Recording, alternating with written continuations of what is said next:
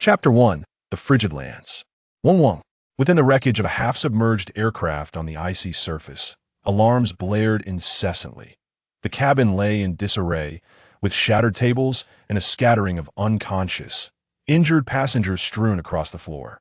The lamentations of the afflicted mingled with the blaring alerts in a cacophony of despair. In a corner by the window, Ren Ye, his forehead oozing blood, gradually opened his eyes. He shook his throbbing head, the fog of confusion slowly lifting. Upon surveying the chaos around him, a smile crept across his face. Ren Ye was an outdoor blogger, summoned by his fans to the Arctic to film a survival video in extreme cold. Little did he anticipate that his singular experience in first class would culminate in a catastrophe.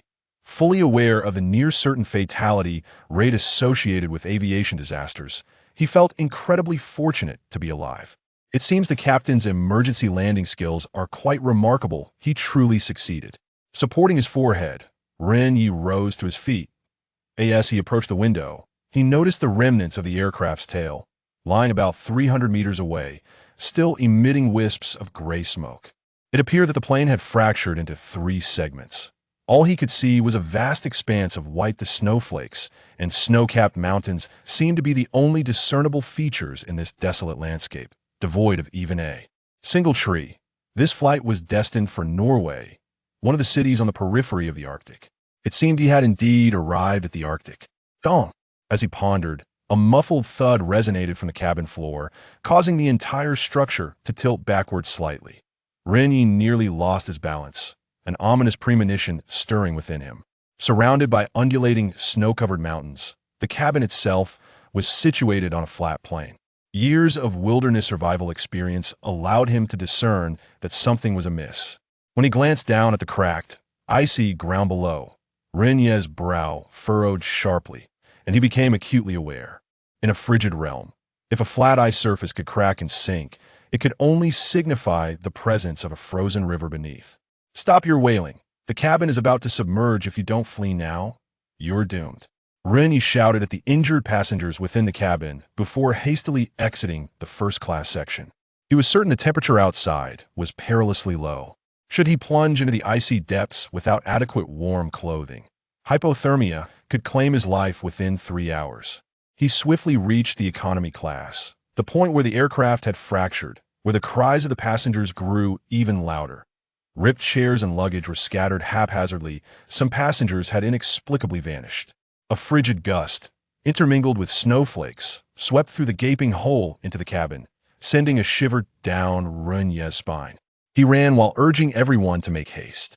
Indeed, as he exited the cabin, a blast of cold air met him heated, his breath transforming into a misty fog.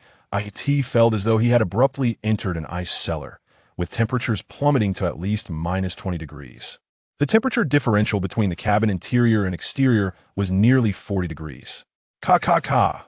Once more, a sound emanated from below the cabin. The ice surface began to crack like a spider's web, the aircraft tilting ever further. Come on out. If you don't hurry, you will surely perish, Ren Ye shouted loudly within the cabin. His warning quickly took effect, prompting several lightly injured passengers to rush toward the exit. A mother clutching her child was the first to emerge, followed closely by others. Yet, their hasty exodus only accelerated the cabin's descent into the water. Some robust men even dragged the injured behind them, forcefully shoving through the throng, fearful of being left behind. Many who had the greatest chance of escape stumbled and fell, trampled by the surging crowd. After about 30 individuals successfully fled, the cabin plunged beneath the surface, creating a gaping hole approximately 30 meters wide in the ice above. The panicked screams of the passengers mingled with the sound of cracking ice, as most sank into the depths along with the cabin. However, a few managed to resurface, driven by their instinct for survival. Help! Help me! A middle-aged man in a suit desperately swam toward the shore, but his speed resembled that of a snail. Though they had only been submerged for mere seconds, tiny shards of ice had already formed on their brows and beards, a testament to the frigid temperature of the water. At that moment, the crowd seemed to have transformed, shouting encouragements to the struggling swimmers that it was as if they had completely forgotten that it was their own panic that had forced these individuals down. The submerged individuals were already injured. The sudden temperature drop and icy water enveloping them rendered their limbs nearly numb in an instant. Of the 7 who swam, 6 succumbed to rigidity and sank midway. The last remaining man in the suit, just as he neared the shore, found his limbs betraying him, paralyzed in place. Ironically, none of the seemingly eager onlookers made any attempt to assist him. Humph, a bunch of hypocrites who can only talk, Ren Ye thought disdainfully, yet he hurried to the edge of the ice, grasping the suit-clad man and pulling him up. The man's eyes were glazed, his complexion pale, resembling that of a corpse. His joints were as rigid as stone, refusing to budge. Given his condition, he likely had internal injuries, otherwise he wouldn't be unable to utter a word. Ren Ye understood that even after escaping the icy water, the man remained in peril. Wet clothing would absorb body heat rapidly due to evaporation, causing a steep drop in temperature. If he did not remove the clothing soon, the man would inevitably succumb. Ren Ye's expression darkened as he surveyed the crowd, silently noting the individuals who had spoken up. Yet, refraining from voicing any rebuttal, he had come to a clear realization these people were not only ignorant, but also ungrateful. Had he not reminded them to evacuate the cabin just a minute ago, they would likely be dead by now. Not a word of gratitude was uttered, and now they pretended to be benevolent. Though displeased, he did not halt his actions, swiftly stripping the suit off the man. Ren Ye observed the crowd that continued to berate him, a scornful smile creeping onto his face. Hey, have you all said enough? Mere words won't save anyone. This guy needs dry clothes. Since you all are so compassionate, why not collectively contribute some clothing? As soon as he uttered these words, the loudest critics fell silent. The crowd exchanged glances, their expressions a medley of emotions. Some even wrapped their clothing tighter around themselves, as if fearing Ren Ye would snatch their garments. Huh. This scene elicited a sneer from Ren Ye. What's this? Just a moment ago, you all were paragons of virtue. Now, when asked to part with your clothing to save someone, you've suddenly lost your voices? Playing deaf, are we? I have so few clothes and coal myself. I'm too old, I can't withstand this place. My clothes aren't thick enough. Hey, this guy next to me is wearing quite a bit, ask him. Get lost. The priority now is to call for help. In making the call, the so-called kind-hearted individuals pushed each other away, ultimately scattering with their phones in hand. Ren Ye had seen through their true colors. Indeed, the notion of altruism only existed online. When faced with a moment that required genuine sacrifice, they were the first to flee. After all, standing on a moral high ground to criticize others incurs no cost. Ren Ye had no intention of pleading further. He turned and sprinted towards the wreckage at the tail of the plane, approximately 300 meters away. Whether or not he saved the man in the suit was of little consequence. He had done his part. However, his immediate priority was to retrieve his luggage. As an outdoor blogger, Ren Ye had adequately prepared for his journey to the Arctic. His luggage contained 2 pieces of thermal clothing, a satellite phone, and an array of survival tools, including an axe and knife. Unfortunately, during the security check, staff deemed these items dangerous, and he was unwilling to check them in for a flight change. Thus, he had requested the cabin crew to store them in a compartment at the tail of the aircraft. Currently, he was clad in only 2 thin autumn shirts. While waiting for the National Rescue Team would take time, that he needed to swiftly get his warm clothing from his luggage, otherwise, he would inevitably succumb to the freezing temperatures. With no signal or network available, the satellite phone was his sole means of contacting the outside world, and he had to obtain it. Chapter 2. Searching for the suitcase. At this moment, near the wreckage of the tail, stood a dozen figures evidently fortunate to have survived. They were bustling about, moving luggage, tending to wounds, changing clothes, and making phone calls, a flurry of activity. The panic and anxiety following the crash, mingled with the bewilderment of having escaped death, rendered everyone's expressions complex. Ren Ye did not spare them a glance and directly entered the cabin. However, to his astonishment, the cabin was littered with corpses and severely damaged seats. Devoid of any compartments, he hastily exited the cabin and sought out a flight attendant clad in a down jacket, who was preoccupied with a phone call. Excuse me, beautiful, where is the luggage compartment? And where can I find the key? The woman cast him an impatient glance, her anxiety evident as she listened to the busy signal on her phone and nonchalantly gestured behind her. It's at the tail of the plane, and the key is with the chief attendant. Figure out yourself and don't bother me. Ren Ye quickly dashed towards the tail, which bore the brunt of the damage the wings had long since vanished. The fuselage resembled a wrung-out rag, pockmarked and battered, with only 4 passengers managing to crawl out. Before Ren Ye could reach them, 2 of the girls among the 4 suddenly let out a piercing scream. The tail section, like the front, had breached the ice layer, with cracks beginning to form around it. It would not be long before it too succumbed to the depths below. Oh no, Ren Ye thought to himself, a chill running down his spine, and he quickened his pace. All his belongings were inside. If it sank, his fate would be sealed. Given the scant clothing he wore, he doubted he would survive until dawn. He certainly did not expect those ungrateful passengers to kindly offer him their garments. With that thought, Ren Ye gritted his teeth, shedding his clothes, trousers, and shoes as he ran. In the event of an accidental plunge into the frigid waters, at least he would have dry clothes to wear, delaying his demise in a desperate bid for survival. He needed to retrieve his luggage, otherwise death was merely a matter of time. By the time he reached the tail, he was left clad in nothing but his underwear. The gentle breeze did nothing to quell the goosebumps that had formed all over him, leaving him shivering uncontrollably. The 4 individuals by the tail stared at him, their expressions a mix of confusion and disbelief. Even in their clothing, they were freezing. Was this man truly seeking to perish? Ren Ye glanced at the 2 girls, realizing they were not the chief attendant, disappointment flooding his voice as he gestured toward the tail. The chief attendant. And here, a tall man around his age shook his head. In Norway, the plane disintegrated shortly after landing on the slope. Many were thrown out, and it's likely the chief attendant perished as well. Hey, buddy, does your phone have any service? It seems like there's no signal here. The accent played in Mandarin, thick with dialect, made Ren Ye frown. There was no doubt this man hailed from Shiguan. Stop dreaming. This is the Arctic Circle. There will be no signal. If you want to make a call, hurry and join me inside the cabin to find my luggage. There's a satellite phone in there, and if the cabin sinks, we're all finished. Without waiting for a response, Ren Ye plunged into the already tilted cabin, not expecting any assistance from these individuals. In such dire circumstances, most people were still haunted by the specter of survival. Beneath the veneer of human nature, it is rare for anyone to venture into peril once more. The circumstances here are not dissimilar to those in the previous 2 sections of the cabin. However, the probabilities of casualties and the number of lives lost are significantly heightened. The interior of the aircraft features a passage that extends to the end, allowing Ren Ye to glimpse the storage room from a distance. Yet, upon approaching, he discovers that both the door and walls of the storage area are constructed of steel. Several walls have collapsed inward, but they have not entirely crumbled.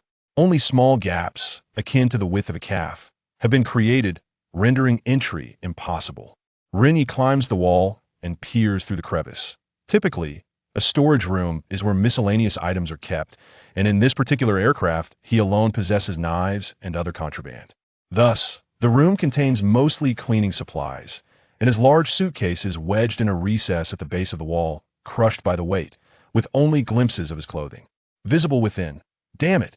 Ren Ye exclaims, cursing instinctively, for the satellite phone lies in the outer pocket of the suitcase, now deformed under the steel wall. He promptly turns and begins to search among the bodies of the passengers in the cabin.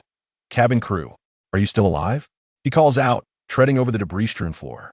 However, aside from a few passengers who have not yet succumbed, crying out for help, there is no response from any female voice. The sudden crack from the bottom of the cabin indicates that another layer of ice has shattered. This segment of the aircraft's tail cannot withstand strain for long. Ren Ye, consumed by urgency, nearly forgets the biting cold enveloping him. Hey, handsome, we're here to help you. 2 figures rush into the cabin. One is the towering man from earlier, and the other is a bald individual. Both are passengers from the tail section. Ren Ye is taken aback. It seems there are indeed some clever individuals among the passengers. He nods in acknowledgement. Thank you. Quickly help me find the cabin crew. She's in a uniform, easily recognizable. If we locate the keys, we can escape. Understood. The 3 immediately begin to shift the scattered chairs, each taking responsibility for a designated area as they hastily search through the bodies. With the addition of 2 more people, their efficiency increases markedly. In less than a minute, the bald man's voice rings out. Hey, found her. Over here. Ren Ye rushes over to where he is pointing, discovering beneath the bodies and chairs a middle-aged woman, bloodied and lifeless, IT appears she has suffered a blow to the head from some object, and her breath has ceased. The distinctive deep blue of her uniform clearly identifies her as the cabin crew member. Ren Ye quickly searches her body and, after a brief moment, retrieves a keyring bearing 3 keys. Phew, thank goodness, only 3 keys. He breathes a sigh of relief.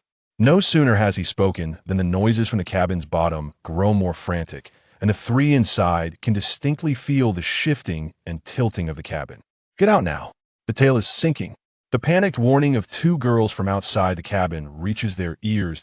This. The tall man and the bald man exchange alarmed glances, their eyes widening in fear. Hey, buddy, I'm not ready to die, yet we need to move. Run, handsome. If we fall, it's all over. Upon hearing this, Ren Ye, undeterred, rushes toward the storage room without a backward glance. Go on. I must retrieve the luggage. The 2 had no choice but to shake their heads and depart. Yet they could not help but feel a profound admiration for Ren Ye. Think that in such a critical moment of life and death, he was still focused on retrieving the satellite phone to save others. This individual was undeniably remarkable. Unbeknownst to them, the satellite phone was merely a secondary concern for Ren Ye. What he truly sought were the survival tools and cold weather gear contained within.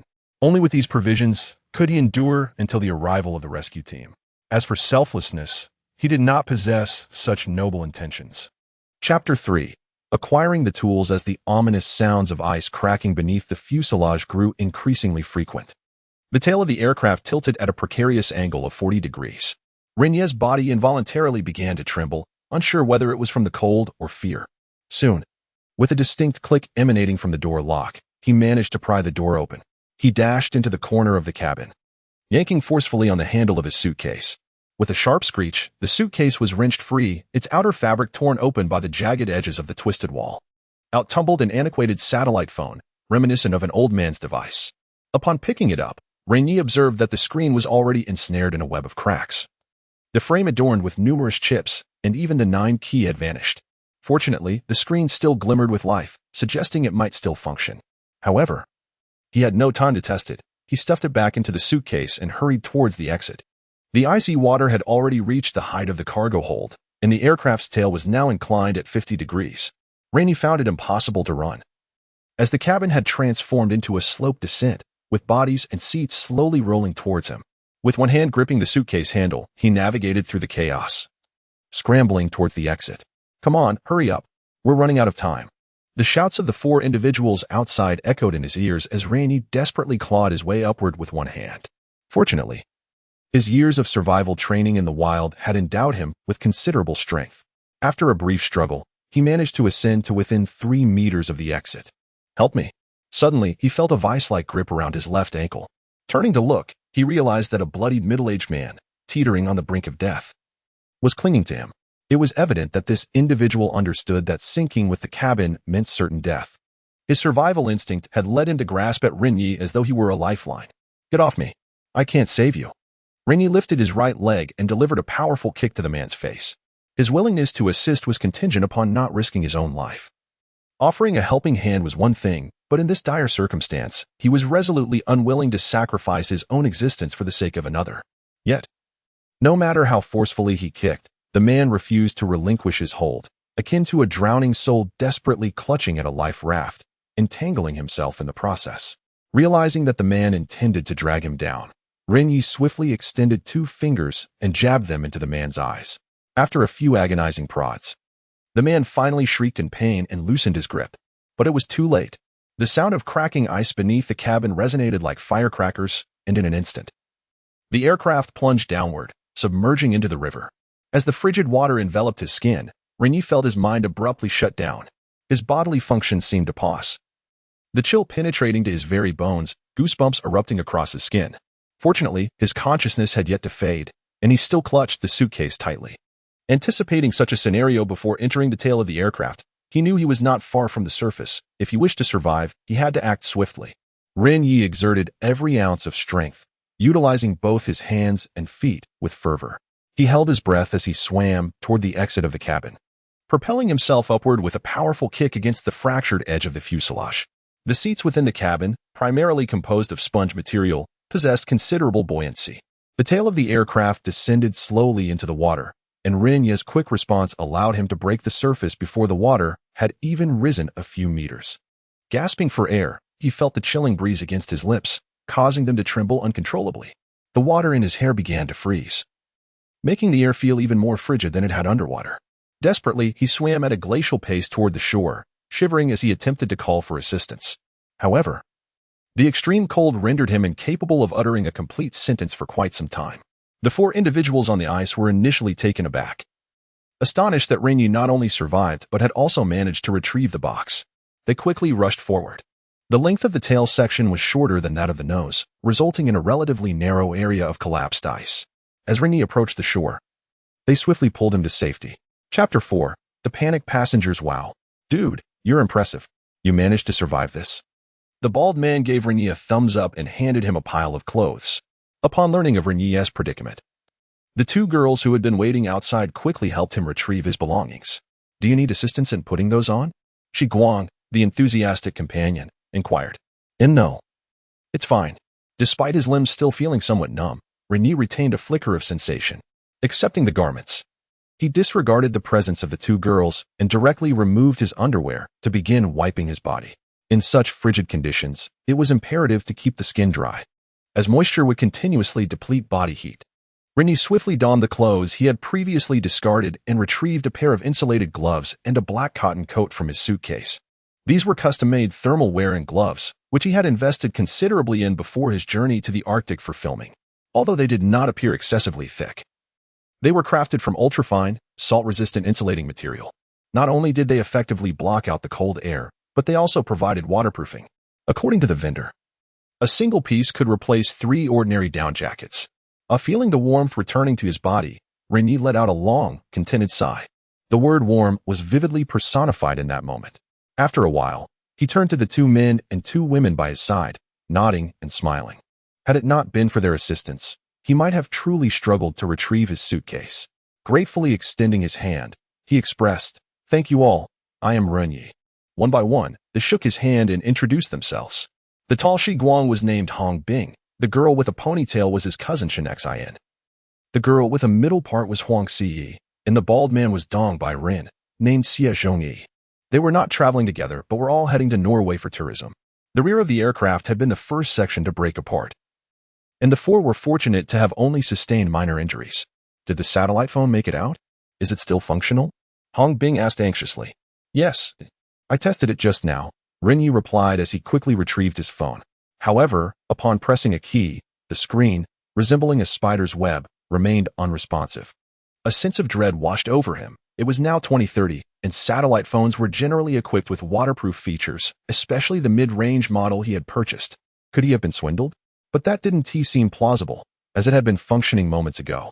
He pressed several more buttons. Some numbers appeared, but others did not respond at all.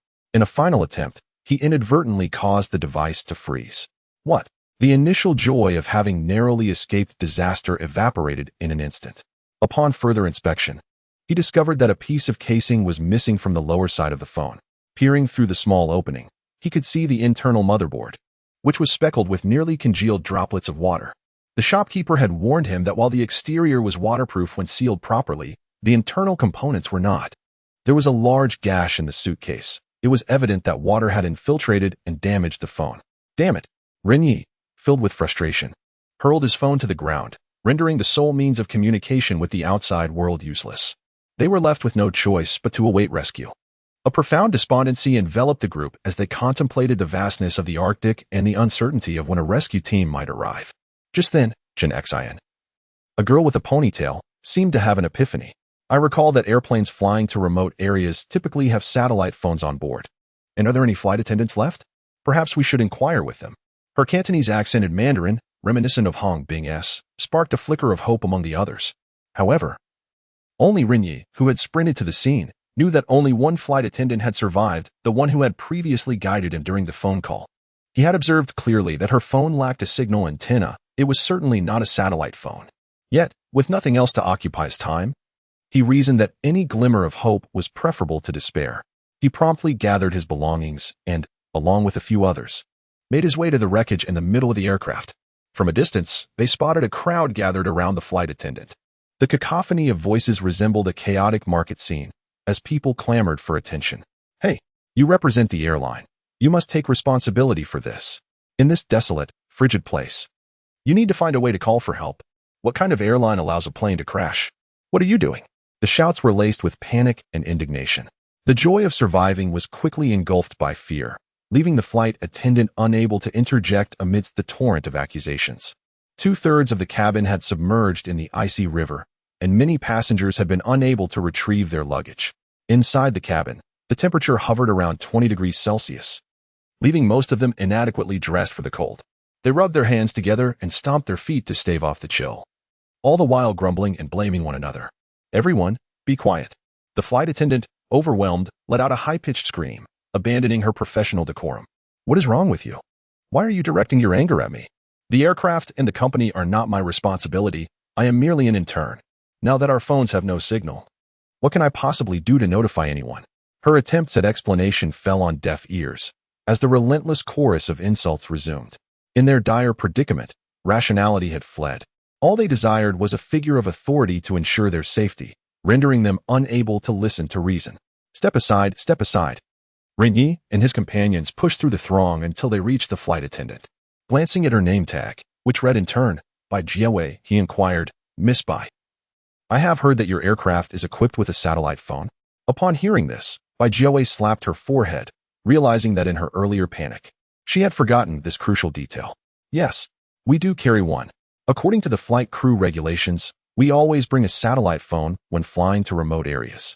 Suddenly, she exclaimed, Oh, I remember now. It's with our chief steward, Wang. What? Ren Ye, Hong Bing, and the others exclaimed in unison, their eyes wide with regret. They had previously stumbled upon the body of the chief attendant, but at that moment, their sole intention was to retrieve the keys. Who could have imagined that the truly life-saving satellite phone was resting upon her person? Alas, this is utterly absurd. Xie Zhengyi rubbed his gleaming bald head, his expression reflecting an indescribable regret. Had we known, we should have searched more thoroughly back then. How infuriating. The expressions of Ren Ye and his companions mirrored that of someone who had just tasted excrement. The flicker of hope they had just ignited was now extinguished. What? You just found the chief attendant? An elderly man, at least in his 50s, approached, having witnessed Ren Ye and his group busily occupied at the tail of the aircraft, apparently searching for a phone. Surely you did not fail to retrieve the satellite phone? Ren Ye, helpless, closed his eyes and shook his head, his regret deepening with each passing thought. Upon seeing this, everyone grasped the answer, and their ire swiftly shifted from Bai Jiawei to Ren Ye's group. Each of them wore expressions of fury, as if Ren Ye had severed their only chance of survival. At that moment, a slightly plump middle-aged woman in the crowd suddenly raised her voice. The phone was lost by you. For the sake of everyone, you must go down and retrieve it. This woman, Wang Yaji, had been seated in first class alongside Ren Ye. Previously, she had quarreled with him over a window seat, and now she clearly seized the opportunity.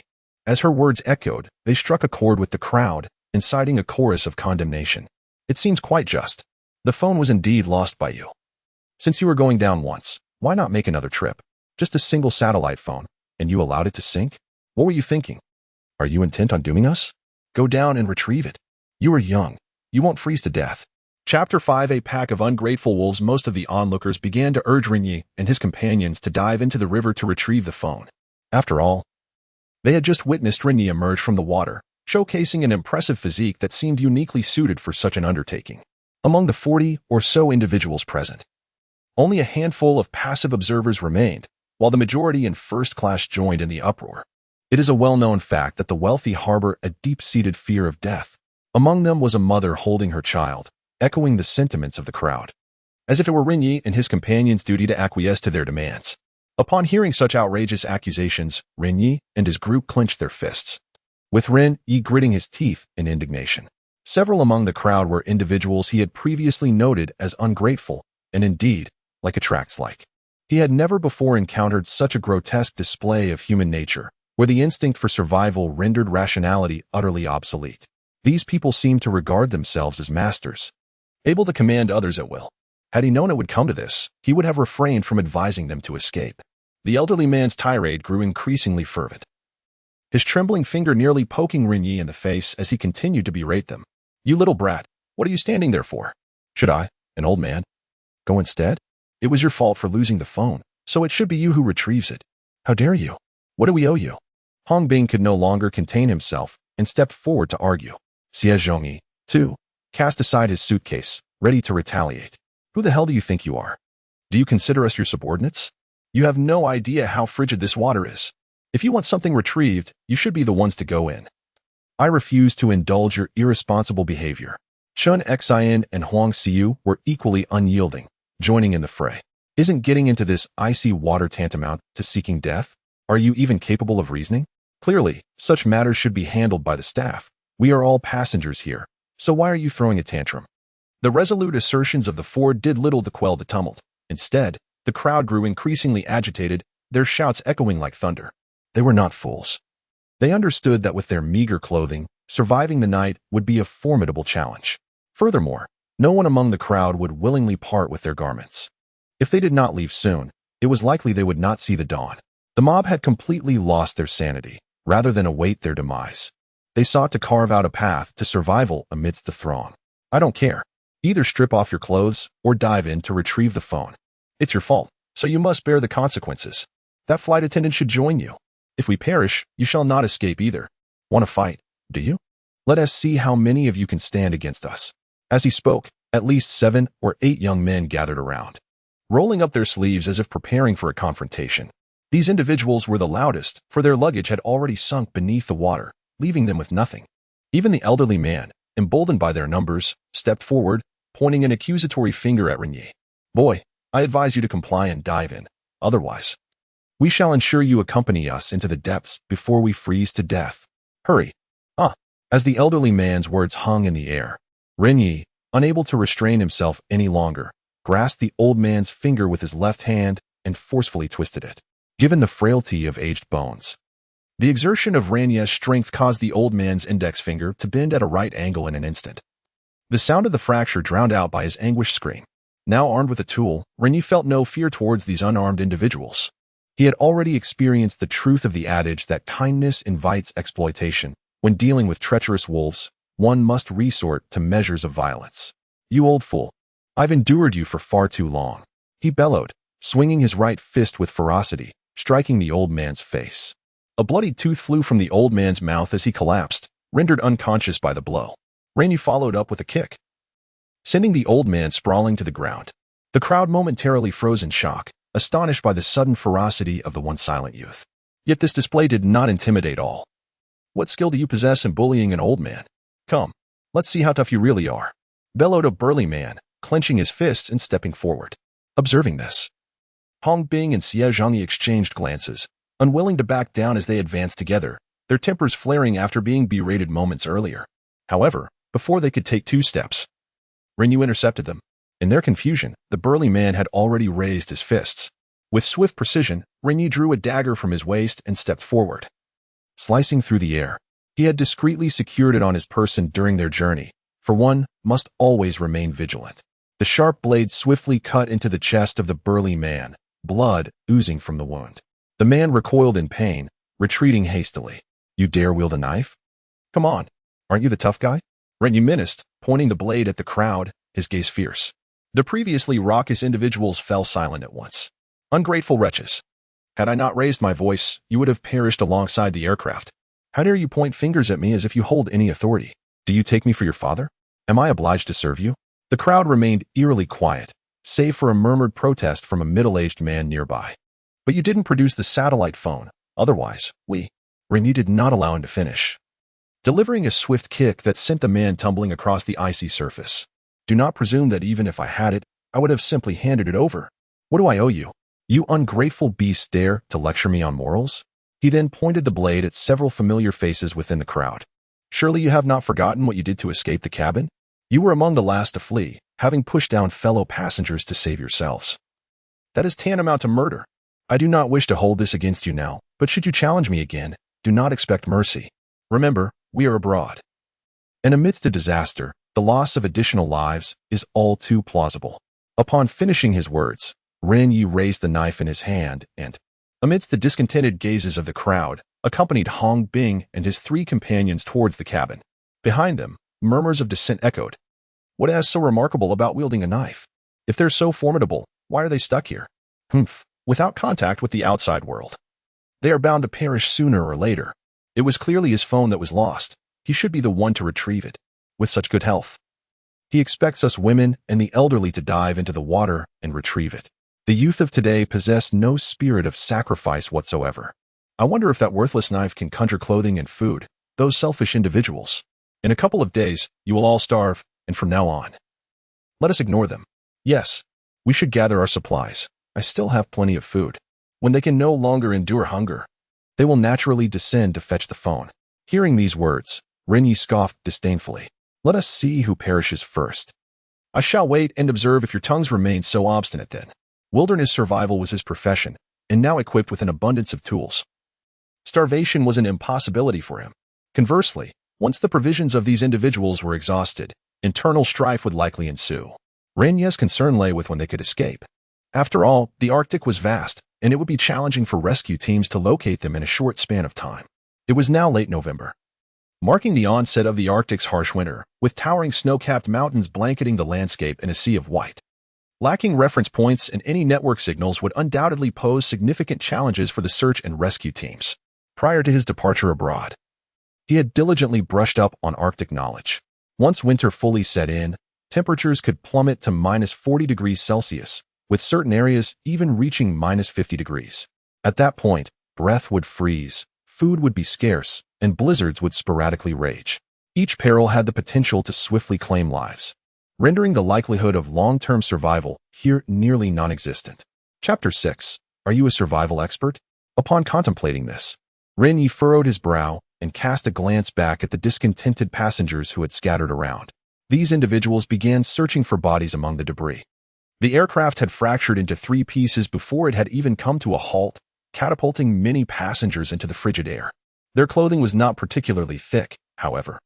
On such a cold day, any coverage was better than none. Hey, these folks are not fools. I'll join you, but could you keep an eye on my luggage? Xie Zhangyi said as he set down his suitcase, preparing to search for the deceased. Yet Ren Ye interjected, Don't go. Let them be. The 4 were momentarily taken aback, staring at him in disbelief. Buddy, you are being excessively kind. These people deserve their fate and will not appreciate your goodwill. Exactly, let us strip them of their clothes and let them freeze to death, another chimed in. In response, Ren Ye merely shook his head. He was far from foolish enough to pity a group of ingrates. Rather than leaving these individuals a path to survival, it was more about ensuring his own. What choice would you make if you were on the brink of freezing to death while someone nearby was clad in thick garments? Would you willingly await your demise? Or would you fight for survival in your final moments? Isn't it better for them to turn on one another? The implication was clear.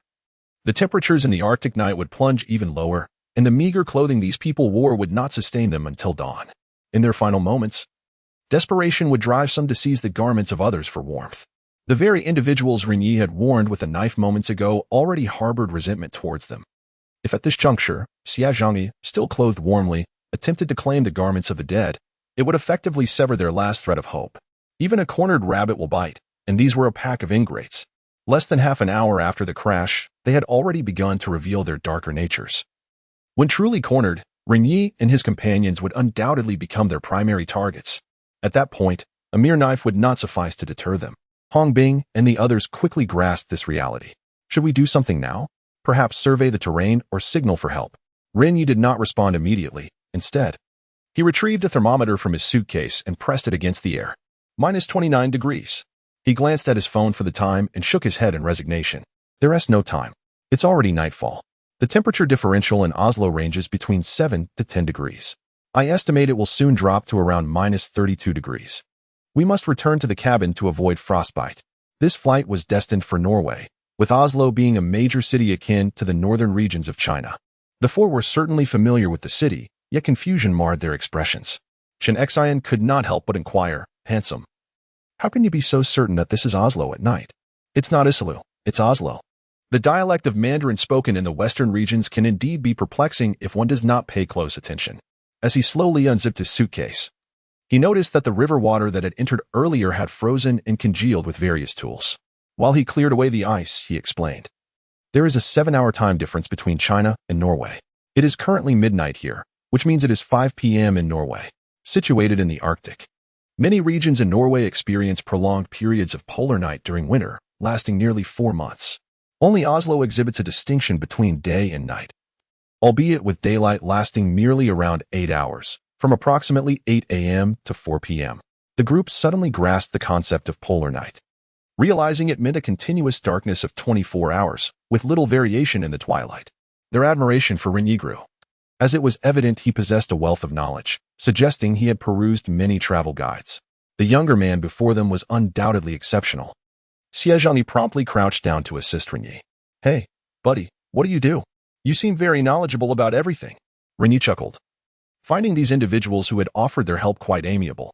He straightforwardly articulated his purpose for being there. "Survival in the wilderness is my profession. If you trust me, follow my lead. While I cannot guarantee that all of you will survive, I assure you that you will not perish before me." With this, he cast a glance at the distant figures searching for bodies. His intention was not to recruit followers or to play the savior. Rather, he was burdened with a plethora of survival tools. If help did not arrive soon and he lacked companions, he feared being overwhelmed and robbed by those who possessed nothing. After all, one's fists are insufficient against multiple foes, and he could easily find himself in peril. Yet, leaving would also risk missing the rescue team. In such a desolate land, having friends is far preferable to having enemies. "All right, I am one to recognize the situation. I will rely on you from now on." Xiejani responded. Though lacking in education, he understood the advantage of aligning with someone so well-equipped and knowledgeable. Given the uncertainty surrounding the arrival of the rescue team, it was prudent to attach oneself to a reliable ally. Upon hearing this, Hong Bing, Chen Xian, and Huang Xiu quickly crouched down to help, signaling their willingness to cooperate.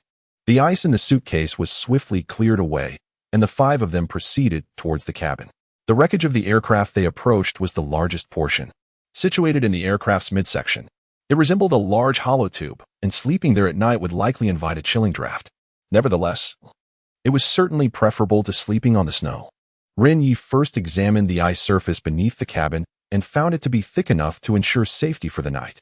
Upon entering the cabin, he noticed 2 figures huddled in one corner, an elderly man, likely in his 50s, and a young man clad in a military coat, visibly shivering. This young man was the very individual Ren Ye had rescued from the water earlier. Previously preoccupied, Ren Ye had completely forgotten about this individual. He wondered where this fellow had procured a military overcoat. Contemplating this, the young man and the elder hastily approached him. The young man, filled with gratitude, grasped his hand firmly and expressed his thanks repeatedly. Ren Ye briefly inquired about the circumstances. It turned out that the military overcoat worn by this man was a gift from the elder, who introduced himself as Jiang Shanwu, a retired soldier of 55 years. Despite his age, he stood remarkably upright, with sparse white hair and a kindly visage. The young man's identity was equally significant. He claimed to be a member of a national scientific expedition team named Chopin. His purpose for coming to the Arctic was to conduct routine weather research. However, he regrettably informed that his teammates and belongings had sunken into the river, leaving him as the sole survivor of the expedition. Although his words were assertive, Ren Ye, mindful of the previous treachery of some passengers, remained skeptical. In desperate times, individuals could fabricate any falsehood to survive. He had no intention of rescuing another ingrate. How can you prove you are a member of the scientific expedition team? Chapter 7. Research team member Zhou Pan hurried back to his seat, retrieving his damp clothing, which was already encrusted with frost, and from his inner pocket, he produced a red identification card. Ren Ye took it, breaking the ice shell that covered the card before finally opening it. The first page bore Zhou Pan's photograph, accompanied by several lines of small text. Zhou Pan, 24 years old, a formal member of the Polar Research Institute's investigation team, joined in 27 and was promoted in 29.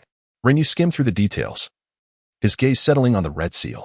The inscription clearly stated 7 prominent characters: China Polar Research Institute. He had heard of this organization, established in 1989. Primarily engaged in polar exploration and research activities. These team members routinely endure harsh conditions to record meteorological data, conduct geological surveys, and maintain equipment. They often face unforeseen accidents and natural disasters, with annual casualties among the personnel. Thus, this department holds a high status, with a rigorous selection process for its members. Not only do they undergo political scrutiny, but there are also stringent requirements for physical fitness and academic qualifications. If categorized by civil service ranks, it would equate to a senior department level. Such personnel typically include mayors or secretaries of municipal committees, signifying a position of considerable prestige. Ren Ye nodded with a smile, respectfully returning the identification card to Zhou Pan. He fully trusted the nation's judgment. To become a formal member of the research institute at such a young age surely indicated both capability and integrity. As for Jiang Shangwu, despite his age, his willingness to take off his clothing to save another was a testament to his commendable character. I did not expect to meet such an accomplished individual like you aboard this plane, Brother Zhou. And you too, Elder Jiang. I am Ren Ye, a survival blogger.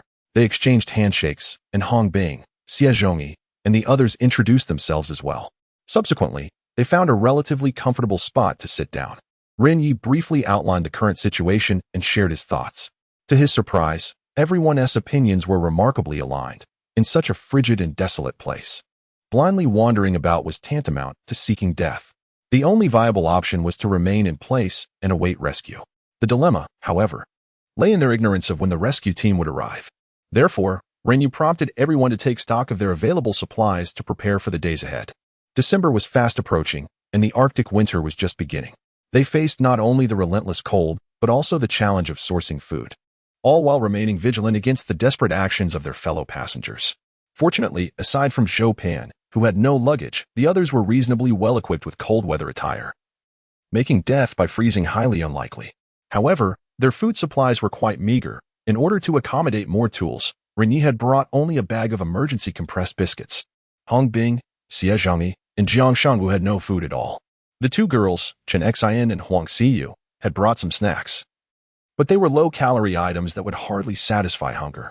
Things like bread and spicy strips had already frozen solid.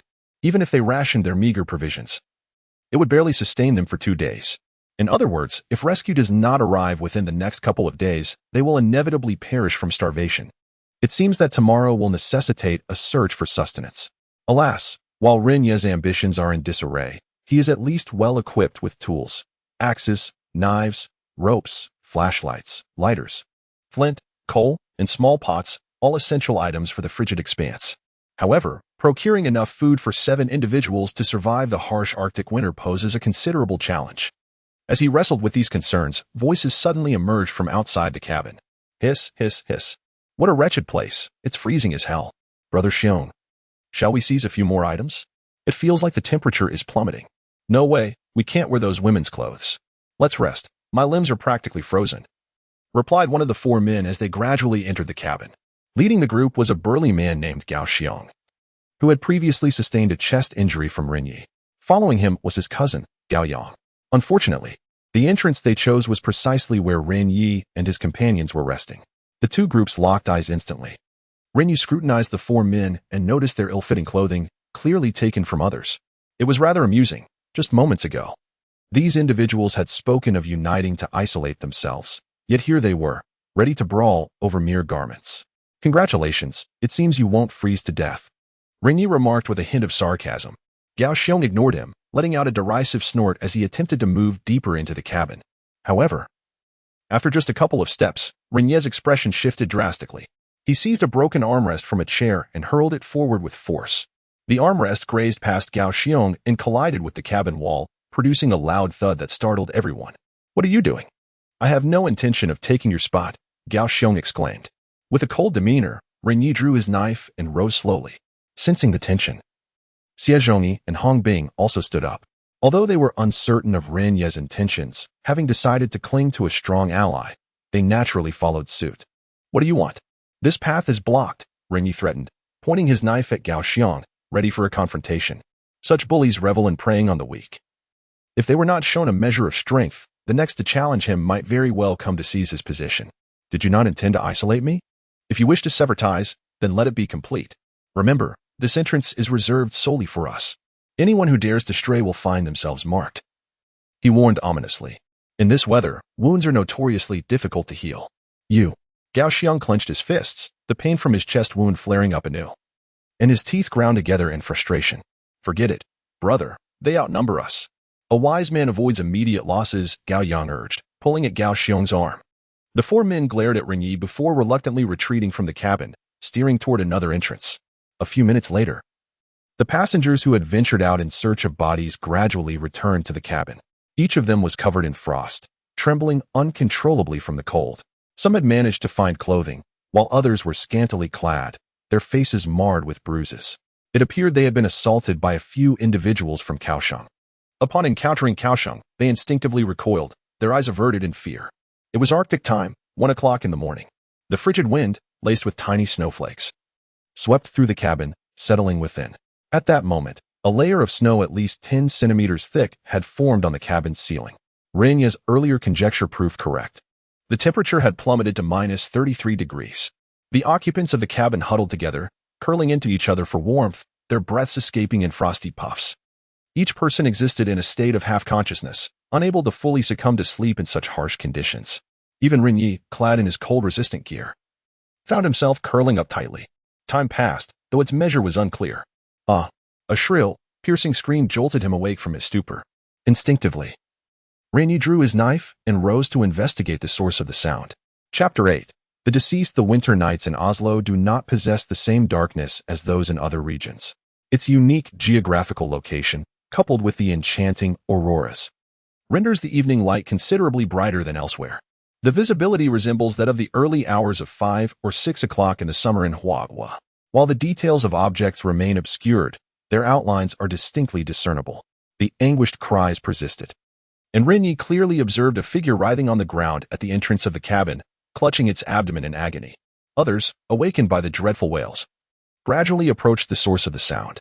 Ren Ye concealed his knife at his waist and joined the throng. Upon closer inspection, he realized the cries emanated from none other than the elderly man he had struck, Old Song. Old Song, what has happened to you? A balding middle-aged man inquired, gently patting him. Old Song continued to roll on the ground, clutching his groin, his body covered in ice shards. I am in excruciating pain below. A smirk crept onto Ren Ye's lips as he silently cursed the man's misfortune. It seemed there was indeed a notion of poetic justice. Nearby, Xie Zhongyi overheard Ren Ye's mutterings and softly asked, Old friend, what has befallen him? What else could it be? He must have urinated outside in the frigid night without considering the temperature, resulting in frostbite. Ren Ye replied. That cannot be right. Xie Zhongyi scratched his head, perplexed. He hailed from Dongbai, Liaoning, where winter temperatures did not differ significantly from those here. The so-called frostbite occurred when one urinated outdoors slowly. The urine freezes rapidly, potentially affecting the urethra. The skin tissue around the urethra is particularly delicate, especially for men. Not only is the pain of frostbite excruciating, but if not promptly thawed, the affected tissue may necrose, ultimately necessitating surgical removal. But it is only minus 33 degrees, isn't it?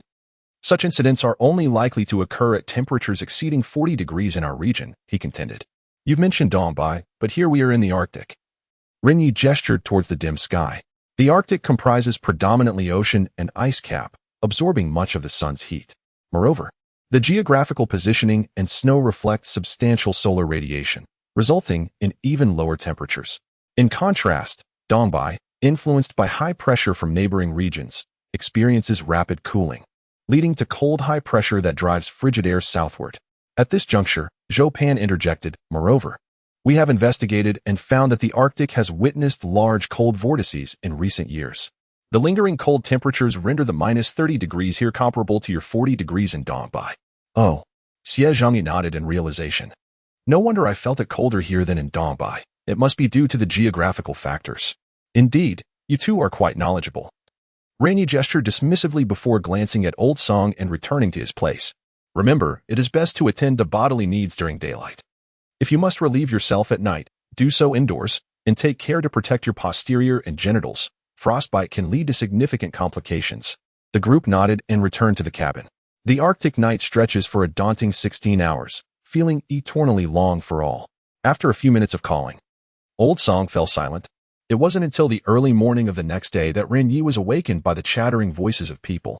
Upon looking around the cabin, he realized that Old Song had passed away. The old man lay curled up, his face ashen, frozen like a sculpture, with shards of ice covering him. In such frigid temperatures, a person could slip away in their sleep, utterly unaware. If the young could barely withstand the cold, how could an elderly man, already bearing injuries, endure it? Well, perhaps it was time to request a phone from the King of Hell. Ren Ye felt no sympathy for the old man. If it were up to him, he wished that all these ungrateful wretches would perish. He dragged his suitcase and, along with Zhou Pan and others, exited the cabin.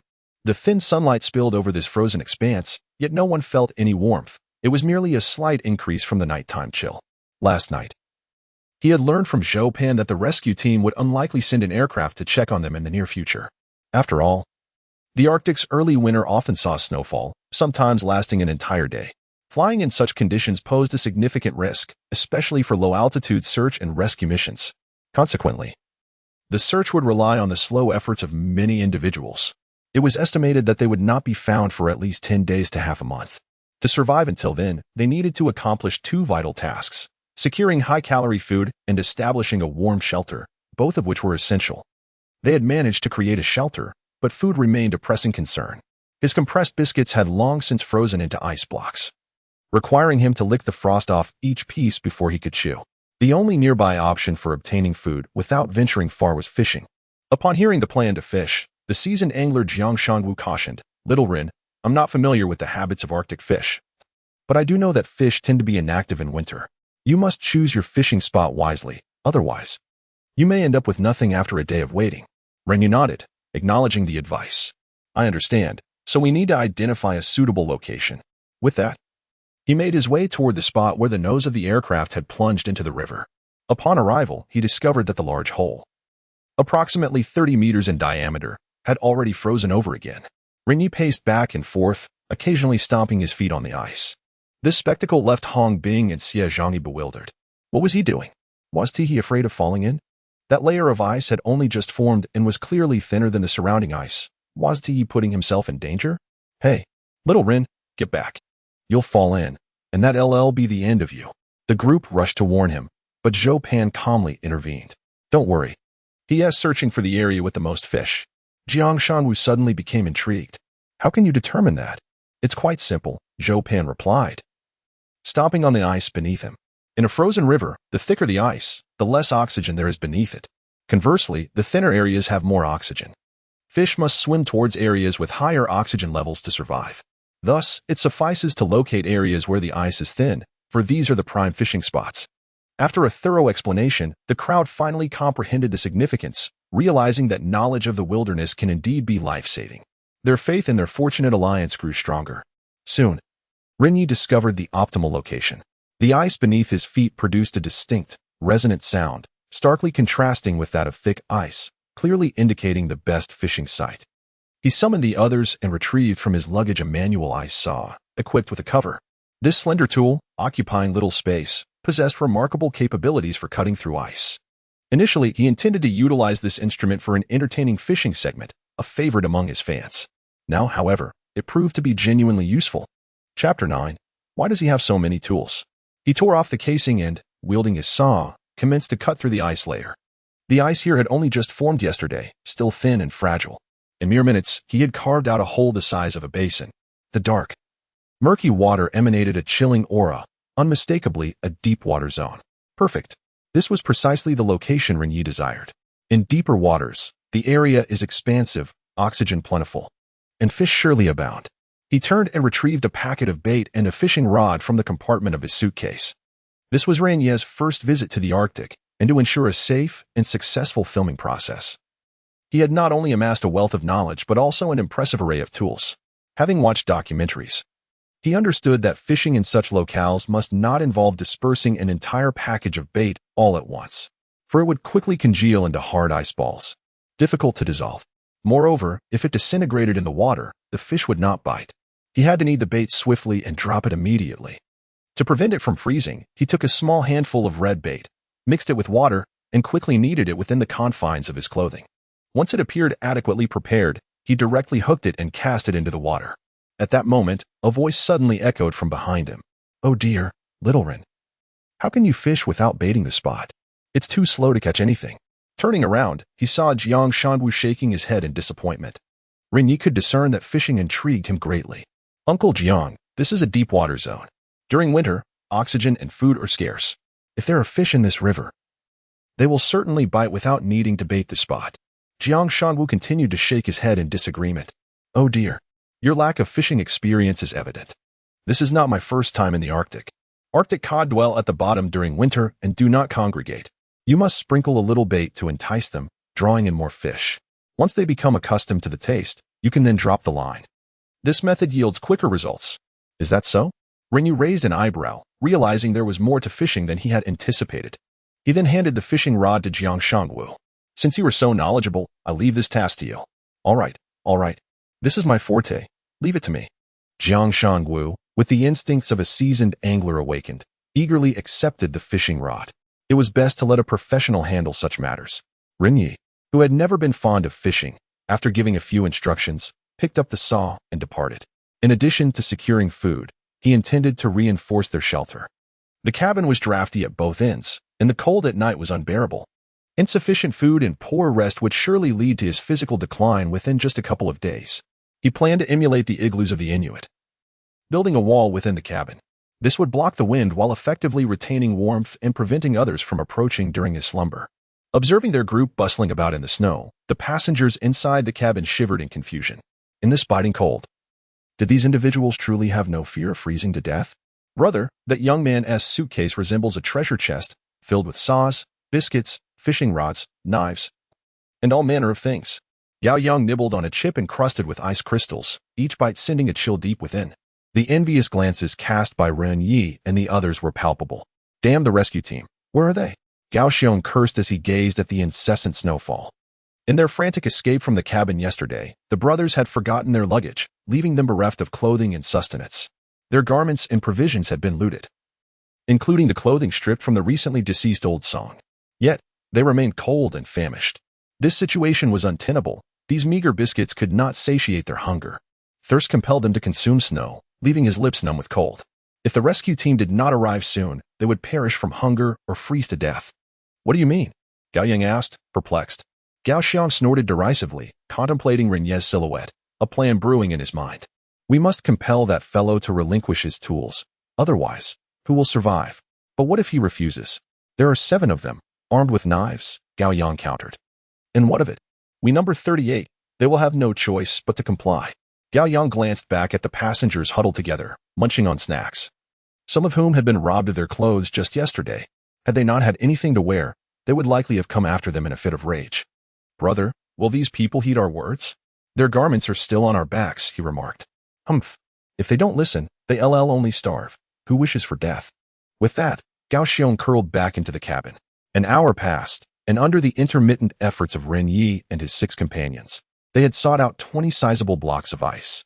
Despite their thick gloves and warm clothing, their fingers and toes had grown numb, teeth chattering from the cold. The only relief came to Xie Zhongyi and Zhou Pan, who fared slightly better due to their unique cold resistance. One a trained professional in frost resistance, the other a long-time inhabitant of frigid regions. Together, they hoisted another large ice block from the icy depths, gasping for breath from the exertion. Listen, Ren. Let me remind you once more, this ice is both hard and slippery.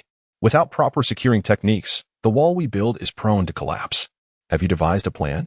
Zhou Pan's words elicited nods of agreement from the others. Constructing an ice wall was a skilled endeavor, and with the cabin's limited space, a failure could result in severe injuries, if not death. Ren Ye, however, nodded confidently. Fear not. I have a simple solution, as long as we... We've caught a fish. His sentence was interrupted by Jiang Shangwu's excited shout from nearby. A wave of joy washed over the group, and siblings Hong Bing and Chen Xin reacted swiftly, rushing over. Hey, we've got something to eat. What kind of fish is it? At that moment, Jiang Shangwu sat with his back to them, gripping the bent fishing rod with all his might, struggling against something substantial. Help! It's a big one. The ice surface was exceedingly slippery, and the fishing rod appeared rather diminutive. Upon hearing this, several individuals swiftly rushed forward, grasping the rod and beginning to pull with fervor. Before long, a sizable fish with a deep blue-black hue was hoisted from the depths. As the creature's full form came into view, Ren Ye could not help but break into a broad smile. Indeed, fortune smiled upon him today. Goodness, an Atlantic salmon. Uncle Jiang, you truly have the knack. Jiang Shangwu was equally elated, wiping the ice fragments from his face, laughter etched into every crease. It must be your excellent choice of location. There are surely more below. A puzzled Hong Bing asked excitedly, what on earth is this western creature? Is it delicious? What a mystery. This is an Atlantic salmon. Ren Ye lifted the still thrashing fish, estimating its weight to be at least 20 pounds. This species, also known as salmon, contains a staggering 100 calories per 45 grams. Along with vitamins that many other fish lack, it is a definitive source of high calories and rich nutrition. We shall finally be free from nibbling on crackers. Chapter 10. Salmon. The issue of sustenance had been temporarily resolved, and joy illuminated the faces of all present. Since the plane crash yesterday, they had subsisted on merely some compressed biscuits and snacks. After laboring for half the day, their stomachs had long since cried out in emptiness. Bear Grylls had once imparted wisdom: to thrive in frigid terrains, one must not only seek warm shelter and attire, but also high-calorie provisions. Ren Ye unsheathed his knife and swiftly filleted the salmon. The flesh, adorned with red and white marbling, exuded a faint fishy aroma. Even in the city, such meat could command nearly 100 yuan per pound. As the fish melted in his mouth, Ren Ye let out a satisfied hum. Beyond its chill, the texture was exquisitely tender, akin to indulging in jelly, with a subtle sweetness lingering on the palate. For raw fish, this was indeed a delightful experience. Witnessing this, the others began to partake as well, relishing every morsel with unabashed delight. This scene stirred envy among the passengers who had been covertly observing them. The entrance of the cabin was crowded with onlookers, shivering as they huddled with their hands tucked into their sleeves. Occasionally, they would lick their cracked lips, their stomachs rumbling in a symphony of hunger, their faces awash with envy. In low-temperature environments, human metabolism accelerates significantly to maintain body heat. An intake of substantial high-calorie food is imperative. In the absence of sustenance, the body resorts to burning fat. While this does not equate to immediate peril, the gnawing hunger remains unrelieved, and the cold becomes more biting than for those in normal conditions. This was the predicament they now faced. Did that fellow really catch a fish? Where did he procure a rod and knife? Are such items available on an airplane? Perhaps we should search as well. There might be more, the murmurs of the crowd echoed. As they watched Ren Ye and his companions devour the fish with oily satisfaction, their own stomachs protested louder, eliciting involuntary swallows. Some among them began to rummage through the cabin, eager to fish for their own meal. However, a middle-aged man with a bushy beard shattered their illusions. Don't waste your energy. That lad is Ren Ye, just like me in first class. When boarding, he was stopped by the flight attendants because his suitcase contained numerous prohibited items that needed to be stored in the hold. I suspect those prohibited items were knives and tools. Upon hearing this, the flight attendant by GOA appeared to recall something. Now that you mention it, he was in such a frantic rush to the tail of the plane yesterday, nearly drowning in the process. It must have been to retrieve those tools. Everyone present had witnessed Ren Ye's plunge into the water. Behind his back, they had thought him foolish. In such dire circumstances, even if his suitcase held gold, he ought to have relinquished it. Nothing is more precious than life. Yet, in hindsight, it was they who had been the real fools. Ren Ye had understood that the rescue team would not arrive anytime soon. Oh, how I wish I had thought to retrieve my suitcase as well. The realization dawned on them. This lad had brought an abundance of survival tools, and was even fishing in such weather. He must be knowledgeable in the art of survival. Damn it! Who was it yesterday that urged us to ignore him? Now, how unfortunate. All the life-saving provisions are in his possession. The clamor of the crowd intensified, each individual weighed down by regret. Some lamented their quarrel with Ren Ye, while others felt they should have spoken in his defense. Had they fostered better relations, they too might have feasted on fish by now. It was her, this woman. In the midst of the crowd, a middle-aged woman in her 40s, Wang Yaji, was dragged forth by 4 men. She, like Ren Ye, had occupied first class. Yesterday, during the outcry against Ren Ye and his companions, she had been the most vociferous, inciting others to ostracize him. Perhaps they should compel her to apologize or bow her head in contrition to quell the tension. Upon hearing this, Wang Yaji struggled free, though inwardly she shared the crowd's regrets. Yet, she defiantly retorted, I was not alone in my shouts yesterday. You all were even louder than I. If apologies and bows are to be made, then let us all partake. None shall escape. At that moment, the wail of a baby pierced the air. Zhao Mei, cradling her child, chimed in. Oh, let us all apologize together. It won't cost us a thing. Only the tools in his possession can save us now. But what if he refuses to relinquish them? Gao Xiong, who had been listening quietly, suddenly spoke up, his words casting a pall of silence over the cabin. Indeed, if Ren Ye remained obstinate, they would find themselves with no avenue for survival. After a long pause, Wang Yaji coldly declared, Humph. With so many lives at stake, if he still refuses to help, then I suggest we simply take the tools by force. Such selfishness is unworthy of existence. Can you gentlemen truly endure this? Her words were laced with directives for others, yet she offered no indication of her own intentions. However, for the weary and cold multitude, this was perhaps their last recourse. Very well, I shall join in this endeavor. We are all famished. Why should they indulge while we starve? It is unjust. Another voice echoed. Indeed. I shall participate as well.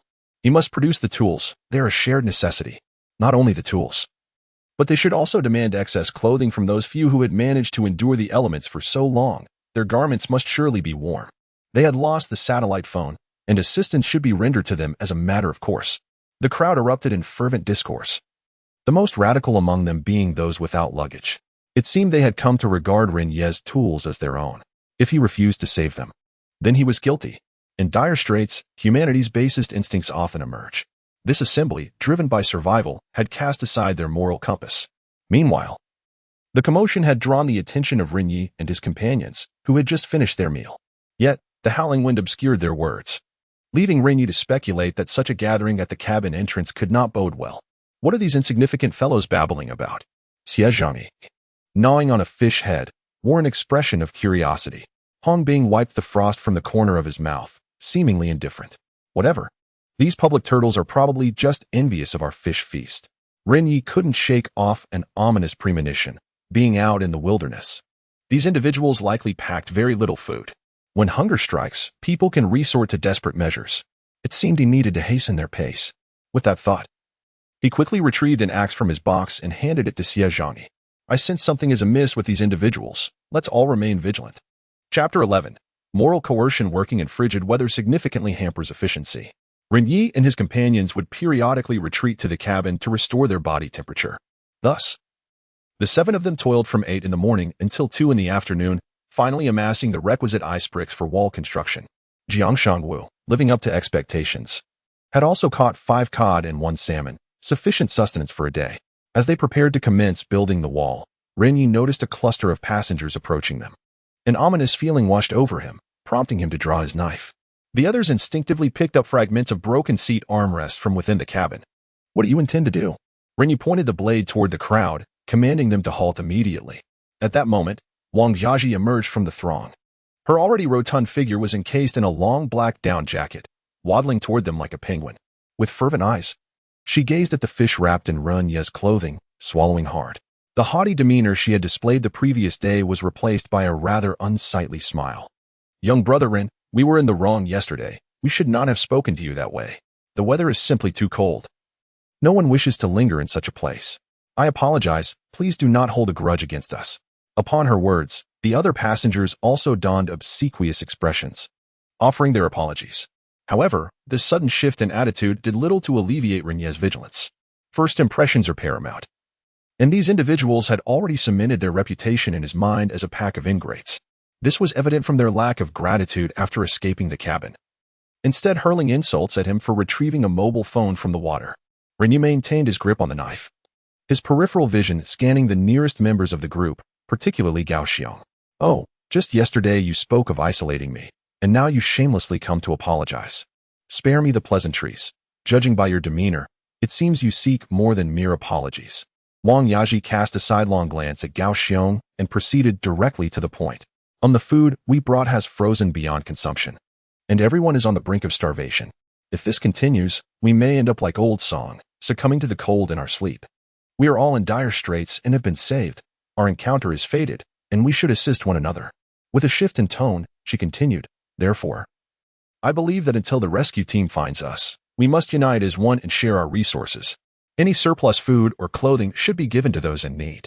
This is the only way for everyone to survive. Wouldn't you agree? Following her declaration, a chorus of agreement resonated from the crowd, so synchronized it appeared rehearsed. Indeed, we must rely on one another. Only if we all survive can we look out for each other. With that, a middle-aged man stepped forward, willingly producing his suitcase. Ren Ye raised his eyebrows in surprise, utterly astonished that someone would voluntarily offer their supplies at such a time.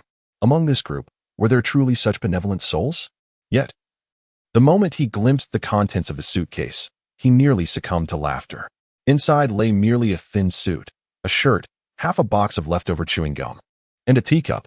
Before he could fully comprehend the situation, others eagerly began to present their own belongings. Without exception, they revealed only flimsy garments and a few items of food that were either utterly inadequate or had frozen solid.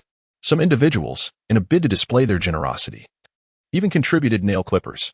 At this juncture, Ren Ye finally grasped the reality. These ingrates were not genuinely altruistic. They were merely putting on a performance for their own benefit. Their intentions were transparent. Once everyone had relinquished their possessions, anyone who withheld theirs would be deemed selfish and adversarial. Soon, a haphazard collection of basic supplies and tools formed a small mountain. The obvious motive was readily apparent to Xie Zhongyi and the others. But just as they prepared to speak, Ren Ye interjected. With a forced smile, he retrieved several garments from his seat. These were the clothes he had stripped from Zhou Pan the previous day, now frozen into solid blocks due to exposure to water. Since everyone is so kind-hearted, we, as upstanding citizens, must certainly contribute as well. Here, take these clothes and trousers, he declared, tossing the garments onto the ground. This place lacked firewood, compounded by the frigid weather and relentless snow.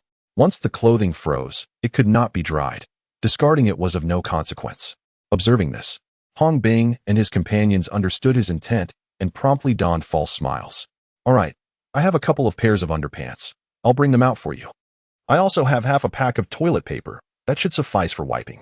Haha, I have a nail clipper. Perhaps you can use it to trim your nails.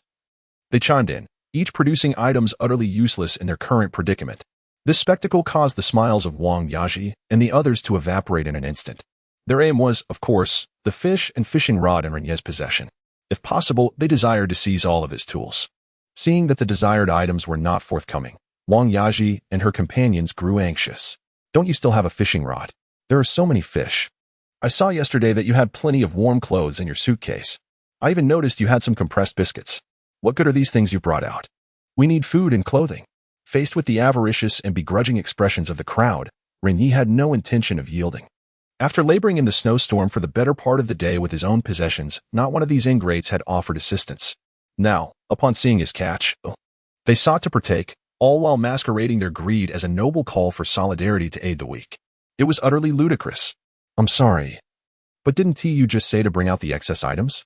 Regrettably, I possess but a single fishing rod, rendering me unable to assist others. As for the fish, there are 7 of us, and we scarcely have enough to eat ourselves, let alone help anyone else. Upon uttering these words, the countenances of all present grew somber. Wang Yaji's tone lost its previous cordiality. I remarked, young man, one must not be excessively selfish. With greater capability comes greater responsibility. It is clear to us that you are well equipped with a variety of tools, and your understanding of survival is commendable, as evidenced by your impressive catch. Given your evident abilities, what harm is there in extending a helping hand to others? After I spoke, a man in his 40s echoed my sentiment, saying in our nations, we uphold the spirit of altruism. As a capable young individual, you ought to set an example, should you not? We all strive to survive, and in doing so, we can look out for one another. If it truly comes to it, you could lend us your fishing rod, or perhaps we could purchase the fish you have caught. Chapter 12. Seizing tools we are not selling. Before Ren Ye could utter a word, Xie Zhongyi immediately dismissed the notion. In this place, money was mere scrap paper, and those capable of leaving the country were predominantly individuals of some merit. Only a fool would exchange life-sustaining food for currency. Fearing that Ren Ye might irrationally acquiesce, he hurriedly asserted, who the hell is in need of your trifling offerings? I alone can catch 2 fish. I barely have enough to eat, so get lost. We are not selling. These words elicited a laugh from Ren Ye. Catching fish in this weather was no easy feat, and food was a matter of survival. How could he possibly consider aiding these ungrateful wretches? He extended the fish in his hand towards Xie Zhongyi, his gaze frostily sweeping over Wang Yaji and the others. You lot are truly laughable. Speaking of selflessness, I didn't witness any such spirit when you fled over the wounded yesterday. Who demonstrated altruism when we were forced to dive for phones? When the passengers fell into the water and required rescue, who among you extended a hand? When I needed clothes to save Zhou Pan, who stood forth to contribute? Did any of you assist when I dove for the boxes? And now you dare to play the moral high ground with me? Apologies, but I possess no morals and will not be swayed by such tactics. As he spoke, Ren Ye picked up the items he had previously discarded. Even if the supplies were of little use, he did not wish to leave a single thing for these individuals. Sister Wang, we are all seated in first class. I recall you brought luggage with you. Why have you not produced it to aid everyone? He scoffed. And you so-called kind-hearted souls, last night you gnawed and squeaked like a swarm of rats. Why do you not bring forth your food now to show some compassion? Who do you think you are fooling with these worthless scraps? Each of you is hypocritical and repugnant. Dreaming of acquiring my fishing rod? Never. This tirade pierced directly into the hearts of the crowd. Indeed, many among them were concealing some food. They were wicked, yet not foolish. Aware that they were merely performing, they certainly would not genuinely share their valuable supplies. Seeing that soft tactics were futile, the simmering Gao Xiong could no longer contain himself. Kid, let me tell you this. If we cannot survive, we shall take you down with us. Give me a straight answer. Are you going to hand over the tools or not? Go to hell. The thought of eliminating you inconsiderate fools has long crossed my mind. Xie Zhongyi, taking the lead, swiftly brandished the axe bestowed upon him by Ren Ye. Observing this, Zhou Pan, Hong Bing, Jiang Shanwu, and others promptly stepped forward. You are committing a crime. Do not assume that being abroad absolves you of consequences. Should anyone be harmed or perish, the law shall hold you accountable. Curse you. One retorted. Why bother with such lengthy explanations? Do you not understand why we, the people of Shiguang, are labeled as wolf soldiers? If you are unafraid, come forth. Do not underestimate us, the people of Dongguang, either. Though I may be of advanced age, I have trained. Even Chen Xian and Huang Xiyu, the two young women, grasped the remnants of broken armrests. It was evident that neither had much experience in brawling, their hands trembling slightly, although they had known Ren Ye for a short time. Only he and Zhou Pan possessed the instinct for survival within the group. Moreover, the individuals before them harbored animosity towards them. Regardless, for their own survival, it was imperative that nothing befall these two. Ren Ye tightened his grip on the axe handle, his gaze sweeping across the opposing crowd. There were 24 men, a mix of youth and middle-aged individuals. Should a fight erupt within the confines of the cramped cabin, each adversary could easily incapacitate them. Contemplating this, he murmured to the others beside him, "We shall retreat from the cabin. It is far too confined for evasion. Let us focus on that troublemaker, Gao Xiong. Once he is bloodied, the rest shall surely hesitate. You two ladies must guard my suitcase and fish. Do not let anyone take them." The others nodded, their footsteps gradually moving toward the exit. If they could not fight, at least they could flee. Upon noticing the axes in their hands, Gao Xiong and his group were initially taken aback, fear flickering in their eyes. However, realizing that Ren Ye's suitcase likely contained valuable items, their desire to seize it intensified. The atmosphere grew tense, the silence palpable for several seconds, before Gao Xiong bellowed, "Follow me." With weapons raised, his group charged forward.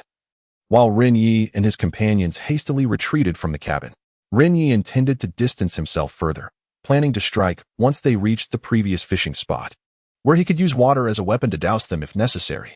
Yet, unexpectedly, upon the first few members of the opposing group bursting forth from the cabin, the eldest among them, Jiang Shanwu, surged ahead.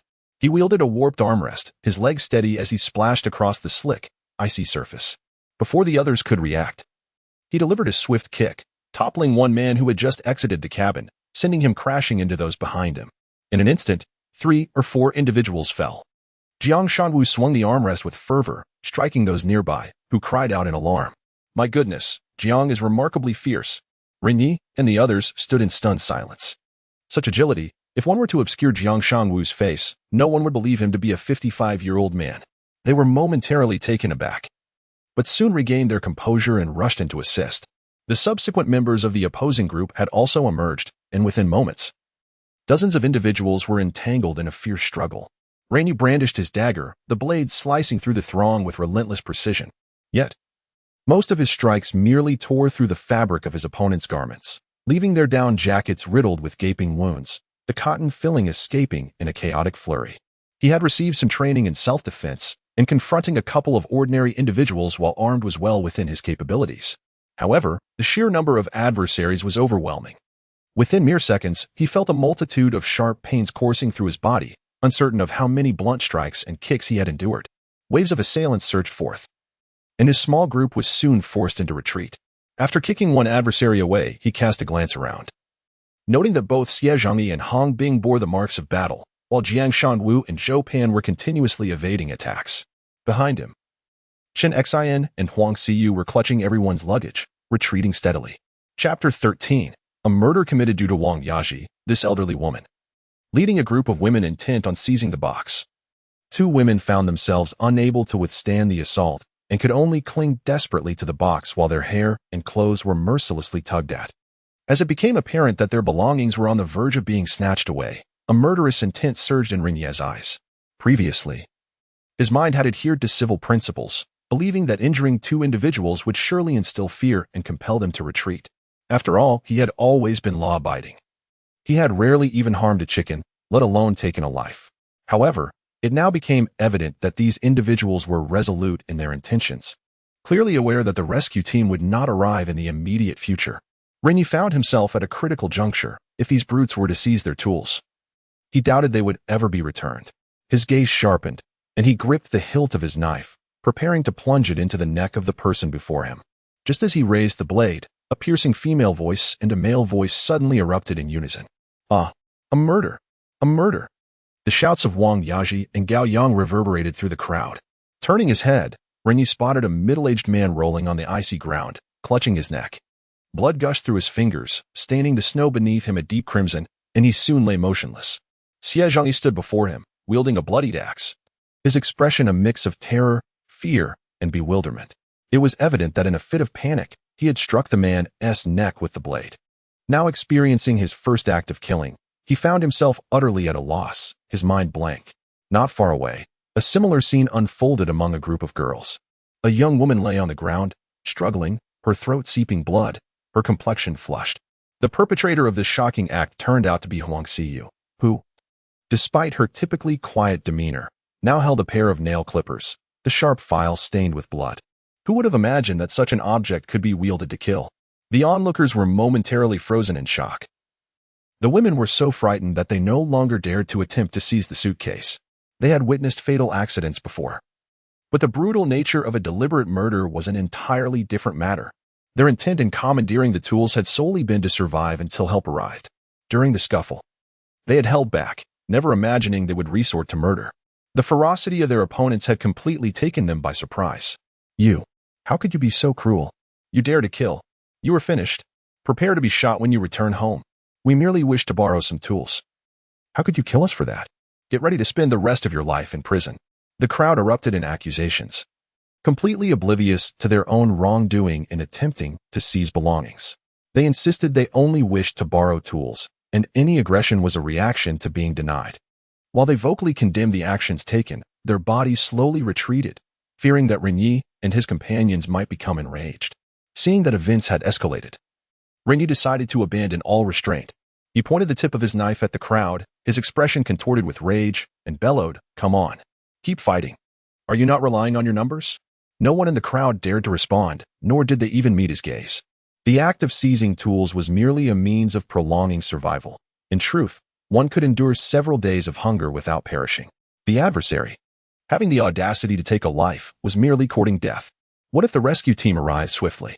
No one desired to confront a murderer, especially one armed with knives and axes. "You dare to kill, your fate is sealed. I shall report you, and you shall await the judgment of the law." The two brothers from Kaohsiung, while uttering such fierce threats, retreated cautiously, fearful of drawing attention. Others, too, grumbled as they hastily withdrew to the cabin. "Listen well, all of you. Should anyone dare to covet our belongings again, you shall meet the same fate as these two." Ren Ye warned the retreating figures before approaching Xie Zhongyi. At that moment, Xie Zhongyi's eyes were wide with shock, his hand gripping the axe trembled slightly, and he muttered to himself, I have killed. It's over. It's over. I do not wish to serve time." His voice quivered with a hint of sobbing, revealing the profound after-effects of his first act of violence. Ren Ye placed a reassuring hand on his shoulder. "Fear not, my friend. Had you not acted, I would have taken matters into my own hands. They sought to rob us, and you merely acted in self-defense.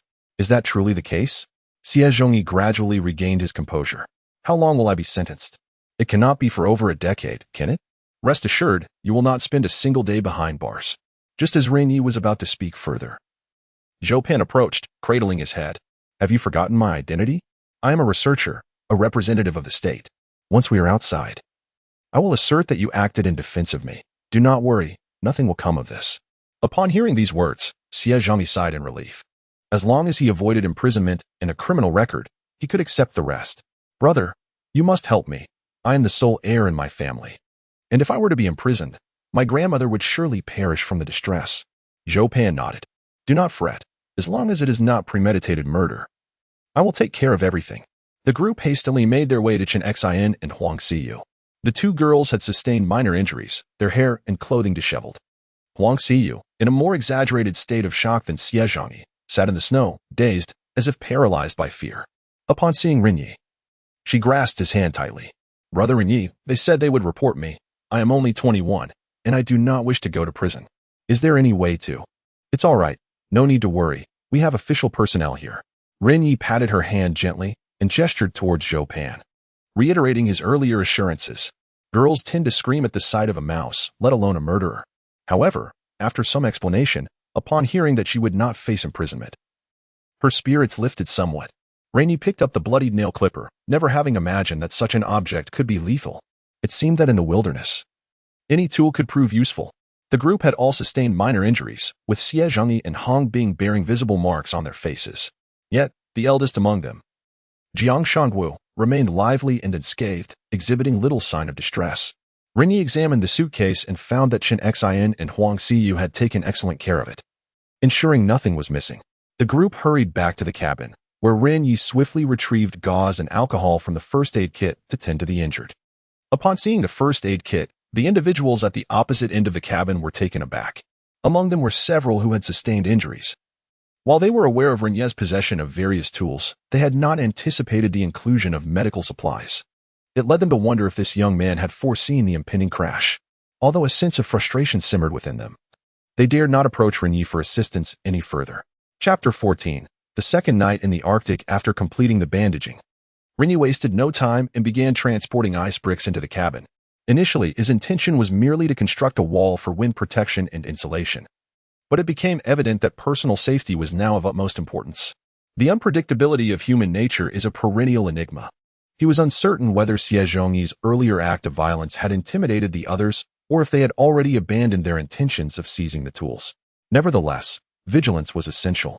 If they intended to harass him further, the night would present the perfect opportunity for an ambush. The cabin spanned only approximately 20 meters, and a swift individual could reach him in mere strides. Should they choose to attack while he was asleep, it would indeed be challenging to defend against. Thus, erecting a sturdy ice wall was an urgent necessity. After articulating his thoughts to his teammates, they all nodded in agreement. Only Huang Xiyu, perplexed, inquired, "Brother Ren, why don't we just leave? By departing, we wouldn't have to face these individuals anymore." His retort left her momentarily speechless. "Do you not wish to wait for the rescue team?" In truth, Ren Ye had contemplated leaving long before. But where could they possibly go? The frigid winds and swirling snow of this inhospitable climate, compounded by the unending expanse of white, posed insurmountable challenges. Setting aside whether he could navigate properly, even if he knew the direction of the city, would they possess the stamina to make the journey? What about food resources? Straying too far could easily lead to disorientation, resulting in starvation or freezing amidst the storm, becoming mere ice sculptures in the snow. Conversely, remaining nearby held little purpose. With dozens of eyes from Gao Xiong and others searching the vicinity, they would inevitably be discovered. Furthermore, without the shelter of the cabin, spending a night in the icy wilderness was a perilous gamble, akin to the fate of Lao Song, who succumbed to the cold. Most importantly, this was merely the second day. Everyone was hoping for the arrival of the rescue team. If they departed just as the team arrived, it would be a self-imposed calamity. Thus, the safest and most prudent course of action was to await rescue within the cabin.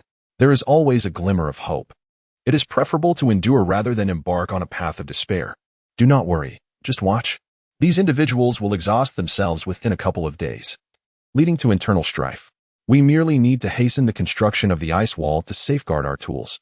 They will surely falter before us. At this juncture, the remaining 45 individuals in the cabin had clearly divided into factions. Ren Ye, Zhou Pan, and Xie Zhongyi had become tightly bound in their alliance. As they were now comrades, he felt a profound responsibility for the safety of all. Once all the ice bricks were transported to the cabin, Ren Ye quickly retrieved his water bottle and filled it from the fishing hole.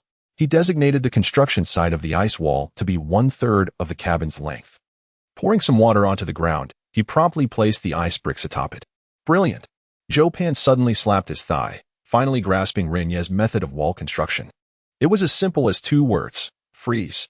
The ice bricks resting on the water would, upon freezing, meld with the bricks to form a natural cement. How had he not thought of this? This approach was both efficient and labor-saving. Ren Ye nodded, clearly perceiving that Zhou Pan, as a member of the scientific expedition team, possessed a commendable intellect. However, the amount of water available was undoubtedly insufficient, as the resultant ice was too thin and prone to shattering. "We shall reinforce it at dawn," he stated. Zhou Pan, somewhat puzzled, inquired why they had to wait until then. Ren Ye gestured casually towards the snow swirling outside the cabin. "The temperatures are lower at dawn. Droplets will freeze more quickly and solidly. Additionally, I intend to construct the base of the ice wall in a conical shape, which will render it sturdier and prevent those wolves from breaching it." As he spoke, he cast a glance at the multitude of eyes fixated upon him from the front. Although these wide-eyed wolves were not true wolves, they were far more terrifying. If the wall they built was not sufficiently stable, there was a real risk that someone might push it down in the dead of night, potentially causing harm to themselves. Ren Ye and Zhou Pan were responsible for the construction, while several injured members assisted in transporting materials. 2 young women remained vigilant, monitoring the other side where Gao Xiong and his group were stationed. The cold wind reddened their cheeks. Yet, after more than 3 hours of orderly collaboration, they successfully erected 2 ice walls. One was positioned a meter inside the entrance of the cabin, while the other occupied 1/3 of the cabin's interior space. Their sleeping area transformed into a capsule-like room, leaving only a half-person high opening as an entrance. The ice walls were not perfectly sealed. Numerous gaps remained. Considering the need for fire later, Ren Ye deliberately left a significant gap of 2 fists in height at the top for smoke ventilation. As night fell, further improvements would have to wait until the morrow. Nevertheless, the current outcome was quite satisfactory, although the temperature inside the cabin showed little change. At least the biting wind and snowflakes were obstructed by the entrance's ice wall. This night, they could finally enjoy a good night's sleep. At 6 a.m. Arctic time, huff, small snowflakes danced in the cold wind, producing a soft, rustling sound. As darkness enveloped the landscape, countless stars sparkled in the night sky. Ren Ye huddled outside the cabin, his clothes now speckled with snowflakes. He glanced at the thermometer in his hand, which displayed a chilling -34 degrees, causing his brows to furrow deeply. Just yesterday, at this same hour, the temperature had been a mere 29 degrees. The Arctic's temperatures were markedly different from those in his homeland, particularly at the onset of winter, where temperature fluctuations rarely exceeded 5 degrees within a single day. This indicated that the coldest moments of winter were swiftly approaching. Soon, this land would be completely frozen, with 80 of its fauna entering hibernation. The critical concern was that such weather conditions would complicate any search and rescue operations. If winter arrived prematurely, the challenges would intensify. In the short term, it seemed rescue might truly be out of reach. Although these thoughts were merely conjecture, an ominous premonition lingered in Ren Ye's mind. Bear Grylls once remarked that in wilderness survival, one must always be prepared for the worst. While there was still strength to undertake additional tasks, one must never succumb to laziness.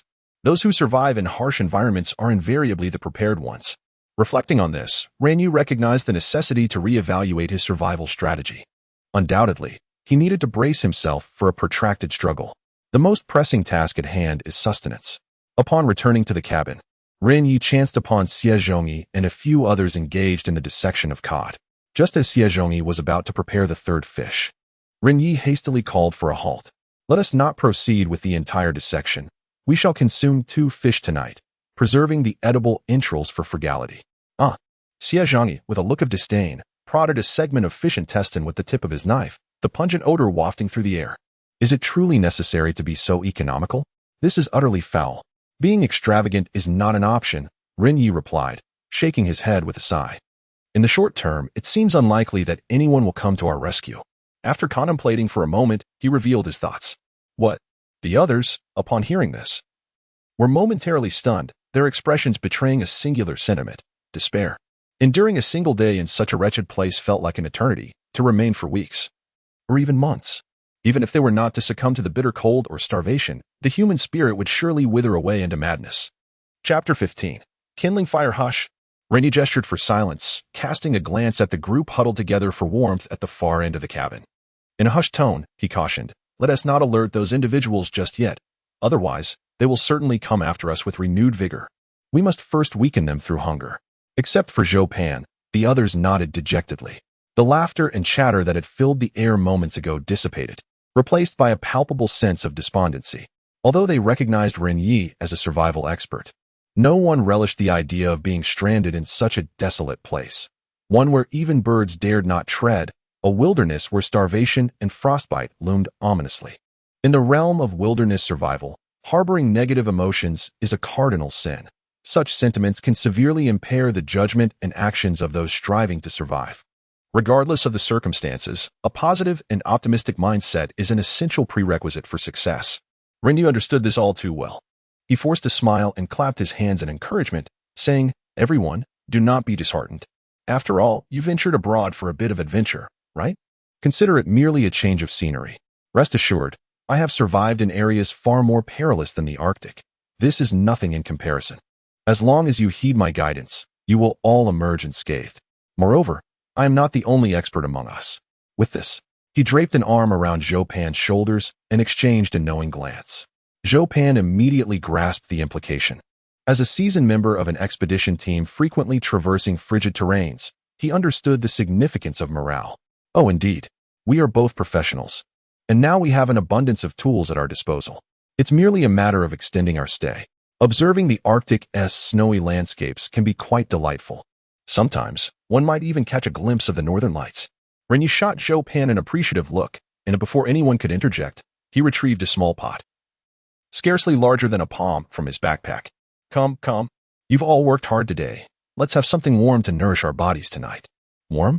Where do we find warmth?" exclaimed Hong Bing, his eyes widening in excitement. "Why, you truly are a treasure trove of surprises. Quickly, where's the stove?" He grinned widely, eager to rummage through Ren Ye's luggage. "Don't bother looking. I didn't bring a stove," Ren Ye replied, a tinge of regret in his voice. Before departing, he had intended to procure one. However, even his custom-designed large suitcase could not accommodate it, as even the smallest camping stove would occupy considerable space. He swiftly tore off the fabric covering one of the nearby chairs. "We have plenty of chairs here, each filled with cotton and cloth. Since we won't be utilizing all of them for sleeping, it would be wasteful to leave them unused." All right. Upon hearing the prospect of kindling a fire, the gloom that had enveloped the group vanished. In the frigid expanse of the Arctic, nothing is more coveted than the warmth of a fire. Ren Ye's backpack contained a lighter and 2 flint stones, essentials for wilderness survival. Xie Zhongyi, a smoker, also carried a lighter. It is worth noting that lighters are generally prohibited on airplanes, yet he possessed a detachable flip-top lighter, a limited edition no less. Due to its immense value, Xie Zhongyi meticulously disassembled the lighter, concealing its components within his shoes. The other stripped a seat of its sponge, utilizing the steel frame as an insulator on the ground.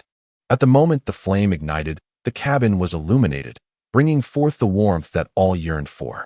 Ren Ye and his companions instinctively removed their gloves, relishing the gradual return of warmth to their numbed hands and faces. This sensation was indescribable. It was astonishing how comforting a fire could be. After a few minutes of roasting, as the sponge neared its end, Ren Ye remembered the pressing matter at hand. This place was replete with snow. So he casually scooped a handful with a pot, cutting the fish into chunks to place in the pot, awaiting it to cook. Smoke billowed upward from the fire, escaping through the seams at the top. The smoke from the burning sponge was thick and acrid. Soon, muffled coughs and the wails of infants echoed from the other side of the ice wall. Complaints from Wang Yaji and others ensued. "Are you mad? Don't you know the sponge is toxic? Do you wish to suffocate us? If you want to die, don't drag us down with you. If the cabin catches fire, we are all doomed. My child is so young, he could die from the fumes. Put the fire out. It's suffocating us." Cough. Cough. Hearing their incessant coughing, Ren Ye couldn't help but chuckle, standing up to retort, "What do I care if you die? If you're unhappy, start your own fire." "What? Don't have one?" In response, Xie Zhongyi quickly grabbed an axe and rushed to the ice wall, directing it at Wang Yaji as he shouted, "You, old hag, have I given you face? Speak another word, and I swear I will come over and chop your head off. I've already killed. Returning home means prison anyway. So I would mind adding a few more to the count. Who's next? Who wants to try?" With his bald head and sparse eyebrows, Xie's fierce visage was intimidating. Coupled with the fact he had just committed murder, his threats were clearly effective. The noisy passengers fell silent, fearing the wrath of this killer. Yet, while they despised the foul odor, they envied Ren Ye and his companions for their warmth. They had no ice wall to shield them from the wind, and counting tonight, they had been freezing for nearly 2 days. Their hands and feet remained perpetually numb, and each night they could only find sleep by huddling together. After enduring several minutes of the cold and stinging smoke, Gao Xiang finally could not bear it any longer. "Damn it, come on. Let us start a fire too." "All right." Gao Yang and others, having reached their limit, quickly emulated Ren Ye and began to strip the upholstery from their seats. Hey, hey, hey. At that moment, a middle-aged woman voiced her discontent. Why don't you strip your own seats? Where am I supposed to sleep at night? Although this section of the cabin was spacious, the ice wall erected by Ren had significantly reduced their living space. Crucially, with a total of 36 people, they could only sleep on the row of seats. The chairs were already insufficient, and if they were burned, many would be forced to sleep in the aisles. The carpet in the cabin had frozen solid, rendering it akin to resting upon a block of ice. I care not where you sleep. Gao Xiong struck the woman, sending her sprawling to the ground, then turned back to curse and continue peeling the upholstery from the chairs. Foolish woman, on the brink of freezing to death yet still contemplating sleep. Can you truly find rest in such frigid conditions? Before long, a seat had been stripped bare. Gao Xiong, producing a lighter from an unknown source, began to ignite the remnants. As the flames flickered to life, the previously quarrelsome crowd hastily gathered around. They reached out their hands, as if yearning to grasp every fragment of warmth. The acrid scent of smoke suddenly seemed less offensive. Gao Xiong cast a triumphant glance at Ren Ye and deliberately fanned the flames, filling the cabin with thick smoke. Cough. The smoke quickly wafted toward Ren Ye and the others, causing them to cough uncontrollably. Just as Xie Zhangyi prepared to unleash a tirade, Ren Ye intervened. Let them burn. Once the chairs are consumed, I shall relish where they will find solace. Soon, when the fish is cooked, we shall unveil our grand surprise. Chapter 16. The temptation. After a brief interval of over 10 minutes, Ren Ye observed the dissipating smoke, while the flames across from him gradually diminished. A smirk of schadenfreude creased his lips. The art of warming oneself by the fire requires finesse, unlike their reckless approach of haphazardly tossing everything into the flames. The resulting blaze was indeed fierce, with temperatures soaring, yet it consumed its fuel with alarming swiftness. In frigid regions where firewood is scarce, the key to warmth lies in a steady, gradual approach. The human body is equipped with a thermoregulation system, and igniting a massive fire when one is already numb with cold may provide immediate comfort. However, once the heat dissipates, body temperature can plummet at an alarming rate. In such moments, individuals often feel colder than before they sought warmth. The abrupt transition between extreme cold and heat can disrupt the body's temperature regulation, impair the central nervous system, and compromise immunity. This explains why many office workers fall victim to air conditioning sickness during summer months. Stepping out of an air-conditioned room often feels more oppressive than before. Indeed, after another prolonged period, a cacophony of hissing filled the cabin. Zhao Mei's infant began to wail uncontrollably, prompting the others to huddle together in the corners for warmth. Could you quiet your little eye down a bit? It's already annoyingly cold. Gao Xiong glared at Zhao Mei, his expression rife with irritation. Zhao Mei could only continue to pat the child. Yet in temperatures plummeting below 30 degrees, even adults struggled to cope, let alone an infant. The child's dark complexion bore 2 patches of crimson from the chill, and the volume of its cries echoed throughout the cabin. Damn it! If you don't silence him, I swear I'll toss him out. Cover his mouth. It's unbearable. Why must it be this child, of all, born to Enige, running this far to find a father? Truly despicable. The collective mood among the cold and hungry individuals was already fraught with tension, and the air was thick with reproach. Having incurred the ire of the crowd, Zhao Mei dared not respond. Her head bowed as she attempted to soothe her child. Her offspring was conceived with a Norwegian man, yet his racial disposition dictated that he would only father children without taking responsibility. Upon learning of Zhao Mei's pregnancy, he had promptly fled. Thus, Zhao Mei found herself here, seeking the child's father. Hey, handsome, you were right on the mark, Hong Bing remarked with a touch of malice, gesturing at the bickering group. They're truly at each other's throats now, resorting to insults among themselves. Ren Ye chuckled and shook his head. This was entirely predictable. Most of these individuals were strangers to one another, their temporary unity stemming solely from their shared desire for what the others possessed. As hunger deepens over the next couple of days, when desperation truly sets in, that will be the moment when their humanity is cast aside. But that was not enough. He thought, let me introduce these beasts to something more tantalizing. With that, he grasped the handle of a small pot and positioned it near a crevice in the icy wall. Salmon, when consumed raw, is delectable, but its allure intensifies when cooked. The fish was simmered to perfection, the broth having transformed into a milky white. The rich aroma wafted upward, stirring appetites. With a vigorous breath, Ren Ye blew into the crevice, allowing the enticing fragrance to waft to the other side of the wall. In less than 10 seconds, The group of individuals huddled closest to the ice wall immediately caught a whiff of an enticing aroma. Sniffing the air and casting curious glances, they quickly sat up, eager to identify the source of this delightful scent. What is this fragrance? So delectable. It resembles the aroma of braised meat. Who among us has stashed such a delicacy? An increasing number of people were drawn to the tantalizing scent, rising to their feet. Observing this, Ren Ye couldn't help but grin mischievously as he began to share the meal with everyone. Though the fish was scarce, it was rich in calories. In the frigid wilderness, savoring a hot dish felt extraordinarily luxurious. As the fish soup touched his lips, the blend of freshness and savoriness soothed Ren Ye's entire esophagus. The fish itself was tender and succulent, devoid of small bones, making it effortless to consume, each bite easily sliding down to his stomach. Ah, this meat is utterly delicious. It's quite tender, and there's no need to pick out bones. A touch of salt would render it perfect. Xie Zhangyi and his companions fashioned rudimentary chopsticks from the fragments of the chair's armrest, relishing every morsel. At that moment, Ren Ye suddenly recalled something and rummaged through the zipper compartment of his suitcase, retrieving a transparent plastic bottle filled with a mixture of pale yellow and white granules. Not only do I have salt, but also some MSG and chicken essence, he declared. The crowd's eyes widened in astonishment. Zhou Pan snatched the bottle, twisted off the cap, and inhaled deeply, raising an eyebrow in surprise. Wow, this truly is MSG and chicken essence. Xie Zhongyi hurriedly took the bottle, his grin stretching from ear to ear. Dude, your suitcase is a veritable treasure chest. It seems to contain everything. Hey, why don't you pull out a bottle of liquor for me? I'm really craving that Erguo from our East 100. I want some too. Ren Ye reclaimed the bottle and carefully poured a bit into the pot. Haven't I told you before? This is my trade. Coming to such a remote place in the Arctic, one must be well prepared.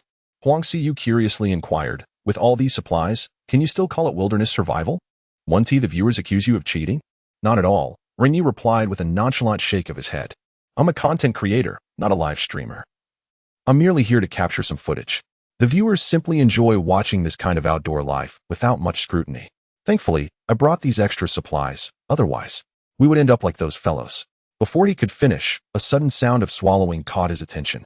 Turning his head, he noticed several pairs of greedy eyes fixed intently upon him. The cabin's interior was semicircular, and the rectangular ice blocks did not seal off every area, leaving some gaps on either side of the wall. Heads were craned through the openings, noses twitching as they sniffed the air. The food they had brought was nearly depleted, and upon catching the delightful aroma, their stomachs began to rumble. Little did they know, Ren Ye still had a pod in his possession. As Ren Ye and his companions feasted heartily, the onlookers could no longer contain themselves. Brother Ren Ye, I haven't eaten all day, just give me a bite.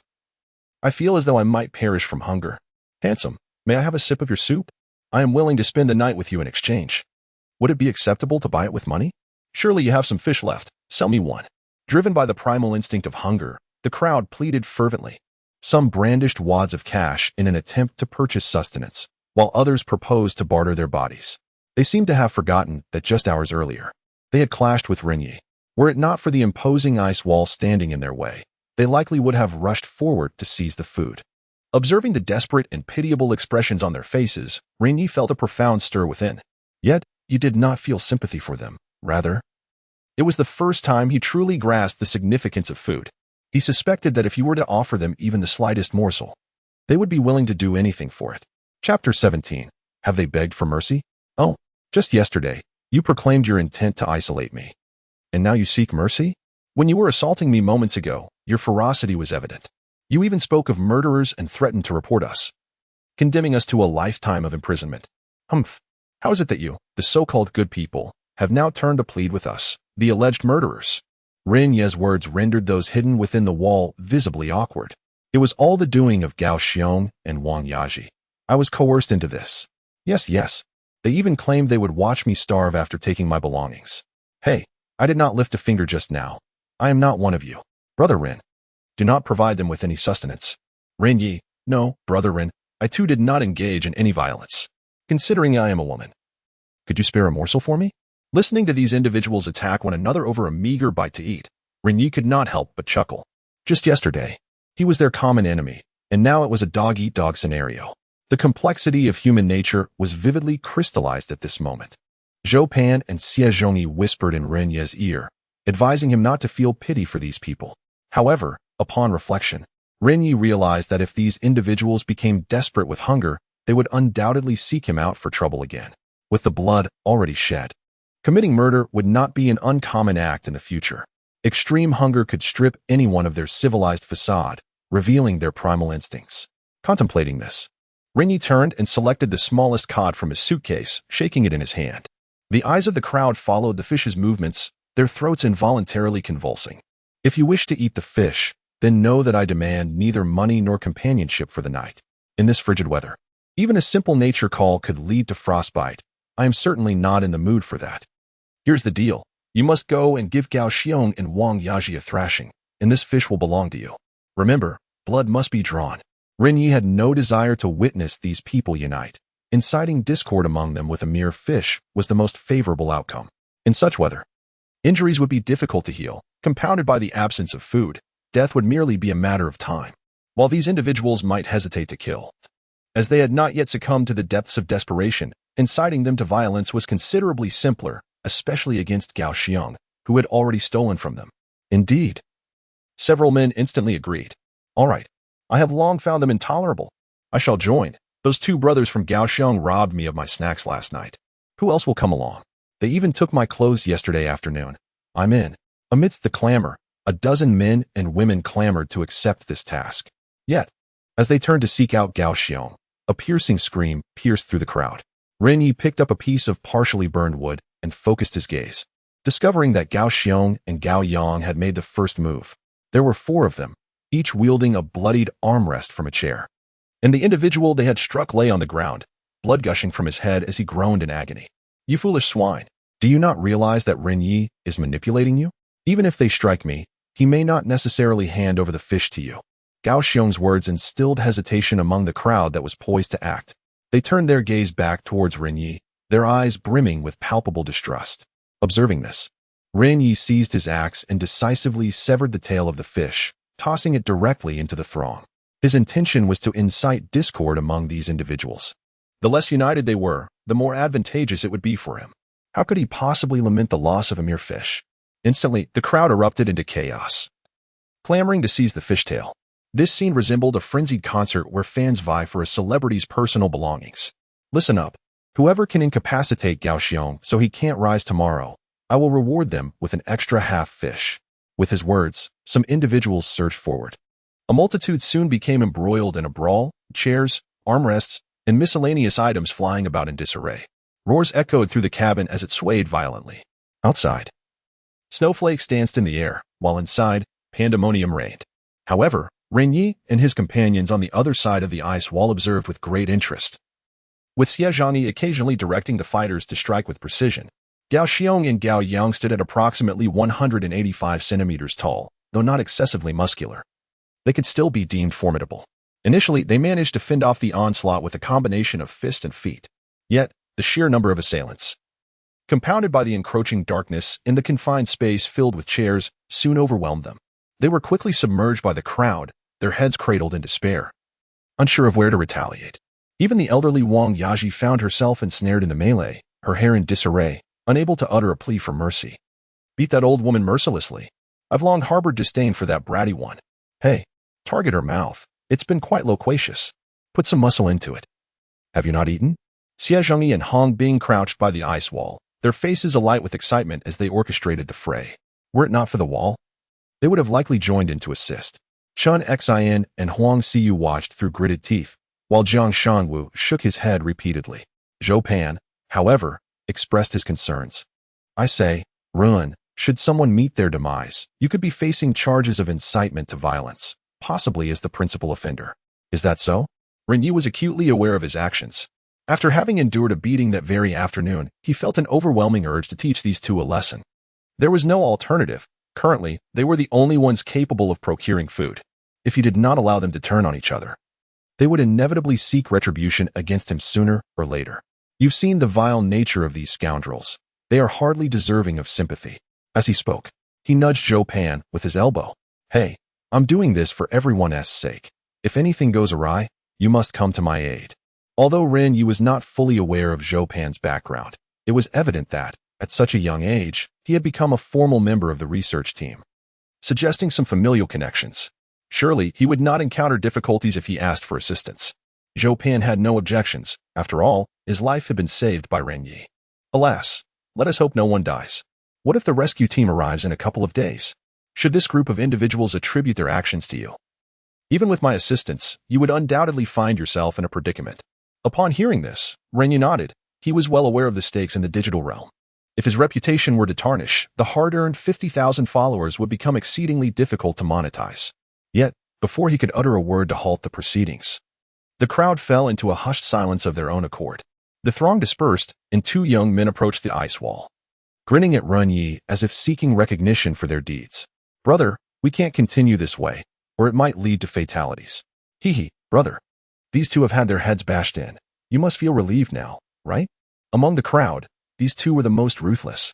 However, they exhibited restraint, refraining from delivering fatal blows, indicating that their minds had not yet regressed to a primal state. They feared the repercussions of homicide under the law. Ren Ye cast a glance at the bloodied Gao Xiong and Gao Yang sprawled on the ground, clearly injured. Meanwhile, Wang Yaji lay disheveled across a chair, a patch of her forehead's hair seemingly torn out by an unknown assailant, still oozing blood. Satisfied, Ren Ye nodded slightly and selected another fish, tossing it through the gap above the ice wall.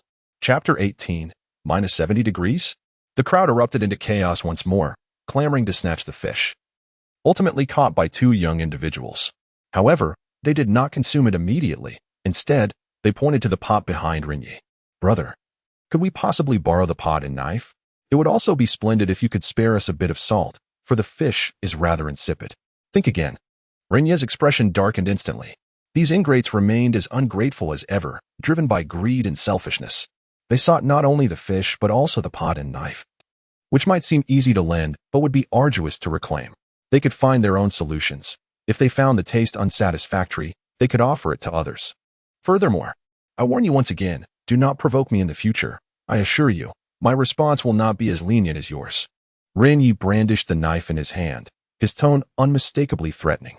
The two could only nod in acquiescence before departing to share the fish with the others. Yet, how could a single fish suffice for a dozen people? In the ensuing minutes, disputes erupted over the unequal distribution of fish, with some resorting to physical altercations. The turmoil persisted without respite. "Iron, your actions might as well lead to their swift demise," one remarked. "A single fish is evidently insufficient. These fools have tasted the sweetness of survival and will undoubtedly return for more, particularly those brothers from Kaohsiung. They likely harbor thoughts of your demise now." Xie Zhangyi expressed his concerns. Zhou Pan echoed his sentiments. "Ren, have you considered that given their current state of mind, should the rescuers fail to arrive for several days, the prospect of murder may not seem as abhorrent to them?" Ren Ye's brow furrowed involuntarily upon hearing this. He had contemplated this very issue long before, recognizing its potentiality. Hunters always warned against cornering a wounded beast, for it would unleash an unprecedented strength in its desperate struggle. If even a creature of low intellect could act thus, how much more so a human? The earlier conflict had merely been a result of their hesitation to kill. Otherwise, with only 7 on their side, they would have surely perished by now. Yet, if they grew so famished as to lose their reason, it was undeniable they would target themselves first. 2 flimsy ice walls could hardly withstand such desperation. However, to sustain this group was beyond Ren Ye's means. Nor did he wish to, fleeing under the cover of night? In such weather, that 2 would likely lead to death. To take the initiative and eliminate them? 7 against 36 seemed ludicrous. Ren Ye, agitated, scratched his head, realizing he had no poison at his disposal, and the situation was indeed troublesome. After a considerable pause, he finally spoke. "Do not fret. Tomorrow, we shall venture out to survey our surroundings. If we discover a more suitable location, we shall relocate. Tonight, we will take turns keeping watch. Each person must guard for 2 hours, ensuring we remain vigilant regarding their movements and avoid surprise attacks." At midnight, after reinforcing the base of the ice wall, Ren Ye succumbed to slumber. "Today, I indulged in some warm food and rekindled the fire. The icy wall shielded us from the biting cold winds, and I sensed a marked improvement in my sleep quality. At the very least, I was not awakened in the middle of the night by the chill." Outside the cabin, the frigid wind howled, and snowflakes danced in the air, while the cabin's roof had succumbed to a thick layer of snow. Viewed from above, it blended seamlessly with the pristine white earth below. In the Arctic, At 6 in the morning, the sky remained shrouded in a half-light, neither fully bright nor completely dark, reminiscent of the summer mornings in Huagua at that hour. Ren Ye had been roused early by the cold. The fire had long since extinguished, and the remnants within had frozen into hard blocks. Upon pressing the thermometer, it registered a chilling -32 degrees Celsius indoors, while outside, it plunged to -35. He tightened his thermal suit, yet the cold still penetrated rather acutely. Xie Zhongyi's box contained some thermal underwear. Perhaps he should change into it. Zhou Pan, huddled in the corner, handed over his suitcase. He had been on the last shift.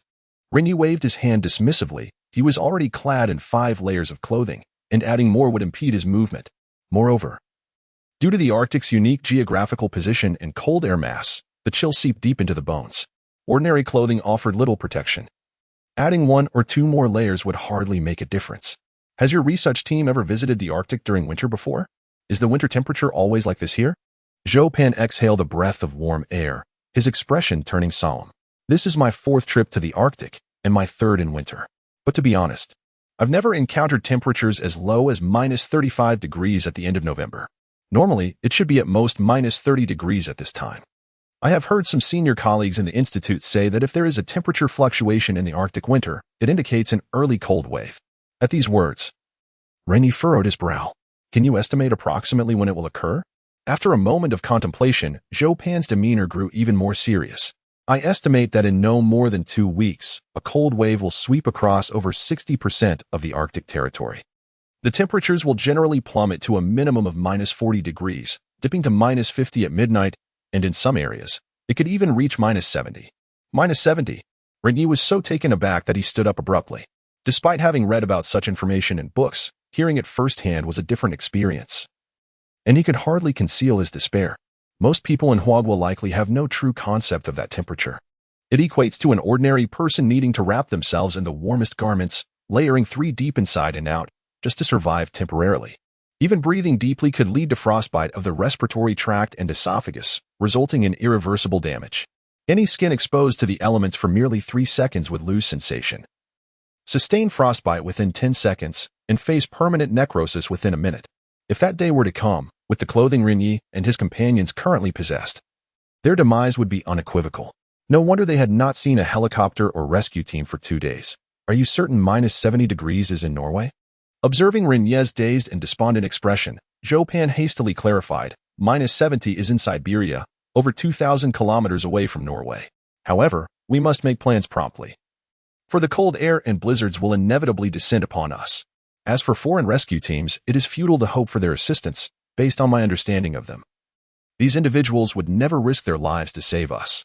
This statement extinguished the flicker of hope that had lingered in Ren Ye's heart, leaving him feeling as though the world had turned to shades of gray. 2 weeks, neither too much nor too little. What could it possibly change?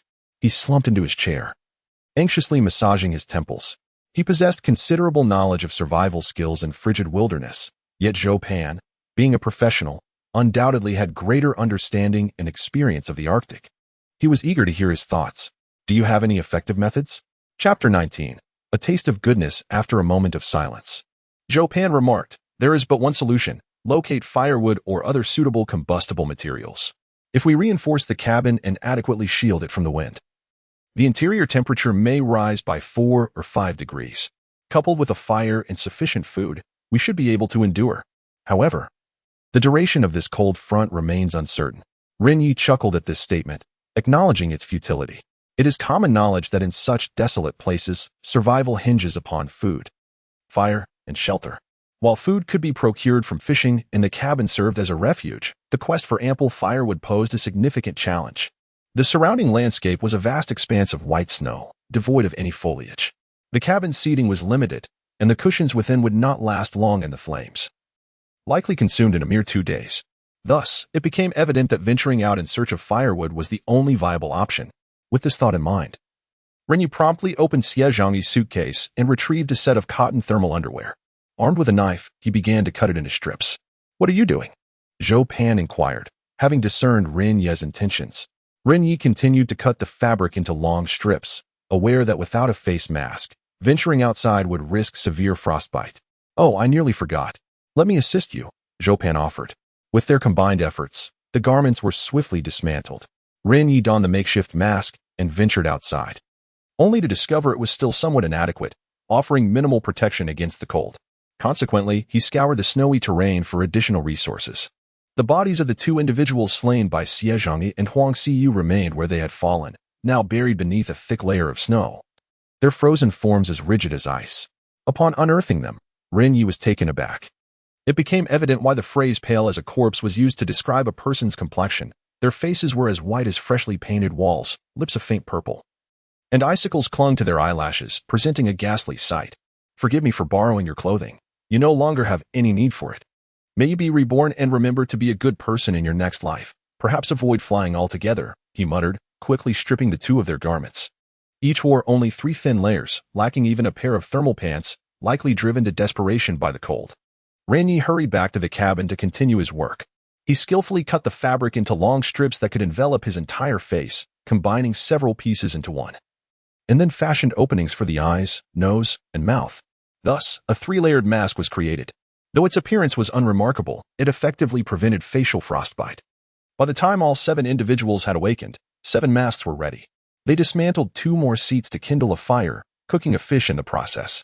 As the aroma wafted through the air, the others, akin to cats catching a whiff of fish, gathered eagerly by the wall, their hungry eyes fixated on the pot, saliva pooling in anticipation. Last night, only a handful of people had the fortune to partake in the fish, and by now, a night has passed, leaving their stomachs empty. Meanwhile, those who missed out on the fish far outnumber them, and they now speak with a feeble spirit, their current state more exaggerated than last night's. Fish. I crave fish. I implore you, Ringu, just let me have a morsel. I will pay any price for it. Regret fills their words. Shall we go and give Kaohsiung a thrashing to vent your frustrations? They echo phrases from the previous night, some digging deep into their pockets to offer cash at exorbitant prices, while others brandish their bank cards, bidding as high as 10,000 just for a sip of warm soup. Those without money propose servitude to Ren Ye. Men offer to be his dogs, while women suggest companionship, anything to secure food, uttering phrases that defy all morals. Were it not for witnessing their vile nature just days prior, Ren Ye would doubt they belonged to the same group. From their listless eyes, he perceives their gnawing hunger, a desperate need that has become unbearable. This scene causes Ren Ye great inner turmoil, yet he feels no pity. He has long anticipated their eventual collapse, though he did not foresee it occurring so swiftly. In this frigid climate, sustaining health necessitates a continuous intake of high-calorie sustenance. Without food, the body resorts to burning fat to combat the cold. Thus, a day of hunger here equates to nearly 2 days of deprivation in temperate conditions. Today marks the 3rd day since the crash. It is only natural for this group to falter. Should their hunger persist, it is inevitable they would resort to violence in their desperation. The ravenous eyes of the starving will not remain restrained as they were yesterday. Yet, Ren Ye is conflicted. He is reluctant to share the hard-earned fish with these ingrates. They would not express gratitude. Once satiated, they might very well turn on him. Just as he grapples with this dilemma, a female voice resonates from the other end of the cabin. Haha, someone has died. Someone has died. The crowd near the wall is instantly drawn to the commotion, and Ren Ye peers through the gap to witness 6 familiar figures sprawled upon the cabin floor, the very individuals who had charged at him in yesterday's altercation. Their heads and faces smeared with blood. Their pallid complexions and rigid forms suggest they have succumbed to the cold. In such weather, suffering injuries without warmth. Although I believe kindness is a virtue, it is essential to discern the nature of those to whom it is extended. Indeed, these individuals seem insatiable. Do you not trust this? If you offer them a morsel, they will inevitably demand more in the future. Instead, heed my counsel, while they are currently vulnerable. Let us decisively eliminate the threat they pose. However, Ren Ye's companions urged caution, pointing out that food supplies were already scarce, and they could scarcely sustain themselves, let alone share with others. The notion of nurturing a horde of potential traitors was, quite frankly, nonsensical. Ren Ye, shaking his head, resolved not to be foolish enough to engage recklessly with a pack of famished, irrational beings, armed with only a knife and an axe. He recognized that even with 6 of them vanquished, 30 remained.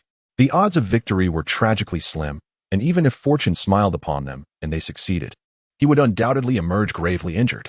Ren Ye refrained from immediately responding to his companions, instead turning his attention to the meager snacks that remained. Chapter 20. The more you eat, the hungrier you become. A half-empty bag of potato chips, a loaf of bread, a pack of spicy strips, and 5 beef jerky sticks. Chun Xian was a true gourmand, her mouth never ceasing to munch on snacks during the flight, most of which she had brought herself. Ren Ye pondered for a moment before retrieving half of the bread from the bag and tossing the 5 beef jerky sticks into it. With a smile, he stood and inquired, "Do you really think I am that kind-hearted? Or do you believe what I hold in my hand is indeed food?" The onlookers gazed at the bread in his bag, their expressions a mixture of confusion. Wasn't it simply bread and beef jerky? How could it not be considered food?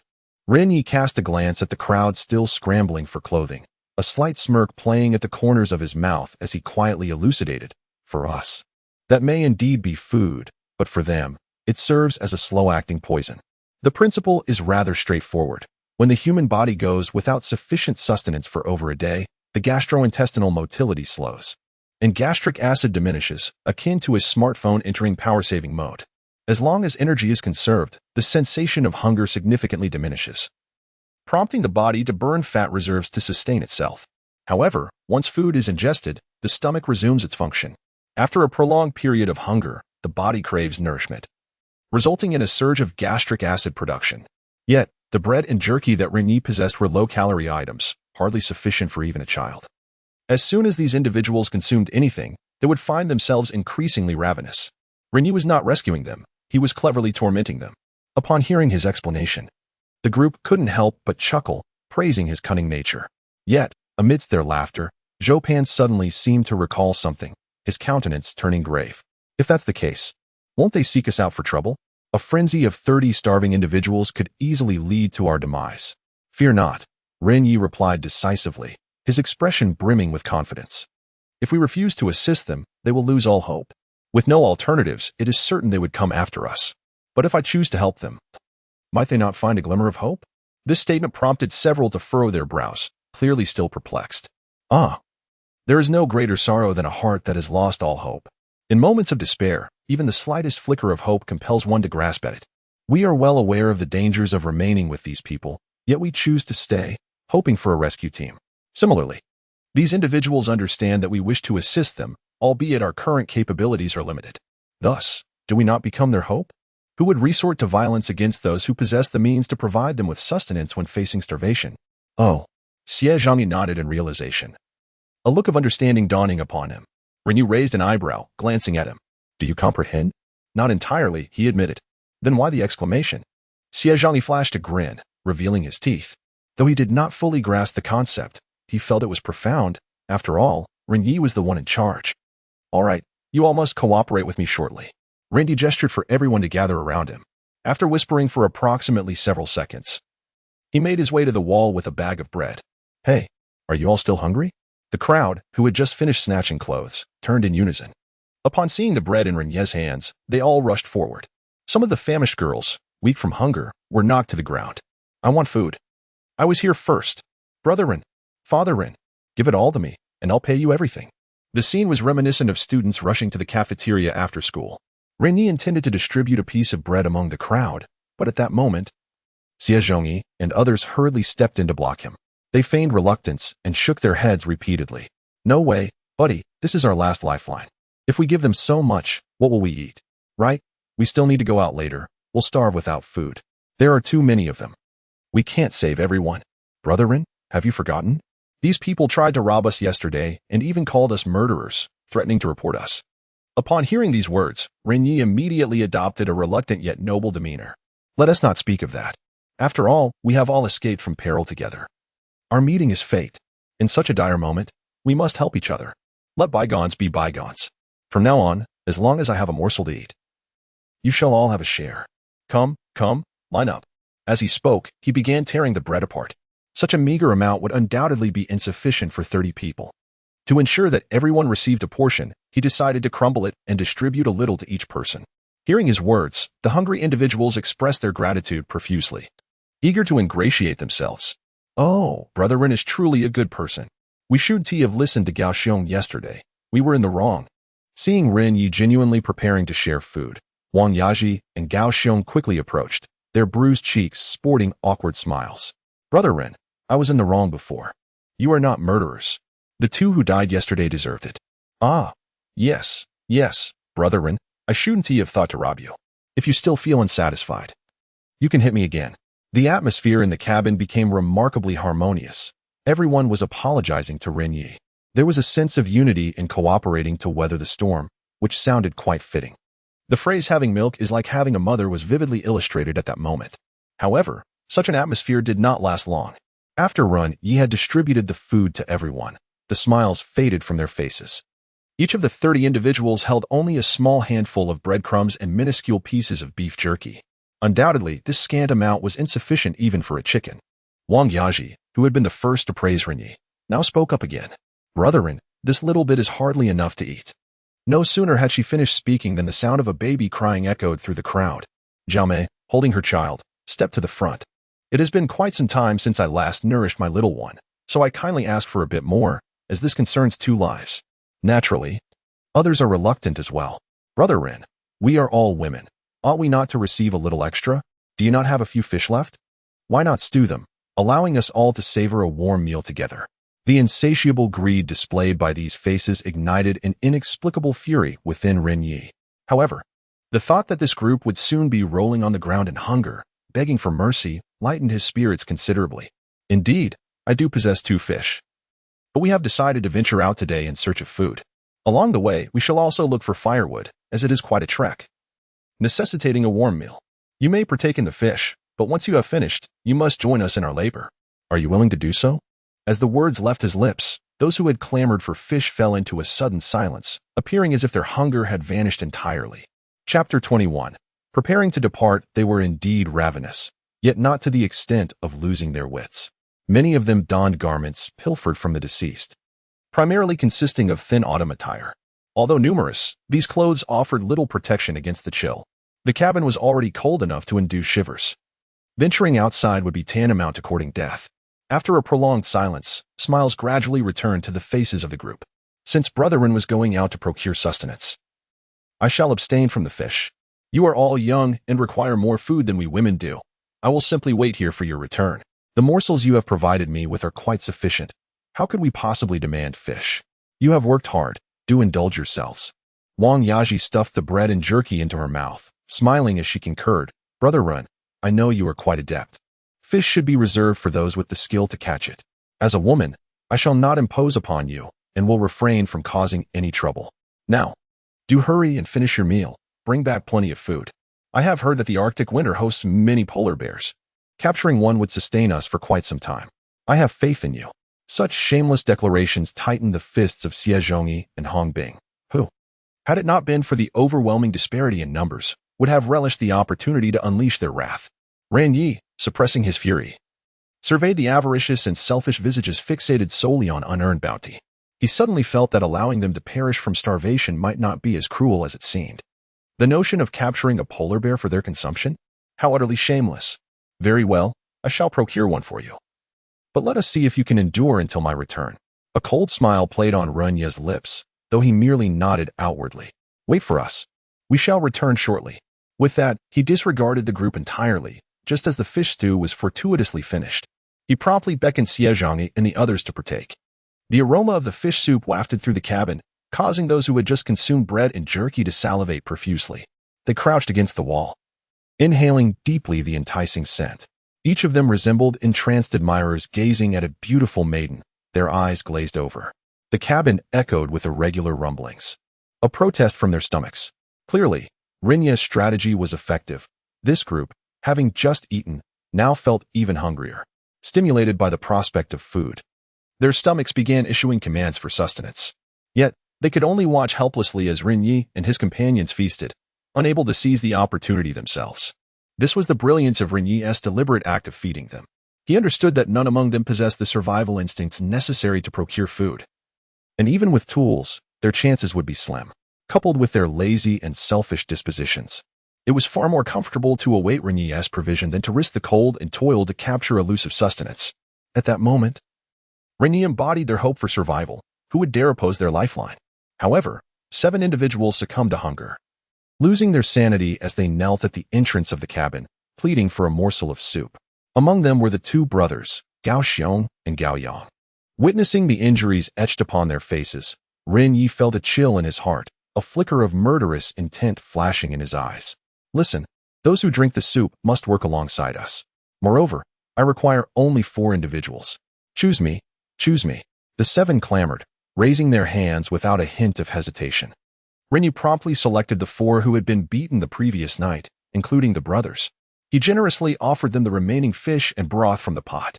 The 4 ravenously licked the pot clean, oblivious to how many times their tongues intermingled. Their hunger drove them to gnaw on the fish bones, devouring their meal like refugees who had endured famine. In less than 3 minutes, every morsel had been consumed, leaving the pot gleaming. Once they finished eating, Ren Ye instructed them to drag all the corpses onto the ice. Ostensibly, he claimed it was to lay their compatriots to rest, but in truth, it was to prevent the starving souls from feasting upon the remains. He had resolved to let them all starve. With less than 2 weeks until the cold wave arrived, Ren Ye felt utterly unsafe sharing a roof with these beasts. To ensure his own survival, he deemed it necessary to eliminate them. On the ice, the 4, invigorated somewhat by their warm meal, strained to drag the bodies. "Brother, when shall we act? I feel as though I might perish from the cold," Gao Yang said. His hands numb despite the gloves he had scavenged. Gao Xiong glanced at Ren Ye, who was sawing ice not far away, and gestured to the other 2 dragging the bodies. The 4 quickly huddled together. "Listen closely. Once we are clear of this place, we will strike. I shall take down that old man, Zhang Shangwu. He is trained. The rest of you can choose your targets, but be swift and merciless. I'll take down that tall man from Shiguang. I'll handle that bald fellow from Dongbai. Leave that fool Ren Ye to me. How dare he call for us to be beaten? I will turn his head into mush." They felt the steel implements concealed at their waists. Remnants of the aircraft's interior. Since being assaulted the previous night, the 4 had harbored a deep-seated resentment. They could hardly believe Ren Ye would genuinely offer to assist them in finding food, after having committed murder and incited violence against them the day prior. His demeanor had transformed entirely. Thus, Gao Xiong resolved to eliminate Ren Ye and his companions, seizing their clothing and tools to ensure their own survival. A mere 10 minutes later, they had gathered all the corpses, with 7 frozen to death, along with the 2 killed the previous day. A total of 9 bodies lay neatly arranged upon the ice.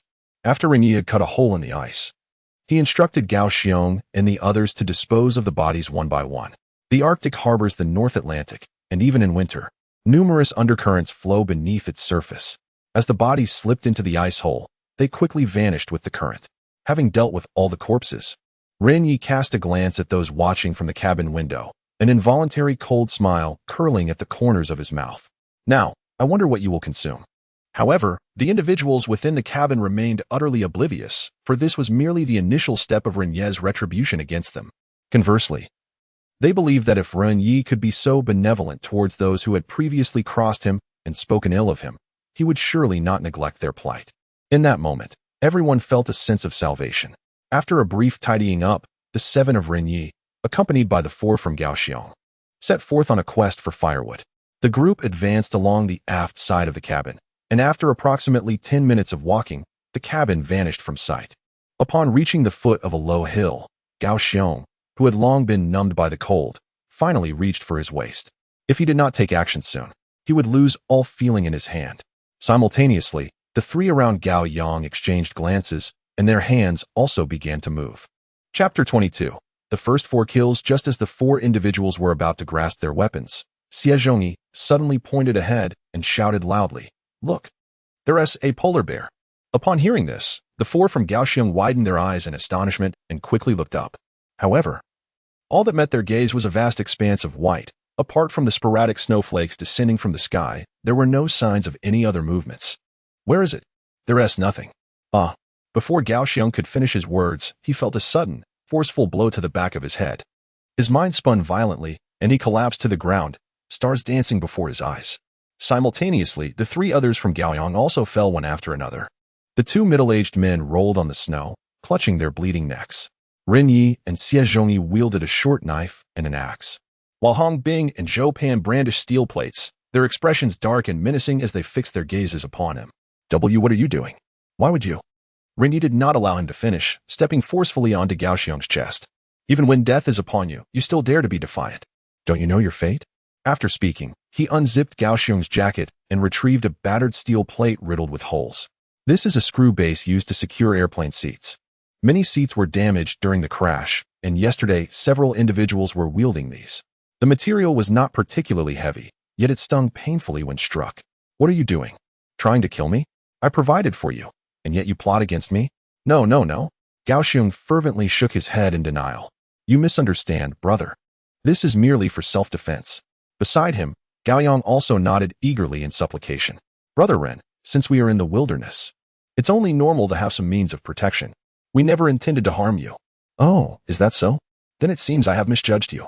Yet the chill on Ren Ye's face did not dissipate in the slightest. He pointed to the scabbed wound on his forehead, gripping the steel plate tightly as he gritted his teeth. Do you know how painful this is when used against someone? You struck me multiple times yesterday. Whether you wish to kill me is irrelevant. What matters now is that I intend to kill you. With that, he swung the steel plate and struck Gao Xiong's head with a fierce blow. Blood erupted instantly, and in his dizzy state, Gao Xiong and Cao Sheng. As several individuals were tasked with transporting a body, Ren Ye noticed the steel plates concealed at their waists. Upon reflection, he surmised that they must harbor ulterior motives. Nevertheless, even in the absence of treachery, Ren Ye resolved to eliminate them. His generous offer of fish soup to the group was, without a doubt, a prelude to their demise. These individuals, besides holding a grudge against him, were the strongest and most robust in the cabin. Having discerned their potential intentions towards him, he felt compelled to strike first to avert any calamity. At that moment, only 26 individuals remained in the cabin, 12 women and 14 men. Brother Ren, must we truly resort to this? Zhou Pan remarked, his gaze fixed on the ghastly sight of brain matter splattered across the ground, suppressing the urge to retch. Ren Ye casually discarded the steel plate, his expression betraying his discomfort. It was his first act of murder, despite the victims being adversaries. He felt an undeniable pang of guilt. Yet, he harbored no regret. In a society governed by law, who wishes to bear the stain of blood on their hands? However, if they did not eliminate their foes, those foes would assuredly seek to do them harm. Were there a better alternative? He would have preferred to avoid this wretched place and the cunning of these ingrates. With a resigned sigh, Zhou Pan lamented the cowardice of the foreign rescue team. Had they arrived sooner, such dire circumstances could have been averted. Ren Ye glanced upwards at the still snowing sky, a sense of despair welling within him. Let us do our utmost and leave the rest to fate, he mused. They hastily stripped the four from Cao Sheng of their clothing and, after a hasty burial, departed. As winter approached, the biting cold intensified, rendering the sun above them ineffective in providing warmth. The air they inhaled felt like 1,000 needles piercing their lungs. Even with masks on, Ren Ye and his companions felt a stinging discomfort in their nostrils. Yet, this was not the most unbearable aspect. Among the seven, only Ren Ye was not clad in sports shoes. The others, with each step they took through the snow, found their shoes filled with ice shards, the sensation chilling them to their very core. Their burdensome luggage compounded their physical exhaustion, and as their breathing quickened, their throats grew parched. After approximately 20 minutes of trudging, Ren Ye halted at the foot of a mountain. What is it? Zhou Pan nearly collided with him. Ren Ye produced binoculars and surveyed the surroundings, only to confront an expanse of white snow-capped mountains, which deepened the sense of hopelessness. We cannot continue aimlessly. We risk becoming lost before we even reach the forest, he admonished, emphasizing the urgency to ascertain their direction. In response, Hong Bing swiftly retrieved his mobile phone. My phone has been off, but there is still plenty of battery. It has a compass. That is futile, Zhou Pan interjected, shaking his head and raising a hand to halt the conversation. Why would it be useless? Isn't a compass supposed to guide the lost? Perhaps in other locales, but not in the Arctic, Ren Ye interjected gravely. The compass on your phone operates based on the Earth's magnetic field and sensors. As the northernmost point on Earth, the Arctic is also the region most profoundly affected by magnetic fields. This phenomenon can disrupt the accuracy of compasses. One must rely on specialized Arctic compasses for trustworthy navigation. Zhou Pan plopped down onto a suitcase, acutely aware that the odds of finding a forest by mere wandering were exceedingly slim. At this juncture, the only recourse was to wait until nightfall to observe the North Star for a definitive sense of direction. Ren Ye set down his telescope and nodded in acknowledgement. However, he had long employed this method. While observing the North Star is indeed a more reliable approach, it is only applicable for nocturnal travels. You may be able to recall the Big Dipper, yet during the day, when all stars fade from view and the sun ascends, can you still accurately discern the precise location of the North Star? Chapter 23. Seeking direction. Zhou Pan fell silent. This was the best solution he could conjure at the moment. In ancient times, fleets navigating the Arctic determined their bearings by observing the 7 stars known as the Big Dipper, which comprised the stars Tian Shu, Tian Xian, Tianji, Tianquan, Yuheng, Kaiyang, and Yaoguang. When connected, these stars form a shape reminiscent of a ladle. By extending the line between Tianshu and Tianxian fivefold from the ladle's tip, one could locate the North Star, also referred to as Ziwei Xing. This direction was infallible, pointing directly north, thus delineating the cardinal directions for those who had lost their way. However, a conundrum arose. Ancient travelers typically carried maps. Even if they did not, there were artists who meticulously documented their surroundings. Without such records, the positions noted by night would be forgotten or significantly misremembered by day.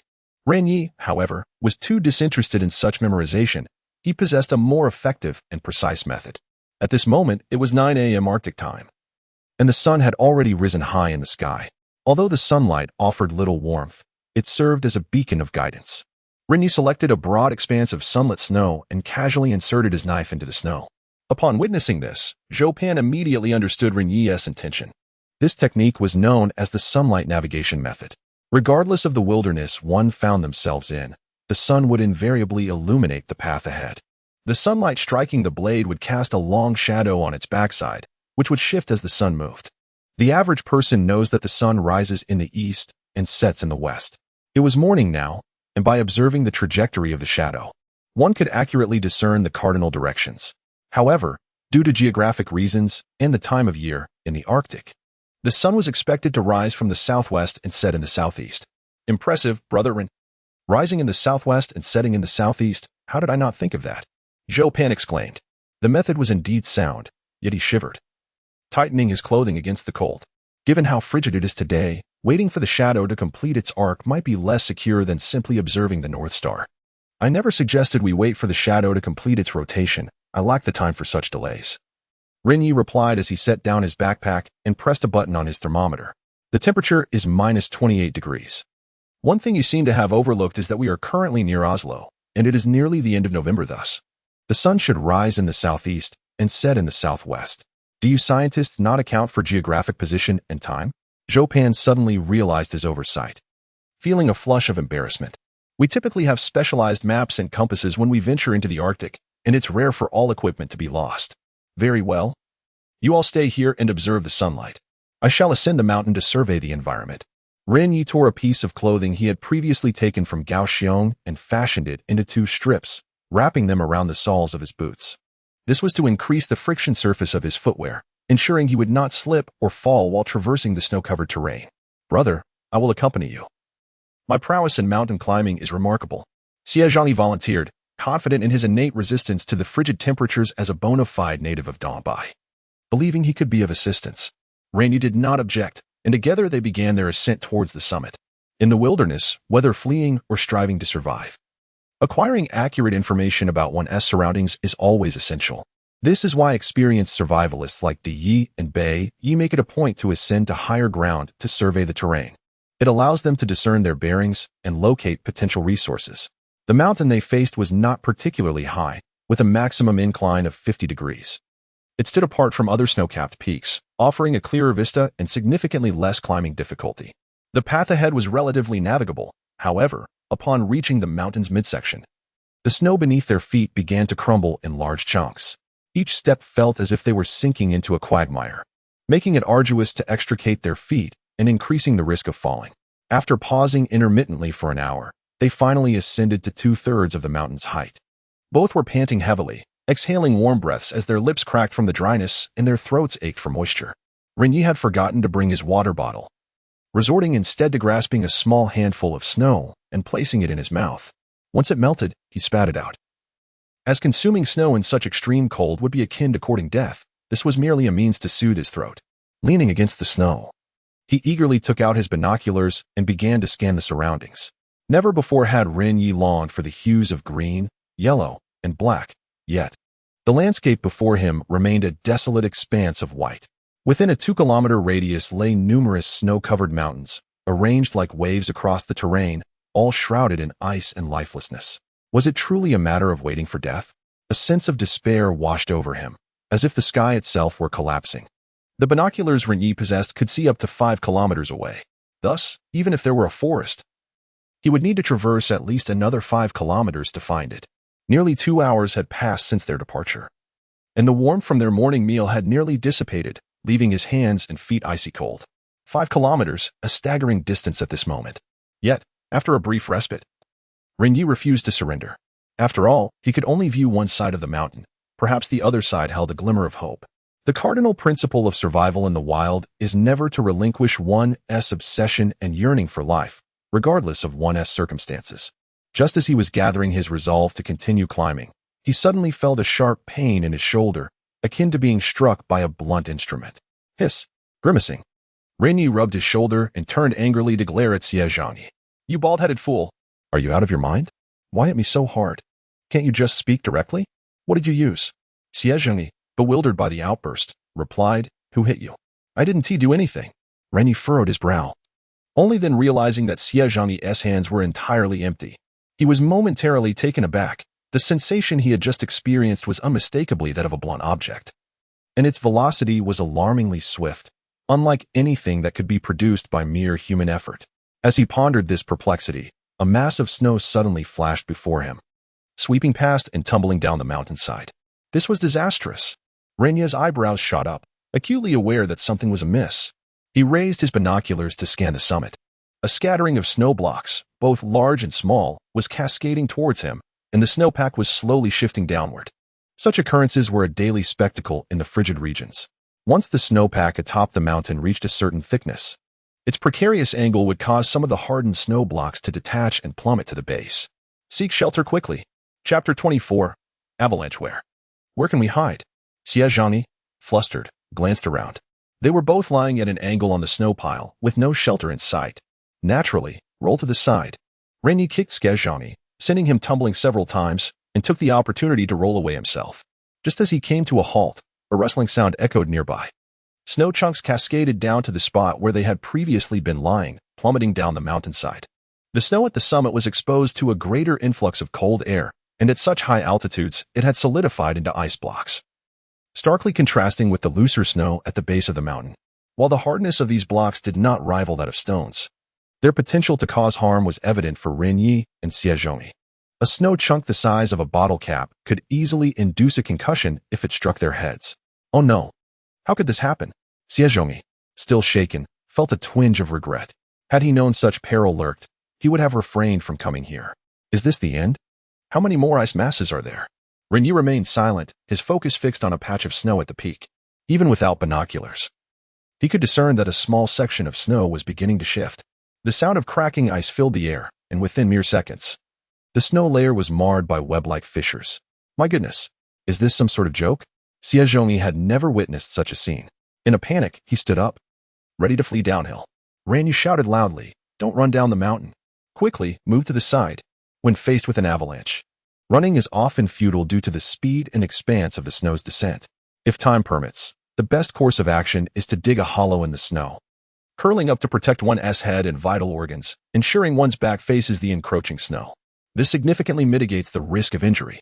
However, this situation did not involve a massive avalanche, and the volume of snow was manageable. Thus, the most prudent strategy was to evade the snow's coverage. Ren Ye and Xie Zhangyi hastily crawled and scrambled in opposite directions. Within mere seconds, a thunderous roar erupted, akin to a dam bursting, unleashing a torrent of ice fragments that swiftly cascaded downwards. The summit, once 1,000 meters away, was now perilously close. Realizing escape was no longer an option, Ren Ye urgently called out to Xie Zhangyi, "Stay down. Protect your neck." Without a moment's hesitation, they both dropped to the ground, their faces plunging into the snow as if they wished to burrow deep within it. The icy snow stung their cheeks, and in the next instant, boom! Ren Ye felt a heavy weight settle on his back, as if something substantial had suddenly pressed down upon him, with debris continuing to descend. May the Buddha bless. May the heavens protect. May our ancestors safeguard us. In that moment, he invoked every deity he could think of. Who wouldn't be terrified in such a situation? Fortunately, he had run swiftly enough. He sprinted out from the very heart of the avalanche, successfully evading the massive snow blocks that cascaded around him. What pressed down upon him were merely scattered heaps of ice debris, sparing him from serious injury. After what felt like a minute, the cacophony subsided. The avalanche had tumbled down the mountainside, and he had survived. At that moment, Ren Ye felt a slight dizziness. Uncertain if it was due to a blow to the head, he was jolted back to reality by a flurry of anxious shouts. "Ren Ye! Brother Xie! Are you all right? Have you been injured? Speak up. The echoes of Chun Xian and Huang Xiu resonated from the foot of the mountain. Raising his head, Ren Ye realized he had been buried under the ice debris, struggling to breathe. He quickly began to dig through the snow piles, relieved to discover he was not trapped too deeply. Soon, he managed to extricate himself, shaking off the ice remnants clinging to his head, his heart racing wildly. He had truly been granted a second chance at life. I'm fine. Have you seen Xie Zhangyi? He called out to his companions below, noting that they seemed to have retreated in time, escaping unscathed. Oh dear. Help. Just as Ren Ye was about to search for others, Xie Zhangyi emerged from a snowdrift a few dozen meters away. His gleaming bald head was covered in ice, and he was exhaling heavily, seemingly unharmed. Hey, are you all right? Can you still walk? Ren Ye inquired. Upon hearing this, Xie Zhangyi, who had narrowly escaped, shook his head repeatedly. Forget it. I'm not going anywhere. I advise you not to either. It could be fatal. Seeing him so frightened, Ren Ye refrained from further persuasion, recognizing that fear is innate to every human being. Moreover, when it came to climbing snow-capped mountains, he felt he could offer little assistance. Emerging from the snow pile, Ren Ye resolutely continued his ascent up the mountain. His determination to reach the summit was not merely a matter of pride. It was imperative for surviving the harsh winter ahead. Firewood, food, and shelter were all equally essential. And without the correct direction, such necessities were but a futile dream. The cold wind and falling snow relentlessly battered his face, making the uphill trek arduous. And he frequently glanced around to assess the risk of further avalanches. Fortunately, as it was still early in the winter, the mountain was not particularly high nor steep. Thus, the snow accumulation was minimal, and following the earlier avalanche, only a few small snowflakes tumbled down, with no subsequent avalanches occurring. After approximately an hour of climbing, Ren Ye finally reached the mountain's peak. At that moment, he knelt on the ground, gasping for breath, his heart racing even faster than during the avalanche. After resting briefly, he sought out a vantage point to survey the surroundings. As the saying goes, efforts will eventually bear fruit. Although the scenery appeared unchanged at first glance, after scrutinizing the area for a while, Ren Ye spotted a tree at around 4,000 meters in the 5 o'clock direction. More precisely, it was a tree devoid of leaves, reduced to just its trunk. Haha, I found it. There's a tree ahead, he exclaimed excitedly, shouting down to his companions at the foot of the mountain. There is an old adage, one tree does not make a forest. This phrase is not merely a botanical observation, nor is it a survival maxim. This description is indeed quite fitting for the wilderness, not only in the Arctic, but in any desolate terrain. The mere discovery of a single tree suggests that a forest is not far behind, even if it is merely a dead or withered tree. It serves as a testament to the fact that trees once thrived in this area, indicating that it is conducive to their growth. With this clue in hand, Ren Ye can confidently deduce the presence of more plants in forests by analyzing geological soil and various directional indicators. He promptly turned to descend the mountain. However, he did not choose to descend leisurely, as that would be too slow. Instead, he emulated Bear Grylls' technique for descending snowy slopes, positioning himself sideways and swiftly gliding down. The ascent took nearly 2 hours, yet the descent required less than 20 minutes. Chapter 25. Frostbite. Upon receiving the news, the companions were filled with exhilaration.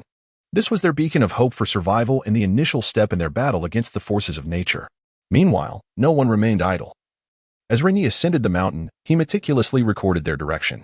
In the span of 2 hours, the shadow cast by the sun, resembling a short blade, had shifted only slightly.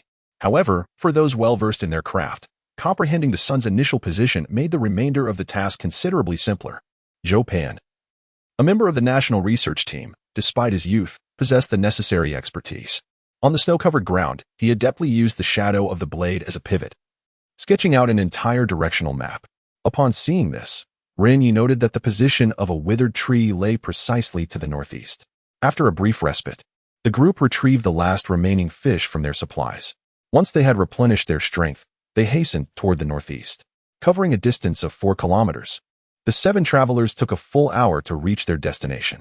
By the time they arrived beneath the tree, it was nearing noon, and their garments were already dusted with snowflakes.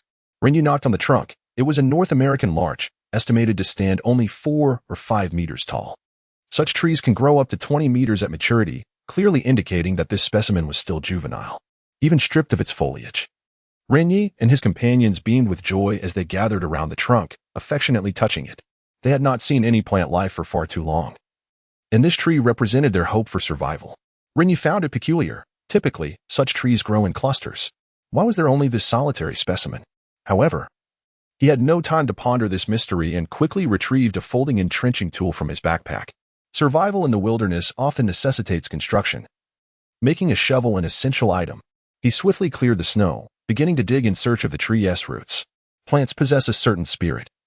They tend to flourish only in suitable environments and soils.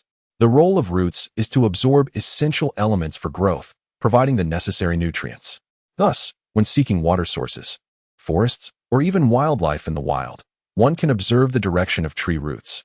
Generally speaking, where roots are thick and grow uniformly in a consistent direction, one should proceed in that direction, as it is likely to lead to fertile soil and water sources. Fertile soil naturally invites an abundance of trees, which in turn attract many birds and herbivorous animals. These herbivores subsequently draw carnivorous predators. This forms a perfectly natural cycle within the food chain of the wilderness. The 7 of them took turns digging for approximately half an hour, creating a trench around the base of the tree. However, to Ren Ye's astonishment, when they finally beheld the myriad of roots, the group was left dumbfounded. The roots grew in an exceedingly irregular pattern, radiating in all directions like a spider's web. Contrary to Ren Ye's expectations, they did not converge towards a single point, nor did the majority point in one direction. "Buddy, can you make sense of this?" Hong Bing queried, his brow furrowed in confusion. Ren Ye, feeling exasperated, rubbed his temples and glanced around, finding no other trees to serve as reference points. The situation appeared to be growing more complicated. Yet, having come this far, he had no intention of conceding defeat. After observing for a moment, "I had no choice but to bravely choose the direction with the thickest tree roots." However, just a few steps out, a scream echoed from the back of the group. Turning around, I saw Chen Xin had fallen in the snow, clutching her foot and appearing to be in great pain. "Ame." Hong Bing hurried over to support his sister. "What happened? Did you injure your foot and not say anything?" Chen Xin shook her head. "I'm not injured. It just feels very sore and itchy. It's quite strange." "Sore and itchy?" Ren Ye sensed something was amiss and quickly knelt down to remove her shoes and socks. To his astonishment, he discovered that Chen Xion's big toe and ankle were slightly swollen and red. This was clearly a symptom of frostbite. "Oh no, it's first-degree frostbite. It's already blistering." "What?"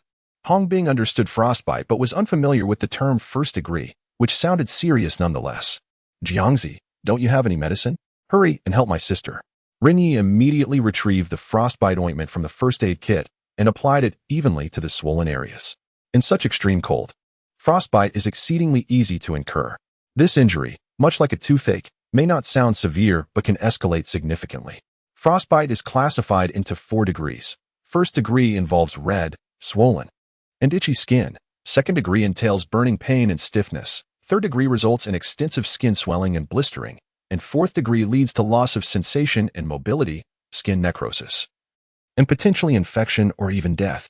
Everyone, quickly check yourselves, especially in areas that feel numb.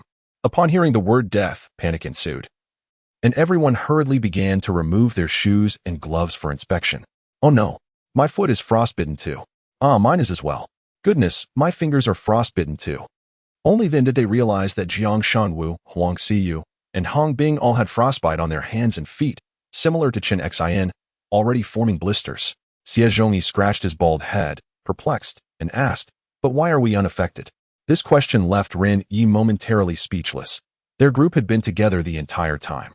He and Xie Zhongyi had even climbed the snowy mountain, so logically, they should have been the ones to suffer frostbite. Zhou Pan immediately interjected, "This is quite normal. Women's skin is inherently more delicate than men's. Coupled with their fondness for makeup and facial masks, they tend to have a frilier physique. Therefore, their resistance to cold and immunity is naturally lower." Upon hearing this, Ren Ye, still puzzled, asked, "But Uncle Jiang has served in the military, and Hong Bing is from Xiguang. Their physical constitution should be quite robust." Zhou Pan explained earnestly, "Precisely because they are from Dongguang and Xiguang, both of which are subtropical regions in Huaghua. Due to their geographical and adaptive characteristics, people from there are accustomed to warmth and thus have a lower tolerance for cold.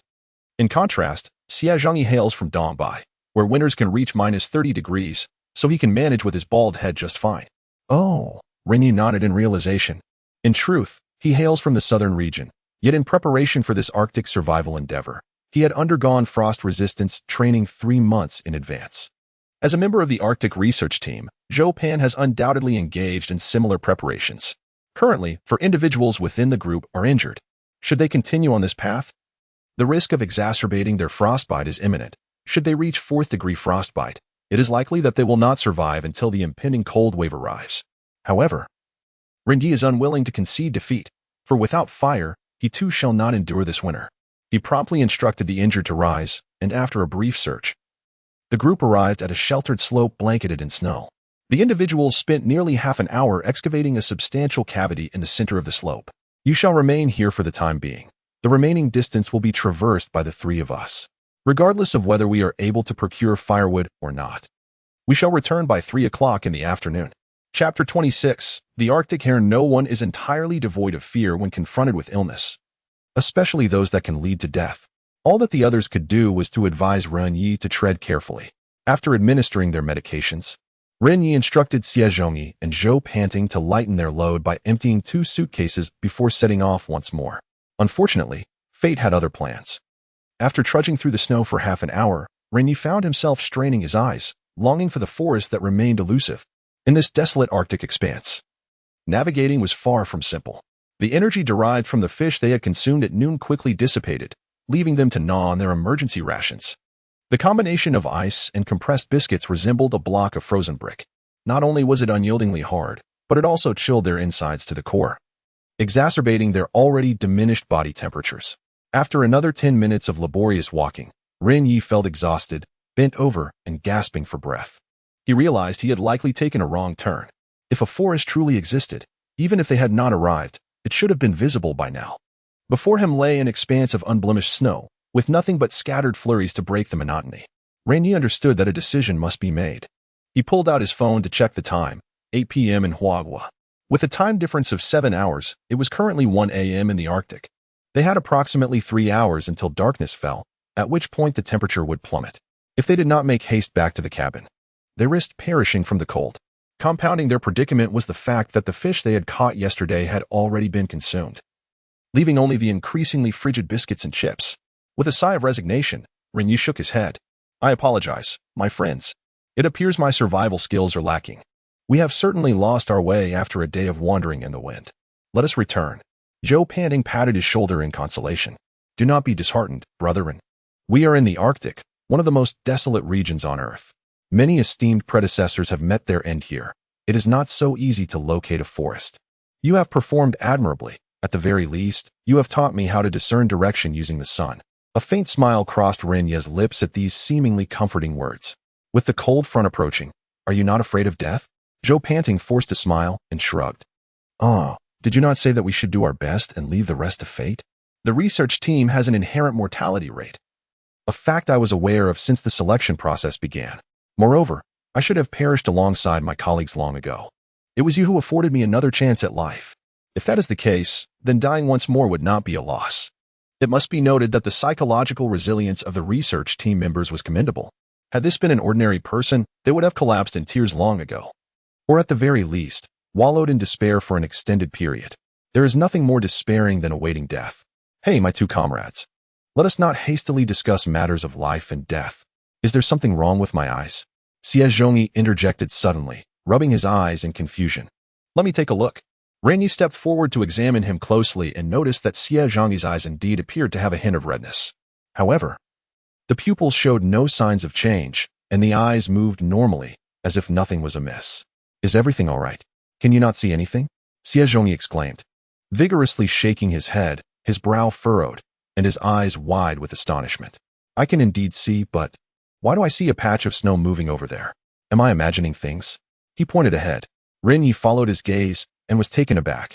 His eyebrows raised in surprise. Indeed, about 60 to 70 meters away, there was a moving mound of snow. It paused intermittently, its path seemingly illogical, resembling a sentient snowdrift at first glance. What on earth? Naturally, Ren Ye found it hard to believe that the snow could move on its own. He was also certain that his vision was intact. Could it be a small animal? Surely it couldn't be a ground squirrel? Zhou Pan, equally astonished, gazed at the snow mound, his thoughts mirroring Ren Ye's. Without hesitation, Ren Ye began to walk while observing through binoculars. After changing his position, he was astonished to see that the snow mound had risen 2 ears. Simultaneously, the creature's head emerged. It was, astonishingly, a plump Arctic hare. This species of hare is entirely snow white, with black fur inside its ears, and it moves in a manner reminiscent of a dog, capable of standing upright. Many locals refer to it as a dog rabbit. The hare before them was foraging for grass in the snow. Hee, a rabbit. An Arctic hare. We are saved. Ren Ye whispered excitedly, covering his mouth to suppress a laugh, exhilarated as if he had won the lottery. Really? Let me see. Zhou Pan snatched the binoculars, only for Xie Zhangyi to seize them after a moment. Both displayed exaggerated expressions, their smiles nearly reaching their ears. Well, it truly is an Arctic hare. How did it end up in such a place? What are we waiting for? Catching rabbits is my specialty. You two go around and drive it this way. Leave the rest to me. Xie Zhangyi, brimming with excitement, licked his lips, thinking a meal was at hand, and immediately attempted to rise. Yet, before he could move, Ren Ye quickly pressed him back down. You dare. That rabbit is our savior. Do you wish to doom us by eating it? Huh? Xie Zhangyi was momentarily bewildered. The rabbit is our savior? What nonsense is this? Zhou Pan also appeared puzzled. Brother Ren, have you thought of a plan? Absolutely. This rabbit is the key to finding the forest. As Ren Ye spoke, he pulled the two of them back a few steps. Arctic hares have blunt claws, making it difficult for them to dig through frozen soil. Thus, they typically opt to burrow into softer earth, creating a network of tunnels. This not only facilitates grazing but also provides refuge from predators. At this point, Xie Zhangyi still did not comprehend, but Zhou Pan instantly grasped the concept. You mean to say that if we follow this rabbit, it will lead us to the forest? Exactly. Zhou Pan's realization was profound. He had never encountered this method before, nor had he practiced it, yet theoretically it was undoubtedly sound. He suddenly felt that the man before him, who was of similar age, was not merely an amateur survival blogger. Where did you acquire such survival knowledge, Ren? Is it truly found in books? I care not whether it exists in books. I only know that without it in reality, we are doomed. Ren Ye lay flat on the ground, his gaze fixed unwaveringly on the rabbit. No sooner had he spoken than the rabbit darted away. Quick, we must pursue it. This is our only chance. And do be quiet. Prior to his journey to the Arctic, Ren Ye had researched extensively about the region. This Arctic hare was entirely unlike other species of rabbits. It possessed 4 long legs, and while most rabbits move by hopping, this creature ran. It could reach speeds of up to 60 kilometers per hour, outpacing many dogs.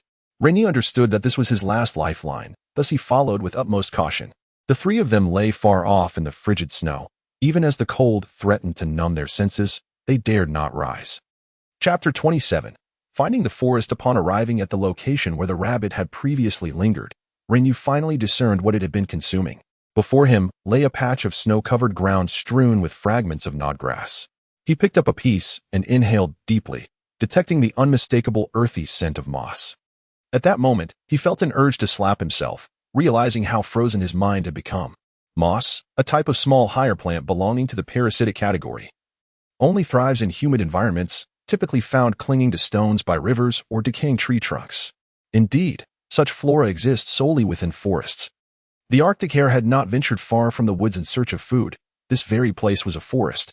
However, due to the low-lying terrain and the continuous snowfall surrounding the snow-capped mountains, an avalanche had buried the already modest forest beneath a thick blanket of snow. So that's why the roots of that tree appeared as they did. I was not mistaken after all. Shaking off his previous despondency, Ren Ye resumed his pursuit of the rabbit. As this part of the forest lay buried in snow, it was futile to dig. They needed to locate an accessible forest instead. The 3 men moved cautiously, wary of disturbing the hare.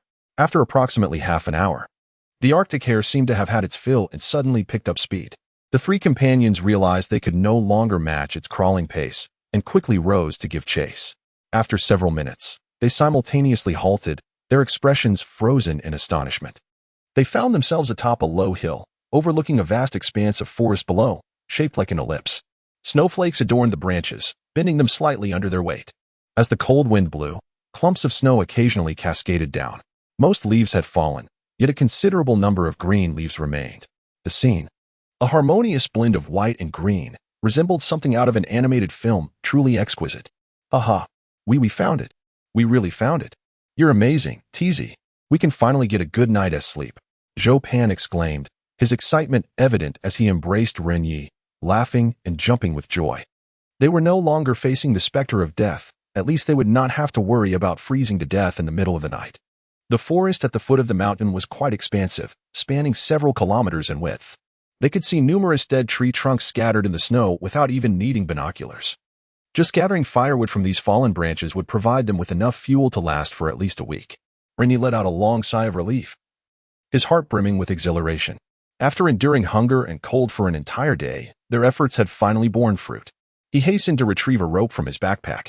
"Let us go. Collect firewood as quickly as possible. Take as much as we can carry that is burnable." The trio immediately sprinted down the hill, giddy with excitement. They were astonished that the trees, so commonplace in the city, could bring them such joy on this day. Upon reaching the base of the mountain, Ren Ye noted that the forest was quite diverse. In addition to the predominant deciduous larch, there were coniferous trees and some Arctic birch adding to the scenery. In truth, the number of deceased tree trunks on the ground far exceeds those they had observed on the mountain. The three promptly began their collection, armed with axes and knives. Working at a swift pace, when parting ways with Hong Bing and the others, Ren Ye had managed to lift 2 suitcases, intending to fill them with firewood. Within 10 minutes, the suitcases were nearly full. Ren Ye realized that they would not be able to gather much firewood today. But since they had already found a suitable location, it was best to return promptly and come back tomorrow. Just as the trio was about to exit the forest, Xie Zhongyi, who was leading, suddenly crouched down. He gestured for silence and pointed towards the right front. It was then that Ren Ye noticed. About 70 or 80 meters away, under a large tree, 4 Arctic hares of varying sizes were gnawing at the bark. Among them was the very one they had been tracking earlier. It appeared to be a family. With a sly grin, Xie Zhongyi licked his lips and rolled up his sleeves, clearly eager to take action. "My friends, we've been freezing all day, and our fish supply has run dry. Merely gathering firewood seems rather meager. Look at this nest of rabbits. What if we captured them all?" Ren Ye glanced at the time. It was already 2:30 in the afternoon. With only an hour and a half until dusk, the temperature would soon drop, and visibility would significantly diminish. Although he possessed a flashlight, it proved ineffective in the snowy Arctic. Navigating during the day was challenging enough, let alone at night. Thus, he immediately shook his head in refusal. "No, if we head back now, it will be nearly dark. We do not have the luxury of time. Moreover, rabbit meat isn't particularly nourishing. It consists mostly of protein and lacks caloric content. The more we consume, the hungrier we become. What we require is warmth, not mere protein." "Is that so?" Xie Zhongyi, not grasping the concept, turned to Zhou Pan for assistance. Zhou Pan nodded with a hint of resignation. Indeed, 95% of rabbit meat is protein. The human body requires additional fat and sugars to digest protein. This phenomenon is known as the thermic effect of food. A long-term diet of rabbit meat can lead to severe weight loss or even starvation. Given our current circumstances, rabbit meat is not advisable. Xie Zhongyi's face reflected his unwillingness, while Zhou Pan gazed longingly at the hares. Both were evidently tempted. After traversing the snowy terrain for hours, their nutritional energy had been entirely depleted, leaving their stomachs empty. The feeling of being unable to consume meat was particularly distressing. "Well, we can always return tomorrow to catch some," Ren Ye suggested. "Let us first catch some fish and then enjoy it alongside rabbit meat." In his heart, Ren Ye felt a pang of desire. Yet he recognized the gravity of the situation. Consuming rabbit meat on an empty stomach would be akin to courting disaster. Zhou Pan remained noncommittal to the suggestion. "It's not that simple, my friend. Have you not heard of the cunning rabbit with its 3 burrows? Arctic hares are quite shrewd. They dig holes everywhere. And there's no guarantee we will encounter them again tomorrow. We could spare a little time to catch them, while their meat may not be suitable for consumption. Their innards are richly nutritious." Upon hearing this, Ren Ye couldn't help but glance at the rabbits, his heart filled with turmoil. This opportunity was indeed rare. Furthermore, the fur of the Arctic hare was exceptionally thick and resistant to the cold. If he were to capture one, the pelts could be fashioned into insoles, ensuring that his feet would not easily succumb to the chill during his travels. Such an item would serve as an excellent safeguard against frostbite. However, he could only shoot rabbits with a bow. He had never truly captured one. Upon hearing Ren Ye's agreement, Xie Zhongyi's face lit up with joy, and he confidently patted his chest. "Leave it to me. I've even caught wild boars before, so dealing with these little creatures will be a breeze." He gestured, and the 3 of them immediately gathered together. After a hushed discussion that lasted for some time, their capture plan was finally established. Chapter 28. Kindling a fire to catch rabbits. Ren Ye and Zhou Pan initially positioned themselves, one to the left and the other to the right, and cautiously retreated, eventually encircling the burrow of the rabbits from the side. Once they reached the designated position, Xie Zhangyi cupped his hands to form a makeshift megaphone at his pouted lips. He tilted his head back and emitted a howl that could easily be mistaken for that of a wolf. Upon hearing this sound, the 4 rabbits in the distance immediately ceased their foraging. The 3 smaller rabbits scurried into the embrace of the larger rabbit. Arctic hares are inherently cautious creatures. They flee at the slightest disturbance. The presence of a predator like a wolf only heightens their instinct to escape. Remarkably, before Xie could utter a second howl, the large rabbit bolted, inadvertently trampling the 2 smaller ones beneath its feet. They fled directly towards Ren Ye's position. However, Ren Ye had no intention of pursuing them on foot, for these creatures are exceptionally agile on snow, as prey at the bottom of the food chain. Their immediate response to danger is to seek refuge in their burrows, convinced that their den must be located within this forest. Ren Ye understood that following them would lead to the den, making capture considerably easier. Indeed, after only a few minutes of tracking, the trio witnessed the 4 rabbits dart into the base of an earthen slope, disappearing from sight. Ren Ye raised his binoculars and discovered a hole the size of a bowl at the foot of the slope. The 3 men exchanged sly smiles. As they now had the upper hand, capturing the rabbits could be accomplished through various means, dousing with water, smoking them out, or even digging them out by hand. However, mindful of the cunning nature of rabbits, which often have multiple exits from their burrows, Ren Ye realized that despite the apparent singular entrance, there were likely other escape routes. In a dense jungle, it would require considerable effort to locate these. Yet, in the snow-covered landscape, the wide expanse made any openings conspicuously evident. Furthermore, given the size and habits of the Arctic hare, they could not have burrowed too far. The 3 dispersed to search the surrounding area, extending their search to over 100 meters. To ensure the rabbits would not emerge during their search, Xie Zhangyi occasionally mimicked a wolf's howl. After about 10 minutes, they had thoroughly scoured the vicinity and discovered 12 entrances, all of which they blocked with thick snow blocks and branches, leaving only 2 narrow exits that were in close proximity. Master of rabbit capture, what do we do now? Ren Ye inquired, glancing at Xie Zhangyi. We simply smoke them out. Watch and learn, Xie Zhangyi replied, producing firewood from his suitcase. However, despite his numerous attempts with a lighter, the flame refused to catch. Even the smallest twigs extinguished shortly after igniting, failing to grow into a substantial fire. How can this not ignite? He lamented. I have done this before. Unwilling to concede defeat, he prepared to try again. Enough. No amount of effort will ignite the fire with such methods, Ren Ye interjected hastily. I've told you, the Arctic air is intensely frigid. Far worse than what you experience in the East. You need more dry and abundant kindling. Having spoken, he retrieved a small lump of sponge and half a pack of tissue paper from his inner pocket. The sponge had been extracted from the aircraft seat, while the tissue paper belonged to Jiang Shangwu. Ren Ye was aware that a fire would undoubtedly be ignited. Yet the conditions for doing so in such weather were exceedingly stringent. To prepare for any eventuality, he had earlier tucked some tinder into his clothing. Thanks to the warmth of his body, these items had not frozen solid. Now, the moment had come for them to be put to use. However, this meager amount of tinder was far from sufficient to ignite substantial pieces of wood. Thus, he instructed Xie Zhongyi and Zhou Pan to incessantly rub the wood until all the ice shards clinging to it had fallen away. After considerable effort, the preparatory work was deemed complete. Ren Ye first cleared a patch of snow, exposing the earth beneath, and then laid down kindling. He ignited a piece of tissue paper, used the sponge to catch the flame, and subsequently employed small twigs to sustain the fire, with the larger logs assigned to provide significant warmth. Gradually, that longed for warmth and flickering light began to rise, illuminating the faces of the 3 men. Their once numb bodies felt as though they had been reawakened, and in unison, they released a sigh of relief. Time seemed to pause in that moment, for this warmth was truly irreplaceable. Nonetheless, the essential tasks must still be attended to. Once warmed, Ren Ye pushed the burning logs into the opening before them. The 3 of them blew vigorously into the hole, causing smoke to billow into the cavity. Soon, the surrounding snow was enveloped in a haze of smoke. Observing this, Ren Ye left Zhou Pan alone to tend to the blowing, while he and Xie Zhongyi moved to another nearby opening. Xie Zhongyi brandished a stick, his expression serious as he focused intently on the entrance. The moment a rabbit emerged, he would strike it down. What are you doing? Ren Ye asked, puzzled. Catching a rabbit, Xie Zhongyi replied without hesitation. These creatures can run incredibly fast. You'd better grab a stick too, and we can each catch one. Ren Ye sighed in exasperation. It seemed this fellow truly lacked a penchant for critical thinking. After wasting so much time, merely catching 2 would be insufficient. They should aim to capture them all. You're quite greedy. It's just the 2 of us. And Joe loud, I needs to blow smoke.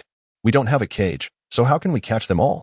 He quickly approached the suitcase, emptying its contents of firewood. He zipped it up, leaving only a large opening, which he then shaped with care.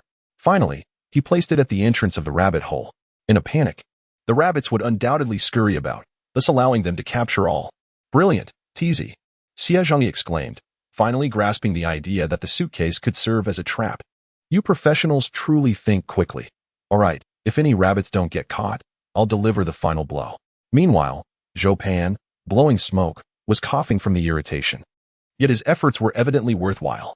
As the smoke thickened, the trio distinctly heard a series of chirps and commotion emanating from within the hole.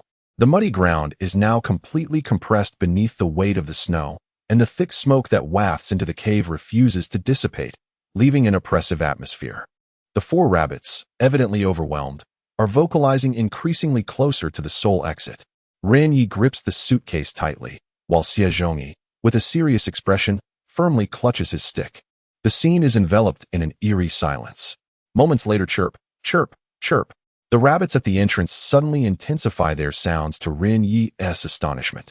A large rabbit dashes through the narrow passage, leaving behind a fleeting shadow as it swiftly leaps into the suitcase. Before Ren Ye can comprehend the situation, he feels a sudden jolt within the suitcase. Chapter 29. A bountiful harvest. Shortly thereafter, the suitcase emitted 3 successive thuds, likely caused by the rabbits dashing about and colliding with one another. Observing the successful capture, Ren Ye promptly stood the suitcase upright. Inside, there were precisely 4 rabbits. Neither more nor less. Aha! What a splendid catch! Zhou Pan, his face smudged with soot like a coal miner, grinned broadly. However, upon seeing the rabbits, he felt that the toil had indeed been worthwhile. Splendid! This truly makes the journey worthwhile. To prevent the rabbits from thrashing about and disrupting their travel, Ren Ye swiftly drew a knife and dispatched them all. Given the frigid temperatures, there was no concern about the meat spoiling.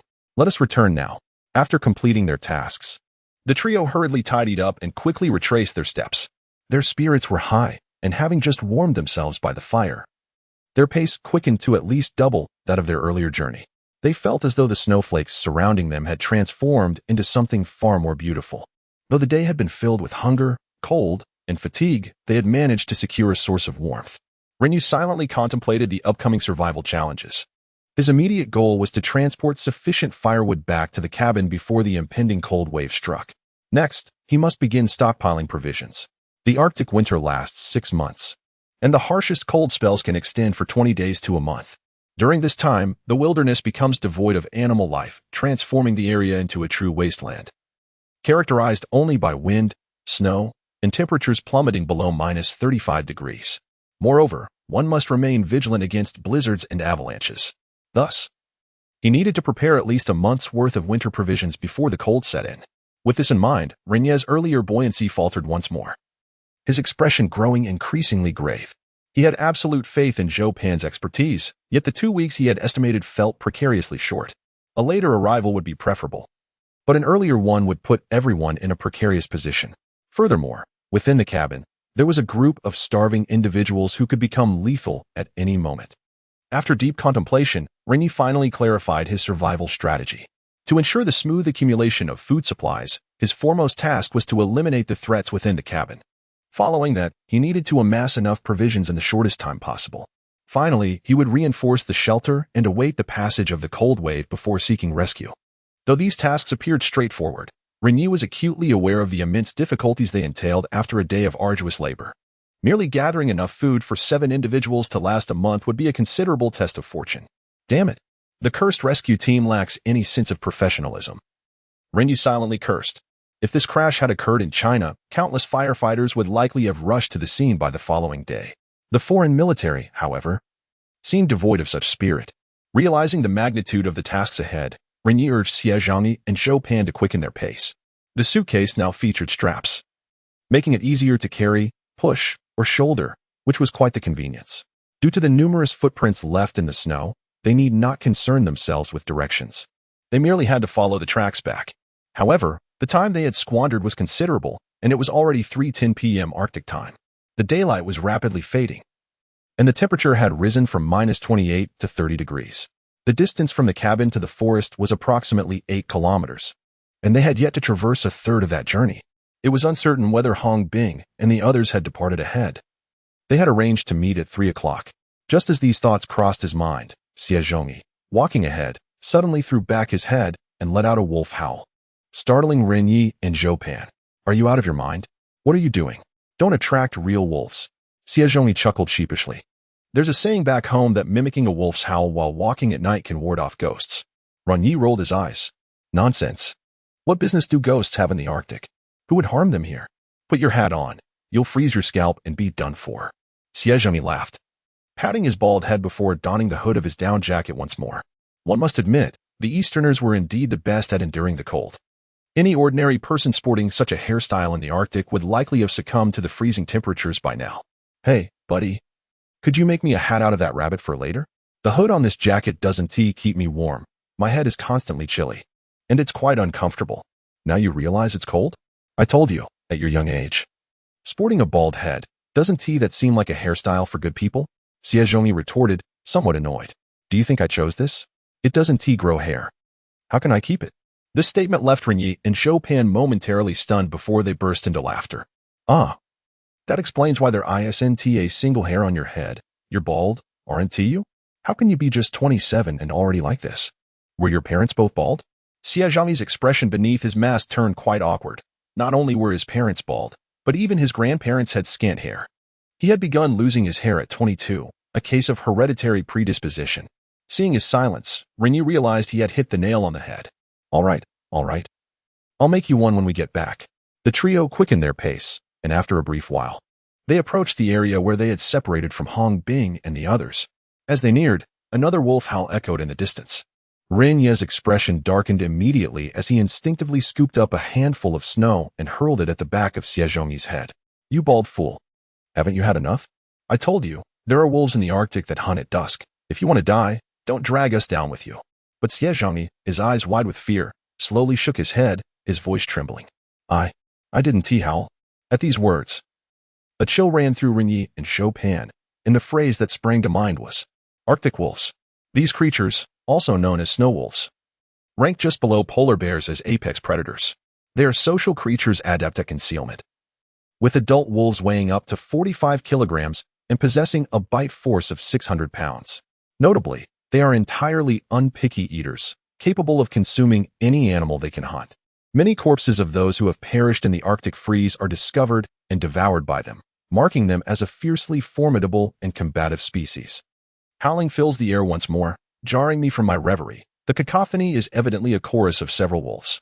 The three of us, filled with trepidation, quickly huddle together back to back.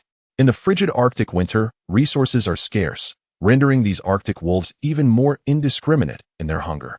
It is difficult for me to ascertain whether they have set their sights on us, for not a single wolf is in sight around us. Chapter 30. Arctic wolves. He inquired of Zhou Pan and Xie Zhongyi, but they shook their heads, having seen no sign of the wolves. Ren Ye could not help but ponder, was he not the target? Just as he was lost in thought, a woman's piercing scream echoed from the direction of the wolf howls. Suddenly, Ren Ye realized that the source of the sound was where Hong Bing and his companions were situated. Hurry! They must be encountering a pack of wolves. Although he did not share a deep bond with these individuals, having known them for merely 2 or 3 days, they were nonetheless his most crucial allies. His endeavor to eliminate those treacherous passengers would require their assistance. He could not confront such a multitude alone. Their survival was paramount, at least for the moment. The three of them raced forward without pause. Throughout their journey, the howls of the wolves and the screams continued intermittently. Upon closer inspection, it seemed to be the voices of Chen Xin and Huang Si.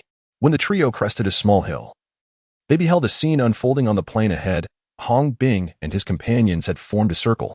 Surrounding them were 3 white snow wolves, baring their teeth and howling, clearly regarding the humans as their prey. Remarkably, none of the individuals appeared injured, and their clothing remained intact, suggesting that no confrontation had yet occurred. How many wolves did I expect? Only 3. Let us take them down. Xie Zhongyi scoffed at their insignificance, brandishing his axe as he prepared to charge forward.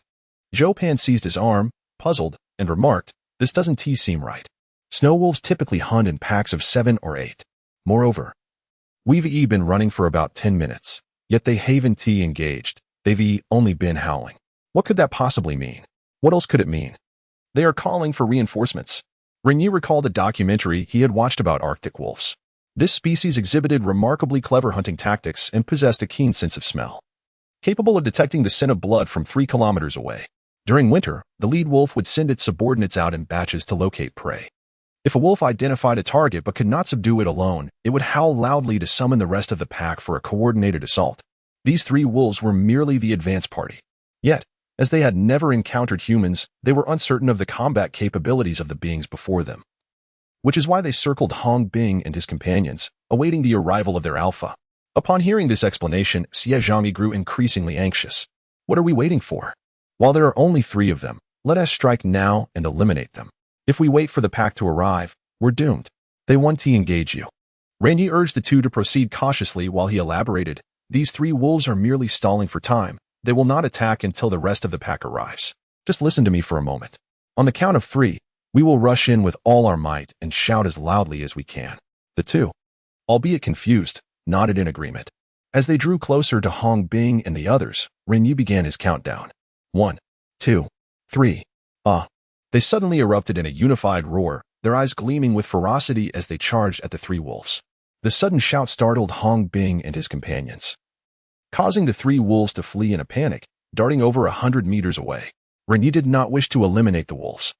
He simply could not keep pace with them. Even if a confrontation were to ensue, injuries were inevitable, and at the very least, his clothing would be torn. Such misfortune would make the harsh winter all the more unbearable. When encountering wolves in the wild, the best strategy to ensure a safe retreat is to roar loudly, presenting oneself as larger and more formidable, thereby dissuading them from approaching. However, this tactic would only intimidate a small pack. If the number exceeded 5, they would have to rely on fate or fight valiantly. Ah, my handsome friend, you have finally returned. I was just about to set out to find you. Hong Bing exclaimed excitedly as he approached. Little Ren, why did you return so late? Did you encounter trouble along the way? Jiang Shanwu inquired with concern.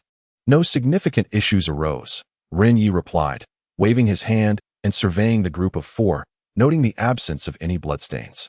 How could you have encountered wolves and not sustained any injuries? Hong Bing responded, I have no idea. We were worried when you hadn't returned, so we planned to search for you. Yet, we hadn't ventured far before encountering the wolves. Strangely, they did not attack us but merely surrounded us. Just as he finished speaking, the 3 wolves 100 meters away began to howl once more. Ren Ye quickly urged everyone to move on. The sky had darkened considerably since 10 minutes prior, shrouded in a layer of gray mist. The snowfall had increased, and the biting wind was more frigid. They estimated that night would fall completely in about 20 minutes. Facing a pack of wolves on such a freezing night would yield dire consequences. As they walked, the group exchanged tales of their day's experiences. Upon learning that Ren Ye had discovered the forest and caught 4 rabbits, Hong Bing and the others beamed with joy. With the fire they had, they no longer needed to fear freezing to death, making their frostbite seem worthwhile. However, amidst their merriment, Ren Ye and Zhou Pan remained solemn, their gazes fixed on the surroundings. Although the 3 wolves had not encircled them again, they continued to trail behind and alongside the group, occasionally letting out a howl. Ren Ye understood that the wolves had set their sights on them and had no intention of giving up. It was only natural, with the scarcity of wildlife in winter. These wolves could hardly resist the allure of so much moving flesh. Damn these creatures, what a nuisance, Ren Ye thought, feeling increasingly troubled by yet another issue to address. In the future, they would need to traverse between the cabin and the forest to gather more firewood for winter. However, the pack of opportunistic scavengers back at the cabin had yet to be dealt with, and now a true pack of wolves had appeared, truly a predicament of internal and external strife. He realized he must expedite the implementation of his plans. At 4:20 p.m. Arctic time, the daylight had long faded, and the temperature plummeted to -32 degrees. Ren Ye had already taken out his flashlight in preparation. It remains uncertain whether the Wolf King was satiated or simply did not heed the calls of the 3 wolves. As Ren Ye and his companions approached the location of the cabin, the wolves still did not make an appearance, which was, for everyone, a welcome piece of news. After enduring more than an hour of arduous travel, they finally reached the frozen river beside the cabin. A collective sigh of relief escaped their lips. Their bodies had been rendered shivering from the cold, with frost accumulating on their masks, eyebrows, and hair. However, Before they could reach the edge of the cabin, they noticed flickering flames within the ice-walled room they had constructed. It was evident that the famished souls had come here seeking warmth, as the ice walls provided some shelter from the wind, resulting in a slightly higher temperature. Chapter 31. Do they still have strength? What the hell are these wretches doing? While we suffer from hunger and cold outside, they are within our quarters basking in warmth. Damn their insolent souls. They ought to be cast out to experience the bitter chill firsthand. Brother Ren, shall we not take some action? Even I, an elder, find this intolerable. Speak up, and I shall deal with them. The expressions of relief among the crowd instantly vanished, replaced by fervent cries to confront this pack of ingrates. Naturally, Ren Ye felt a surge of indignation, his teeth clenched in frustration. There was no doubt that these scoundrels were consuming the very seats from their own quarters. This indicated that they had not yet succumbed to the depths of desperation. Ren Ye gestured for silence and signaled for the group to stealthily approach the side of the cabin. It was the third day since the crash, and he was keen to ascertain whether these individuals still possessed any strength or fighting spirit. Engaging them head-on could lead to injuries or worse. Ren Ye had no desire to confront them directly unless absolutely necessary. Moreover, he did not wish for these brutes to meet an easy demise.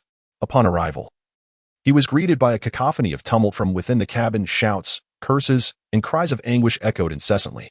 Cautiously, Ren Ye approached a concealed window, carefully clearing a small opening in the snow-covered glass to gain a clearer view of the situation. Inside the cabin, a throng of men and women surrounded a middle-aged man huddled on the floor, mercilessly beating him.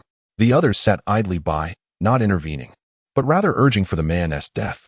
The unfortunate man clutched a deflated instant noodle packet, chewing frantically as if fearing the delay would cost him. You fool! How dare you indulge yourself? Spit it out. We are all starving. What gives you the right to eat? It became apparent to Ren Ye that some among them had indeed hoarded food. No wonder only 7 had sought his assistance in the morning. They were not merely lazy or cowardly. They had not yet reached the brink of starvation. Observing their actions and the vigor in their voices, it was clear they still had some strength left. This was troubling. Ren Ye contemplated the implications. With so many armed individuals inside, any confrontation would surely disadvantage his side. It seemed he had not yet exerted sufficient pressure on them. He needed to devise a strategy to drain their remaining strength, ensuring that when the time came to turn against them, he could do so unscathed. Where on earth had that wretched Ren Ye disappeared to? Why had he not returned? As he pondered this, Wang Yaji within the cabin erupted into a tirade, with Zhao Mei, cradling a crying infant, echoing her sentiments. Surely, he has found food and is feasting outside. Indeed, it was a distinct possibility. I observed that Ren Ye, cunning and astute, may be deliberately avoiding returning. Perhaps to starve us. Indeed, how else could he have taken everyone and their belongings away? He must fear that we would seize his possessions. The 2 fellows from Kaohsiung have also ventured out. Do you think Ren Ye and his companions would share provisions with them? I find that highly unlikely. They might even deceive them and lead them to their demise. Ren Ye's visage is strikingly similar to that of my ex-boyfriend, appearing virtuous on the surface while harboring malevolence beneath. The meager rations he provided us this morning were hardly sufficient to satisfy a rodent.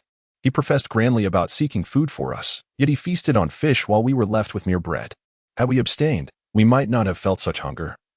But after eating, my stomach has been incessantly rumbling. Who can argue otherwise? He is supposedly a survival expert, equipped with numerous tools. Why not fish outside?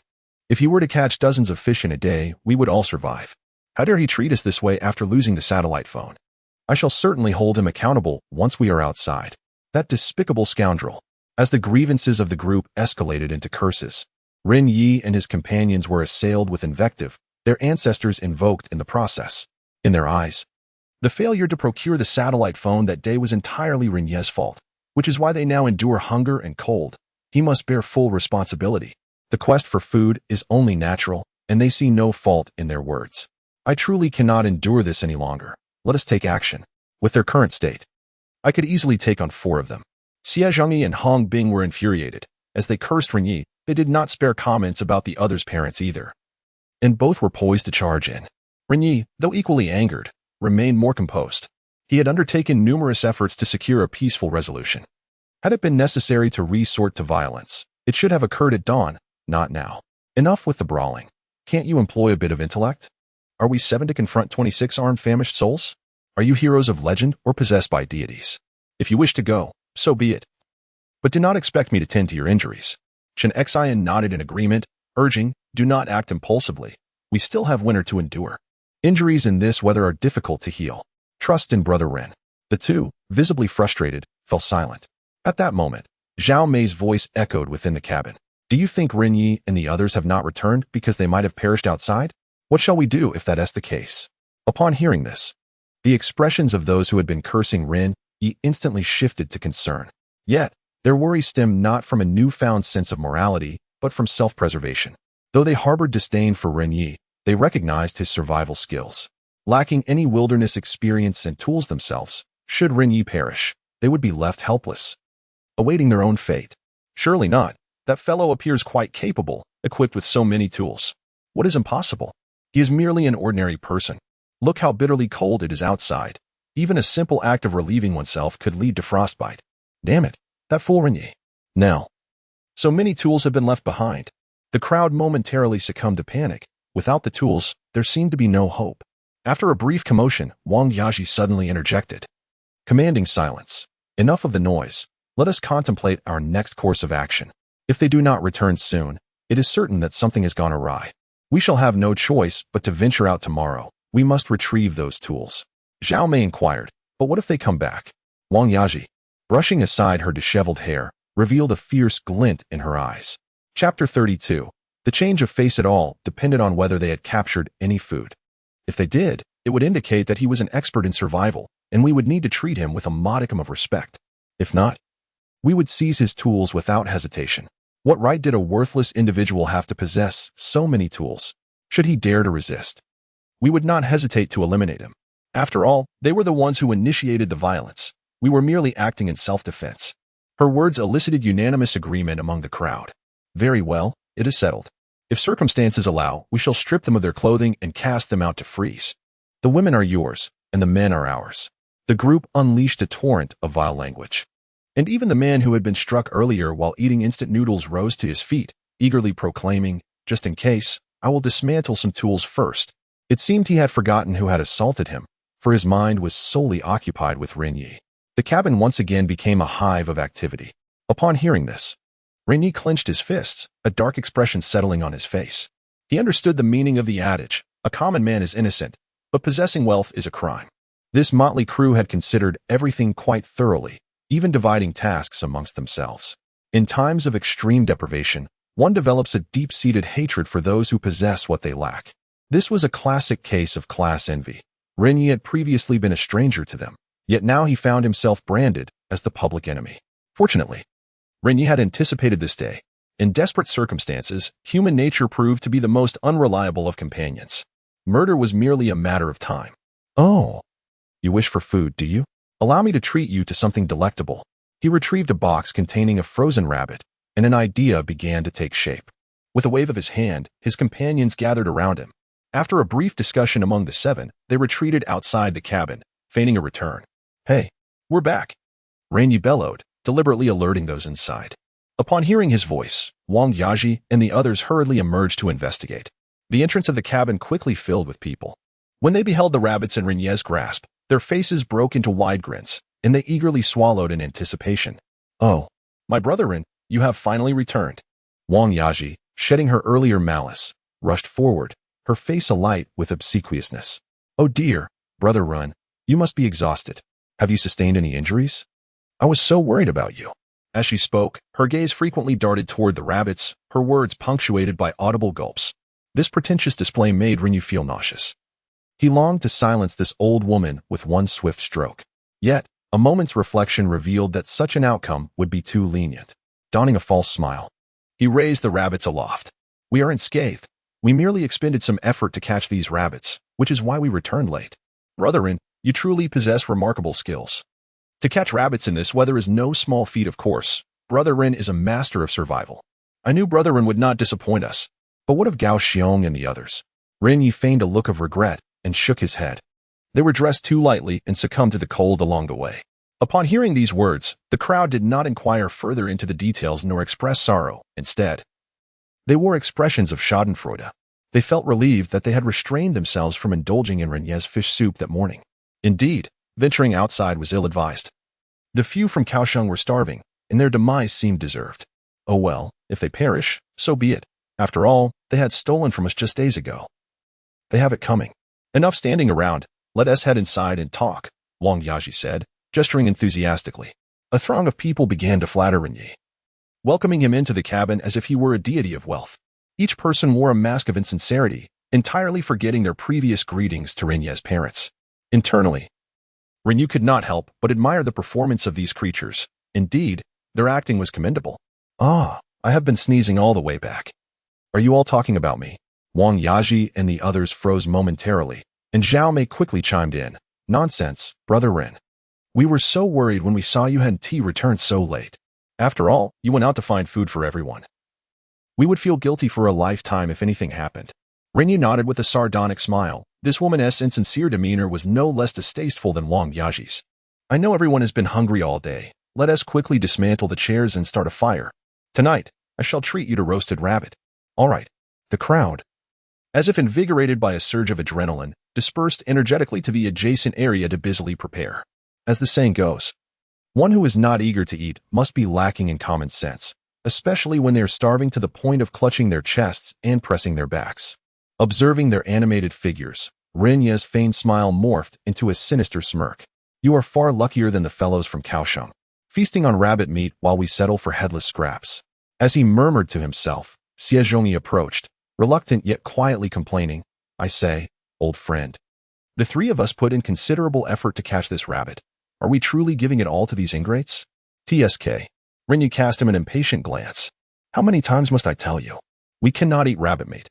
This will drain the little warmth left in our bodies. It is poison now.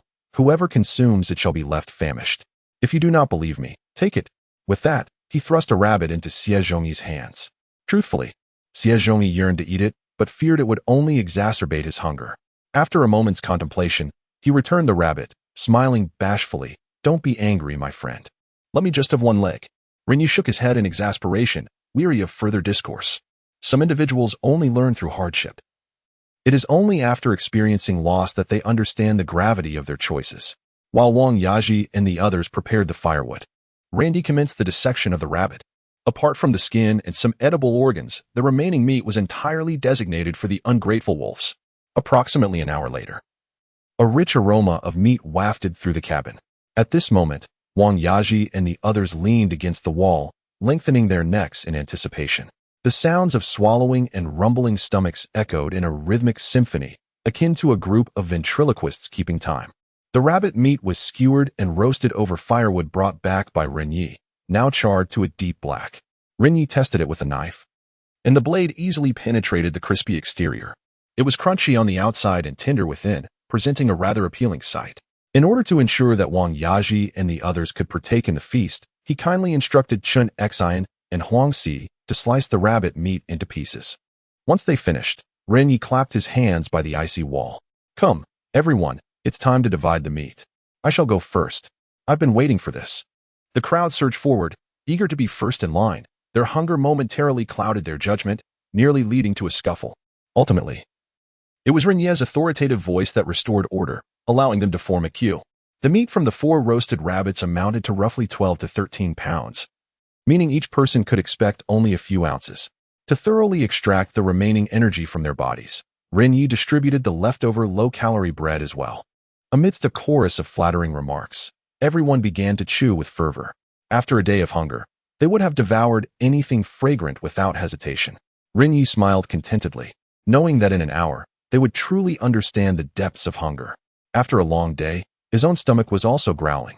Back at the campfire, their dinner consisted of snowmelt boiled rabbit entrails, rabbit bones, along with some compressed biscuits and pine needles. Due to the Arctic rabbit's habitat and dietary habits, the entrails lacked the strong odor typical of domesticated rabbits.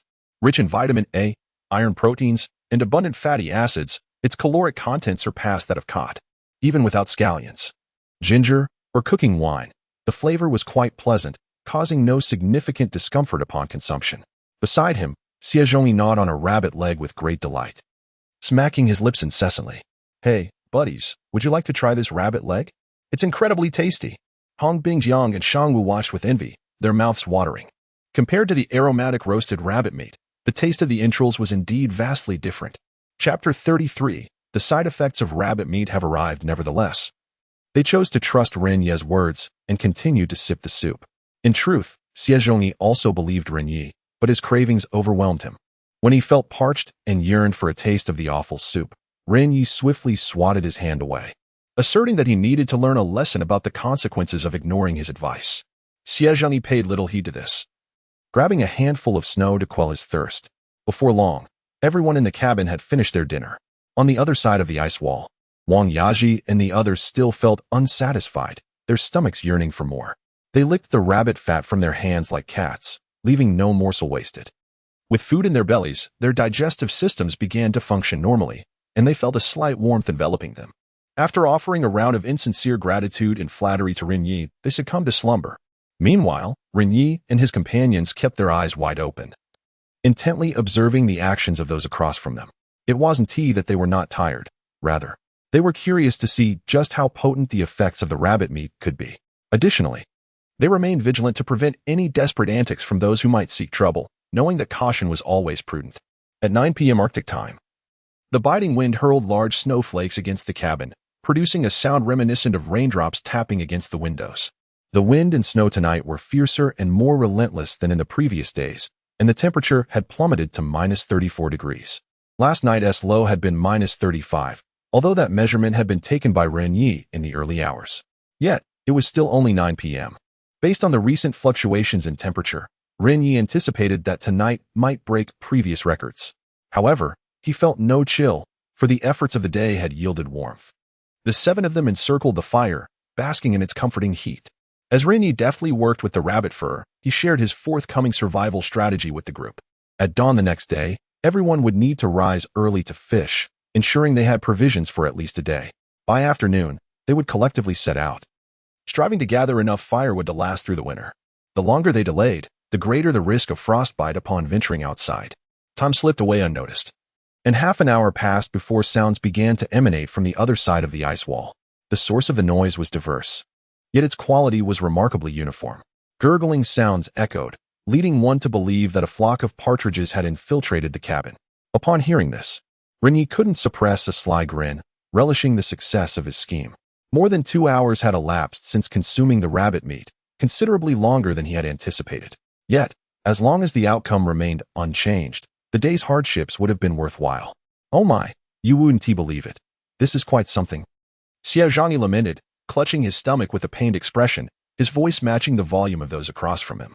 In that moment, he could distinctly feel his belly as if it had been hollowed out, the previous sensation of fullness having vanished without a trace. His stomach grumbled incessantly, and the pangs of hunger were even more pronounced than they had been in the afternoon. Hong Bing chuckled, taking delight in Xiezhongyi's plight, playfully stroking his bald head and teasing, "Oh, bald fellow, you let your cravings get the best of you. Now you know what hunger feels like, don't you? Let us converse properly, or else you shall face the consequences," Ren Ye remarked, seemingly unfazed by the outcome. In such frigid temperatures, the human body continuously expends the stored heat from various organs to maintain a healthy core temperature. It is not merely the scarcity of provisions that leads to hunger.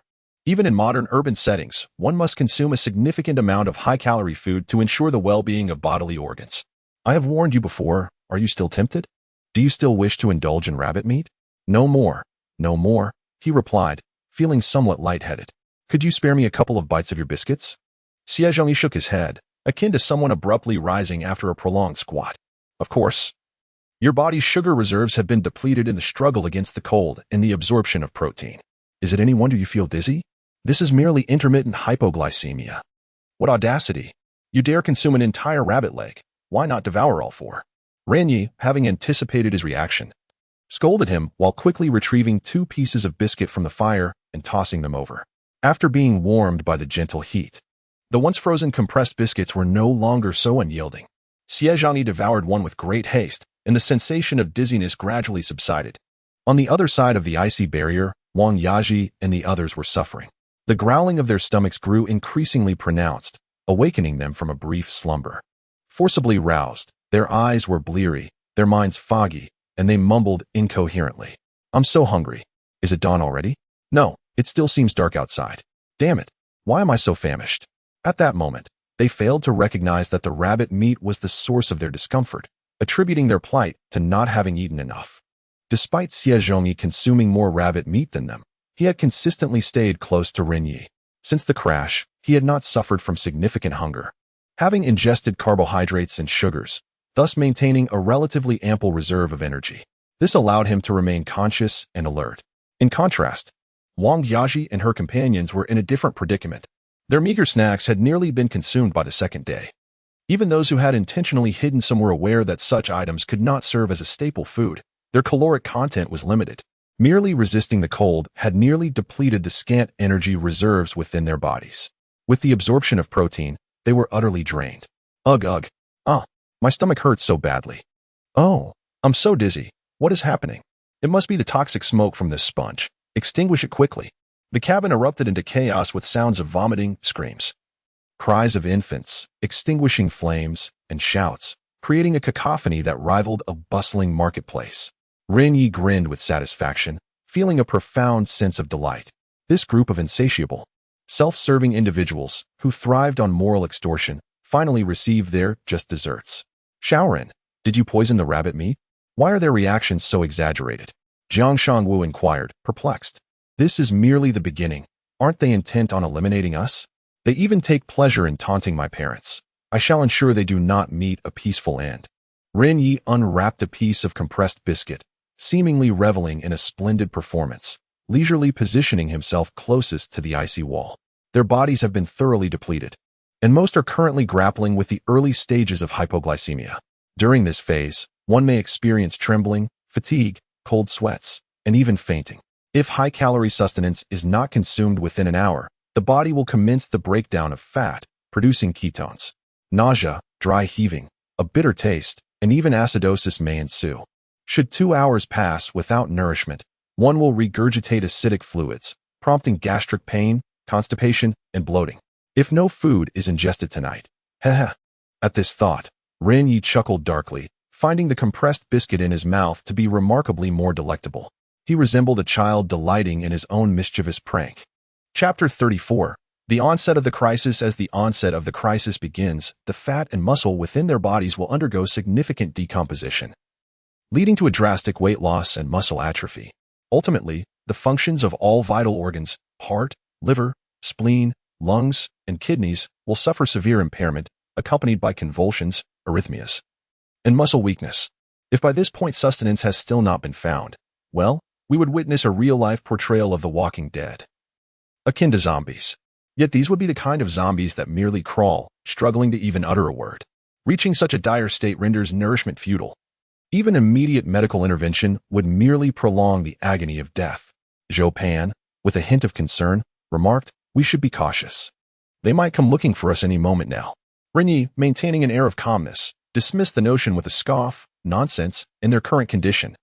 They perceive everything as a blur. How could they possibly confront us? As soon as he uttered these words, the commotion from the figures across intensified. Cries of hunger filled the air, a cacophony of lamentations and whispers. Soon after, flight attendant Bai Jiawei rushed to the icy barrier, her eyes fixated on Ren Ye, who was leisurely munching on a biscuit with his legs crossed. Gone was her once meticulous makeup. Beneath her disheveled appearance lay lips that had turned pale and cheeks that were sunken in, a clear indication of her dire hunger. She extended her hand through the crevice of the ice wall, evidently yearning to seize the biscuit from Ren Ye's grasp. Brethren, I am so hungry. Could you? Absolutely not. Ren Ye interjected, fully aware of her intentions. I didn't touch a single morsel of the rabbit meat. I gave it all to you. What? Now you wish to claim my biscuit? That seems rather greedy, doesn't it? Bai Jiawei found herself at a loss for words. Having witnessed the generous distribution of the rabbit meat by Ren Ye and the others, save for Xie Zhongyi, now, to ask for more food felt undeniably inappropriate. Yet the gnawing sensation of hunger was overwhelming. She felt as if she could devour an entire cow.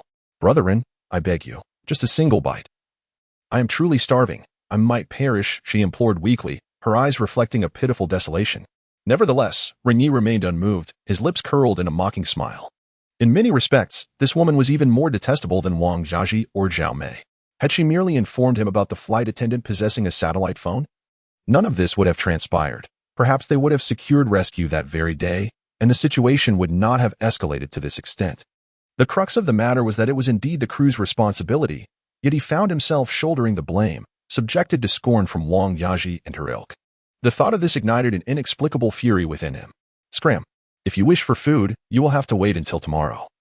A night of hunger will not claim your life. But my head is spinning. I genuinely feel as though I might die if I do not eat. Bai Jiawei protested, unfastening the buttons of her leather coat, pulling up her flight attendant uniform to reveal a generous bosom. Oh! This sudden gesture elicited gasps of surprise from both Xie Zhangyi and Hong Bing, their eyes fixated in astonishment. It must be said that the flight attendant's figure is indeed exceptional. However, after 2 days of hunger, her ribs have become somewhat prominent. She appears rather too thin. Several gentlemen, if only you would provide me with sustenance, I would comply with any request. I am truly famished. Yet, Ren Ye remains unmoved. What a jest! He has yet to secure his own food for the future. In this weather, he wouldn't dare fully expose himself even to relieve himself, let alone entertain such thoughts. All his efforts have been made solely to witness the demise of this group. Furthermore, a thankless wolf can never be satiated. I apologize, but I possess only 10 biscuits, which are meant to sustain us for tomorrow. Do bear with it a little longer. As soon as I procure food, you shall be the first to receive it. To ensure they remain utterly depleted of strength, Ren Ye resolves to wait another night. Once this night has passed, these individuals will pose no further threat. Seeing that Ren Ye is unwilling to comply, Bai Jiawei's pitiful expression swiftly transforms into one of hostility as she states in a low voice, Ren Ye, stop pretending. I witnessed you fishing the other day. You have a large bag of compressed biscuits in your pack. You certainly have not consumed them all. With that, she casts a glance at those behind her who are clamoring for food. If they were to discover that you possess surplus provisions, what do you think they would do? This remark causes Ren Ye's smile to vanish instantly. He realizes he is being threatened. All you need to do is give me 3 biscuits, and you will only suffer a minor loss. If they are taken from you, you may end up with none at all. There are others who dare to kill besides you. Bai Jiawei had intended to confront Ren Ye that very morning. However, at that time, he had promised to help them find food, and upon his return with rabbit meat, she had refrained from speaking up. Oh, you wretched woman. Do you still dare to threaten me? Before Ren Ye could respond, Xie Zhangyi seized an axe, intending to strike her hand. Bai Jiawei, startled, quickly withdrew her hand from the crevice of the wall. You have brought this upon yourself, she exclaimed in a fit of rage. Ren Ye has many biscuits. Everyone, hurry and take them. Her shout immediately drowned out the collective cries of hunger. They had assumed Ren Ye was consuming only rabbit entrails that night, thus having no food left on him. They had been scolding him for being foolish for not consuming the rabbit he had caught. Now, upon hearing that he still possessed a considerable quantity of biscuits, pandemonium ensued. All at once, they swarmed to the edge of the icy wall, kneeling and extending countless hands toward Ren Ye. Illuminated by the flickering flames, their pallid faces and ravenous eyes were quite terrifying. Extreme hunger had completely overtaken the rationality of most of those present. Ren Ye, please give me some biscuits. I am so hungry. Brother Ren, I realize this is wrong, but have mercy on my child. I have no milk left. Just a few biscuits, please. Big brother Ren, dear sir, I shall not take them for free. Give me some biscuits, and I will work alongside you tomorrow.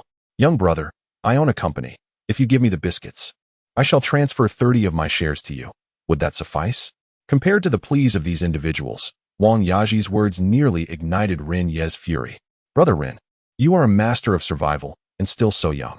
Surely, going without food for a couple of meals cannot be too detrimental, right? But I, as a woman of 40, genuinely fear that if I continue to starve, I may perish. She continued, how about this? If you share your biscuits with us, we shall assist you in foraging for food tomorrow?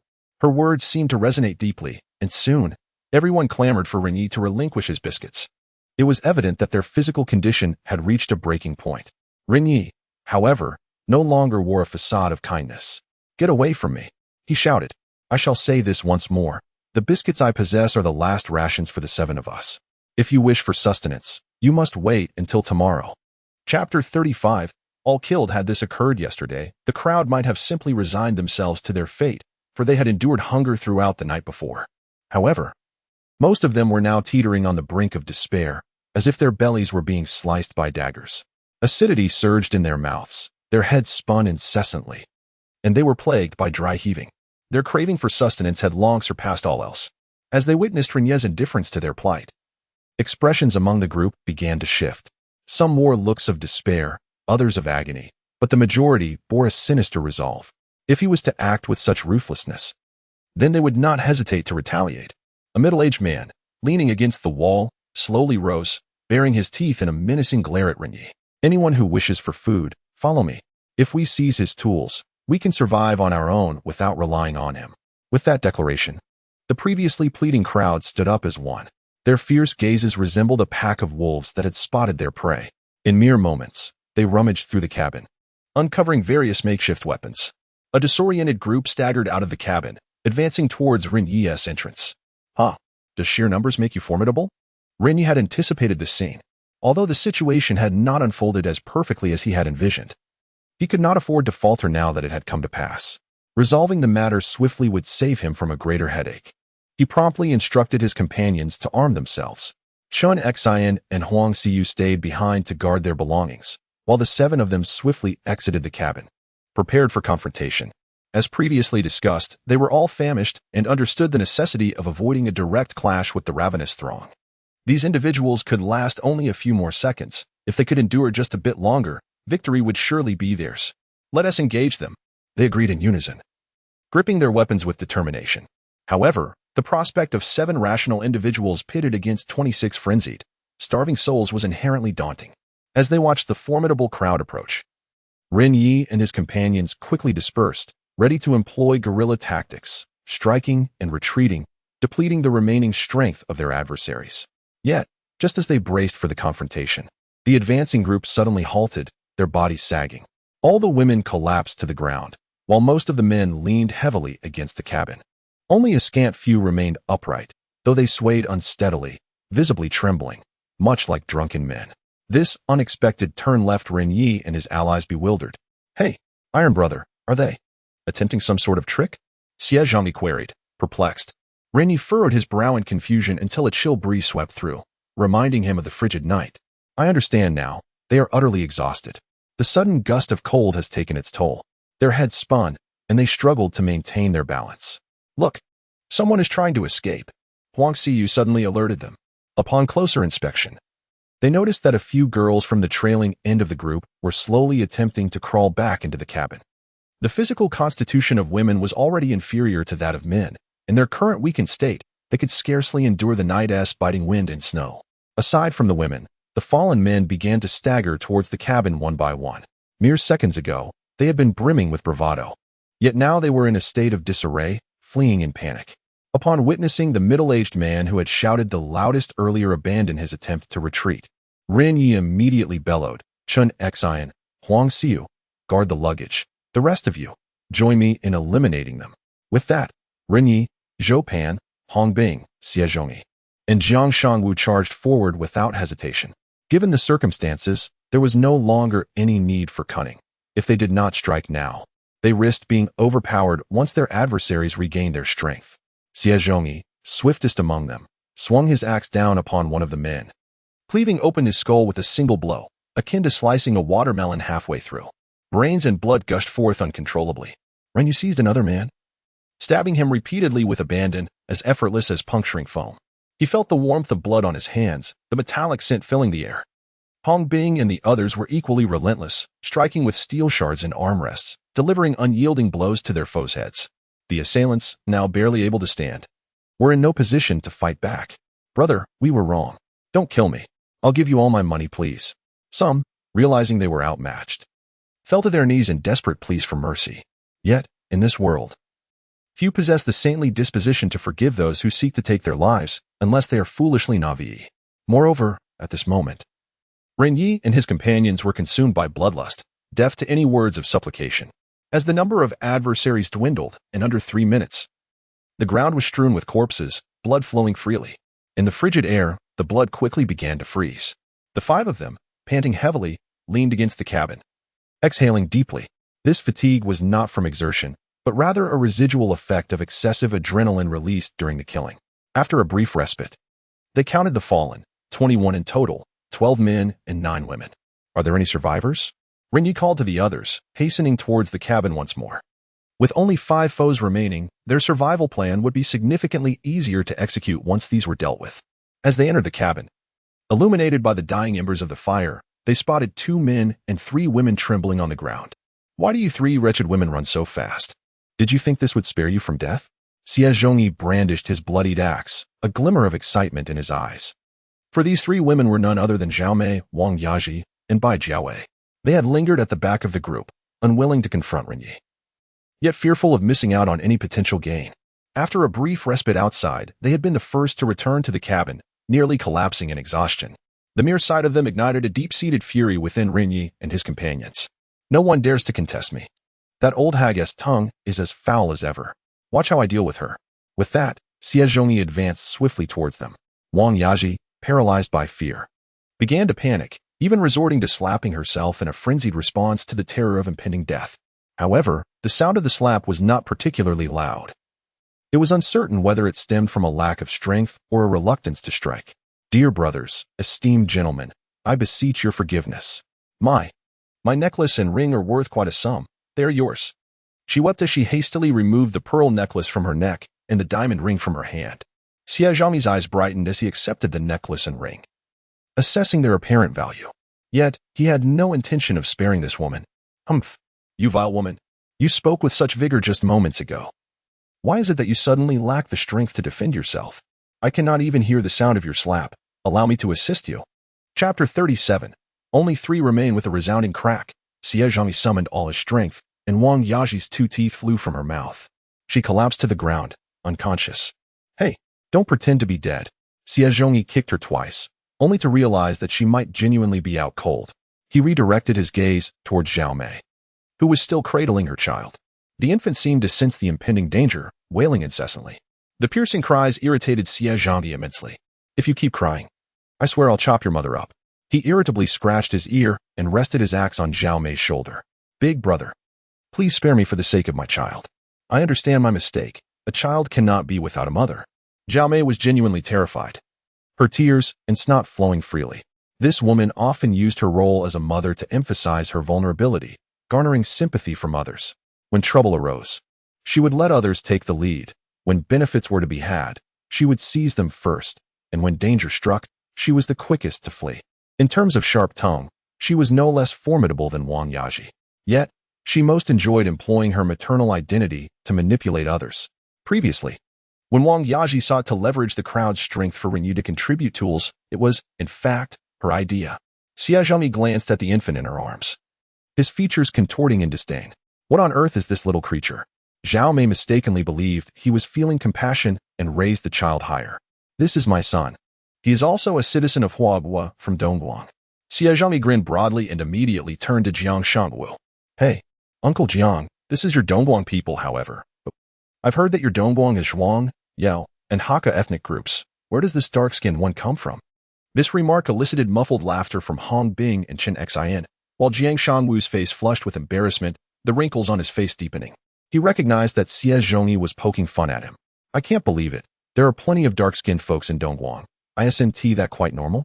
Xie Zhongyi withdrew his axe, his expression conflicted. It must be said that the woman's identity indeed made it difficult for him to act.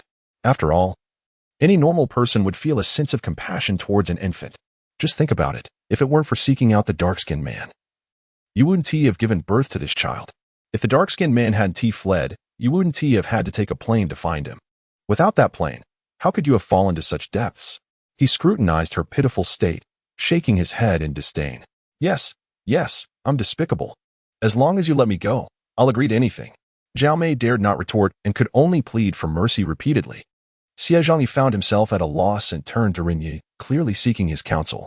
Ren Ye was incapable of taking action, but killing these 3 women felt insufficiently satisfying. After all, their time was limited. Starving them to death would be far more despairing. After contemplating, he remarked, let them fend for themselves. Let us deal with those 2 first. Xie Zhongyi immediately understood and shifted his gaze to the 2 men. Brother, I have 3 properties. I'll transfer them all to you. I possess 2 sports cars, and should you allow me to survive, upon my return home, I shall. However, before either of them could finish their sentence, Xie Zhongyi swiftly struck with his axe, severing their necks. Subsequently, Ren Ye and his companions carried the lifeless bodies out of the cabin. The struggle had lasted merely a few minutes, yet outside the cabin, the corpses had already frozen solid. In anticipation of the impending cold front, Ren Ye and his companions braved the biting winds to gather supplies. The clothing on these bodies proved to be quite useful. Even if repurposed as bedding, it offered considerable comfort. Additionally, 7 among these individuals possessed suitcases. Although they contained little in terms of supplies or tools, Ren Ye was determined not to overlook them. In such a frigid environment, any resource could potentially prove invaluable in the future. After collecting all useful items, Ren Ye initially intended to dispose of the bodies in the river to prevent Wang Yaji and her companions from scavenging. However, the nighttime temperature was unbearably low, and after completing their tasks, they found themselves frozen and had no choice but to postpone that plan. The clothing from the 23 individuals, comprising both autumn and winter attire, formed a small mountain. They spread the garments across the rows of seats and covered themselves with thicker layers, creating makeshift bedding. Nonetheless, out of caution, Ren Ye ordered the group to take turns keeping watch throughout the night, wary of the desperate actions the 3 women might resort to. In truth, his decision not to kill them was not solely punitive. He was also driven by curiosity. Literature suggests that a healthy individual can endure hunger for up to 7 days without food. Given the current temperature, a single day of hunger equates to nearly 2 in milder conditions. Tomorrow would mark the 4th day since the crash. Considering the minimal sustenance consumed by Wang Yaji and her companions in the first 2 days, combined with the extreme cold and their self-imposed hardships, Ren Ye estimated that their physical condition was akin to having endured 5 days of starvation, nearing the final stage before death. As Ren Ye reclined in his seat, his hands stained with dried blood, sleep eluded him. This marked his first act of killing, and he had taken multiple lives in one fell swoop. A shadow loomed in his mind, yet he felt no regret, for had he spared these individuals, it would have been his own life at stake. He tossed and turned for a considerable time, contemplating his next steps. The immediate threat to his safety had been largely neutralized, and he had acquired ample clothing for warmth. With the addition of a fire, death by freezing appeared improbable. As long as he could secure sufficient food, he could endure the cold front. Lost in thought, he eventually succumbed to a deep slumber. By midnight, the storm raged outside the cabin, the layers of snow on the ground thickening, with many flakes being blown into the cabin, adding an eerie atmosphere to this lifeless expanse. The temperature had unknowingly plummeted to minus 37 degrees Celsius. The following day, Ren Ye found himself dreaming, transported back to his homeland, enjoying the Lunar New Year dinner with his parents and younger brother. The family enveloped in warmth and joy. Just as they were about to begin their meal, the ground trembled violently, the table shaking incessantly, and the house quaking. In his hazy state, he suddenly heard urgent voices calling out, "Elder brother Ren, handsome, Teasy, wake up. Something has happened." He groggily opened his eyes, observing the solemn and anxious expressions of those around him, which only heightened his irritation. Alas, after finally enjoying a pleasant dream, what on earth could have happened? Xiaozhami hastily pulled him up, excitedly pointing towards the outside. "Those corpses have been tampered with. No, something has disturbed them." "What?" Ren Ye's drowsiness vanished in an instant, and he hurriedly dressed. As he stepped out of the cabin, he was immediately assaulted by an overwhelmingly pungent smell of blood, far more intense than the previous night. When he finally discerned the source, the sight before him nearly made him retch. Chapter 38. The corpse devoured. The bodies lay bare, unmistakably marked by drag marks. Among them, 5 corpses were grotesquely disemboweled, their shattered innards and intestines strewn about haphazardly. Distinct bite marks marred their flesh, with irregular wounds deep enough to expose bone. The remnants of severed limbs lay buried beneath the snow, and even the breasts of 2 female corpses had mysteriously vanished.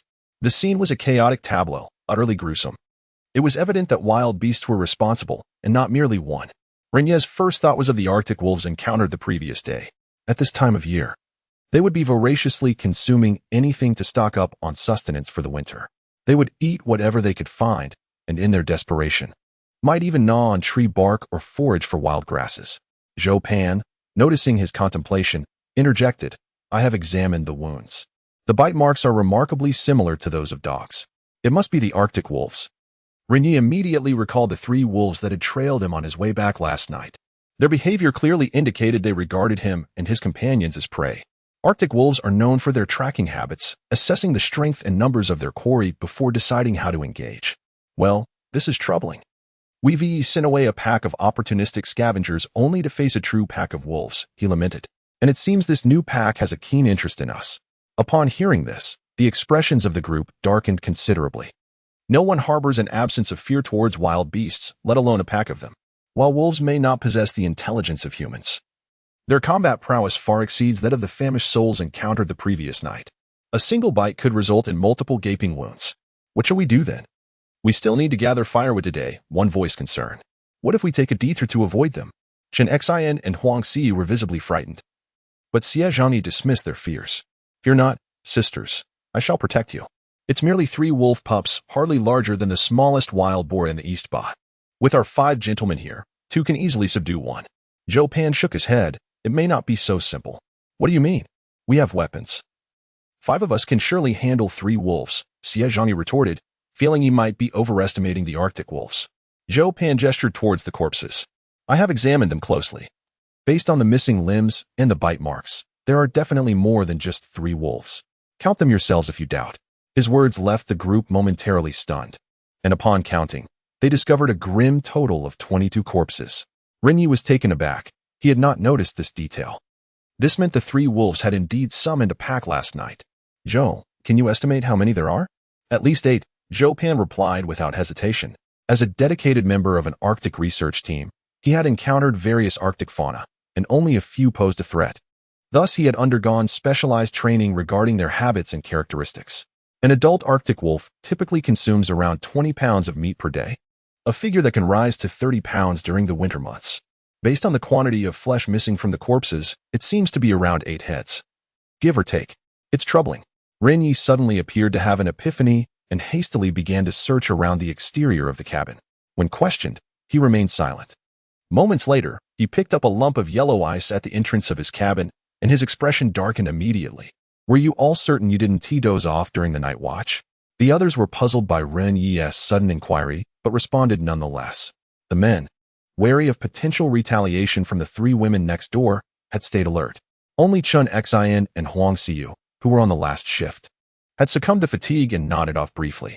In truth, they had vaguely heard noises outside, but they dismissed them as mere sounds of snowflakes hitting the cabin. Too drowsy to investigate. Were you 2 truly that exhausted? The physical labor fell entirely on his men. Do you comprehend that due to your negligence, we nearly became prey for wolves last night? Ren Ye's outburst left the 2 girls feeling guilty and bewildered. What do you mean, Ren? Zhou Pan asked, equally confused. Take a whiff of this. Ren Ye tossed the pale yellow ice chunk to him. Upon sniffing it, Zhou Pan recoiled, recognizing the pungent, foul odor. This seems to be urine. To be precise, it was the urine of Arctic wolves. We have been targeted, Ren Ye stated gravely. Arctic wolves often traverse considerable distances in search of food, marking their paths with urine to avoid getting lost.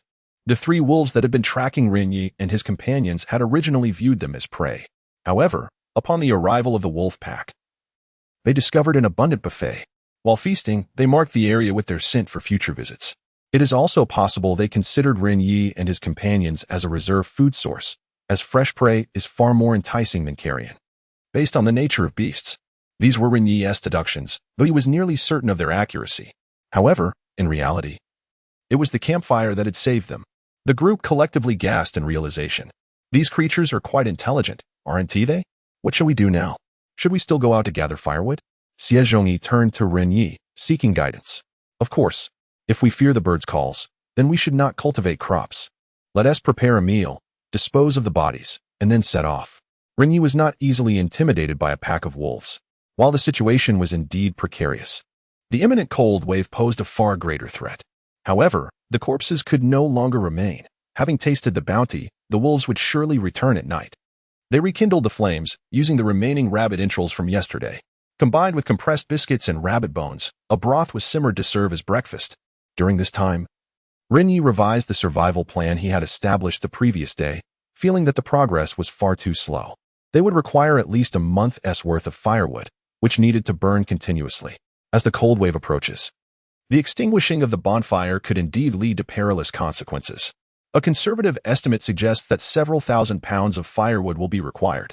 However, provisions must also be amassed. The greater the stockpile, the higher the likelihood of survival. Lastly, a shelter must be established to withstand the bitter winds and snow of the cold wave. As well as the prowling Arctic wolves, they must construct additional ice walls. Thus, Ren Ye decided to assign Chen Xin, Huang Xi, and Jiang Shangwu to remain at the camp to fish and saw ice blocks.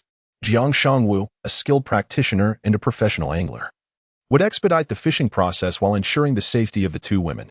Meanwhile, Ren Ye would focus on transporting firewood with the others, maximizing their work efficiency. After finishing breakfast, they hurriedly chiseled a large hole in the thinnest part of the ice in the river. After disposing of all the corpses, they swiftly departed. Chapter 39. Snow Bunting Ah! Bulls.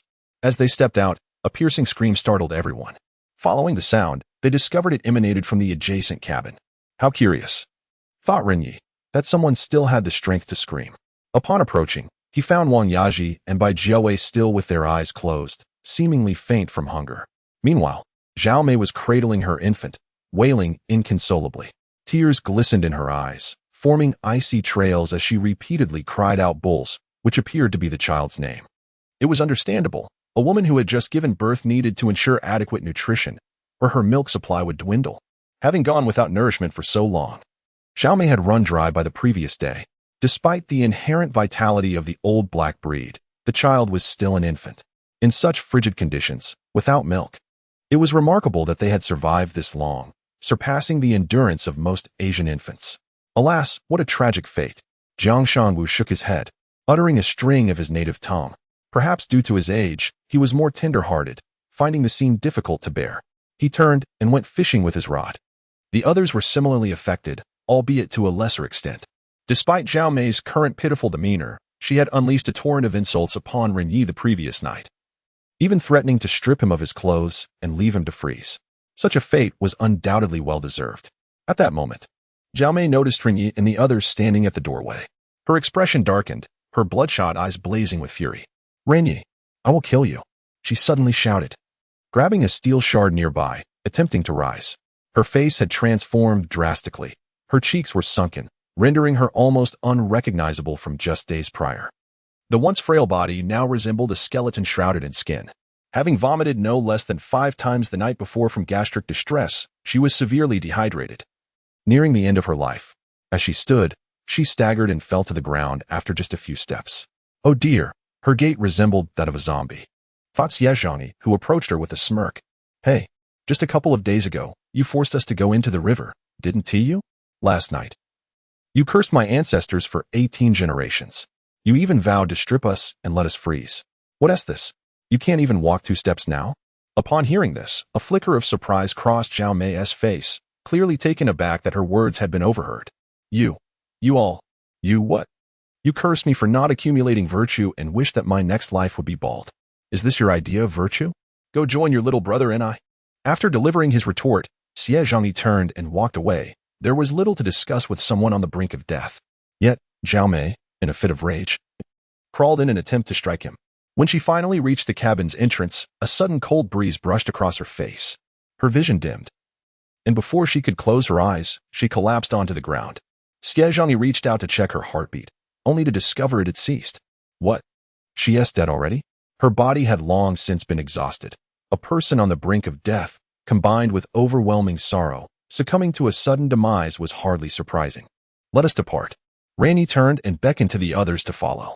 Witnessing the tragic deaths of these individuals did not bring him any sense of satisfaction.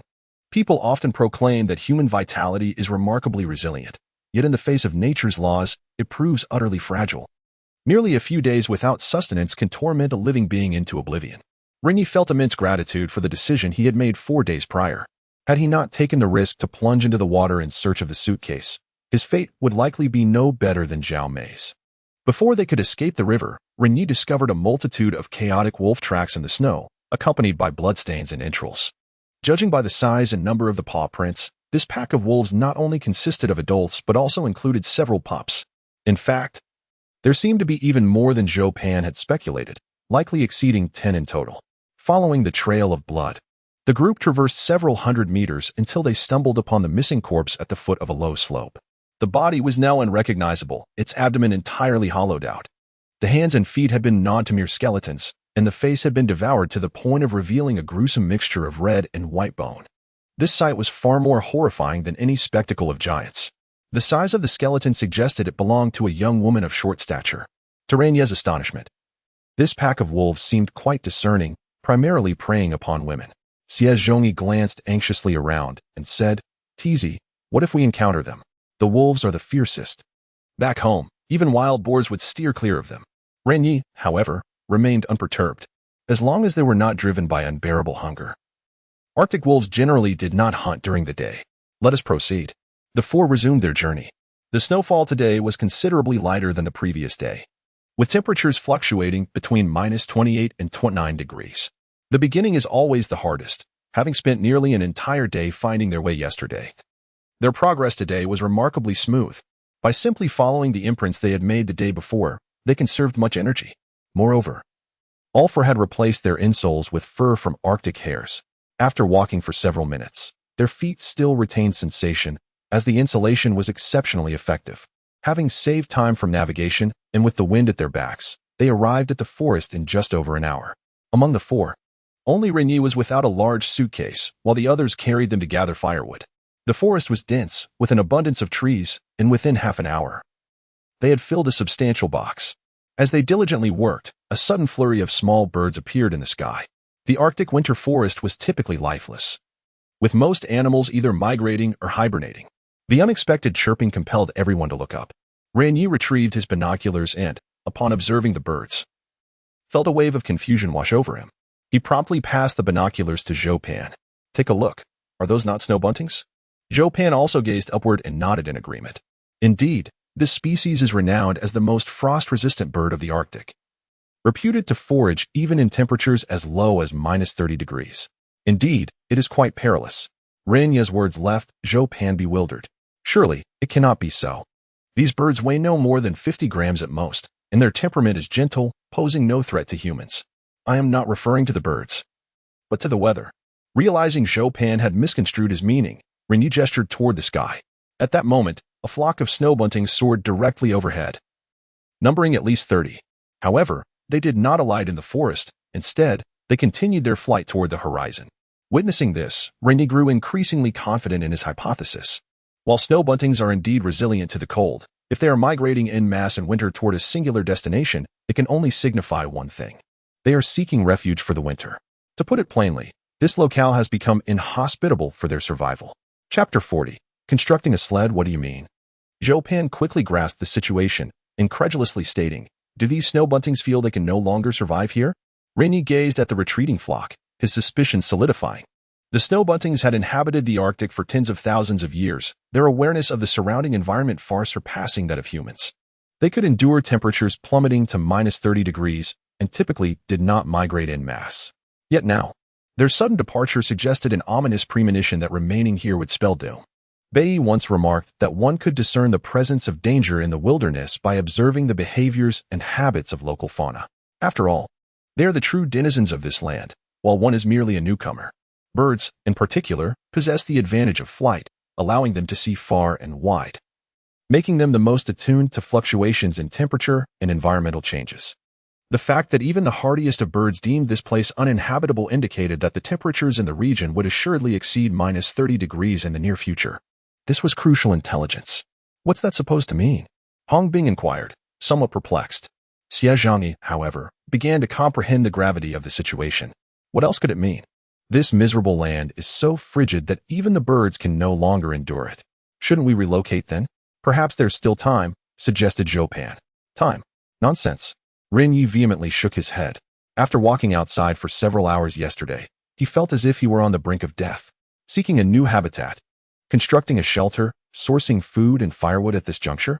Such a feat was impossible to accomplish in a short span. Moreover, observing the birds' frantic flight, one could surmise that a cold wave was imminent, likely within a fortnight. Hand me the axe. You all continue gathering firewood. I shall return shortly, Ren Ye declared, taking the axe from Xie Zhangyi's hands and swiftly venturing into the woods. The others did not press for further explanation, instead resuming their tasks with diligence. As Ren Ye walked, he scanned his surroundings until he arrived at a grove of desiccated trees. Before him stood Arctic birches, most reaching a height of approximately 20 meters. A remarkably resilient species. He selected a proud, upright birch and swung the axe with determination. He intended to fashion a sled, specifically for hauling firewood, the very steed that Santa Claus rides. He had calculated that a single suitcase could carry a maximum of 150 pounds of wood, with Zhou Pan, Xie Zhangyi, and Hong Bing collectively weighing in at 450 pounds, and considering he must always carry a suitcase filled with essential tools and clothing. He could manage to transport only about 50 pounds of firewood at most. Thus, to transport the required 500 pounds of firewood, all four of them would need to make the journey once. However, for winter survival, Ren Ye estimated a need of at least 2,000 pounds. It was important to note that a typical round trip would consume over 2 hours. Should they add this burden, the time required would at least double to 4 hours. While their physical strength would be significantly depleted, necessitating at least 4 trips. Such an inefficiency was untenable. However, if he could construct a sled, it would not only save a considerable amount of effort but also enable him to transport over 800 pounds of firewood in one trip. Ren Ye was uncertain when the cold wave would arrive, so he needed to complete all survival tasks in the shortest possible time. Otherwise, it would be too late. Crack. After about 10 minutes, a birch tree fell with a resounding thud. Unable to manage it alone, Ren Ye called upon Zhou Pan and a few others for assistance. Upon sharing his idea with them, they regarded Ren Ye's ambition as fanciful. Buddy, making a sled requires skill. Do you have any nails? And a saw? The planks cut with an axe are bound to be uneven. Moreover, the planks need to be polished. Otherwise, the contact surface won't be smooth enough. And even the lead ox won't be able to pull it. You're just wasting time. Despite their skepticism, Ren Ye continued with his work. He had already considered these issues and had devised solutions. Enough with the chatter. I brought you here to lend a hand, not to ask questions. If I say it can be done, it can. Hurry up. Though they recognized the futility of the task, they had no choice but to comply with Ren Ye. Who was the leader? Together, the four of them dragged the tree to a more spacious patch of snow. Zhou Pan patted the wood, and, with a resigned expression, advised again, with the tools you have, making a sled capable of hauling 700 or 800 pounds is a tall order. Even the likes of Bayer and would call you Grandpa. I don't care about titles, but if I succeed, you'll all be hauling me back. Furthermore, from now on, just do as I say without question. Finding no way to dissuade him, Zhou Pan shrugged in resignation. Fine, if you actually pull it off. I'll call you Grandpa. Xie Zhangyi immediately showed interest and chimed in. Hey, I love making bets. If you succeed, I'll call you Grandpa too. If you lose, you'll carry 50 pounds of firewood for me. Is that too much to ask? Hong Bing also expressed his eagerness to participate. I want in. Count me in. All right. Just don't back out. Ren Ye agreed wholeheartedly, then circled the tree trunk, contemplating the steps for construction. Given the current conditions, creating a sled akin to those sold in the city was undoubtedly impossible. However, as long as it could haul firewood, that would suffice. He had seen videos of the Inuit making sleds, and they didn't use saws or polishers either. Moreover, Ren Ye had conducted experiments at home and, coupled with his extensive survival experience in the wild, he was quite adept with his hands. If primitive people could do it, there was no reason he could not. After a while, he instructed, first, clear away all the branches, then cut it down from 5 meters, and finally split the trunk in half. Upon hearing this, the three immediately set to work. Although they harbored doubts, they realized that if Ren Ye truly managed to make a sled, their burdens would lighten considerably. At the very least, they would no longer need to carry items on their backs for any future endeavors. While they worked, Ren Ye took the opportunity to run to the place where he had caught rabbits earlier and collected some moss. The Inuit have ingeniously utilized this material to craft sled runners, resulting in a product that is both robust and resilient. He opened his suitcase and retrieved 4 large leather coats and 2 leather jackets, which he had stripped from the corpses the previous night.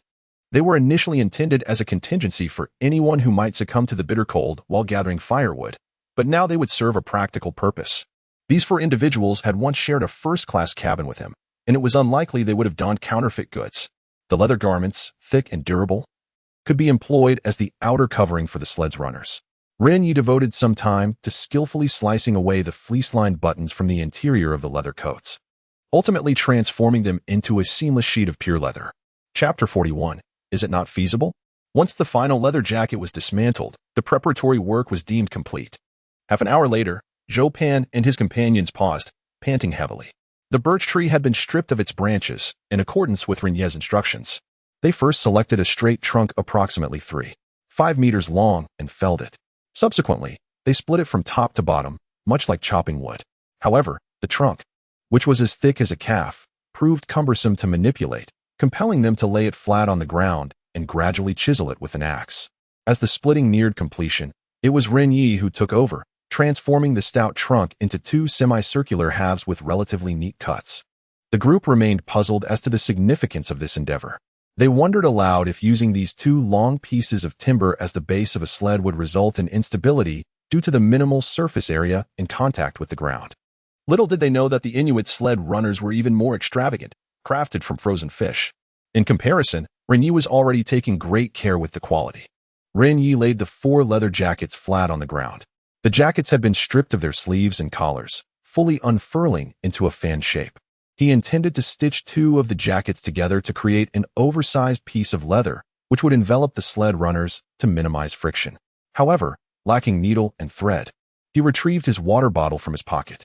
Engaging in strenuous physical labor necessitated hydration, and in order to prevent his drinking water from freezing, he had kept the bottle hanging around his neck, concealed beneath his clothing. After taking a generous sip, he hesitated to swallow. Once the icy sensation warmed in his mouth, he spat it onto the edge of one leather jacket. Immediately, he pressed the edge of another jacket onto it. This connection lasted merely 4 or 5 seconds before the water froze, binding the 2 jackets together. In the extreme cold, the evaporation effect, temperature differential, and molecular movement. Hot water freezes faster than cold.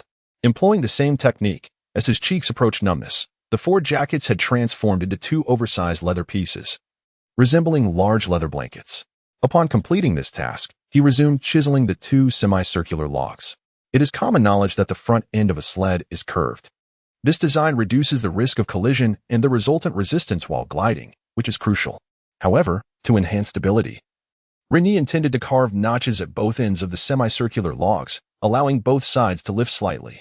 During this labor, he instructed Zhou Pan and the others to start a fire and boil water. They would require a significant amount of hot water, and the little in the kettle was clearly insufficient. Without hesitation, the 3 men observed Ren Ye's serious and industrious demeanor. His initial skepticism had gradually transformed into anticipation. The idea that a single piece of wood and a few jackets could yield a sled was both intriguing and astonishing. As the snow in the pot melted, Ren Ye completed his work. The ends of the 2 logs were carved to create an upward tilt. After a brief rest, he called the 3 men over to assist, preparing to officially commence the assembly phase. Xie Zhongyi and Hong Bing formed one team, while he and Zhou Pan constituted another. The 2 of them lifted a semicircular log and placed it at the edge of the leather blanket, then gradually pushed it forward as if wrapping a pancake. Soon, the log was almost entirely enveloped by the leather coat. Indeed, the originally slender sled path gained considerable surface area with the addition of the leather. However, this was not the end of their endeavors. Ren Ye swiftly retrieved a rope from his suitcase, which he had initially intended for construction activities in the Arctic. Now, it proved to be quite useful. After securing the rope atop the leather blanket, he poured hot water, freshly boiled, into the crevice between the blanket and the log. Subsequently, he instructed everyone to remain perfectly still on top. This was to utilize their weight to completely bond the leather blanket and the log together, preventing any disintegration during subsequent sliding. After nearly an hour, the sled path was essentially complete. Ren Ye untied the rope and, along with the others, tested the sled path. The leather blanket made a hissing sound as it contacted the snow-covered ground. Yet, they could all distinctly feel the substantial friction. Pushing it was quite laborious. How about that? I told you it wouldn't work, and now you've wasted 4 leather coats, Zhou Pan lamented. Xie Zhongyi and Hong Bing nodded in agreement, sharing the sentiment of disappointment. Iron Man, you must accept the consequences of your gamble. Handsome, I thought you truly had a solution. Now you've lost, they teased. Huh? Who says I've lost? Ren Ye retorted with a dismissive smile, showing no sign of despondency. Has the sled been completed? Is there any need to continue? Zhou Pan shook his head vigorously as he felt the rough leather blanket covering the sled path. This leather is too coarse, providing excessive friction. It's already difficult now. Imagine adding several hundred pounds of firewood later. Even if you summoned a pack of sled dogs, they wouldn't be able to pull it. Ren Ye's smile remained undiminished, fully aware that Zhou Pan meant no malice. Scientific teams typically rely on specialized instruments and equipment during their missions. While such conveniences are beneficial, an over-reliance on modern tools can lead to the loss of many primitive skills over time. Thus, his skepticism was entirely reasonable, particularly since Ren Ye himself lacked absolute confidence. You regular troops are just too rigid. You should occasionally familiarize yourselves with the ways of primitive people. Just because it doesn't work now doesn't mean it won't work forever. Now, let us get to work. You'll see soon enough. With that, Ren Ye produced the moss he had previously collected and laid it on the ground. He then poured the freshly boiled water over it. After a thorough kneading and mixing, the water droplets on the moss crystallized into fine ice shards. The moss possesses exceptional water absorption and elasticity, and once the hot water was fully absorbed, it formed a layer of ice. The outer layer was smooth and cold, while the inner layer retained its original flexibility, somewhat resembling a sponge. Ren Ye promptly instructed the three to flip the sled path over, evenly spreading the icy moss across the leather blanket. Once the water dried, the sled path became uneven, dotted with raised ice points. This spectacle left Zhou Pan and the others shaking their heads in disbelief. They appeared to exhibit increased friction, rendering it significantly more challenging to maneuver than before. What on earth was this individual attempting to achieve? The trio harbored an overwhelming curiosity, yet they refrained from interrupting Ren Ye as he worked. Their questions lingered for approximately 10 minutes until Ren Ye, producing a knife, began to scrape along the, gradually alleviating their concern. With the precision akin to that of pruning a tree branch, he meticulously removed the protruding ice formations that clung to the. Remarkably, once these obstructions were eliminated, the previously uneven transformed into an exceptionally smooth surface. The icy moss, resembling amber, became embedded within the ice, firmly adhering to the underlying blanket. In an instant, it was rejuvenated. Chapter 42, Success Oh My! Zhou Pan exclaimed, unable to suppress his surprise. It was as if a sudden realization dawned upon him as he hurriedly approached to caress the sliding track. This was the crucial link determining how much sliding force a sled could generate upon contact with the icy surface, provided that the friction was sufficiently minimal. The molded sled would glide effortlessly and farther. However, upon touching it, his expression shifted dramatically. Ren Ye had employed a knife to carve out the protruding ice points, leaving numerous uneven cuts along the sliding track. The irregular marks were palpably distinct, capable of generating significant friction, an absolute taboo. Do not worry, I have one final step.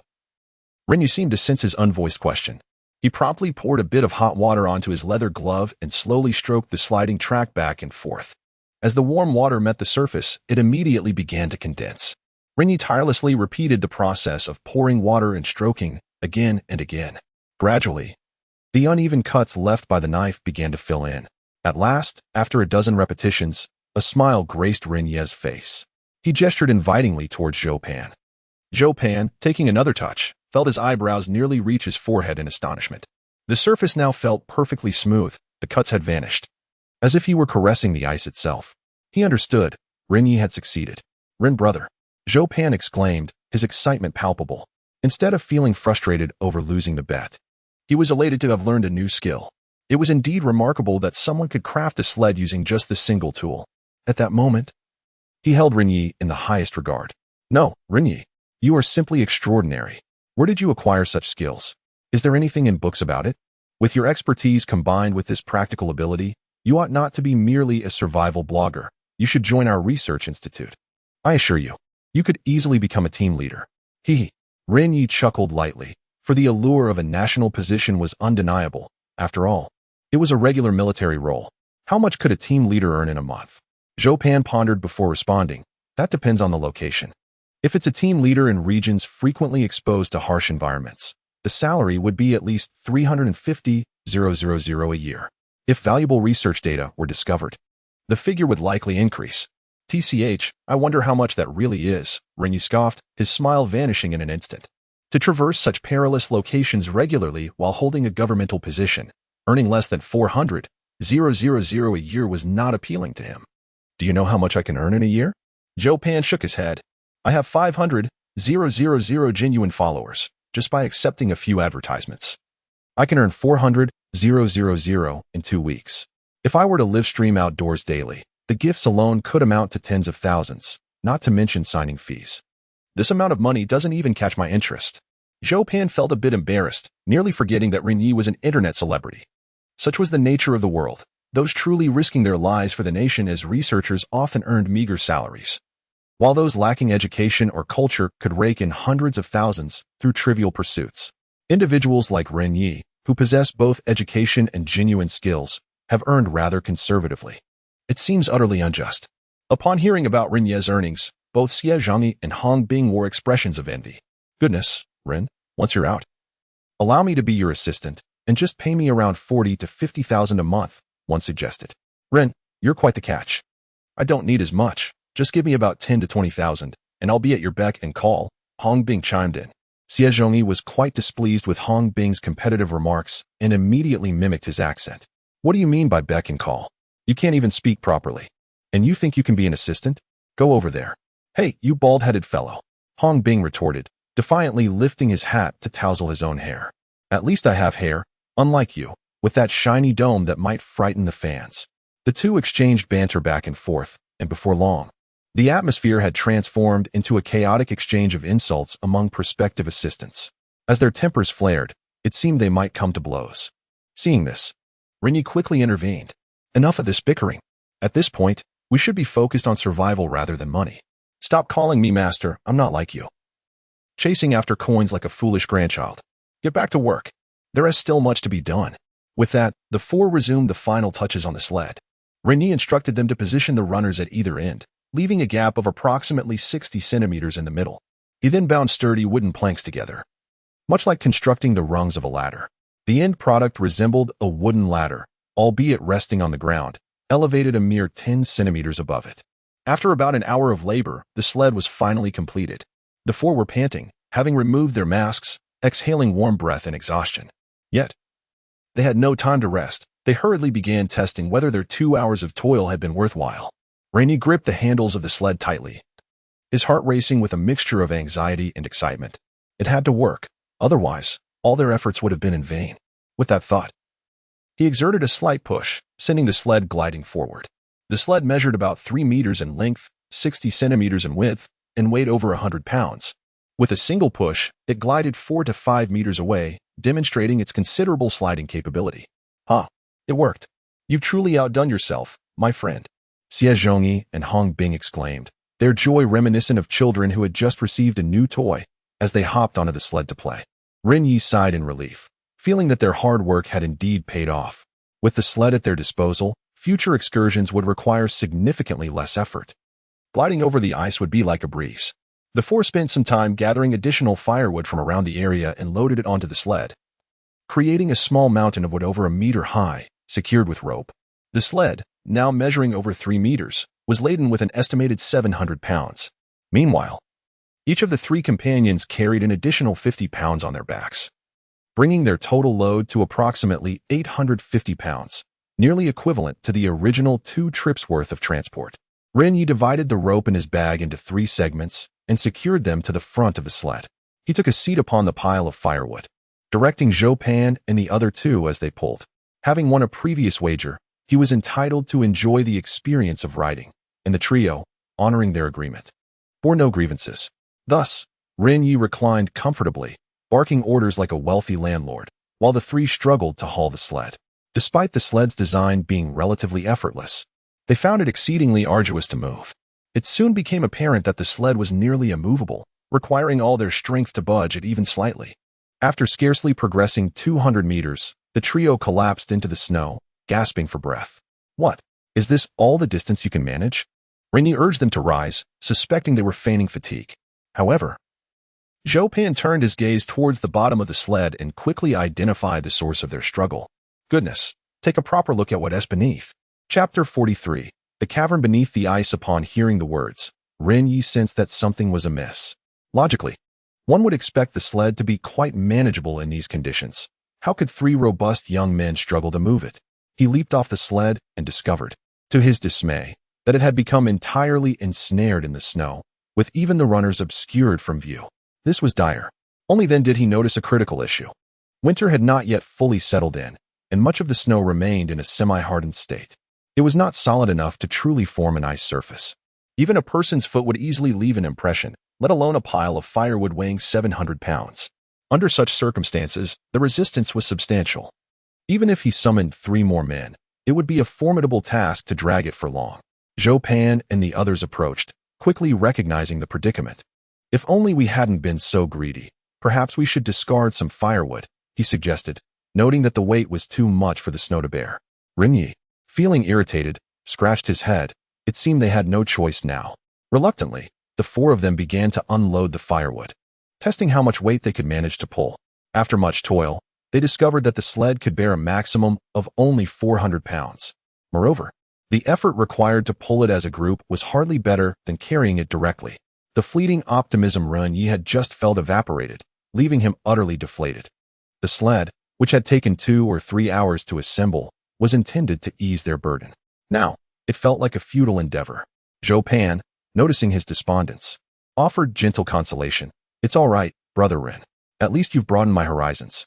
The sled may not be usable now, but when the cold wave arrives, the snow here will solidify considerably. Your efforts have not been in vain." These words provided no solace to Ren Ye. Instead, they deepened his discomfort. His urgency in gathering firewood was driven by the need to survive the winter in the shelter. Once the cold wave struck, who would dare venture outside? No. Relying on carrying was far too slow, and making multiple trips in such frigid weather. Not only would it consume more food, but it also posed a risk of frostbite. "We need to take a break and think. There must be another way," he lamented. Thus, the group leaned against the sled, engaging in idle chatter. Ren Ye promptly retrieved his binoculars and climbed atop the pile of firewood, searching for a viable path. In such an environment, areas with deeper snow were typically colder, and the lower the temperature, the harder the ice would freeze. Perhaps there was a route to traverse. Soon, his gaze settled on a snow-capped mountain at 3 o'clock. He quickly adjusted the focus of his binoculars to the maximum and noticed, to his astonishment, visible cold emanating from the undulating ice field. Without hesitation, he leapt down from the firewood and dashed towards it. As he drew closer, his heart soared with joy. The snow here crunched beneath his feet, indicating it had frozen solid, possessing commendable hardness. However, for safety's sake, he needed to test it. He hastily rolled up his thick trousers and, summoning all his strength, stomped down with one foot. Crack! Ah! The sound of the ice shattering and his scream erupted almost simultaneously. The moment his shoe sole made contact with the ice, an overwhelming sense of weightlessness engulfed him. His entire right leg plunged directly into the ice, and the damaged hole transformed into a gaping crack. Ren Ye braced himself against the edges of the fissure, his left leg still resting on the surface, rendering his posture strikingly abstract. He felt as though he had stepped into an icy abyss, devoid of water or substance. His right leg completely suspended. Beneath him lay what seemed to be a trap, or perhaps an abyss. At that moment, the crack continued to widen slowly, accompanied by faint, ominous cracking sounds. A sense of foreboding washed over Ren Ye as he realized the surrounding ice was gradually fracturing. He was uncertain of the depths below, but he understood that falling in would spell disaster. Instinctively, he attempted to push himself up with his hands. "Don't move." Suddenly, a voice called out from behind. Halting him, it was Zhou Pan. Turning around, he saw the three of them rushing towards him, with Zhou Pan wielding a long wooden stick. Xie Zhongyi and Hong Bing sprinted the fastest, yet as they closed the distance to about 4 or 5 meters, poised to reach for him, Zhou Pan shouted again, "Stop! It's dangerous!" They immediately froze, puzzled by his command. Without offering an explanation, Zhou Pan took several quick steps forward. Just before the cracking sound from the fissure intensified, he extended the wooden stick toward Ren Ye. "Grab it!" Realizing the gravity of his situation, Ren Ye instinctively grasped the stick. At that very moment, boom! The fissure fully ruptured, causing the ice surface to cave in, revealing a substantial hole. Countless snow blocks plummeted into the pit, creating echoes of collision, testament to the depth of the chasm. Glancing down, Ren Ye felt a wave of weakness wash over him. The depths below were shrouded in darkness, exuding a chilling cold that struck him like a blast from an air conditioner set to its lowest temperature.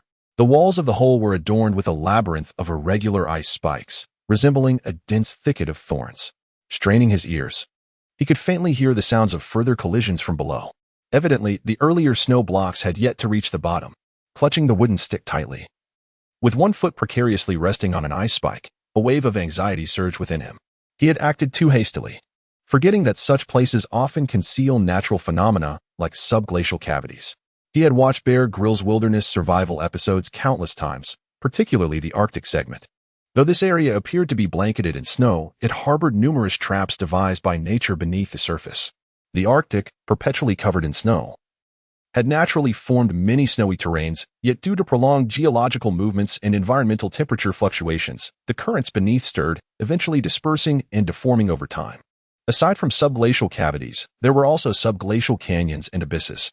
The perpetual snowfall camouflaged these traps effectively, leading onlookers to perceive it as mere ordinary snowfields. However, once someone stepped onto it, they could plummet into the abyss, much like Ren Ye, facing a tragic fate. "Ren, are you all right?" Zhou Pan leaned over the edge of the cave and inquired. It was only then that Ren Ye regained his senses and expressed his gratitude. "Thank you, Brother Zhou. I'm fine. Please pull me up." Once he was hoisted back to safety, his racing heart finally began to calm.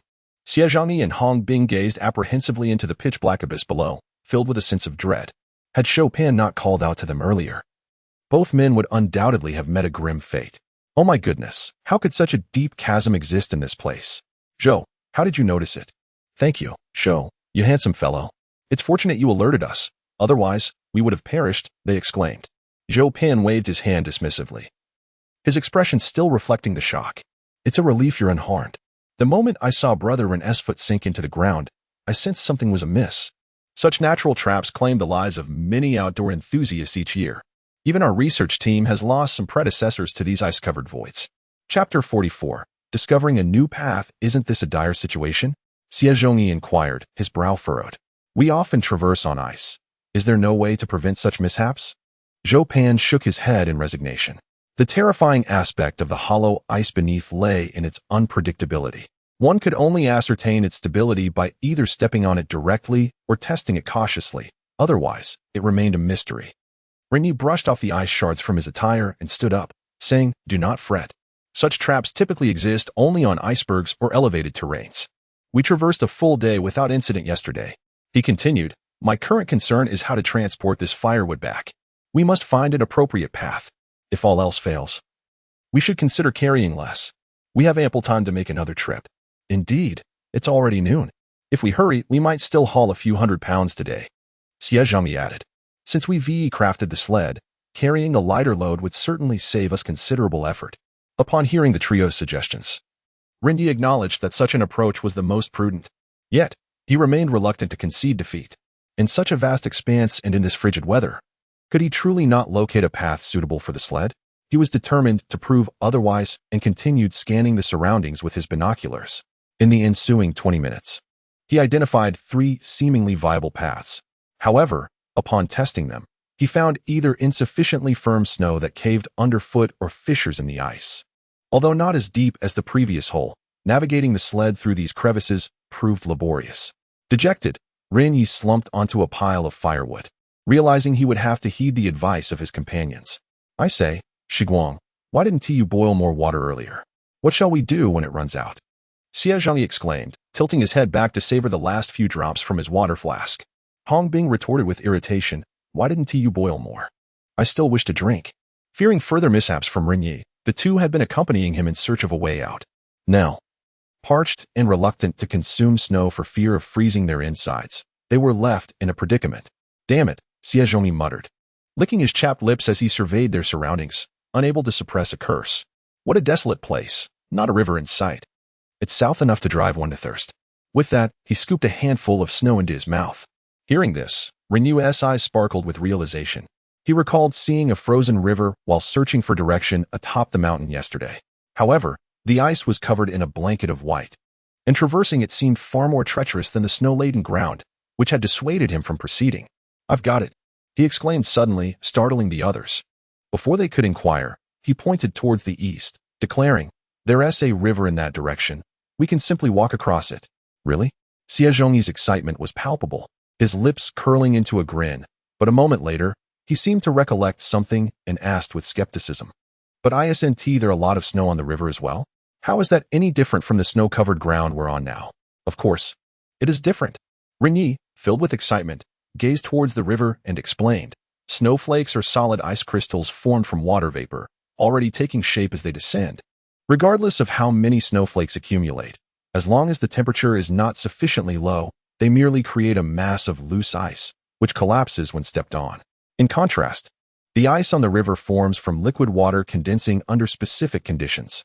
The spaces between the ice molecules are minimal, primarily repelling each other, which results in the frozen river possessing a higher hardness than a snow-covered ground." This explanation left Xie Zhangyi and Hong Bing bewildered, as they could hardly comprehend it. Only Chopin, stroking his chin and his eyes darting about, pondered deeply over Ren Ye's insights. Ren Ye, not wishing to keep them in suspense, continued while unloading the firewood into the suitcase. "To put it simply, once the sled reaches the river, even if it carries 700 gen of firewood, it can still be pulled effortlessly. The principle is quite straightforward. The ground temperature is typically below 0 degrees, making it difficult for snowflakes to melt upon landing. Over time, this leads to the formation of a thick layer of snow. Once the sled sinks in, it is akin to a wheel trapped in a muddy pit, making it exceedingly difficult to extricate. Although there is some snow on the frozen river, it is remarkably scant. This is because the thermal capacity of the water body allows the frozen river to maintain its temperature more effectively. The temperature of the ice surface is generally above 0 degrees, and unless there is a substantial snowfall, the snowflakes that land upon it will gradually melt away. This is why many snowy regions are blanketed in snow, while the surface of frozen rivers remains unusually clean. Ren Ye contemplated that as long as they could get the sled onto the ice surface, even if there was some snow, a thick layer of ice would provide a solid foundation. The sled would not sink as it would in the snow. Furthermore, the speed of sliding on the ice would surpass that on a snow-covered surface by several-fold. His explanation enlightened everyone, and while they admired Ren Ye's expertise, they were also relieved that they would not need to make several trips. "You're impressive, my friend.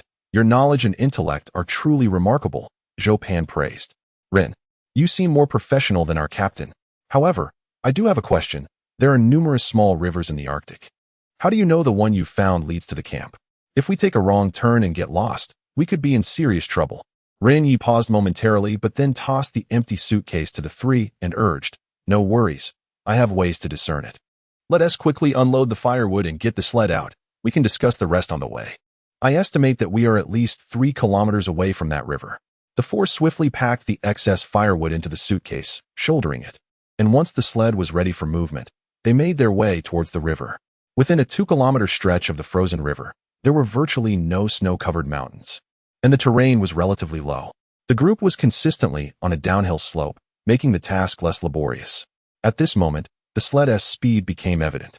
Typically, carrying such a load of firewood would require at least an hour of travel, yet they accomplished it in less than half an hour.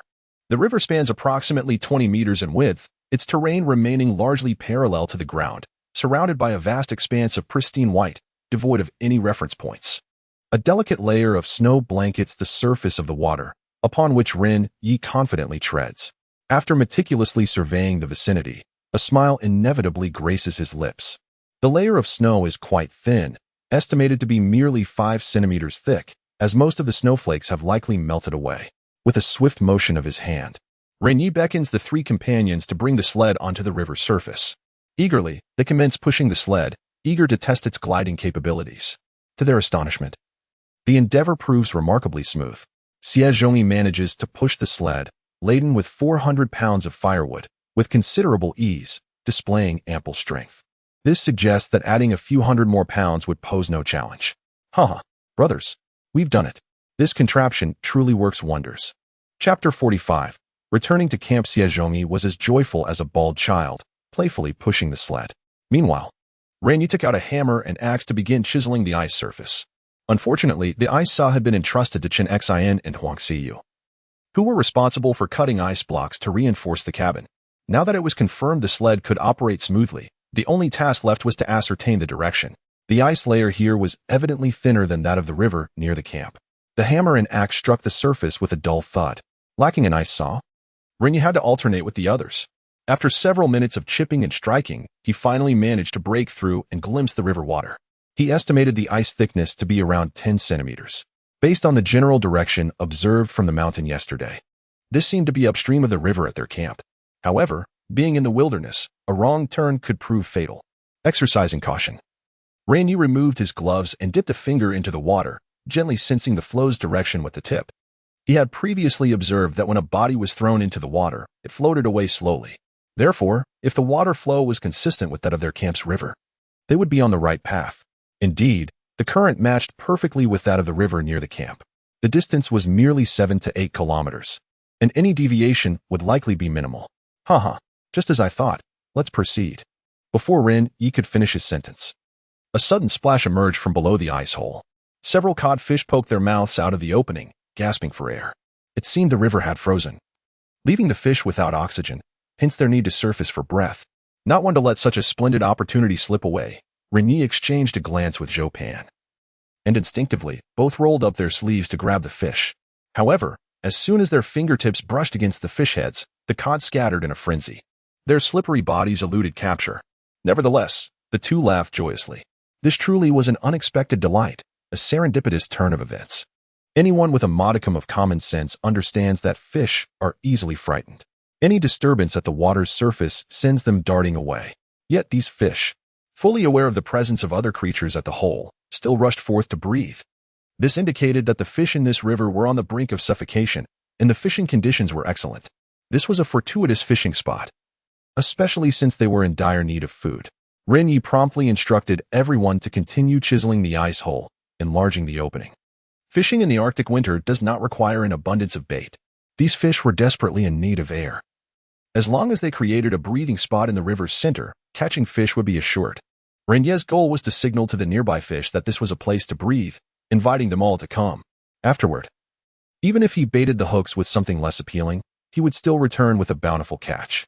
Once the ice hole was enlarged to the size of a basin, they proceeded to leave. Ren Ye reclined on a pile of firewood, leisurely enjoying the services of Zhou Pan and the others as they pulled the sled. In a bid to enhance their speed and safety, Ren Ye had wrapped the fur he had previously cut from his leather jacket around the soles of their shoes. This would augment the friction against the icy surface, preventing any potential slips. Remarkably, the sled bore a resemblance to a traditional rickshaw, providing a rather comfortable ride as they traversed the terrain. With time to spare, he took out his binoculars to survey the surroundings, hoping to ascertain whether the Arctic wolves were still trailing them. It seemed that the wolves, having feasted well the previous night, were nowhere to be seen today. However, as they passed a river area, he suddenly noticed several depressions in the ice, conspicuously out of place on the otherwise flat surface. It was improbable for such depressions to occur naturally along an entirely frozen river. They were likely the result of deliberate excavation followed by refreezing. This realization brought a flicker of hope to Ren Ye's heart. Encountering people in such a remote area would indeed be fortuitous. The inhabitants of such locales were typically primitive peoples, such as the Inuit and Eskimos. Even without satellite phones, aligning with them might spare them from starvation or freezing. He quickly called for Zhou Pan and the others to halt, leaping from the sled to inspect the edges of the depressions for any signs of human presence. Yet, upon closer examination, his burgeoning hope was dashed once more. There were no footprints, nor any traces of human activity to be found, indicating that whoever had carved the ice had long since departed. Noticing the disappointment etched on Ren Ye's face, Zhou Pan and the others inquired about his thoughts. With a sigh, Zhou Pan remarked, "Do not dwell on it. Such ice holes are not uncommon in fish-laden rivers. The Inuit and Eskimos are nomadic. They migrate northeastward during the harsh winter. While they do leave some traces along the way, the people have surely moved on. We should focus on how to survive the winter ourselves." "Indeed, you make a valid point," Ren Ye pondered, realizing that relying on others might be futile at this juncture. He resolved to set aside his disheartenment, and the four of them resumed their journey. As it turned out, Ren Ye's sense of direction was impeccable. The river was approximately 8 kilometers from their camp, and despite hauling over 700 pounds, they arrived at the campsite in just over an hour.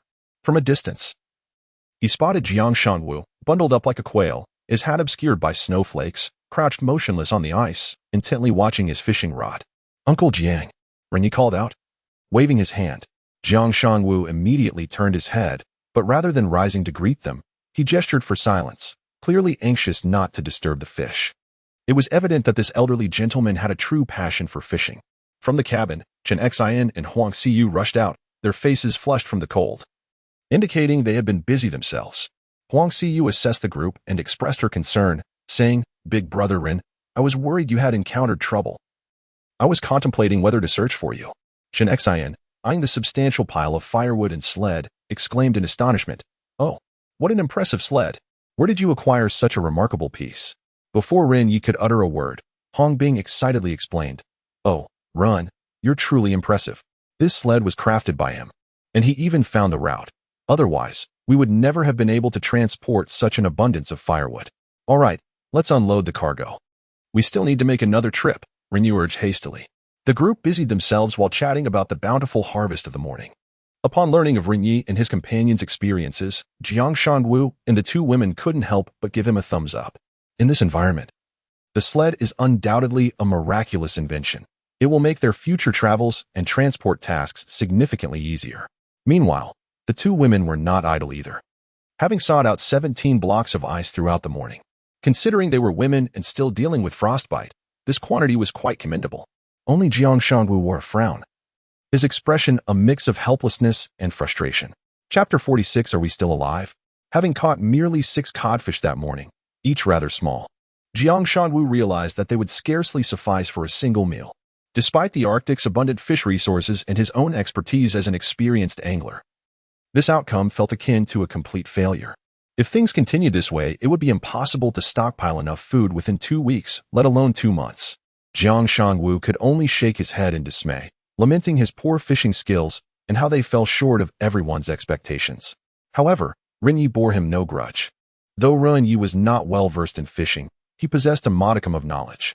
It was commonly accepted among fishermen that winter was the season when fish were least active.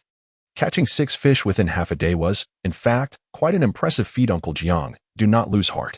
On our way back today, we will pass by a river where the fishing is exceptional. I nearly caught one with my bare hands. Join us there this afternoon, and I assure you, we will return with our nets brimming. Really? Exclaimed Jiang Shanwu, nearly leaping with joy, the wrinkles on his old face tightening with excitement. Where is it? Let's go right now. His exhilaration was so profound that he reverted to his native tongue, feeling more thrilled than if he had discovered a treasure trove. It must be said that an angler's obsession with a good fishing spot often surpasses a man's interest in beautiful women. Ren Ye, not comprehending the dialect, nonetheless recognized Jiang Shanwu's enthusiasm. He gestured towards the pile of firewood on the sled, soothingly saying, "Uncle, please refrain from speaking in dialect. I understand your eagerness, but we must remain patient. I've already prepared a good spot for you. We can fish at any moment. The fish need to breathe. They want to be going anywhere." Upon hearing this, Jiang Shanwu nodded in agreement. A fisherman must avoid impatience. The more anxious one is, the more likely they are to return empty-handed. The 7 of them quickly unloaded the firewood into the cabin. After enduring the cold for half a day, they now felt both chilled and famished. Yet, when the flames finally ignited, the numbness in their bodies began to dissipate. As they felt their limbs gradually warm, a collective sigh of relief escaped their lips, and their breathing became noticeably easier. It became evident that they had made the right decision, in many respects. Fire was even more vital than food. Particularly with a cold wave approaching, it was likely that the fire would need to burn continuously for 24 hours. Ren Ye placed a small pot over the fire, carelessly chopping the 3 cod into several pieces, mixing them with snow before setting them to cook. Given the scarcity of food, they were even unwilling to discard the foul-smelling entrails. Within half an hour, a delectable aroma of fish permeated the cabin, making Xie Zhongyi and Hong Bing salivate. The chilly weather had its advantages. One needn't worry about food spoiling or becoming too hot. Ren Ye took the pot outside the cabin for less than 3 minutes, and the steaming fish broth had cooled considerably. With the first sip of the fish soup flowing down his throat and into his stomach, Ren Ye felt as if the world had suddenly transformed into something beautiful. He smacked his lips in satisfaction, a wave of warmth enveloping him, as if he had been reborn. To be honest, had he tasted this fish soup, replete with a fishy aroma, just a few days prior, he would have likely pinched his nose in disgust. Yet, at this moment, it surpassed even the most exquisite fish dishes served in 5-star establishments. Just as he contemplated savoring a second spoonful, a muffled clucking sound suddenly resonated from the adjacent cabin. The source of the noise was unmistakable, reminiscent of grinding teeth and chewing. It dawned on Ren Ye that Wang Yaji and Bai Jiawei had not yet succumbed to their fate. Indeed, it seemed that virtuous lives are often fleeting, while the malevolent endure for eons. He had assumed that these 2 women would succumb by morning, considering their inferior physical resilience. To his astonishment, they were still alive. Ren Ye promptly gestured toward the ice wall and inquired of Chen Xian and Huang Xiyu. "Did these 2 cause any trouble this morning? Have you checked on them?" "Yes, indeed," Chen Xian replied. "After you left, I went to take a look. They were sleeping until an hour ago. They looked utterly famished, with their hair in disarray, quite ghostly, I must say." Huang Xiyu interjected, "Just half an hour ago, they were begging me for food, their eyes bloodshot and wide open, resembling saucers. If we were to encounter them tonight, it would be quite terrifying. Should we? Did you 2 give them food?" Ren Ye's tone suddenly became grave.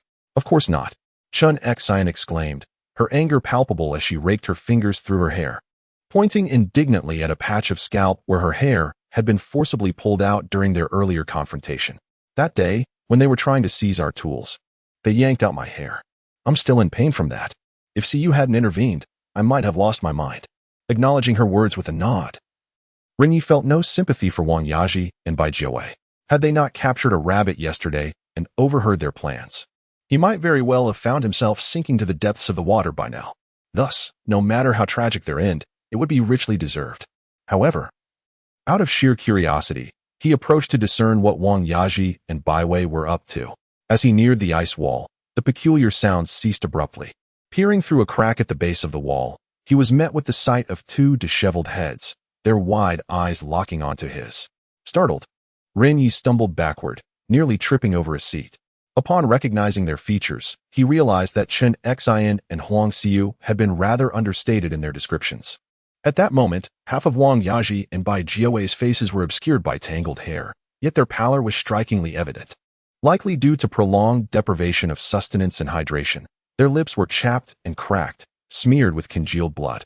Their cheekbones jutted prominently, and dark circles under their eyes resembled the remnants of makeup, rendering their faces akin to dry skulls draped in a layer of human skin. This appearance did not particularly surprise Ren Ye. Rather, he was intrigued by the fact that these two were still capable of movement. Was the blood at the corners of their mouths a result of self-mutilation?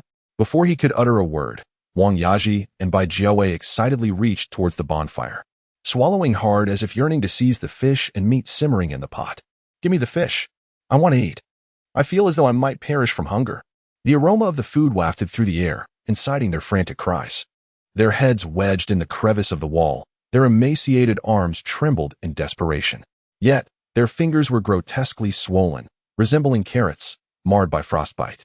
Observing this, Xie Zhongyi promptly distanced the pot from them. "Oh, you two are quite audacious, aren't you? If you wish to eat, then go fetch it yourselves." He approached the wall's base, laughing maliciously as he continued, "If you truly desire food, then hurry to the river. Retrieve that satellite phone, and I shall immediately provide you with something to eat." Chapter 47. Starved into zombies, feed me. Feed me. I want fish. The two women seemed utterly oblivious to Xie Zhongyi's words, lost in their own frantic rants, mindlessly repeating those phrases. It appeared that their mental state had deteriorated. Could it be that they had succumbed to madness due to hunger?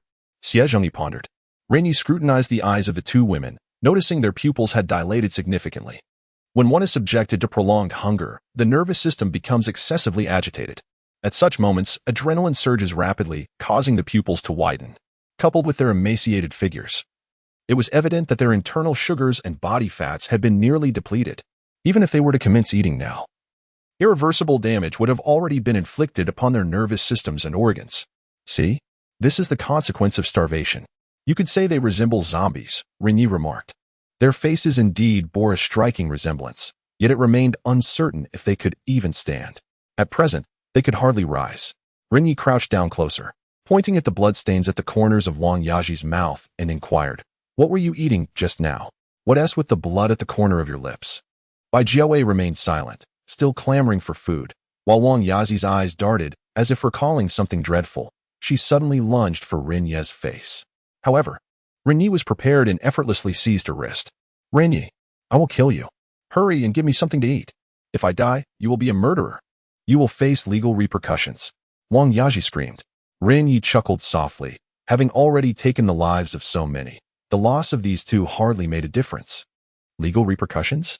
Based on your suggestion last night, once you're dead, I could simply toss you into the river. Who would ever know? What? Still yearning for rabbit meat? Fear not. Should I catch another rabbit, I shall certainly let you partake. After all, I am curious to see what grotesque form you might assume if you were to consume rabbit meat in such a famished state." "You poison the meat?" Wang Yazi's eyes widened in shock, finally grasping the situation. No wonder she had felt uncontrollably ravenous after consuming the rabbit meat. She hadn't realized Ren Ye had tainted it. Yet, she had been watching intently as it was roasted, leaving no opportunity for Ren Ye to act. "You are so cruel. We have no enmity between us, merely minor disputes. Why would you treat us this way?" "Minor disputes? No enmity?" Ren Ye's expression turned incredulous. Indeed, the wicked never perceive their own malevolence. They possess a uniquely distorted worldview, entirely disregarding the feelings of others. Anger surged within Ren Ye, and he raised his hand, delivering a sharp slap that left Wang Yaji dazed, her head spinning. "You old hack, even at death's door, you dare to twist the narrative.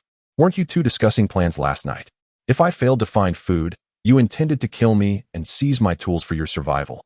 If I did find food, you expected me to continue sustaining you. What? Have you starved to the point of losing all memory? Wang Yaji was momentarily at a loss for words. Caught off guard, she had not anticipated that Ren Ye had been eavesdropping outside all night. No wonder he was so ruthless, daring to kill over 20 people.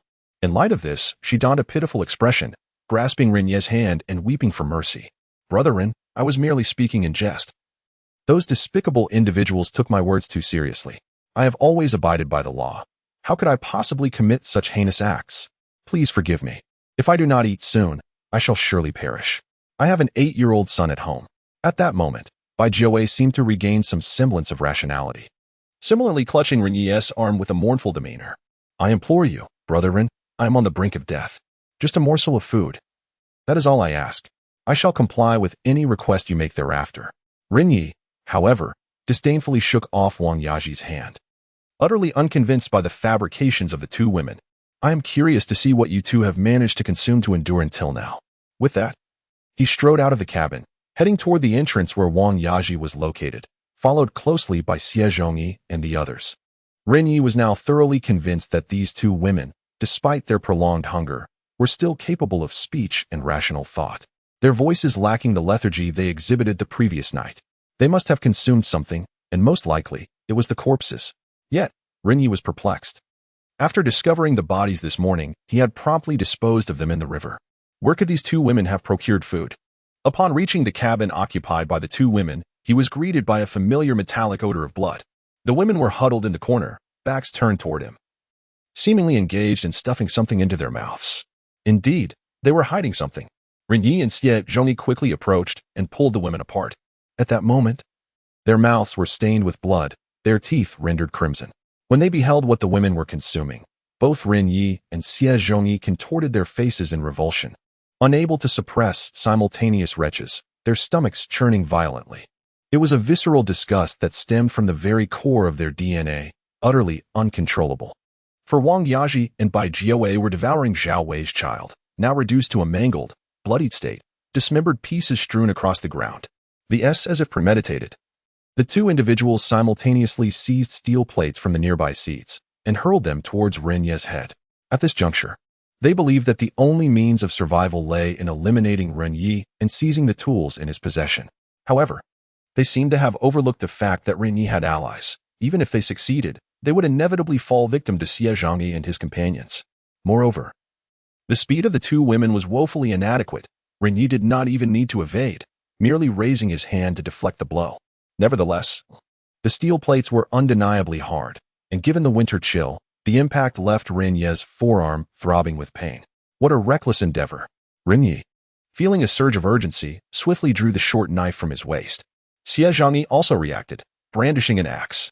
The two men simultaneously swung towards the women's necks. Chapter 48. The firewood gathered with a soft thud. The dagger and axe embedded themselves into the necks, producing a faint sound of flesh giving way. The already feeble bodies of Wang Yaji and Bai Jiawei could not withstand this blow. They promptly coughed up blood, clutching their throats before collapsing to the ground. After struggling for several agonizing seconds, life finally ebbed away. Ren Ye turned to Chun Xian and Huang Xiu, remarking, "Behold, a wolf in sheep's clothing cannot change its nature. Fortunately, you refrained from feeding them. Had they been satiated, their next thought would have been how to turn on us. Such individuals are truly unworthy of pity. Shi Guanglao, hasten to the river and make a hole. I shall dispose of their bodies." Xie Zhongyi called out to Hong Bing, preparing to drag the corpses away. However, Ren Ye suddenly recalled something and swiftly interrupted him. "We must retain the bodies for now. They may prove useful later." Xie Zhongyi looked bewildered. What use could they possibly serve? Shouldn't we act while the iron is hot? "Do not jest with me," Ren Ye retorted, pointing towards the 1 o'clock direction outside the cabin. "The pack of Arctic wolves remains a threat. If we wish to survive this winter, we must devise a way to eliminate them all." Upon hearing this, Zhou Pan immediately grasped his intent. "You mean, to use these two corpses as bait?" "Indeed." Ren Ye nodded. The Arctic wolves posed a significant danger, yet they were also an opportunity. They offered ample meat and fur thicker than that of Arctic hares. If we could eliminate them, we would secure both food and supplies, ensuring our survival through the winter. The specifics of the plan remain unformed, for now. We must address the firewood and shelter. Arctic time, 1:30 p.m. After finishing the fish, everyone but Chun Xian and Huang Xiu hurriedly set off with their luggage. They felt considerably lighter now that the threat from their peers had been eradicated. Although the survival tasks ahead were numerous, at least returning to the shelter would guarantee their safety. The group's spirits lifted significantly. They even hummed tunes while pulling the sleds. Only Ren Ye and Zhou Pan maintained solemn expressions, deliberating the forthcoming survival tasks, collecting firewood, stockpiling sufficient food, dealing with the pack of Arctic wolves, and reinforcing the shelter. Gathering firewood appeared to pose little challenge. With the sled, it merely required additional trips. The two reached a consensus on the shelter reinforcement plan, finding it manageable. Food would need to be accumulated gradually, but with fishing rods at their disposal, it should not prove too difficult. The pressing concern remained the pack of Arctic wolves. Any individual with a modicum of understanding knows that even protected species, once they have tasted human flesh, are immediately condemned to death, regardless of their status. They instinctively categorize humans as part of their menu and will strike again. Desperate humans have been known to resort to cannibalism. One can only imagine the predatory instincts of a pack of wild wolves. These creatures feasted heartily outside the camp last night. When hunger strikes again, they will undoubtedly return. Most of the corpses have now been discarded into the river, and if sustenance cannot be found, they will undoubtedly target a few individuals. Ren Ye is not particularly concerned about being ambushed at the shelter, as there is a fire pit. However, venturing outside in the future is inevitable. And encountering these beasts during a snowstorm would spell trouble. No, these creatures must be dealt with swiftly. With this thought in mind, Ren Ye resolved to eliminate the wolves as soon as he finished gathering firewood. During their previous return, the group took approximately 70 minutes. But now the advantage of the sled is evident. Without the burden of 700 pounds, they arrived at the previous river location in less than 40 minutes. If they reached the forest, it would take at most an hour. This is a saving of half an hour compared to their earlier arduous trek over mountains. As the path is not as challenging, conserving considerable energy. Upon arrival, Jiang Shanwu wasted no time resting. He seized Xie Zhangyi's axe and hurried to the fishing spot. The hole that Ren Ye had previously drilled was now frozen over, but the ice was not thick due to the short duration. After a few strikes, he broke through and set up his fishing rod beside the hole. Oh dear, this old man. One might think he was on holiday. He is so eager. Xie Zhangyi could not fathom the passion that fishermen have for their craft. To him, it seemed dreadfully boring, devoid of any apparent enjoyment. Perhaps such hobbies in old age are merely a way to find joy amidst hardship. Uncle Jiang, we are leaving now. Take care. Ren Ye waved goodbye to Jiang Shanwu. But Jiang Shanwu gestured for silence, repeatedly signaling him to depart quickly. Ren Ye could only smile helplessly and led the others towards the forest. Just as they reached the riverbank, Jiang Shanwu's hearty laughter echoed behind them. Caught one. Salmon. Turning back, they beheld a fish nearly the length of a calf, weighing close to 10 pounds. Jiang Shanwu was as gleeful as a child, proudly lifting the large fish and shaking it, exclaiming in his native dialect, "Little Ren. This fishing spot is truly fantastic. There are so many fish, big and plump." As a fisherman, catching a fish in less than 5 minutes was undoubtedly his proudest moment. Ren Ye and the others shared in his joy, giving him a thumbs up. The afternoon passed without incident, as the four of them nearly stripped the forest of fallen trees. Additionally, they felled several dying trees. In the end, they successfully gathered almost 800 pounds of firewood. They could have carried 1,000 pounds. But Ren Ye feared the sled could not withstand it and might struggle to pull the load. Thus, the firewood needed for winter was almost entirely collected. With just one more trip tomorrow to complete the task, Jiang Shanwu also had a bountiful harvest, as the fishing conditions in this river exceeded Ren Ye's expectations. When Ren Ye passed by to fetch Jiang Shanwu, the old man was reluctant to leave, appearing unsatisfied with his catch. When Ren Ye opened Jiang Shanwu's fish-filled suitcase, all eyes widened in astonishment. Wow. 1, 2, 3, 4, 14 fish. In just an hour, he caught 14 fish? Uncle Jiang, you truly possess remarkable skills. Such prowess in angling is truly commendable. It is no wonder you are regarded as a master fisherman. With your presence, acquiring provisions for the winter seems effortlessly attainable. The flattery from the crowd brought great delight to Jiang Shanwu, who, having surpassed 50 years, beamed with the joy of a child. Ha ha ha. It is all about luck, indeed, and the keen eye of young Ren for selecting the fishing spot. I hardly exerted myself at all. For him, there is no greater joy than being praised for his fishing prowess. This is a moment of pride exclusively reserved for fishing enthusiasts. 8 cod, 2 mackerel, 1 red-spotted salmon, and 3 salmon, amounting to nearly 100 pounds in total. Chapter 49. The Arctic wolf pack. If these fish were consumed sparingly, they could sustain the 7 of them for about a week. Ren Ye calculated that during the coldest wave, they could survive for a maximum of 1 month. The 7 individuals remained huddled in the shelter, basking in the warmth. As long as their body temperature did not drop, the calories they needed would be significantly reduced. Consuming roughly 15 pounds of fish daily would suffice to maintain their health. By this estimation, to endure a month of frigid weather, they would need to stockpile at least 500 pounds of fish, accounting for the inedible bones and entrails. To survive safely, they had much to accomplish. Nevertheless, today marked the completion of one survival task, and they joyfully returned to camp with their provisions. Due to the time wasted in the morning while constructing the sled, darkness had already descended before they reached the camp. Fortunately, the Arctic night was not excessively dark, and they were familiar with the route. They took turns pulling the sled and finally arrived at the river area not far from the cabin around 5 o'clock. Having only consumed a modest fish soup and some fish for lunch, they had been working tirelessly throughout the day. At this moment, exhaustion, hunger, and coldness enveloped them. Their limbs felt icy and stiff, making it difficult to walk. Just as Ren Ye was about to call out to Chen Xian and Huang Xiu for assistance, a series of familiar and eerie howls echoed from the distance. A woo, a woo. This sound sent a chill down the spine of everyone present. The wolves had arrived.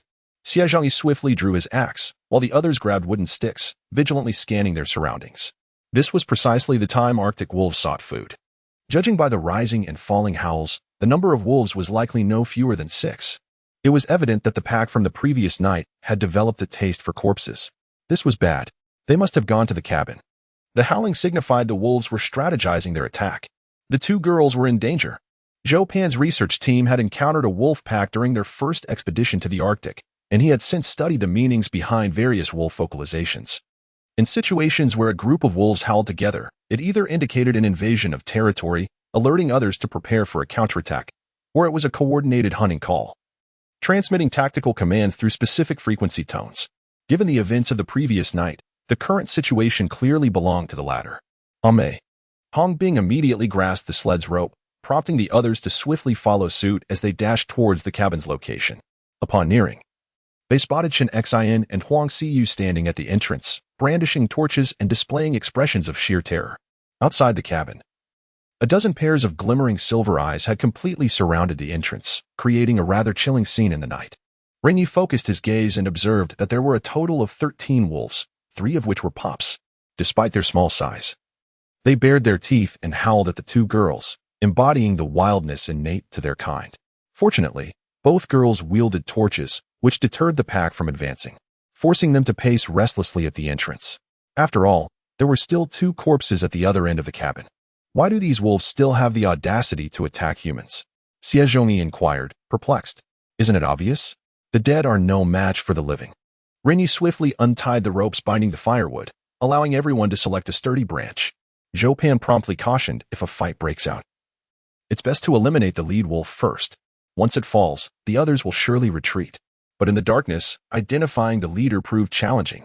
This dilemma also troubled Ren Ye. Aside from the 3 small wolf cubs, the remaining wolves were similar sizes. Let us not overthink it. Strike whoever approaches, just be cautious, he urged. When the time comes, shout loudly, it may frighten them away. After a brief countdown, the 5 of them erupted into a cacophony as they charged forward. Wolves are not inherently fearless. In the animal kingdom, size and vocalization command respect. They possess limited intelligence, often cautious when encountering larger creatures, testing the waters before deciding to attack. If they sense little threat, they will pounce. However, if they hear a boisterous challenge and perceive no fear, they will typically abandon their hunt unless particularly famished. Upon hearing the shouts from Ren Ye and his companions, the wolves abruptly ceased their howling, instinctively retreating, creating a path in the circle encircling them. Yet, the pack showed no signs of surrender, still baring their teeth menacingly. The 5 swiftly reached the cabin door, positioning themselves before the 2 women. Are you 2 unharmed? Hong Bing asked with immediate concern. Chen Xian shook her head, her panic visibly subsiding. We're fine. This pack fears fire and won't approach. Just as she spoke, Jiang Shangwu's stick was suddenly clamped by a wolf's jaws. The pine branch, thick as a wrist, splintered under the force, revealing the wolf's sharp teeth. Let go. Jiang Shangwu attempted to pull back the stick, but found the beast surprisingly strong, rendering him momentarily helpless.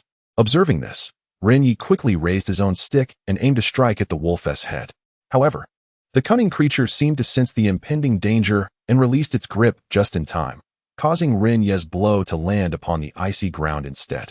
What a clever beast. Fear crept into Ren Ye's mind. This creature was capable of evasion. If a confrontation ensued, their odds did not appear favorable. Humans, regardless of whom they face, always seek to emerge unscathed, and Ren Ye was no exception. Uncle Jiang, do you have the shovel? Jiang Shanwu, unsure of Ren Ye's intentions, complied without question, retrieving the foldable military shovel he had strapped to his waist. This was the very shovel Ren Ye had given him earlier while fishing, intended to prevent the ice from sealing the fishing hole. Before departing, Ren Ye had emphasized the importance of carrying it, for it was their sole shovel. Ren Ye swiftly grasped the shovel, deftly shaping it before burrowing into the cockpit, where he scooped up some smoldering charcoal from beneath the fire. You desire sustenance, do you? Allow me to provide you with something delectable. Upon witnessing his actions, Zhou Pan immediately grasped his intentions and brandished a stick, incessantly provoking the two wolves before him.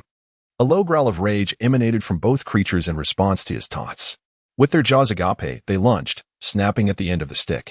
Stand back, Ren Ye bellowed as he recognized the opportune moment. Raising the shovel high, he swung it towards the two wolves. A cascade of fiery sparks arced through the air, landing squarely upon the heads of the two wolves in the next instant. Chapter 50. The Martian sparks and the wolves. A multitude of sparks danced upon the wolves' pristine white fur, immediately releasing a plume of gray smoke. Perhaps the flames had not yet reached their skin, as the two wolves remained steadfast, clenching the wooden sticks in their jaws. However, just 2 seconds later, several sparks ignited their fur and fell upon their skin, eliciting gut-wrenching cries of anguish from the two wolves. The sound, akin to a dog's agonizing wail, was piercing and sharp. In pain, the wolves promptly released their grip, rolling frantically in the snow, perhaps under the delusion that some entity was gnawing at them, their front paws incessantly pawing at the scorched areas. The sight was somewhat comical. Observing the two wolves temporarily incapacitated, Xie Zhongyi recognized an opportunity and brandished his axe. Advancing swiftly, "Die, you vile creatures!" Yet, just as he took a couple of steps, he felt a firm grip on his hand. Turning around, he was startled to find it was Ren Ye. This unexpected action left him momentarily bewildered, and the others gazed at Ren Ye with puzzled expressions. Before Xie Zhongyi could inquire, the two fallen wolves seized the chance to rise and hurriedly fled into the distance. The remaining wolves, too, wasted no time in retreating, and soon the scene was devoid of their presence. Oh no, this is... Xie Zhongyi lamented, watching helplessly as the hard-earned wolf meat slipped away. A mix of urgency and frustration overtaking him. What do you mean by this, Tai? Did you not say you would slay the two wolves? If you hadn't stopped me, one swing of my axe would have brought them down. Zhou Pan, who usually supported Ren Ye, was equally perplexed. The two wolves had been the largest in the pack, one of which was surely the Wolf King. Why allow them to escape? Ren Ye, however, shook his head and smiled. Wolves are cunning creatures. If the Wolf King is killed, the others will undoubtedly refrain from challenging us. Yet, we are still in dire need of provisions for the winter. The slaughter of just 2 wolves is insufficient. His words left the group exchanging glances, confusion evident in their eyes. Are you implying that you spared the Wolf King to annihilate the entire pack? Zhou Pan attempted to grasp Ren Ye's seemingly unrealistic notion. Ren Ye nodded affirmatively, his mind already formulating a 2-pronged strategy. Indeed, while I cannot guarantee the complete extermination of the pack, I am confident that eliminating 2/3 of them should be attainable. The group remained bewildered, their expressions a mixture of awkwardness and skepticism. Are you perhaps a bit overambitious? This is a pack of wolves. Even if we can defeat them, we cannot outrun them. If they choose to flee, we would be unable to pursue them. How can we kill them? Ren Ye gazed toward the direction in which the wolves had escaped, faintly perceiving the glimmering pairs of eyes in the darkness, his smile unwavering. These creatures, it seemed, had not yet relinquished their intent. Let us gather firewood first. After a long day, we must not let ourselves starve. With the temperature plummeting to -33 degrees, the group could only retrieve the sled to unload the firewood before proceeding. During this period, Ren Ye articulated his thoughts to the group. His objective extended beyond merely eradicating the wolf pack. He aimed to maximize all potential benefits. Ren Ye planned to commence his actions the following day, intending to excavate a trap and utilize the 2 corpses as bait. Once the wolves fell into the pit and became ensnared, resolving the remaining matters would be significantly easier. Not only could he acquire several hundred pounds of wolf meat without shedding blood, but he would also obtain wolf pelts thicker than clothing. This strategy would simultaneously eliminate the safety hazard and ensure a sufficient stockpile of food. It was a perfect solution to the two paramount survival challenges. He mused that he had yet to experience the taste of wolf meat. Upon hearing his plan, the others began to understand, with the cold wave drawing ever nearer. It was indeed time to expedite the completion of their remaining tasks. At 7 p.m., the somber sky howled with frigid winds, and snowflakes cascaded intermittently toward the earth. After a day of relentless toil, Ren Ye finally found a moment to rest. He settled at the entrance of the cabin, observing the thermometer display a chilling -35 degrees, causing his brow to furrow deeply.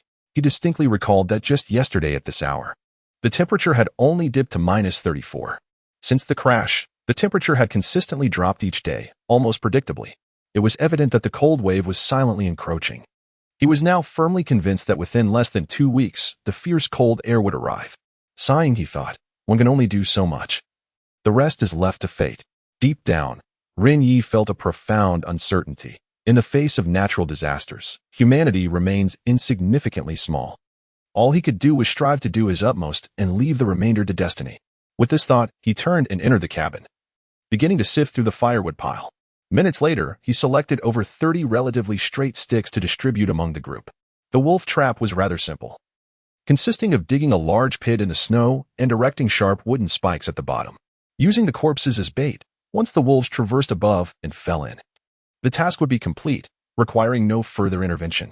However, a crucial detail concerning trap design lay in how to entice more wolves to fall in simultaneously. The sound of sharpening sticks echoed within the cabin as the group toiled for over 2 hours until completion. A total of 32 wooden spikes were fashioned, not exceedingly sharp, but sufficient to pierce through wolf hide. After this endeavor, everyone was utterly exhausted. Physical labor in such frigid conditions drained considerably more energy than under normal temperatures. They prepared a pot of fish soup, devouring it swiftly. To prevent a wolf pack from approaching during the night, they moved the 2 adjacent corpses closer. Following this, they utilized ice bricks collected during the day to seal the entrance of the ice wall, and only after everything was completed did they retire to sleep. As it turned out, Ren Ye's apprehensions were well-founded. At midnight, the mournful howls of wolves echoed outside the cabin once more. By the riverbank, 13 wolves stared intently at the cabin in the center of the river. The 13 pairs of silvery eyes gleamed more distinctly than a few hours prior, casting an eerie glow against the backdrop of the night. At the forefront, 2 wolves stood with their obsidian heads starkly contrasting the snow-white fur of their bodies. They were the alpha pair, the very same that had previously suffered burns inflicted by Ren Ye. Though the intellect of wolves may not be particularly high, they are profoundly social creatures, bound by a strict hierarchy, adept at communication, and skilled in cooperative hunting. Additionally, they possess a formidable sense of vengeance. An old adage states, if a wolf turns back, there must be a reason. It is either to repay a kindness or to seek revenge. At this moment, the alpha pair glared at the cabin, baring their teeth and growling, clearly unwilling to abandon the pursuit of Ren Ye and his companions. It seemed they had noticed that Ren Ye and his group had succumbed to slumber, and as the firelight within the cabin faded, a soft howl escaped the alpha, prompting the pack to cautiously approach the cabin. Chapter 51. Setting traps. The frigid temperatures were imminent, and the animals that were to hibernate had mostly retreated into their dens. The wolf pack, deprived of a stable food source and having feasted on humans the previous day, began to regard humans as seemingly appetizing creatures. Small in stature and devoid of sharp teeth and claws, they appeared easier to hunt. However, due to their prior encounter with Ren Ye, who had scorched them with embers, the wolves remained cautious. Sniffing the snow-covered ground with their noses, they caught a whiff of a familiar metallic scent. After circling the fuselage for some time, the pack slowly ventured inside. However, the area adjacent to Ren Ye and his companions was devoid of corpses, although the remnants of a fierce battle lingered in the air. Several wolves licked the frozen blood congealed on the ground and gnawed at the blood-stained seats, mistaking them for sustenance. They were left with nothing but mouthfuls of sponge and fabric, discovering that it was utterly inedible. The pack shifted their focus to the area where Ren Ye and his companions lay. The bodies of Wang Yaji and Bai Jiawei rested against the wall, while Ren Ye and his companions were deep in slumber. Upon spotting potential prey, the Wolf King's eyes gleamed with anticipation, squeezing through a narrow crack in the wall, which was just wide enough to accommodate an adult's head. The Wolf King managed to push through. Yet, halfway in, it caught sight of the embers of a dying fire, instinctively retracting its body in fear.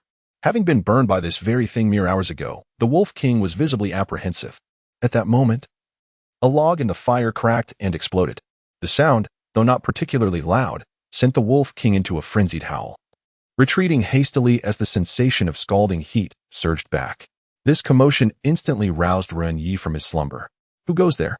he demanded, recalling the 2 corpses in the room and the numerous lives he had taken, still haunted by nightmares.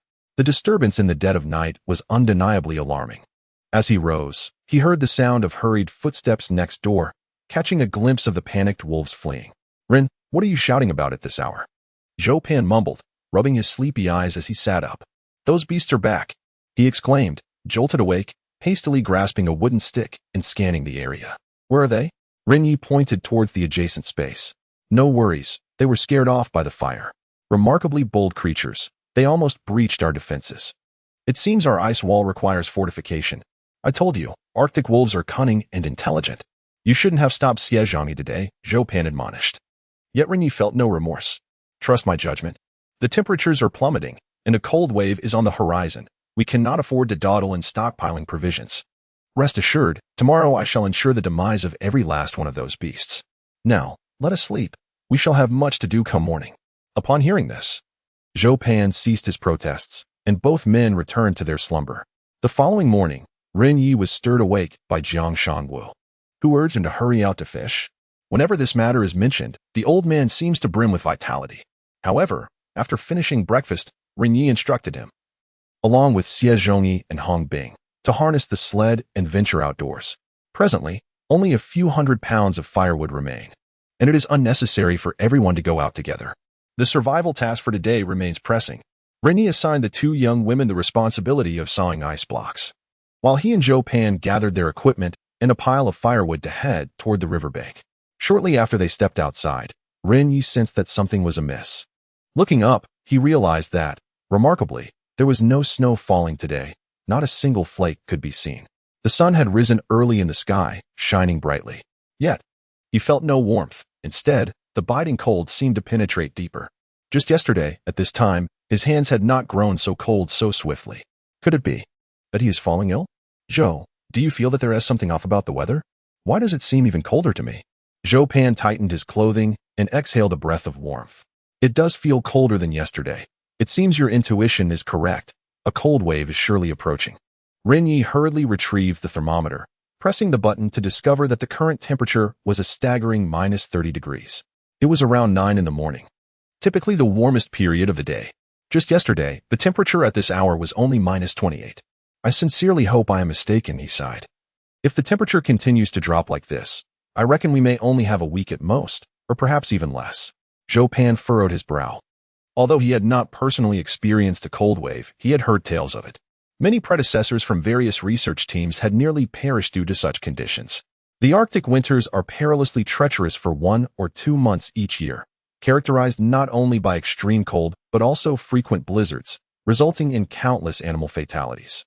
Contemplating this, he urged, "We must not delay. Let us hasten our work." The 2 quickened their pace, following the tracks left by a pack of wolves. Arriving at the base of a low snow mound, animals often exhibit greater cunning than humans. They typically choose paths that are easier, safer, and more navigable. Therefore, when setting traps in the wild, selecting locations with abundant animal tracks is undoubtedly wise. Ren Ye took out a military shovel and began to dig. The snow layer was far thicker than he had anticipated. He dug over a meter deep before finally reaching the frozen ground. It seems this area was once a forest. The 2 took turns digging, switching roles whenever fatigue set in. After approximately an hour, they completed a circular hole about 1.5 meters wide and 1.8 meters deep. Both were breathless, panting heavily, their throats feeling as if they were on the verge of freezing. During their brief respite, Ren Ye pondered how to lay the wooden sticks to conceal the trap. This is the crucial element in capturing more wolves. The principle is straightforward. He aimed to position the wooden sticks as sturdily as possible. If 1 or 2 wolves were to step on the trap, it would not trigger, but if 4 or 5 stood upon it, the sticks would surely break under the weight, causing the wolves to fall into the trap and be impaled by the spikes, thus maximizing their gain. This poses a significant challenge to the laying of traps, necessitating precise calculations of the wolves' weight and extensive experimentation. Fortunately, Ren Ye has previously observed the size of these wolves. allowing him to combine this knowledge to conclude that the average weight of an adult Arctic wolf ranges between 70 to 90 pounds. With last night's alpha male estimated to weigh around 80 pounds. The other wolves are somewhat smaller, most likely weighing between 70 to 75 pounds. Thus, if 4 wolves are to be captured, in addition to the 80-pound bait, the wooden sticks used to conceal the traps must be capable of withstanding at least 360 pounds. Upon arriving at this figure, he began the process of selecting suitable wooden sticks. Chapter 52. Is there a polar bear? Fortunately, I gathered a considerable amount of firewood yesterday, an assortment of sticks of various sizes and lengths. The trap's entrance was constructed using the simplest method, a basic crisscross pattern. Within 10 minutes, the entrance was effectively obscured by a multitude of sticks, appearing quite sturdy. Ren Ye stepped directly onto it, and the sticks displayed minimal bending, supporting his weight. He then turned to Zhou Pan and inquired, "Brother Zhou, what is your weight?" After a moment's contemplation, Zhou Pan replied, "I weighed myself before coming here. I was 150 pounds. I've likely lost 7 or 8 pounds these past few days, but considering my clothing, my weight should remain unchanged. Go ahead and give it a try." Ren Ye's weight was 165 pounds, as he had intentionally gained weight prior to arriving in the Arctic, knowing that individuals with more body mass tend to withstand cold and hunger better. His situation was not much different from Zhou Pan's, bundled in several layers of clothing. He estimated his current weight to be around 160 pounds. Together, they weighed over 300 pounds. However, as soon as Zhou Pan placed both feet on the trap, crack, 3 of the sticks shattered instantly, and both men tumbled into the pit. Anticipating such a scenario, Ren Ye had refrained from hastily inserting wooden spikes at the bottom of the pit. Fortunately, their layered clothing cushioned their fall, preventing any injuries. It seemed these sticks were not sufficiently robust.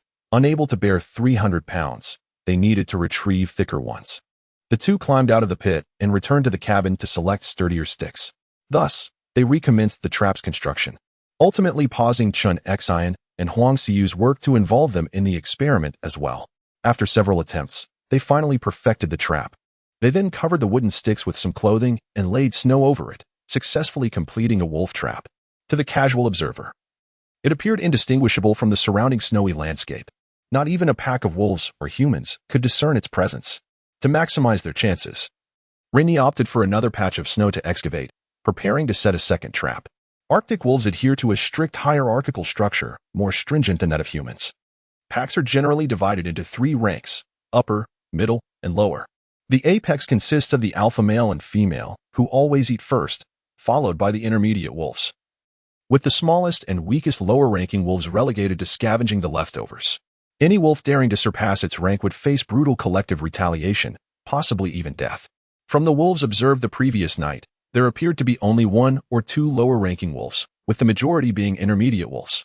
Thus, Ren Ye's primary targets were the latter, along with the alpha pair. After another hour or 2 of diligent work, it was now midday. The second load of firewood brought by Xie Zhangyi and Hong Bing was nearing arrival just as the second trap was completed. Once the subsequent tasks were managed, the group, already feeling the biting cold, hurried back to the cabin. Now, they merely awaited the onset of dusk to place the 2 bait carcasses atop the traps. As they approached the cabin, shouts from Xie Zhangyi and Hong Bing echoed across the river. "Hey, buddy, handsome, something's wrong."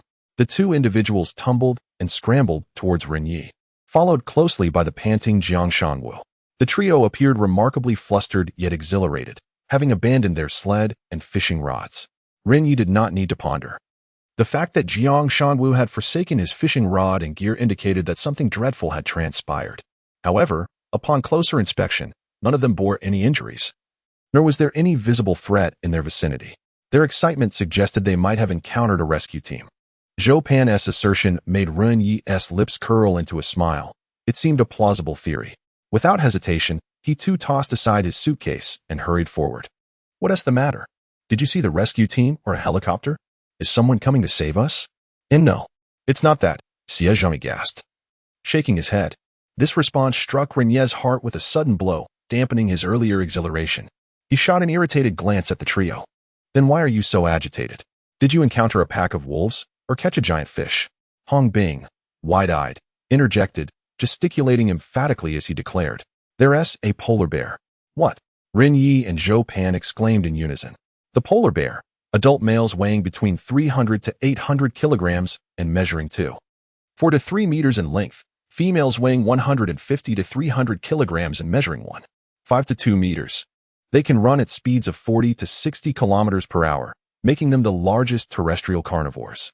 The crucial detail is that when hungry, their predatory instincts become exceedingly fierce, attacking any creature in sight, including humans. Ren Ye glanced at the sled some distance away, a dubious expression crossing his face. How could these three, having encountered a polar bear, emerge unscathed while dragging a pile of firewood? Are you certain it was a polar bear? Where did you encounter it? And how did you escape? Seeing his skepticism, Jiang Shangwu pulled out his phone. I swear it was a polar bear. I even recorded it. Since Ren Ye had intended to use his phone solely for filming during his trip to the Arctic, he had packed several power banks. All the other phones were either turned off or in power-saving mode, leaving his at a full charge. Upon receiving the phone, Ren Ye observed the video. It was evident that Jiang Shangwu had filmed from atop the firewood pile on the sled, his heavy breaths audible. Indeed, some meters away, a polar bear was pursuing the sled. Yet, it moved slowly, as if fearful of something. The recording dated today, at 11:12 a.m., only deepened Ren Ye's confusion. He turned to Xie Zhongyi and Hong Bing and inquired, "How did you manage to outrun a polar bear while dragging a pile of firewood and Uncle Jiang? You two are swifter than Bolt?" "Swifter than Bolt? Not at all. I almost wet myself in fear," Xie Zhongyi replied, still bearing a look of shock. After catching his breath, he continued, "That bear chased us for about 100 meters before it stopped. At that moment, both Shi Guang and I were ready to abandon the sled and flee. Fortunately, otherwise the three of us would have met our end today. You have no idea." The sound it made while running was thunderous, utterly terrifying. Hong Bing concurred, asserting that the bear must have been well fed, as it appeared to be driving us away. For the next 2 minutes, the three of them exchanged accounts of the entire ordeal. Xie Zhongyi and Hong Bing had just finished loading a cart of firewood when they met Jiang Shangwu, who was on his way back for a meal. Initially, Jiang Shangwu was quite reluctant, but the plummeting temperature today left his hands and feet numb after fishing all morning, prompting him to return for warmth and a hot meal. This very decision fortuitously spared his life. No sooner had they taken a short ride on the sled than a roar erupted behind them. The trio turned to see an Arctic bear bounding onto the river surface, pursuing them relentlessly. Chapter 53. Reinforcing the shelter, the three individuals were immediately struck with terror, particularly Xie Zhongyi and Hong Bing, who even forgot to abandon the sled in their desperate flight. They fled without looking back. After an indeterminate time, they finally regained their senses. Just as they were contemplating discarding the rope, they noticed that the polar bear behind them had ceased its pursuit and was instead retreating. This scene did not resemble a hunt.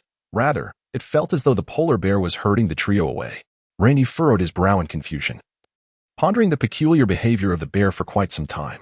It is well known that Bear Grylls once stated that bears are most aggressive before winter, particularly polar bears. In the frigid Arctic, food resources are already scarce, and during the winter months, they become even more limited. Even polar bears are susceptible to hunger. Consequently, they typically gorge themselves before the onset of winter to accumulate sufficient fat reserves for survival. During this period, they are indiscriminate feeders, with many instances of polar bears attacking humans occurring at this time. Yet, the bear in the video so readily relinquished three easily obtainable prey? Such anomalous behavior is akin to a young man watching a film late at night without indulging in certain activities, or a woman going on a date without makeup. While engulfed in contemplation, Zhou Pan, who was observing the screen with his phone, suddenly seemed to have made a discovery. "I found the reason," he exclaimed, presenting the phone to Ren Ye, magnifying a corner of the image while pointing to a specific location. "Look at this." Ren Ye's eyes widened in realization. Not far behind the polar bear were two cubs, likely born only recently. "What does this mean?" Huang Xiyu inquired. "Isn't a mother bear with cubs supposed to be very dangerous?" Chen Xian echoed her confusion. "You three are indeed fortunate," Ren Ye replied, handing the phone back to Jiang Shangwu. "A nursing mother bear is indeed ferocious. Any creature that approaches her cubs during this period will face aggression. However, if the intruder flees, the mother bear will not pursue too far, as her primary concern is the safety of her young, and she will remain close by. Seeing you all flee achieved her objective, so there was no need for further pursuit. Otherwise, none of you would have escaped." "Oh." The three nodded, realizing how fortunate they were, feeling as though they had narrowly escaped death. Yet, Jiang Shangwu soon recognized another dilemma. "What about fishing? Does this mean I can no longer go to that river? We still lack sufficient food." "Let it go," Uncle Jiang, life is more valuable than food. We should fish here for now, Ren Ye replied, resigned to the situation. Under these circumstances, taking further risks was simply not an option. It turned out that the depressions in the ice we observed yesterday were indeed created by the polar bear. No wonder they appeared so irregular. Zhou Pan added. I never would have imagined that polar bears and Arctic wolves could coexist in the same area. Their habitats generally do not overlap. I surmise that the abundance of fish in the vicinity, coupled with the mother bear's heightened nutritional needs during her nursing period, has drawn her here. The presence of an additional danger has cast a pall over everyone's countenance. The polar bear poses a far greater threat than the Arctic wolf. Should it find itself in dire hunger, it would heed no caution. If it were to be scorched as it was the previous night, the polar bear would likely be incensed beyond measure, indiscriminately slaughtering all in its path. Ren Ye finds himself in a state of considerable distress, truly vexed by the situation. He remains unaware of whether this mother bear is merely a transient visitor, but one thing is certain, should they encounter a polar bear at night, their luck would not be as favorable as it was last night. Thus, the immediate priority is to reinforce the shelter, ensuring a sound night's sleep. Let us first unload and have our meal. We have much to accomplish, Xie Zhongyi urged, hastily retrieving the sled as the group began transporting firewood into the cabin. This morning was not devoid of achievements. Xie Zhongyi and Hong Bing made 2 trips, bringing back 700 pounds of firewood. In addition to the over 1,500 pounds acquired the previous day, which should suffice for the winter. Jiang Shangwu also managed to catch 17 fish, including 6 salmon, totaling over 100 pounds. Currently, their food reserves are approximately 160 to 170 pounds, adequate for more than a week. However, to endure the harsh winter, this is far from sufficient. At noon, after partaking in the fish soup, the group wasted no time in resuming their industrious efforts. Besides Jiang Shangwu, who was engaged in fishing, the rest threw themselves into fortifying the shelter. Xie Zhongyi and Hong Bing were tasked with sawing ice blocks, while Chen Xian and Huang Xiyu assisted, and Ren Ye along with Zhou Pan focused on dismantling the surplus seating. This section of the cabin spans over 20 meters, and Ren Ye planned to divide it into 2 rooms, one for living and another for storing firewood. With the impending cold wave, this hollow tube-like shelter would surely invite gusts of wind from both ends. After conferring with Zhou Pan, Ren Ye resolved to erect at least 3 additional walls. He intended to block the entrances at both ends of the cabin with ice walls and to construct another ice wall in the firewood storage room. This would provide multiple layers of windbreak, while also preventing bears and wolves from entering. In such weather, a spacious interior could be detrimental, as it would lead to significant heat loss. Therefore, Ren Ye deemed it wiser to remain in the original location. Once the construction plan was solidified, he assigned Zhou Pan to continue dismantling the removable chairs while he began to demolish the internal ice wall, aiming to create an entrance. This wall had saved them on numerous occasions. Had it not been for Ren Ye's foresight, that pack of wolves would have likely overrun them long ago. Previously, the wall was constructed by freezing water. Now, he could only chip away at the seams connecting the ice blocks with an axe. The cabin echoed with the sounds of clanging and clattering. After approximately half an hour, a hole slightly larger than a dog door was finally created in the lower right corner of the wall. Having narrowly escaped a wolf intrusion last night, Ren Ye aimed to seal all gaps along the wall's edge, planning to fashion a new door for the remaining opening. Measure the length and width of the gap, then seal it with appropriate ice blocks. Finally, employ the age-old method of using water as a binding agent to connect all the ice blocks. In this weather, the water will freeze within mere minutes. Once solidified, it will become remarkably sturdy. As time ticks away, the wall gradually assumes a more orderly appearance. After more than half an hour, Ren Ye, panting heavily, sits back in his chair, admiring his creation with satisfaction. Now, even if a polar bear were to breach the wall at the cabin entrance, he could swiftly retreat behind it for cover. Should that fail, he could still escape through the opposite side of the cabin. Alas, Ren, what a stroke of misfortune. As he contemplated his next steps, he saw Jiang Shangwu rushing in, frantically clutching a fishing rod. Immediately, he thought of that polar bear and hastily grabbed an axe. Please don't speak Cantonese. Could it be that the mother bear has arrived? Chapter 54. Crafting fish hooks. No, there are no fish around. We cannot catch anything. Jiang Shangwu's face was a mixture of frustration and disappointment, his tone tinged with urgency. Would I even think of this? Ren Ye let out a sigh of relief. This news was certainly preferable to encountering a polar bear. As Zhou Pan was dismantling a chair, he approached and inquired, "Have you not caught a single fish?" Jiang Shangwu shook his head bitterly. After an hour and a half, they had only managed to reel in 2 cod and 1 trout. What are we to do if this continues? Under normal circumstances, catching 3 fish in this weather would be considered quite fortunate. Yet it paled in comparison to the fishing success in the upstream waters just 10 minutes away. The disparity weighed heavily on their minds, compounded by the looming food crisis, which left Jiang Shanwu increasingly anxious. How about this? I'll quietly venture upstream to check. If that bear has moved on, I can continue fishing. If not, I'll return. No way.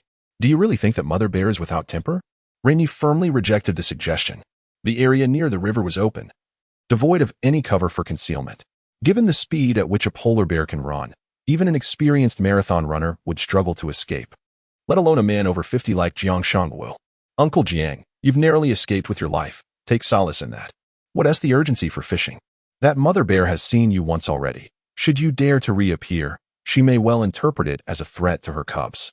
If that happens, no matter how many legs you grow, you won't escape. But we are still far from having enough food. What shall we do if we do not catch fish? What if you fail to trap those wolves tonight? How will we survive the winter? Jiang Shangwu's words stirred a sense of urgency in Ren Ye as well. To be honest, he held considerable confidence in his traps, but nothing could be guaranteed. Food was one of the most crucial resources for survival that must be adequately stocked. He had no desire to end up as emaciated as Wang Yaji. However, he could not allow Jiang Shanwu to leave the camp. Any incident at this juncture would complicate matters further. While deep in thought, Zhou Pan suddenly proposed, "Why don't we make several more fishing rods and set up additional fishing spots? That would surely increase our chances." Jiang Shanwu sighed in resignation. "But we don't have any extra fishing line or hooks. How can we fish?" Their dialogue sparked a light of inspiration in Ren Ye's mind. Who says we have no hooks?" he exclaimed, excitedly rummaging through his belongings. Zhou Pan and Jiang Shanwu assumed he had brought spare hooks, but in reality, Ren Ye had none to spare. Had it not been for the scarcity of food resources on the polar land, he would have preferred not to bring along a fishing rod at all. Eureka! Ren Ye's palm revealed a rectangular card, the length of his index finger and the width of his thumb. It bore 5 characters, in turn, by Jiawei. The 2 men looked perplexed, unsure of its significance. Just as Ren Ye turned the card over. "Oh, I understand now."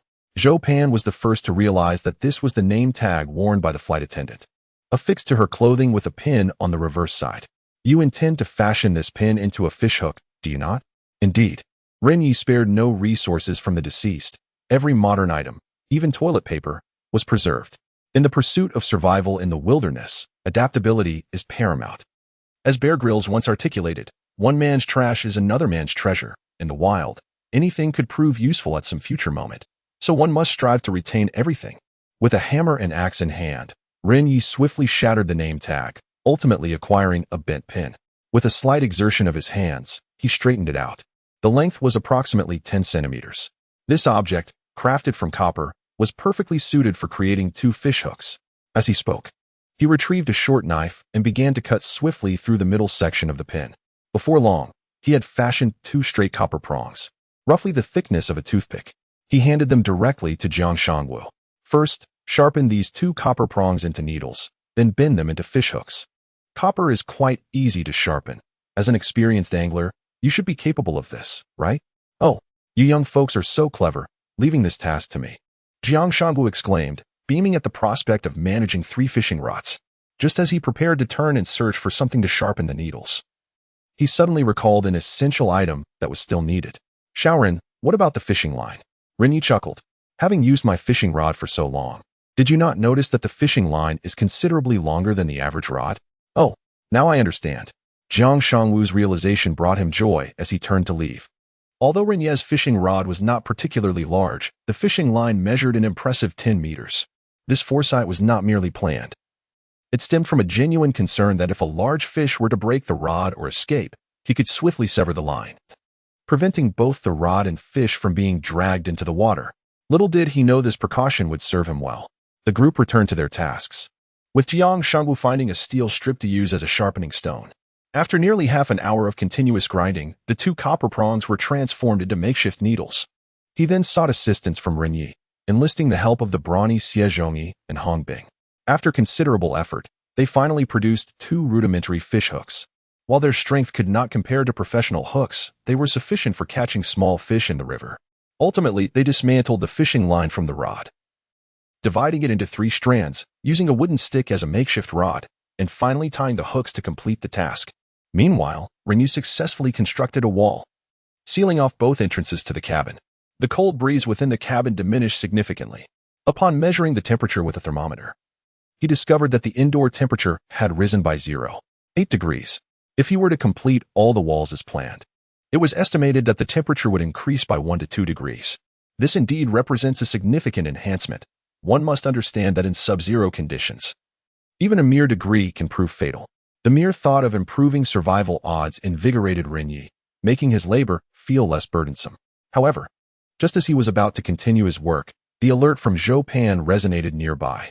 "Brother Ren, you seem exceptionally motivated today, yet have you forgotten something?" Ren Ye cast a glance at him, then turned his gaze to the cabin's exterior, realizing that the sky had darkened. It dawned on him that it was time to gather the nets. Remarkably, he almost overlooked it. What time is it now? Almost 4 o'clock. The timing is just right. There is still an opportunity. This time, it is imperative that a significant portion of these beasts meets their demise. Based on the patterns observed over the past 2 days regarding the Arctic wolves' movements, it can be deduced that within an hour, the pack will emerge to forage. Chapter 55. The wolf has arrived, however. To ensure absolute certainty, Ren Ye required one additional tool. Should the wolves fall into the pit without being pierced by the wooden stakes, a finishing blow would still be necessary. A cornered beast is the most perilous. Yet Ren Ye was armed only with a hammer, an axe, and a short knife, which were insufficient for the task. Thus, he resolved to craft a spear, which could serve as both a walking stick and a weapon of considerable lethality. This weapon was rather simple to create. He selected several straight sticks from the firewood pile, sharpened one end with his knife, and then dried it by roasting to enhance its hardness. This endeavor took merely half an hour, and soon everyone possessed a long wooden spear. With preparations complete, the group carried 2 corpses toward the trap. Following their plan, they placed the bodies atop the 2 pit traps. Wolves exhibit tearing and dragging behavior when feeding, thus to prevent the corpses from being pulled from the pits. Ren Ye tied the bodies to the bundles concealing the traps with rope. Once the arrangements were finalized, the temperature plummeted to -33 degrees Celsius. "How splendid! We need do nothing but wait for those beasts to come to us," Xie Zhongyi said, rubbing his hands in satisfaction. The others believed that their task henceforth would simply be to wait. Unexpectedly, Ren Ye had prepared one final measure. "You think it's all that easy?" "Indeed. We shall wait. But right here," he said, stamping his feet in the snow, signaling that they would remain in the snow to wait. This revelation brought a somber mood over the group. They were acutely aware of the chilling cold of the night. Prolonged exposure would render their bodies numb, and being buried in snow would be even worse. "I say, Ren the Handsome, we are not immune to the cold like those bald fellows. This could be deadly," Hong Bing remarked. Hailing from the West Guang region, he was relatively fit, yet his greatest weakness lay in his sensitivity to the cold. To this, Ren Ye could only respond with resignation. They had to endure, as their last food supply relied on these wolves. Otherwise, they would starve to death. "Fear not. As long as you layer up, you'll only end up numb. Nothing serious," he assured, nodding towards Zhou Pan. Zhou Pan immediately unzipped his suitcase, from which a large assortment of clothing tumbled forth. "We had anticipated this. By layering these clothes on the snow, we can insulate against the low temperatures. Staying here for an hour or 2 should pose no issue." In truth, this step was a later addition by Ren Ye. He understood that these 2 traps would not capture many wolves. Some would inevitably escape. Thus, they needed to lie in ambush nearby. When a wolf fell into the pit or another attempted to flee, they could rush out to encircle it and deliver the finishing blow with their wooden spears. Seeing that the plan was set, Hong Bing ceased his objections. Only Huang Siyu inquired, "Brother Ren, while we young ones can endure, what about Uncle Jiang?" Ren Ye glanced worriedly at Jiang Shanwu, the elder who was already 55 years old and a native of the cold East Guang region. Remaining in the snow could indeed be perilous for him. Just as he was about to suggest that Jiang Shanwu return, the elder confidently patted his chest and said, "Do not underestimate us young folks. I served in the army right in East by during my youth. Even at a frigid -40 degrees, training continues. What does this weather matter? Hurry up, stop the idle chatter. I have yet to test the new fishing hooks I crafted and intend to cast a few lines shortly." With that, he crouched down to select his clothing. Observing his proactive demeanor, the others fell silent and began to gather their garments. Aside from the 2 girls, Chun Xin and Huang Siyu, The remaining members were eager to partake in this ambush. It was not that Ren Ye wished to expose them to the cold. Rather, a confrontation with a pack of wolves was imminent, and the girls possessed little combat capability, risking potential complications. Thus, their role was relegated to shoveling snow and managing the aftermath. The site was a low slope. Ren Ye resolved to position Xie Zhongyi in the middle of the slope, while the others encircled the four corners of the two traps. This way, regardless of the direction the wolves chose to flee, they would encounter the traps. Every additional kill would be a gain. Soon, they settled into their respective positions, layering thick clothing beneath them and draping another piece over their backs. Chun Xian and Huang Xiu began to bury them under the snow, ensuring to leave a few air holes for breathing. Once this task was completed, they returned to the cabin to dissect two fish, scattering some of the blood around Ren Ye and the others. The Arctic wolf possesses a keen sense of smell, and this was intended to mask their scent. With preparations thoroughly finalized, they faced a lengthy wait. Outside, the temperature had plummeted to -34 degrees. Enveloped in snow, they felt an oppressive chill that stifled them. The cold seeped into their bodies, numbing their extremities, and goosebumps persisted unrelentingly. Under such conditions, each second seemed to stretch interminably. After more than half an hour, a hauntingly familiar sound echoed from the distance. The howling of wolves caused the previously numb individuals to widen their eyes in anticipation. Ren Ye peered through the air holes towards the source of the sound, his frostbitten lips curling into a slow smile. The darkness obscured the wolves' features, but their silhouettes were discernible, about a dozen figures, large and small, moving with unusual vigor. Without exception, they had lowered their heads, evidently detecting the scent of blood. Within 3 minutes, the pack pinpointed the source of the aroma and began to saunter toward their location. This sight tightened the grip of the others on their spears, their hearts racing. They had anticipated the wolves would rush directly toward the traps to feast. However, just as they neared the traps, the leading wolf suddenly halted. Gazing in their direction, alarm bells rang in Ren Ye's mind. Had they been discovered? His brow furrowed in concern, questioning the sharpness of the Arctic wolf's senses despite the snow cover and fish blood he had scattered. As he pondered, the pack stirred once more. The wolf leader emitted a low howl, this time softer, infused with caution. Its gaze shifted towards the distant cabin. It seems that a fire raged here last night, leaving a lingering sense of trepidation. However, after lingering in place for a few moments, it ultimately led the pack toward the trap. Upon discovering the two lifeless bodies, a low growl reverberated through the ranks of the wolves. They approached the corpses, guided by their keen sense of smell. Among them, a gaunt wolf appeared to be maddened by hunger, immediately sinking its teeth into the arm of one of the corpses, twisting its head to tear at the flesh. Yet, before it could rip away any meat, the alpha wolf bared its teeth and let out an enraged snarl. In the next instant, it lunged forward, bringing the ravenous wolf down to the ground, savagely tearing into it. Chapter 56. Self-destruction. The emaciated wolf immediately released its grip, howling in agony, reminiscent of a dog-ass whale when struck. Within a mere 20 seconds, it was subdued, its tail tucked between its legs as it slunk to the rear of the pack. Yet, the Wolf King appeared to possess a rather irritable temperament, pursuing the frail creature once more, seizing it by the neck. Regardless of the pitiful cries emanating from the slender wolf, the king remained unyielding, ultimately lifting it by the neck and shaking it violently. After several moments, the frail wolf lay motionless, blood streaming from its mouth and nose, evidently having been killed by the bite. This scene astonished Ren Ye. He understood that regardless of the wolf's breed, stealing food within the pack was a grave transgression, a complete breach of their code. As the alpha, the Wolf King was bound to deliver punishment. However, such a brutal act of execution was notably rare. In truth, the Arctic wolves faced limited dietary options during winter, and a pack would consume a considerable amount of food. If prey was scarce, the Wolf King would directly cull the weakest member of the pack to stave off hunger. Alas, this was the unyielding law of nature. The strong devour the weak. Yet, this incident inadvertently favored Ren Ye, as it was akin to the Wolf King bestowing him a meal. After a brief moment, the Wolf King relinquished its grip and moved directly towards a carcass. Having previously consumed human flesh, these wolves exhibited no hesitation towards the sin of man. The alpha, clearly famished, devoured hungrily, often swallowing without so much as a chew. Within 2 minutes, the Wolf King's mouth was stained with blood, relishing the feast. The other wolves dared not approach, standing behind, enviously panting and drooling. After a few minutes passed, one of the wolves could no longer restrain itself. It dared not approach the Wolf King directly but cautiously stepped towards another carcass, followed closely by the others. A grin crept across Ren Ye's face as he slowly prepared to rise. After enduring the biting cold for so long, he had finally awaited this opportunity. Gripping his spear tightly, his gaze flitted between the Wolf King and the pack. The moment the trap was triggered, he and the others would rush forward to slay the alpha, maximizing their gains. However, imagination often diverges from reality. Just as Ren Ye prepared to rise, the Wolf King suddenly let out a furious howl towards the pack. Bloody teeth, still clinging to flesh, paired with its glimmering silver eyes, rendered the creature utterly terrifying. The wolves, yet to reach the carcass, were immediately driven back in fright.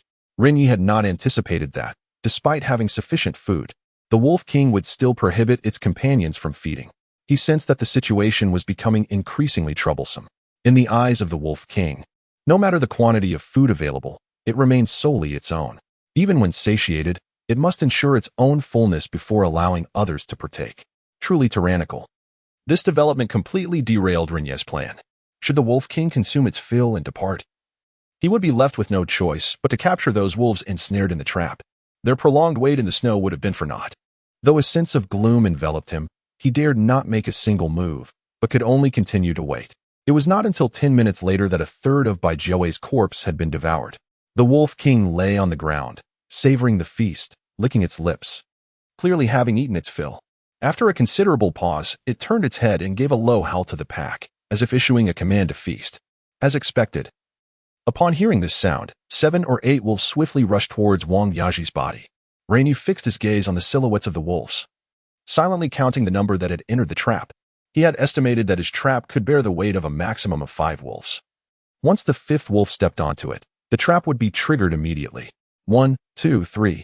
In the blink of an eye, the 5th wolf had entered the trap to feed, yet the wooden sticks concealing the trap had only sunk slightly, not breaking as he had anticipated. The others, buried at different positions, were startled as well. They yearned to call out to Ren Ye, but feared that it would startle the wolves away. They could only remain anxiously in place. What was happening? Had he miscalculated? A sense of foreboding washed over Ren Ye, though he felt it should not be so. In the morning, to experiment with the weight-bearing capacity of the concealing sticks, he and the others had fallen many times to arrive at their data. Surely, he had not underestimated the weight of these wolves? Yet, their size was rather consistent. The variance should not have been significant. Observing the frenzy of the wolves as they gnawed and tugged at the corpse, scrambling atop the trap, Ren Ye suddenly realized he had overlooked a crucial factor. The setup of the trap and the weight of the wolves were not at fault. The most significant reason lay in their anatomical structure. The distribution of a wolf's organs, muscle mass, and fur differs entirely from that of a human. With 4 legs for locomotion, they possess shock-absorbing pads on their feet, allowing them to distribute their weight. It is akin to a 100-pound spherical iron ball that most individuals cannot lift, as the weight is too concentrated without a stable point of force. Conversely, a 100-pound barbell from a gym can be lifted by 90% of people. This is a simple principle of physics, the uniform dispersion of force. Damn, how could I have overlooked such a vital factor? In that moment, Ren Ye wished to slap himself, having prepared extensively yet neglected the most basic of knowledge. However, just as he was wallowing in regret, a twist of fate occurred. A wolf, whether subadult or merely frail, suddenly approached the trap. From its physique, it was clearly the lowest-ranking member of the pack, destined to eat last. Yet, perhaps driven by hunger, it could not resist and ultimately stepped into the trap. One of the wolves feeding was about to bare its teeth in warning when it felt the ground beneath its paws sinking. The emaciated wolf had already placed its front paws into the trap zone. Crack! A sharp sound resonated as the snow instantly caved in, and the 5 famished wolves, along with the last malnourished one, tumbled into the pit. In the next moment, Elo, Elo! The anguished cries reminiscent of a dog echoed from the depths of the pit. But the decibels were far greater than those of the previously battered wolf. It resembled a haunting wail, a desperate cry that pierced the stillness.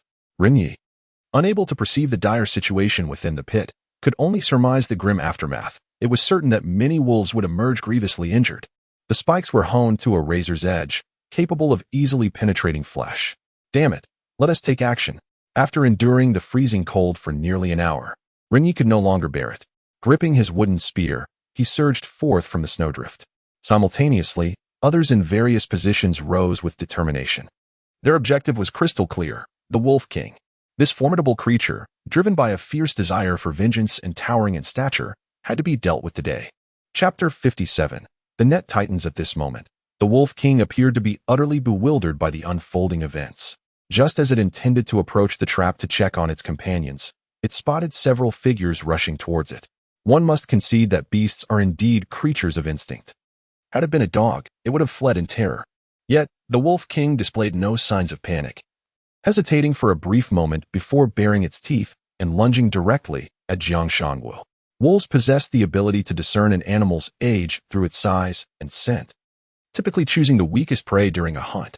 However, the Wolf King was unaware that despite his age, Jiang Shangwu was a formidable opponent, armed with a wooden spear.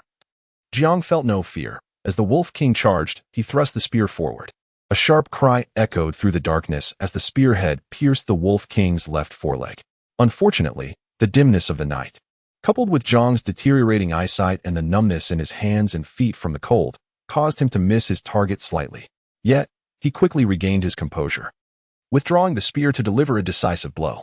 Just then, the Wolf King let out a low growl. In the next instant, the other 6 wolves, alerted by the sound, pounced forward. "Block them," Ren Ye shouted, unwilling to let the wolves assist their leader, and quickly beckoned the other 3 to stand in their way. The difference between armed and unarmed humans is akin to that of entirely different species, facing the menacing jaws of the wolves. The 4 men raised their wooden spears and began to thrust wildly. These wolves were the weakest of their pack, with 3 being mere pups, not yet approaching maturity. They stood no chance against the assault of the long spears. Within mere moments, 3 of the larger wolves were impaled, resembling a hive of wasps. The 3 pups, too, were swiftly knocked to the ground. With this skirmish concluded, Ren Ye turned his attention back to Jiang Shangwu.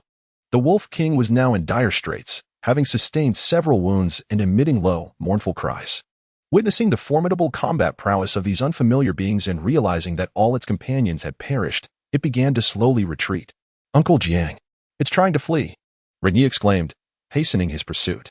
Indeed, the moment he moved, the Wolf King turned and dashed towards the opposite bank of the frozen river. The icy surface offered little traction, restricting the speed of both Jiang Shangwu and Ren Ye. Even the injured wolf was beyond their reach, as they could only watch helplessly as the Wolf King distanced itself further. Frustration gnawed at Ren Ye, despite his dissatisfaction. The day's achievements had far surpassed his expectations, yielding excellent results. Just as the 2 were preparing to concede defeat, a sudden flash of fire illuminated the cabin in the middle of the river. Huang Xiyu emerged, brandishing a torch, positioning herself timely in the path of the Wolf King's escape.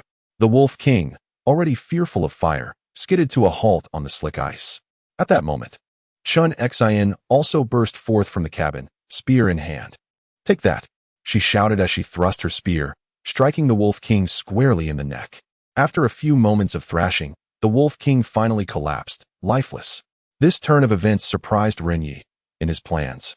He had not accounted for the involvement of the 2 women.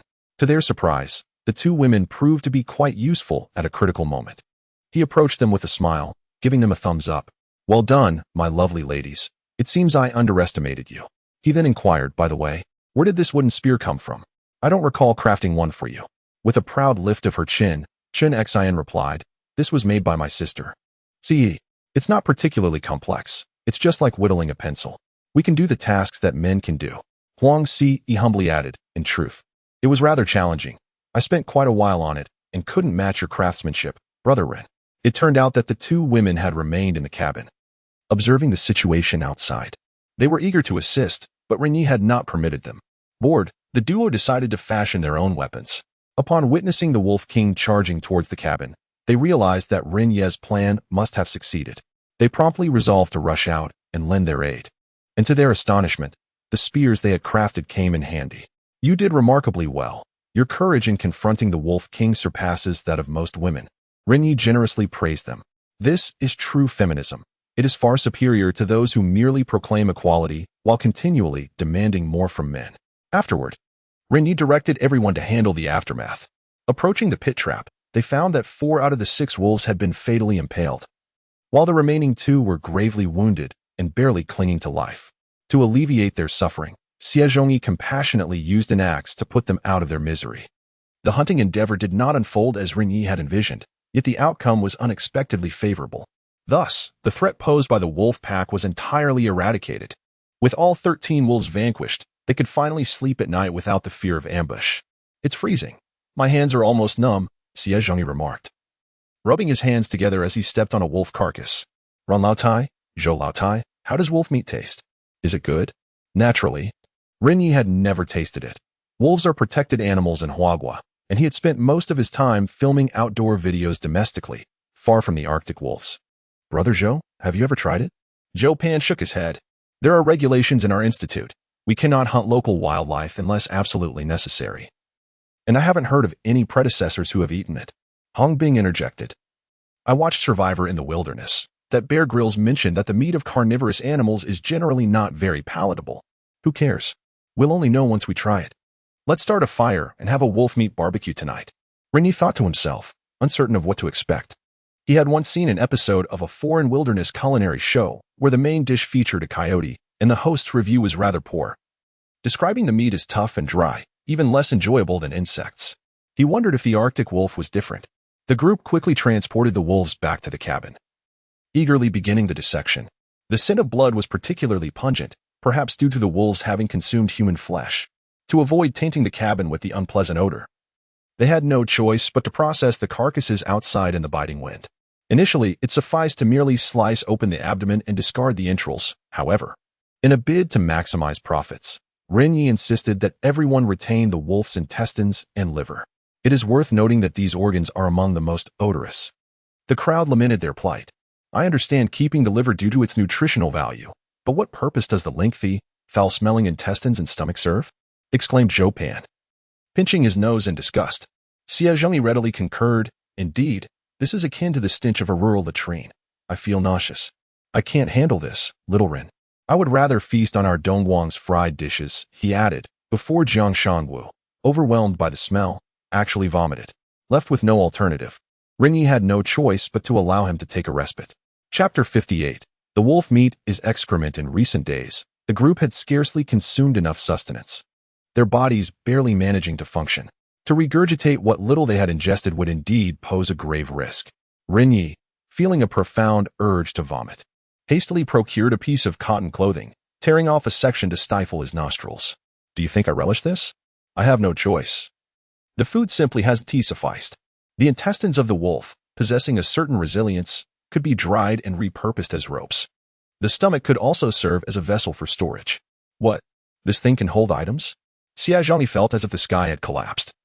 Unable to suppress another dry heave, Zhou Pan furrowed his brows, appearing on the verge of retching, and questioned, that can't be right. The book states that wolf intestines are primarily encased in circular fascia. While they possess some elasticity, using them as ropes is quite an exaggeration. Any additional weight would surely cause them to snap. Just trust me on this, Ren Ye replied dismissively, yanking on the intestine with disdain, causing undigested remnants to ooze forth. Instantly, a nauseating stench assaulted his olfactory senses, rendering his mind momentarily incapacitated. Believe me, I can transform these intestines into ropes. Stop talking and get to work. Thus, the group endured half an hour filled with dry heaves, a period they deemed the most arduous, surpassing even the discomfort of being in the snowy wilderness. By 8 p.m., they had stripped away all the edible and usable innards and pelts, finally completing their task. In the frigid weather, they resorted to sawing through the ice layer to wash their hands in the icy water for nearly 3 minutes, emerging with their hands numb before returning to the cabin. Observing the wolf meat strewn across the seats, Ren Ye couldn't help but chuckle. He roughly estimated that there was about 200 pounds. Given the removal of the wolf's hide, entrails, and bones, this quantity was indeed substantial. Now, they should be able to survive the harshest of cold waves. After a day of toil, the most delightful moment arrived. Dinner time. Each person sliced the meat, and as the water in the small pot began to boil, they added both fish and wolf meat. Watching the slices of meat tumble in the pot, gradually changing color, brought smiles to everyone's faces. The dim, flickering firelight illuminated their features, and at that moment, joy radiated from each individual. In the wilderness, nothing is more satisfying than savoring the fruits of hard-earned victory. After several minutes, as the meat appeared nearly cooked, Ren Ye eagerly picked up a piece of wolf meat, blowing on it before placing it in his mouth. However, after just a couple of chews, the expression of anticipation on his face transformed into one of disappointment and distaste. He suddenly felt as though he was not consuming meat, but gnawing on a piece of spoiled chicken as if it had been soaked in vinegar. The meat was exceedingly tough, requiring considerable effort to chew. Yet it was remarkably dry, even drier than chicken breast. Moreover, it bore a sour taste, tinged with astringency and an undeniable fishy odor. Ren Ye's brow furrowed ever deeper as he chewed, and he began to question whether there was something amiss with his palate. How could the meat be so unpalatable? When it was first dissected, the wolf meat had appeared a vibrant red, seemingly appetizing. How could it have turned out like this? Alas, the intricate flavor ultimately overwhelmed him, and he expelled it all in a single, forceful act. It was a visceral sense of nausea, utterly uncontrollable. What in the world was this? It was horrid, truly horrid. Seeing Ren Ye, who was usually frugal with food, retch, the smiles on the faces of those around him faded instantly. Could it really be that bad? I must give it a try. The aroma seemed pleasant enough. I shall taste it as well. One by one, they picked up their makeshift chopsticks and grasped the wolf meat, only to spit it out after mere moments of chewing. Ah, what is this flavor? Why is it so sour? It's worse than chocolate sauce on rice noodles. Why does it taste so acidic? It's not only sour but also dry. The flavor is utterly peculiar. The group was so taken aback by the convoluted taste that they could not help but salivate in disgust, their distaste plainly visible on their faces. Yet, beneath it all, they felt a deeper sense of disappointment. After all this preparation, they had anticipated a time of comfort in their shelter while waiting out the cold wave, only to discover that the meat was so difficult to swallow. This flavor, not to mention enduring it for a month, would be a severe torment even for a single meal. Zhou Pan sensed the despondency among his companions and quickly suggested, could it be that we've erred in our cooking method? If boiling doesn't work, let us try roasting it. If that fails, we can steam it. If all else fails, we can smoke it into jerky. I refuse to believe we cannot make it palatable. What a splendid idea. Truly, a professional's insight. Ren Ye immediately endorsed the proposal. There are always more solutions than difficulties, and he certainly did not wish to see so much meat wasted. Thus, the group busied themselves once more. They sharpened wooden sticks, skewering the wolf meat and placing it beside the fire for a slow roast. A simple smoking rack was erected, with the meat sliced into strips and hung upon it, finally covered with discarded clothing to capture the smoke. As for steaming, it was even simpler. A few small sticks were placed over a pot, the meat slices laid atop, and once the lid was placed on and the water boiled, it would steam itself to perfection. The wait felt interminable as they silently watched the pot, their expressions a mix of tension and anxiety. If this too proved futile, their food predicament would remain unresolved. After what felt like an eternity, the roasted meat emerged first, having been cooked quickly due to the singular slice. Each person received a small portion to sample, and this time, the flavor was somewhat improved, though two of the girls still retched on the spot. The smoky essence seemed to have diminished some of the fishiness, allowing the others to swallow it down with great effort. One could only say it was reluctantly edible. Yet that was the extent of its redeeming qualities. The horrid taste remained largely unchanged. Subsequently, they attempted the steamed meat and the jerky, eventually reaching a unanimous conclusion. Wolf meat was nothing short of excrement. It was, without a doubt, the most repugnant meat in existence. Even if one were to subsist solely on leaves and mud, the experience would undoubtedly be more palatable than this. Under normal circumstances, they would never attempt such a thing unless faced with the dire threat of starvation. The atmosphere within the room suddenly turned frigid, as despair and dejection etched themselves onto every face. Lacking sufficient sustenance, they were destined to succumb to the impending cold wave. They had all witnessed the grim fate of those who perished from hunger or freezing. None wished to meet such an end. After a moment of heavy silence, Zhou Pan turned to Ren Ye. Do you have a contingency plan? The cold wave is approaching, and our time is limited. I am aware, Ren Ye replied, anxiously tugging at his hair, his mind racing to conjure a viable source of delectable, substantial nourishment from Arctic creatures that remained active during winter. After considerable contemplation, a spark of inspiration ignited within him. He had finally identified a suitable target for hunting. Capturing just one would ensure their survival through the cold wave. Chapter 59. Crafting the Long Spear. Ladies and gentlemen, surely none of you desire to consume wolf meat, correct? The crowd nodded in unison without a hint of hesitation. After all, it is a foregone conclusion. I would rather feast upon snow. The taste is utterly unbearable, and I simply cannot endure it. Brother Ren, have you devised a plan? Ren Ye nodded, a resolute expression gracing his face as he rose to speak. Time is of the essence, and I suspect that relying solely on Uncle Jiang to fish will not suffice. Therefore, I propose we take a gamble and directly hunt seals tomorrow. What say you?" His words momentarily stunned the group. Before they could voice their opinions, Zhou Pan interjected, "If we manage to catch one, our food supply will undoubtedly be sufficient. But seals cannot possibly inhabit such a small river. We must venture into the vast ocean, and we are merely speculating that we are near Oslo at best. Furthermore, capturing seals necessitates specialized tools and an understanding of their habits, such as where they hunt, where they bask in the sun, and so forth." "Hold on." Ren Ye swiftly interrupted Zhou Pan, aware of the direction the conversation was taking, as he had already contemplated these questions. Seals are not exclusively found in expansive oceanic waters. For instance, the harbor seals and gray seals near Oslo, as well as the smaller ringed seals, favor the more sheltered fjords during winter to huddle together for warmth. Places where polar bears often seek their sustenance. Every river ultimately flows towards the sea, and with Oslo's proximity to the Arctic Ocean, it stands to reason that this river beneath our feet follows suit. Hence, if we follow the current, we are bound to discover larger fjords or even the ocean itself. Zhou Pan nodded in agreement, clearly accepting this theory, yet he cautioned, "Do you comprehend the length of that journey? How long must we traverse?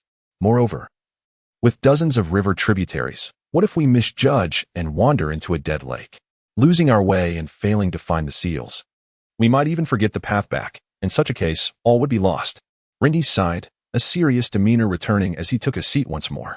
He understood that Zhou Pan was not merely being alarmist. Getting lost in the wilderness is a genuine risk, especially in the desolate Arctic where there are no reference points. Even seasoned adventurers like Bear Grylls and Ahea have found themselves astray. But what alternative do we have now? Should we simply wait to perish from hunger? After a moment of contemplation, Ren Ye resolved that one cannot allow a living person to succumb to despair. Friends, remaining here equates to awaiting death. Taking a risk offers a glimmer of hope. Of course, we have a second option, to devise a means to slay the polar bear. That too could provide sufficient sustenance to survive the winter. However, as you are aware, the meat of carnivorous animals is notoriously unpalatable. Even if we succeed, it is likely that its flavor will not differ much from that of wolf meat. With that said, the group grasped the situation. They had no surplus choices. It was either to seek food or to rely on wolf meat for survival. Yet, regarding wolf meat, they collectively expressed their resolute stance, unless on the brink of starvation. They would absolutely refuse to consume it. After a lengthy discussion, the group reached a consensus and ultimately decided to pursue the capture of seals. However, these creatures proved to be far more challenging than the Arctic wolves. Despite their round, seemingly clumsy appearance, they can reach speeds of up to 20 kilometers per hour. The crux of the matter lies in their exceedingly cautious nature. They rarely stray far from the water even while basking in the sun, and at the slightest disturbance, they promptly dive beneath the surface. The difficulty in capturing them is akin to attempting to slay a polar bear. Ren Ye and Zhou Pan exchanged ideas for quite some time before settling on the traditional Inuit method of capture. During the winter months, vast expanses of the Arctic Ocean freeze over, prompting seals to intentionally leave breathing holes in the ice to ensure access to air. Once these holes are located, the Inuit would place downy feathers nearby and then patiently wait in concealment. When the feathers begin to drift towards the hole, it signifies that a seal is inhaling beneath. At that moment, the Inuit would thrust a barbed harpoon forcefully into the water. The seal's skin possesses a degree of elasticity. When tense or injured, it tightens. Consequently, once the harpoon pierces the skin, the barbs grip the wound firmly, allowing the captor to pull the seal to the surface. Having grasped the method of capture, the remaining task was to fashion the harpoon. This posed no challenge for Ren Ye, while he lacked the means to create metal or steel harpoons. Crafting a wooden one was straightforward. After rummaging through a pile of firewood, he discovered two relatively straight pieces of elm, about the thickness of an ankle, an ideal material for his purpose. After removing the excess branches, Ren Ye marked a section of approximately 30 centimeters at one end to serve as the harpoon's tip. He then embarked on the lengthy and monotonous task of stripping the bark, shaping the tip to a flat point, and carving the barbs on either side. This task demanded patience, but the technical skill required was minimal. Anyone with a modicum of dexterity could accomplish it alone. For Ren Ye, who had spent considerable time crafting in the wilderness, it was a mere trifle. In just half an hour, he had already shaped the rudimentary form of the harpoon. The final steps involved carefully sharpening the edges and perfecting the barbs. After a few more minutes, the barbed harpoon was nearly complete. To enhance its stability, Ren Ye increased the original 2 barbs to 4. The finished harpoon tip resembled a spiky, joyous stick. A chorus of admiration erupted from the crowd, praising Ren Ye's craftsmanship. Wow, you possess such skill. Well done, handsome. Brother Ren, this is truly impressive. A rural child would surely be envious. Hey, little Ren, why not help me make a fishing rod as well? The compliments and admiration from his peers brought a proud smile to Ren Ye's face. Just kidding. But at least 200,000 of my 500,000 followers are captivated by my handiwork. I even learned from seasoned carpenters to hone my outdoor construction skills. Compared to what they crafted, this is child's play, a mere exercise in finesse. Zhou Pan caressed the gun's muzzle, offering a thumbs up to Ren Ye with a hint of envy. With this alone, you could easily surpass 500,000 followers, my brother Ren. However, his fingers lingered on the blade, expressing a tinge of regret as he remarked, "It's just that the abundance of elm fibers raises concerns about its penetrating power." At this, Ren Ye suddenly recalled that he seemed to have one final procedure yet to complete. Fear not, the experiment will commence shortly. With that, he opened his suitcase and, after a brief moment, retrieved a sheet of sandpaper from the compartment. This tool, capable of both smoothing wood and sharpening blades, was particularly advantageous due to its lightweight and portability. Chapter 60. Preparations. Ren Ye grasped the sandpaper and began to rub it back and forth against the gun's tip. The high-frequency, coarse friction resonating throughout the room, sending fine wood powder cascading down. For nearly 10 minutes, he tirelessly polished from the blade to the body of the gun. Only when his hands felt sore did he consider the task complete, as he peeled away the sandpaper and blew away the remaining powder from the gun's body. A chorus of astonished gasps erupted from the onlookers. The men present could not resist the urge to touch it. Indeed, a man remains a boy at heart. Even a wooden weapon, if aesthetically pleasing, is sure to captivate a man's affection. This sentiment is uniquely male. At that moment, the gun's tip had undergone a remarkable transformation. The previously protruding wood fibers had vanished. The gun's body now possessed a smooth texture, and its penetrating power had significantly increased. Incredible. If I had this when I was a child, I would have undoubtedly been the most dashing lad in the village, exclaimed Xie Zhongyi, his eyes sparkling with admiration. Hong Bing laughed in agreement. Indeed, if I possessed this gun, nothing would dare to cross my path within a 10-mile radius. But mere aesthetics were not enough. Functionality was paramount. Ren Ye surveyed the surroundings, his gaze settling on the wolf meat. Old Xie, go fetch some wolf meat to test its power. Understood. Xie Zhongyi immediately grasped the task, folding 5 pieces of wolf meat together and raising them before his chest. Ren Ye swiftly lifted the long gun and thrust it forward with force. In an instant, the tip pierced through a thickness of nearly 10 centimeters of meat, almost stabbing Xie Zhongyi in the chest, prompting him to release his grip in alarm. Ren Ye inverted the gun, and to their astonishment, the wolf meat remained firmly attached to the tip, not a single piece falling to the ground. Aha! Success! Ren Ye laughed joyfully. The 5 pieces of meat caught on the barbed tip, none having dropped. Splendid! Zhou Pan gave Ren Ye a thumbs up. With this newfound weapon for seal hunting, their success rate would surely see a considerable boost. The ensuing hours saw Ren Ye tirelessly crafting a second long gun, while the others assisted him, so engrossed in their labor that they even forgot to eat. It seemed they could already envision the delectable seal meat beckoning them. Finally, at 11 o'clock, once both long guns were completed, they prepared a pot of fish, finishing their meal before retiring for the night. Rest was always fleeting, and soon the night had passed swiftly. The following morning, before the first light of dawn, Ren Ye was roused from his slumber by the urgency of nature's call. His companions were still deep in sleep, the room filled with the harmonious snoring of Xie Zhongyi and Hong Bing. As he picked up a stick and rose to step outside to relieve himself, he spotted Huang Xiyu across the way, busily handling 2 pieces of clothing. "Xiyu, why aren't you sleeping?" he inquired. The sudden sound startled Huang Xiyu, who had been awakened by the nearby snores of Xie Zhongyi and Hong Bing. "Oh, I slept well, and I was just trying to see if I could create something useful." Her words immediately piqued Ren Ye's interest. Could it be that this young lady was also a master of crafts? "What do you intend to make with those clothes?" Huang Xiyu smiled shyly and softly remarked, "I fear that if Brother Ren goes out to catch seals, he may not return within a day. It is so cold outside. So I thought I would make you a sleeping bag." "You know how to sew?" Ren Ye asked, genuinely astonished. It was indeed rare to find a girl skilled in needlework these days. Huang Xiyu nodded confidently with a smile. "Higi, my family runs a clothing business. When I was young and my family was poor, my mother worked in a garment factory, and I learned a few things from her. Unfortunately, I don't have any needles or thread right now. Otherwise, I could truly sew a sleeping bag." Her words instantly dissipated much of Ren Ye's drowsiness. He had indeed contemplated this issue. Even if they left in the morning, found the seal's habitat, attempted to capture it, and successfully returned, a day's time would hardly suffice. To spend the night outdoors, they would need to take proper measures against the cold. Originally, he had thought it sufficient to bring extra clothing and firewood. But a warm sleeping bag would certainly make things much more convenient. With that thought, he excitedly approached Huang Xiyu and patted her shoulder. "Sister, you are truly my savior. Rest assured, I will handle the needle and thread. You focus on devising a plan for the sleeping bag's construction, lest it fall apart later." Huang Xiyu understood. Ren Ye was evidently planning to fashion a needle.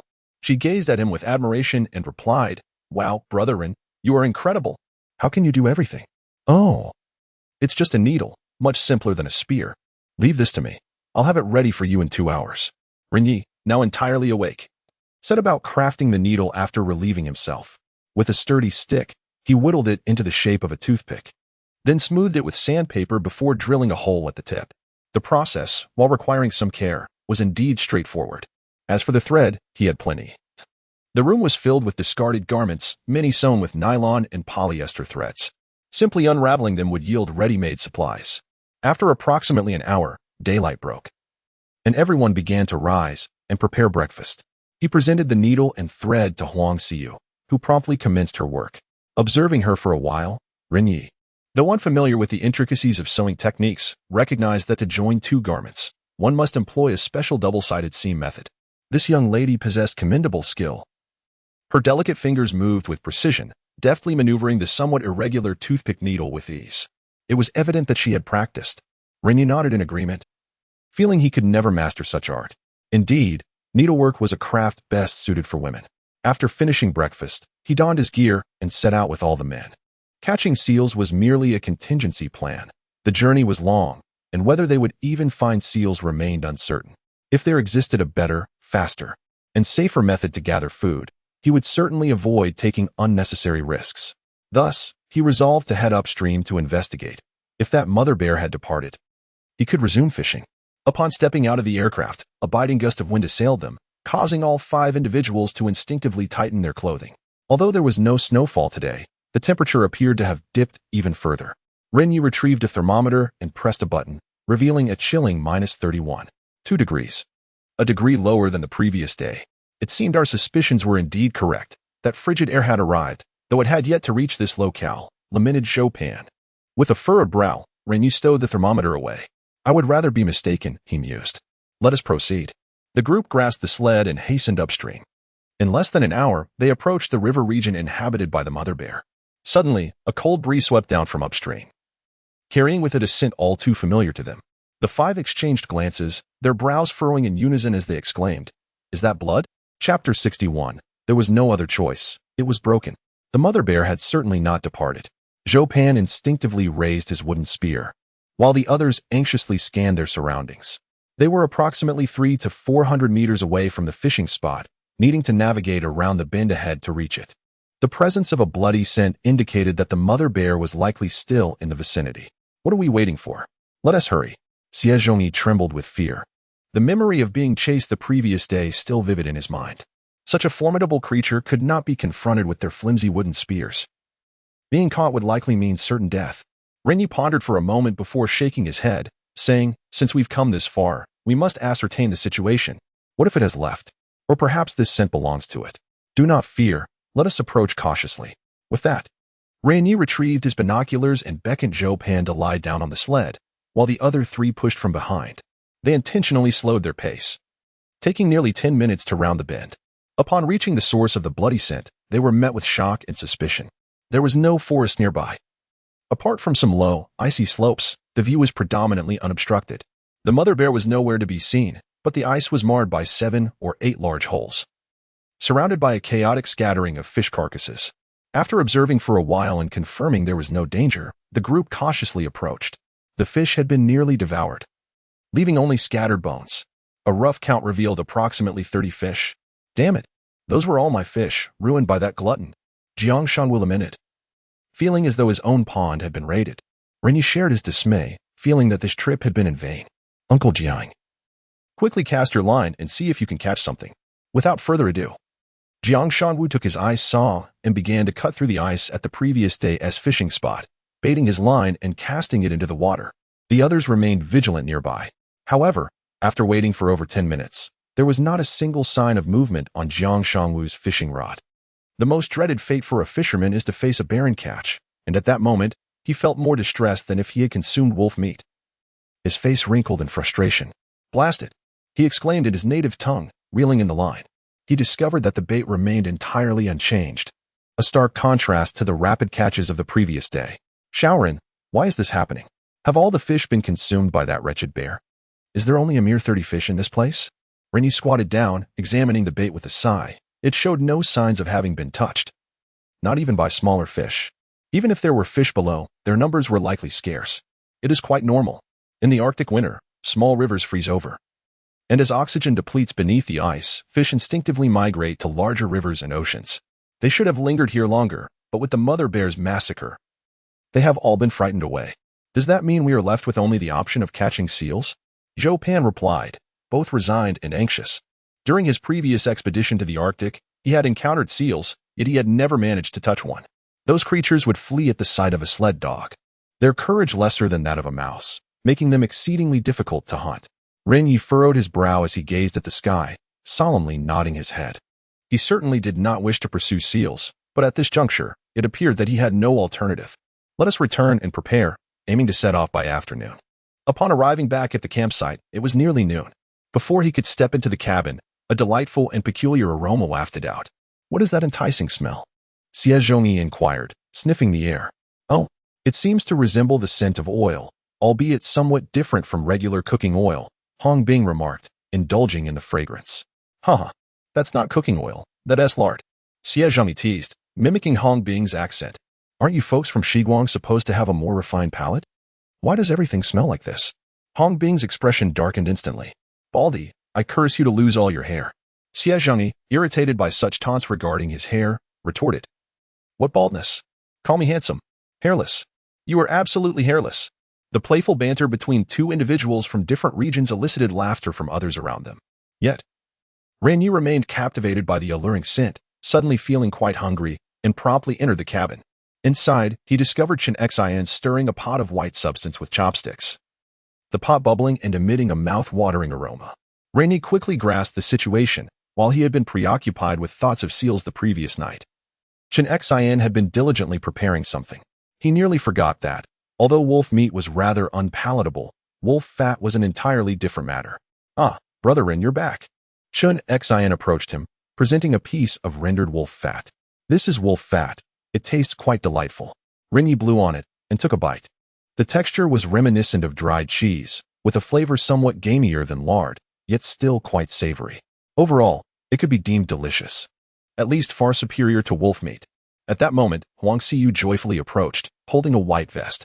"Brother Ren, I've sewn a wolf fur vest. Try it on." "Impressive, little sister." Ren Ye quickly removed his outer jacket and donned the vest. It felt rather snug, perhaps a tad small.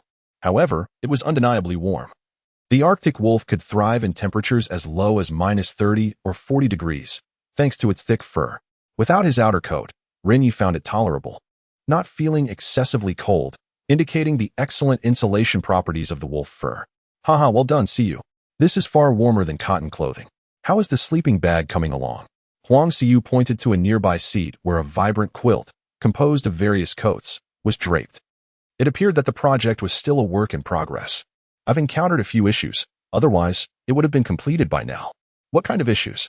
Huang Xiyu produced a wooden needle, which Ren Ye examined, discovering that the sharp tip had unfortunately broken off. After all, it was not made of steel. Prolonged usage for threading would inevitably lead to wear and tear, given its wooden composition. "No worries, leave it to me," he assured.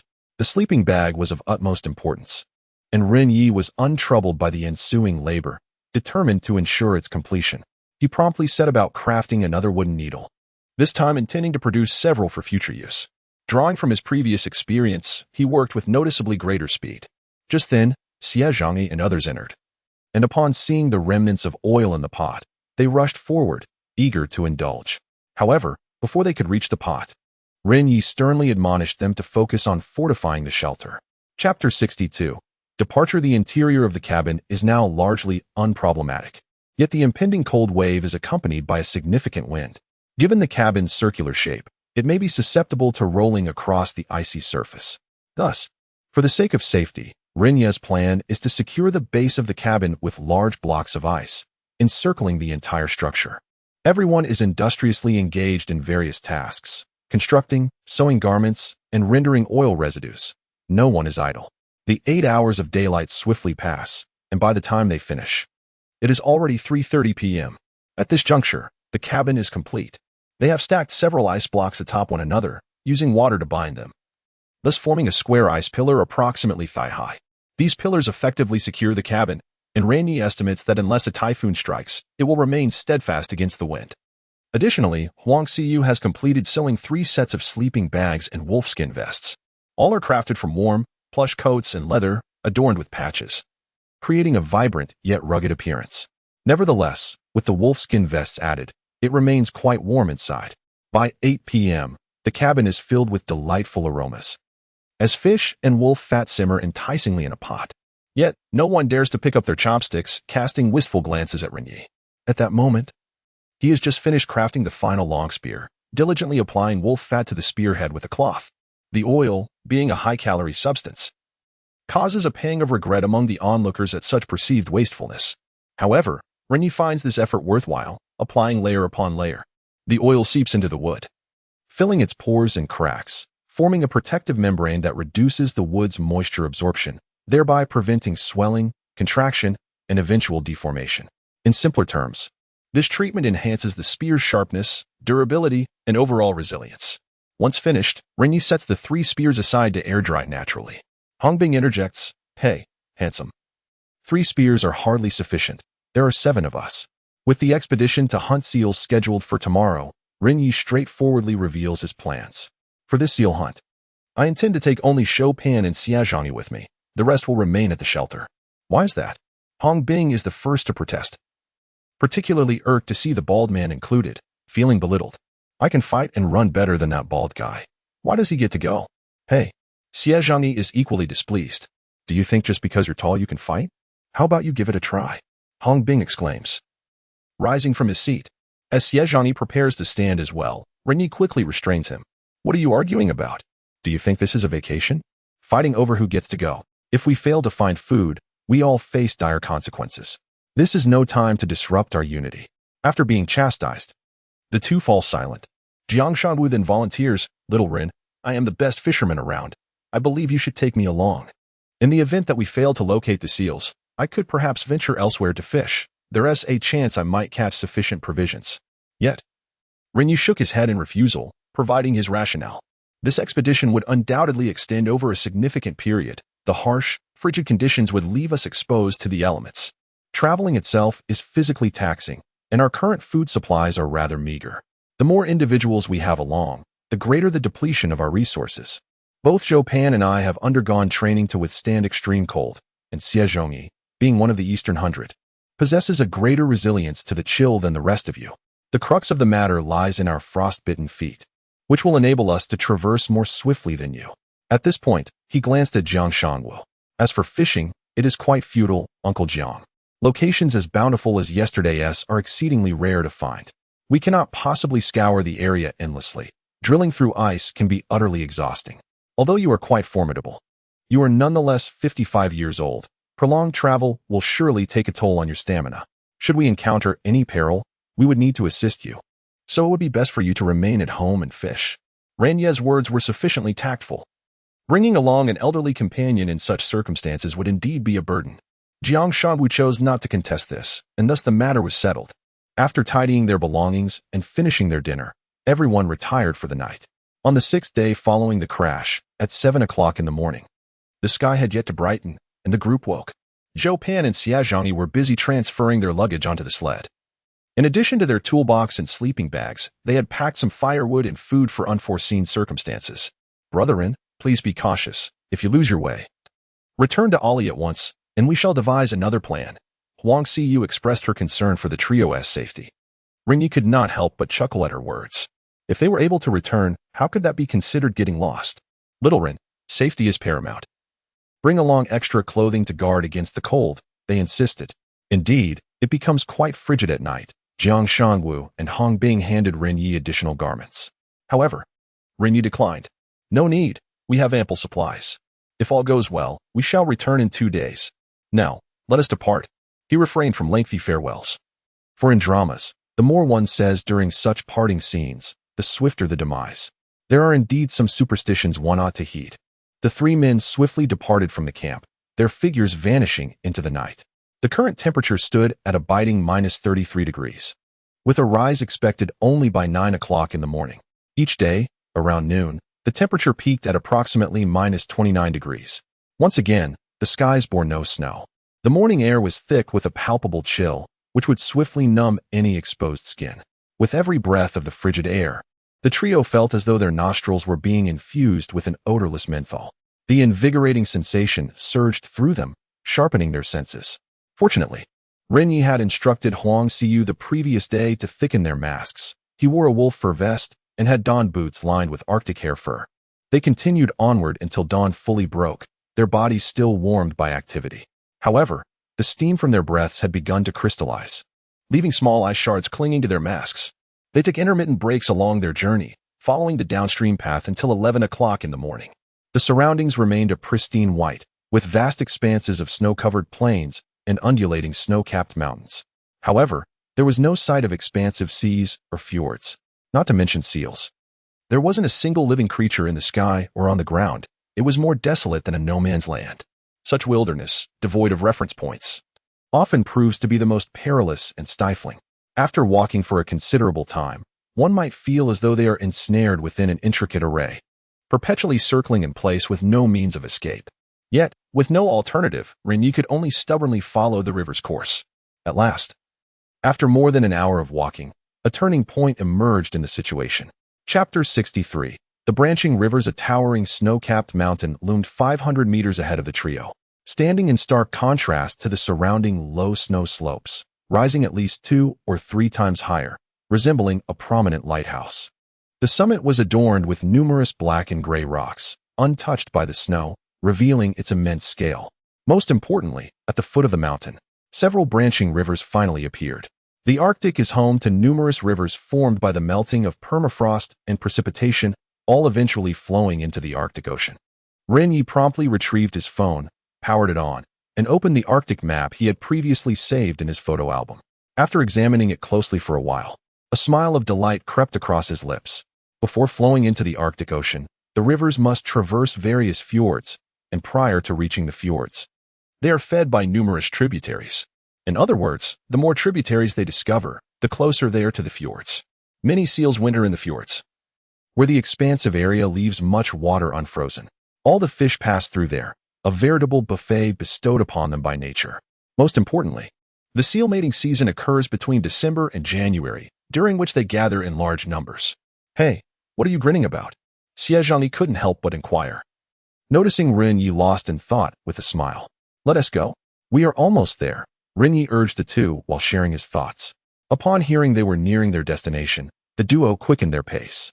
Indeed, upon reaching the foot of the mountain, they discovered a total of 7 tributaries, leading in 4 distinct directions. Xie Zhongyi scratched his head, his joyous expression swiftly turning into confusion. "With so many rivers in 4 directions, which way should we go?" Zhou Pan responded, "I've studied this. The fjord lake entrances in the Arctic are generally quite broad, so the rivers leading to them are also wide. As long as we head towards the larger river, we will surely arrive." "Ah, it seems you professionals have the answers," Xie Zhongyi remarked, quickly scanning the surroundings. He noted that among the 7 rivers, only 2 were significantly large. However, the crucial point was that the widths of these 2 rivers were nearly indistinguishable, and they were positioned at opposite corners, leading to entirely different directions. This posed a dilemma. Choosing incorrectly would lead to a considerable detour. If luck was not on their side and they lost their way, it could spell disaster. "What now? They both look similar to me." Zhou Pan furrowed his brow, glancing at Ren Ye, who had been observing through binoculars. "Ren, it seems we must rely on chance," Zhou Pan suggested. At that moment, Ren Ye wore a serious expression. He estimated that both rivers were approximately 50 meters wide, and under clear conditions, the differences in their entry and exit would not be significant. He agreed with Zhou Pan's approach to navigation, as it aligned with the knowledge he had acquired. However, to entrust their fate to mere luck would be imprudent. To find the correct path, a more logical method must be employed. It is unwise, as Bear Grylls has stated, to become lost in the wilderness, particularly in such extreme weather conditions. The primary concern lies in our utter ignorance of the distance to the fjord. Should we inadvertently choose the wrong path and discover it too late, all efforts would be in vain. Even if we must gamble, let us wager on the route with the higher probability of success. Zhou Pan nodded in agreement, acknowledging Ren Ye's wisdom. However, amidst the barren landscape devoid of any vegetation, how could they discern which path offered greater odds? An idea struck Zhou Pan. He recalled the method he had employed to track a rabbit into the forest. Perhaps it could be of use now. The fish must swim toward the larger fjord for oxygen, thus they could simply fish in the two rivers. The river teeming with fish would undoubtedly lead to the fjord. What a splendid idea, my friend, Xie Zhongyi exclaimed, promptly retrieving a fishing rod from the sled. This wooden rod, crafted by Jiang Shangwu, was essentially a stick with a line and hook affixed to it, to avoid returning empty-handed. Ren Ye had brought one along before their departure.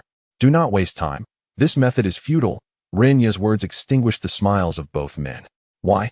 Zhou Pan inquired. Perplexed. Because you have overlooked the true purpose of the Arctic fish's winter migration, Ren Ye replied, crouching down to clear some snow from the river's surface. The ice had formed a dark gray layer, obscuring any view of what lay beneath. This ice was likely at least 20 centimeters thick. Many Arctic fish merely seek a larger space to survive. Hence, they are not necessarily drawn to the fjord's waters. Natural lakes also serve as ideal habitats, as long as there is oxygen and food available. If I am not mistaken, all 7 tributary rivers harbor fish. Is that so? Let me try. Xie Zhongyi brandished an ice saw and hurried forward to begin sawing. After about 10 minutes, he managed to lift a thick slab of ice. Just as he was about to bait his hook and cast, Ren Ye stopped him. There's no need. This is a waste of time. I have a quicker method. With that, he retrieved a waterproof phone specifically designed for photography from his bag. Once powered on, he accessed the video function and submerged the camera into the water. This way, they could observe the underwater scene through the phone screen. The Arctic wilderness lacks industrial wastewater, ensuring the water remains exceptionally clear. In less than a minute, the three of them spotted 2 small salmon swiftly swimming beneath the surface. Their intentions appeared quite clear. They did not pause and vanished in an instant. Well, you truly have a knack for this, Xie Zhongyi praised. Do not dawdle. Hurry and saw into the other rivers, Ren Ye urged the two. After approximately an hour, they took turns wielding the ice saw, successfully creating ice holes at the entrances of all 7 rivers. Ren Ye meticulously examined each one for a considerable while. The outcome was much as he had anticipated. 6 out of the 7 rivers teemed with a diverse array of fish. These creatures predominantly traveled in schools. Yet they exhibited a palpable urgency. Even with the presence of breathing holes, they did not pause for a moment. Xie Zhongyi even cast his line twice. But to his dismay, not a single fish took the bait.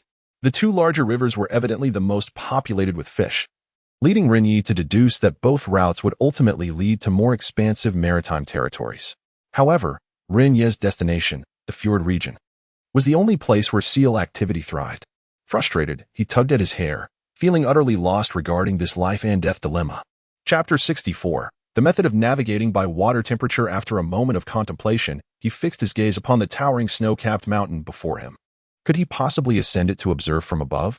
This notion flitted through his mind for a mere 3 seconds before being swiftly extinguished. His previous experience of climbing a snow-covered peak had nearly cost him and Xie Zhongyi their lives. Moreover, this mountain was evidently at least 3 times taller than the last, with an altitude estimated to exceed 3,000 meters. Even if they were to avoid an avalanche along the way, the thin air and biting cold would present formidable obstacles. Every year, countless climbers meet their demise in the Arctic, buried beneath the snow. This pursuit is undoubtedly a perilous extreme sport. Thus, climbing the mountain could only be considered a last resort. Ren Ye sat upon the icy surface, his eyes tightly shut, rapidly searching his mind for all the knowledge he possessed regarding navigation in the Arctic. He had begun preparing for this journey 6 months in advance. His research spanned countless books and videos. He had consumed an immeasurable amount of information. Yet, at this moment, he seemed utterly incapable of discerning an effective and rational solution. Observing his deep contemplation, Zhou Pan and Xie Zhongyi refrained from interrupting him. Bored, they decided to pass the time by fishing. To their surprise, The freshly cut ice hole began to freeze over once more. The water's surface had already formed thin sheets of ice. With no other option, Xie Zhangyi took his long spear and poked through the fragile ice to retrieve some water. As soon as his hand touched the liquid, he felt an unexpected warmth. Would you believe it? This water is considerably warmer than the river back home. I could really use a bath, he mused. Zhou Pan jested. Stop kidding yourself. The water here is naturally warmer than the air temperature. Plus, your hand is numb from the cold, so of course it feels warm. Why don't you jump in for a wash? When you come out, you'll understand what true chill feels like. Let us stick to fishing. I refuse to believe these creatures only travel without feeding. Try lowering your hook deeper. Upon hearing their conversation, a spark ignited in Ren Ye's mind, and he instantly opened his eyes. Yes, water temperature. I can use the method of navigating by water temperature, he exclaimed with sudden excitement. This outburst prompted both of them to rush over. What method? Can we find a way? Tell us, Ren. What do you mean by navigating by water temperature? Can water really guide us? Zhou Pan was even more animated than Ren Ye, his expression brimming with curiosity.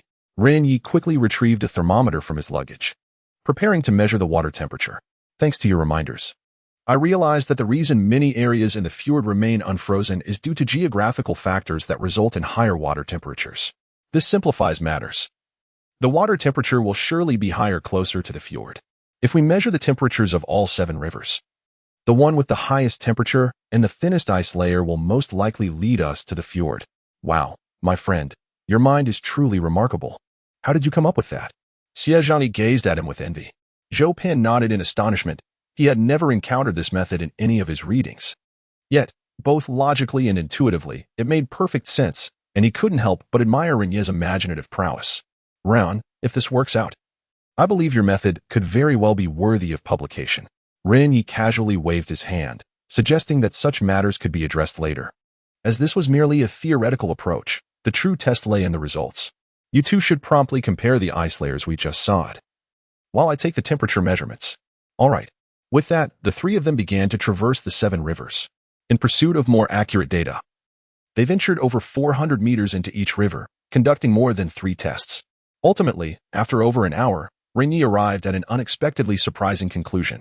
Initially, the trio had assumed that the correct path lay between the 2 rivers to the east and west.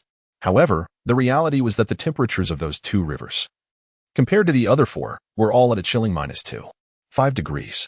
Only the modest-sized river adjacent to the east registered a warmer -1.8 degrees. Moreover, the deeper they ventured, the greater the temperature fluctuations, and the ice layers became thinner. Had they not been equipped with the thermometer, distinguishing the differences would have proven quite challenging. Yet, this left the 3 of them in a quandary. The route toward the wider river was grounded in textbook knowledge, while the direction toward the warmer water was Ren Ye's own hypothesis. Ultimately, it would boil down to luck, akin to answering a multiple-choice question. Ren, this. Zhou Pan expressed a look of confusion. He recognized Ren Ye's superior survival skills and felt compelled to defer to his judgment. However, after a brief moment of hesitation, Ren Ye pointed decisively toward the small river. Let's proceed that way. My fate is in my own hands. Seeing his unwavering conviction, Zhou Pan and Xie Zhangyi had no reason to disagree. Their survival thus far had relied heavily on Ren Ye, and they were willing to trust his choice. The trio secured their sled and resumed their journey. Ren Ye did not dismiss the validity of knowledge. Rather, the texts did not assert that one must always head toward the wider river. They merely stated, generally, wider rivers lead to fjords. Furthermore, Ren Ye found his own theory to be more plausible. He decided to travel a few kilometers while continuously measuring the water temperature. If, after traversing several kilometers, they failed to uncover any signs of a fjord, they would promptly turn back. Nevertheless, Xie Zhangyi seemed to have great faith in Ren Ye's decision. Out of boredom, he began to whistle a cheerful tune while pulling the sled, which sounded quite pleasant. I say, old Xie, how come you seem utterly unconcerned? Do you really trust me that much? Xie Zhangyi grinned, showing his teeth. Didn't I mention before? You are my pillar of support. I am quite pragmatic about these matters. Since I am not well versed in survival skills, wherever you go, I shall follow, simply riding along to reap the rewards. Even if we meet our end, at least I won't be alone. Why worry about it? This sentiment elicited laughter from both Ren Ye and Zhou Pan. Indeed, in the wilderness, a mindset like Xie Zhangyi's optimism is essential. Those who perpetually bear a heavy heart in despair seldom find success, and their fortunes tend to dwindle. The three of them took breaks as needed, snacking on fish and engaging in lighthearted banter. The scenery around them and the riverbanks continually transformed, and before they knew it, the river, which had initially been a mere 20 meters wide, had expanded to over 40 meters. They all sensed they were on the right path and quickened their pace. At this moment, the sky gradually darkens, yet they persist in their journey against the biting wind. Finally, as twilight approaches, the three pause by the riverbank, standing together in a daze, sharing foolish laughter. If there had been any doubt regarding the correctness of their path, it has now been entirely dispelled. This route undoubtedly leads to the fjord, with no room for uncertainty. For imprinted in the snow beneath their feet lies a familiar bear paw print. Undoubtedly, there exists but one species of bear here, the polar bear. Seals rank among their favorite delicacies, and each winter, they venture to the gathering places of seals to hunt. This is ample evidence that they tread the right path. With the fjord not far ahead. Chapter 65. The temporary shelter. How remarkable you are, Brother Ren. You were absolutely right. Once again, I have learned something new. At this moment, Jopan could not help but admire Ren Ye. The ability to devise a method for navigating by water temperature is not merely a product of basic survival knowledge. Ren Ye allowed a smile to grace his lips. After a day of searching, they were finally nearing their destination. Let us not become overly excited, for bears are nearby, and darkness has fallen. We must swiftly find a place to rest, he advised. Tomorrow we shall muster our strength and secure a seal to bring home. Traveling at night in the wilderness is fraught with peril. It invites unnecessary dangers and increases the risk of losing one's way. The chilling night winds had begun to blow, with temperatures plummeting to -32 degrees Celsius. The trio, frozen from a day of exposure, hurried to the base of a sloping snowbank. To survive a night in the Arctic without succumbing to frostbite, mere warm clothing and sleeping bags are insufficient, particularly in winter. The biting cold can penetrate through most insulating materials. Even the frost-resistant Inuit have faced fatalities from the cold. Thus, Ren Ye resolved to excavate a ventilated snow cave. The snow accumulation at the base of the slope was the thickest, providing a barrier against the harsh winds. Once he selected an appropriate spot, he took out an entrenching tool and began to dig. His plan was to create a tunnel 2 meters deep before turning right to carve out a sleeping area. To shield against wind and wild animals, the entrance could not be too large. He intended to create a ventilation hole the size of a bowl on the left side of the bend, ultimately sealing the entrance with snow. This makeshift shelter was quite small, barely accommodating their sleeping bags, and the height only allowed for crawling. It resembled an oversized coffin. However, the compactness would help slow the loss of warmth, making it bearable for a night. Once completed, the three crawled inside. The outcome was promising. Ren Ye measured the temperature and found a difference of about 5 degrees between the interior and exterior, a notable improvement. At 8 p.m., the trio huddled in their sleeping bags. They had brought along ample long garments, which they spread across the snow before laying down their sleeping bags. This arrangement also provided some insulation against heat loss. After sealing the entrance, the cave was shrouded in darkness, with the three lying in a row, each gnawing on fish that had long since frozen solid. The taste was difficult to chew, yet it was far more palatable than wolf meat, as it was at least swallowable. Having consumed all the water they had brought during the day, they could only resort to eating snow to quench their thirst. However, consuming snow in such frigid temperatures requires a certain technique. One must not swallow it directly, as this would accelerate the loss of body heat and could even lead to internal frostbite. Instead, one should take a handful and hold it in the mouth, allowing it to melt before swallowing. This method would only chill the mouth, yet caution is advised, for excessive consumption can lead to oral necrosis. After a long day, the group finished their meager meal and settled down to sleep. Listening to the howling wind outside, they were bereft of the familiar warmth of a fire. Each felt as though fine needles were incessantly pricking their skin. This chill, while not lethal, enveloped them entirely, causing great discomfort. After lying down for over an hour, their body temperatures still had not begun to recover. It is quite imaginable how dire the situation would have been for the three if not for their sleeping bags and wolfskin vests, though the cold was biting. As time elapsed, they eventually succumbed to exhaustion and drifted into slumber. At the stroke of 2 in the morning, a deep, guttural growl reverberated from a distance of 300 meters outside the cave. The dim starlight cascaded onto the snow, illuminating a colossal figure in an elusive manner. A massive polar bear ambled across the snowy terrain, its hefty head sniffing the ground, breathing heavily. Each step it took left a footprint the size of a basin. As it continued to sniff the air, it began to move toward the location of Ren Ye and his companions. Meanwhile, The three inside the cave remained in a deep sleep, with Xie Zhangyi's snores echoing within the confined space. However, he soon groggily opened his eyes, perhaps awakened by the urge to relieve himself after consuming too much snow before sleeping. In a daze, he rose and, clutching a wooden stick, proceeded to urinate beside his sleeping bag. Just as he was finishing, an unexpected sound of heavy breathing emanated from the snow-blocked entrance. Xie Zhangyi's mind was still clouded, and the cave was shrouded in darkness. Assuming it was Ren Ye and Zhou Pan also relieving themselves, he called out, "Didn't you both say not to urinate at the entrance at night? Why are you both doing it together?" His words went unanswered, yet the breathing grew louder, accompanied by the sound of snow being disturbed. Xie Zhangyi found this peculiar. What could possibly require digging through snow at such an hour? The sleeping area and the cave entrance were no more than 2 steps apart. Instinctively, he moved towards the sound, reaching out with his hand, only to grasp nothingness. Before he could comprehend the situation, the pile of snow at the entrance suddenly exploded.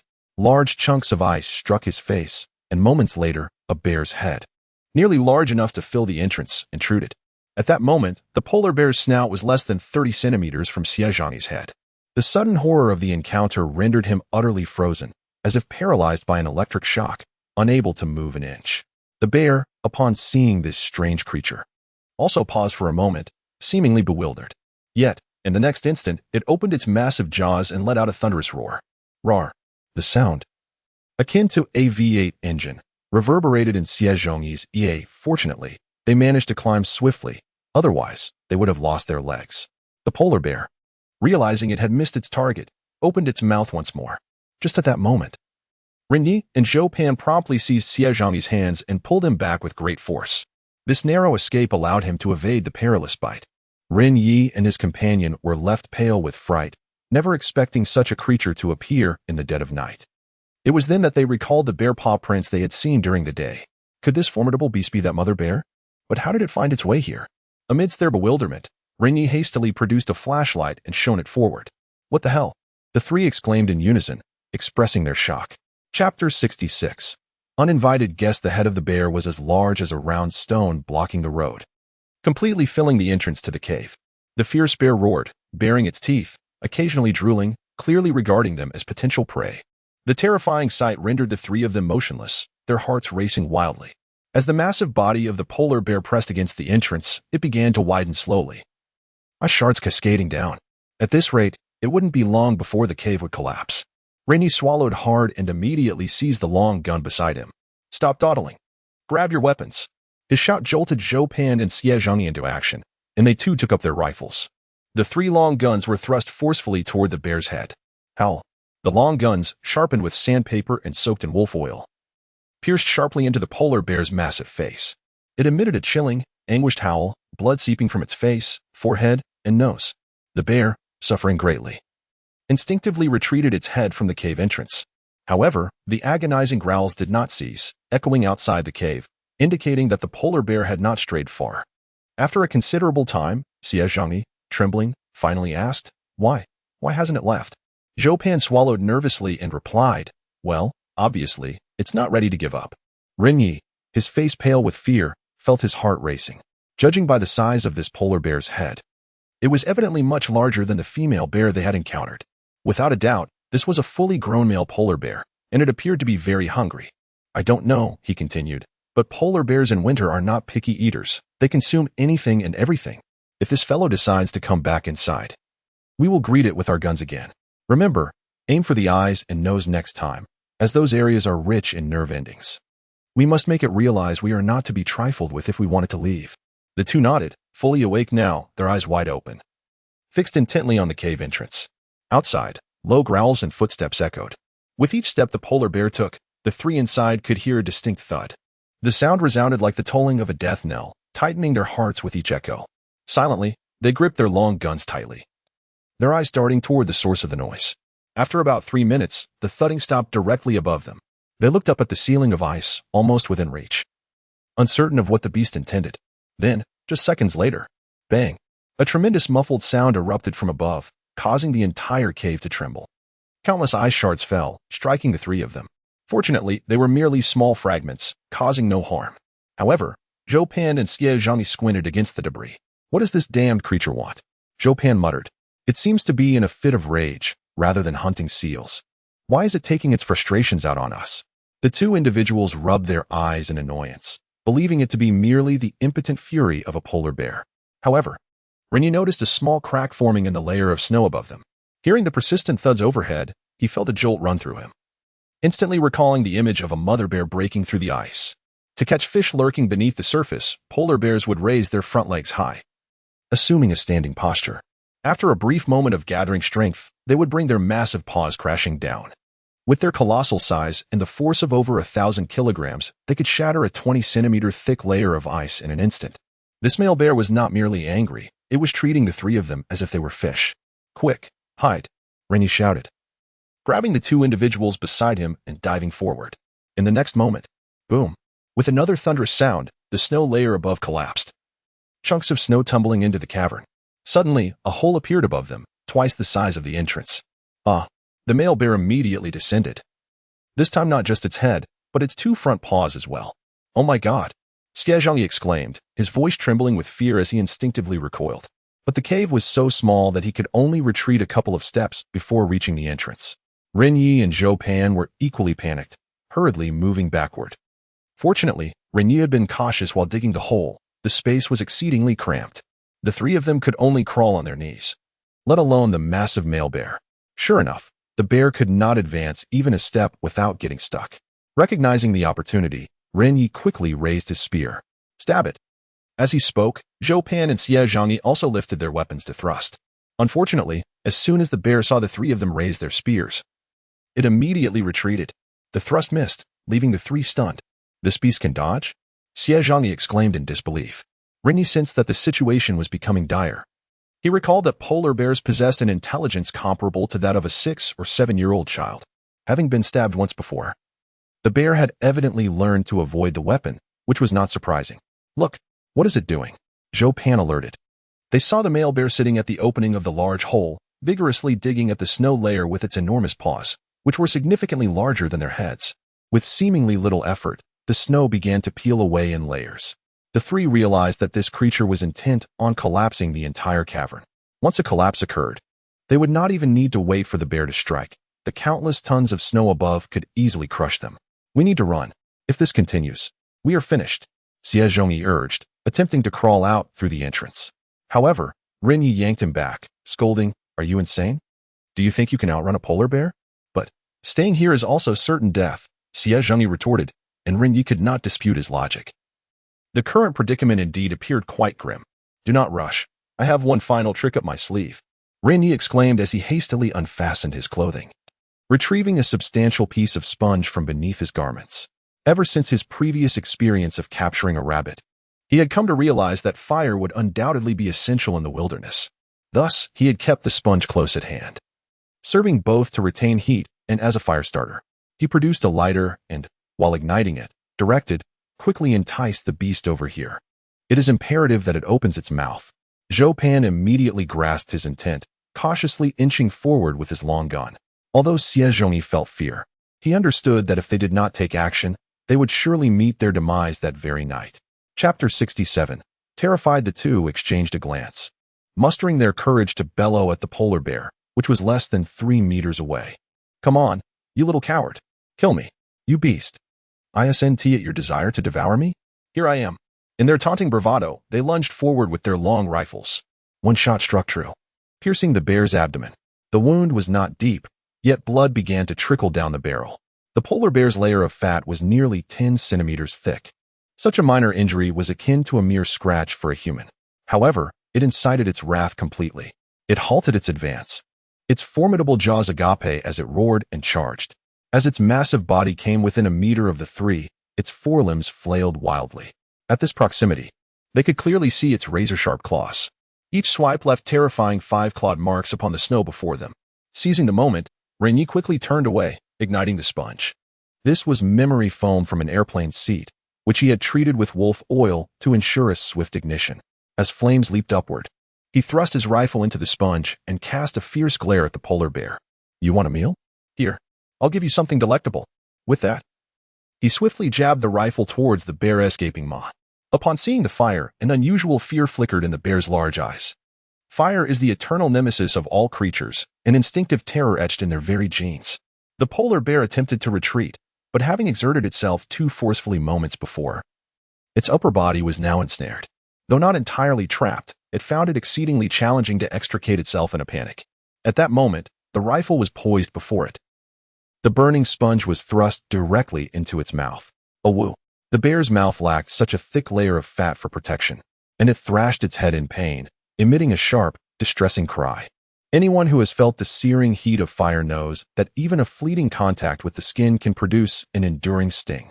How much more so for the delicate tissues of its mouth? Ren Ye denied the bear any chance of escape, gripping the rifle and pushing it forward. The burning cotton was nearly forced down its throat.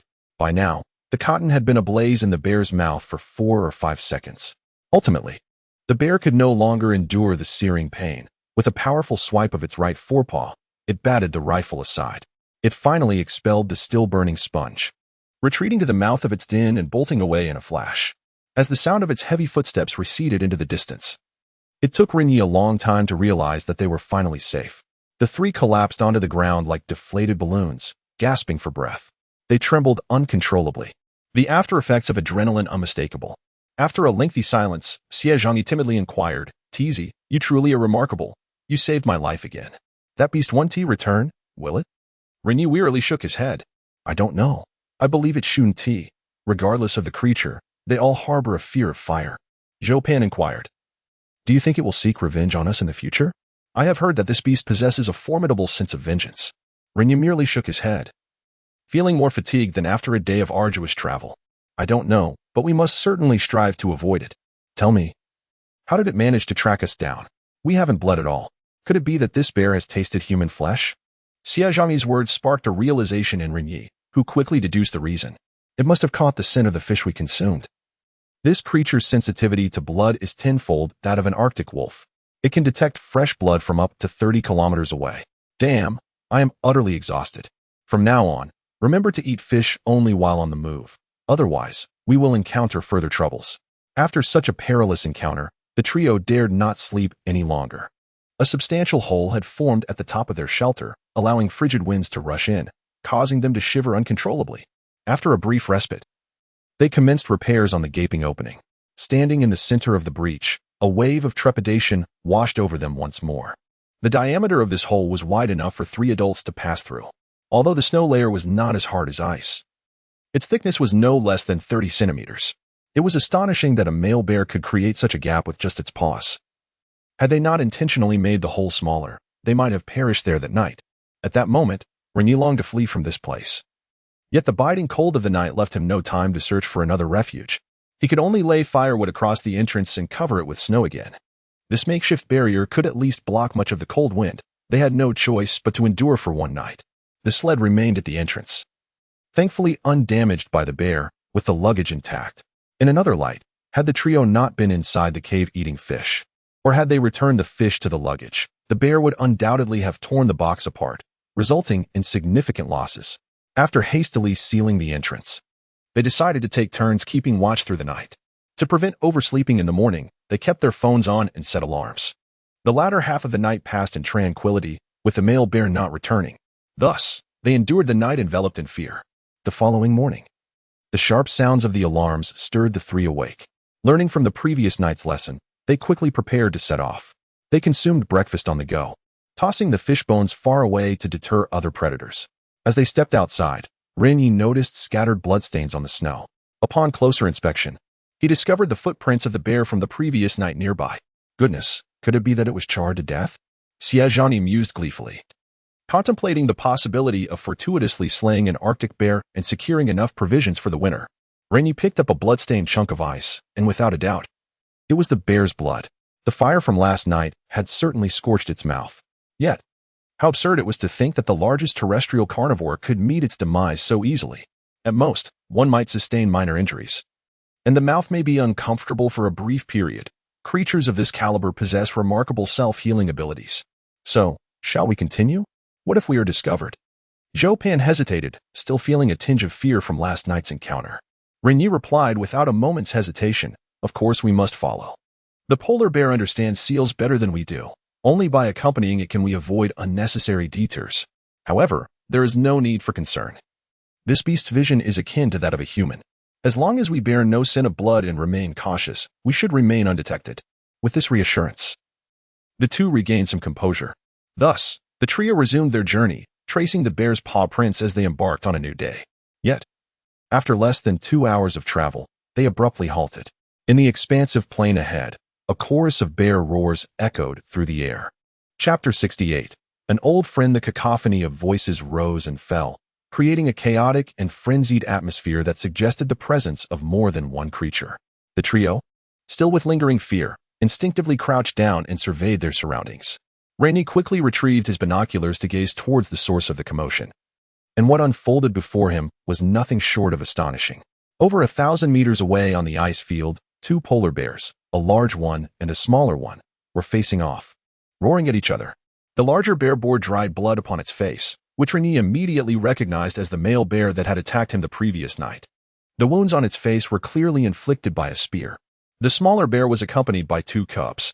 Ren Ye instantly recalled that this was the mother bear that had pursued their sled a few days prior.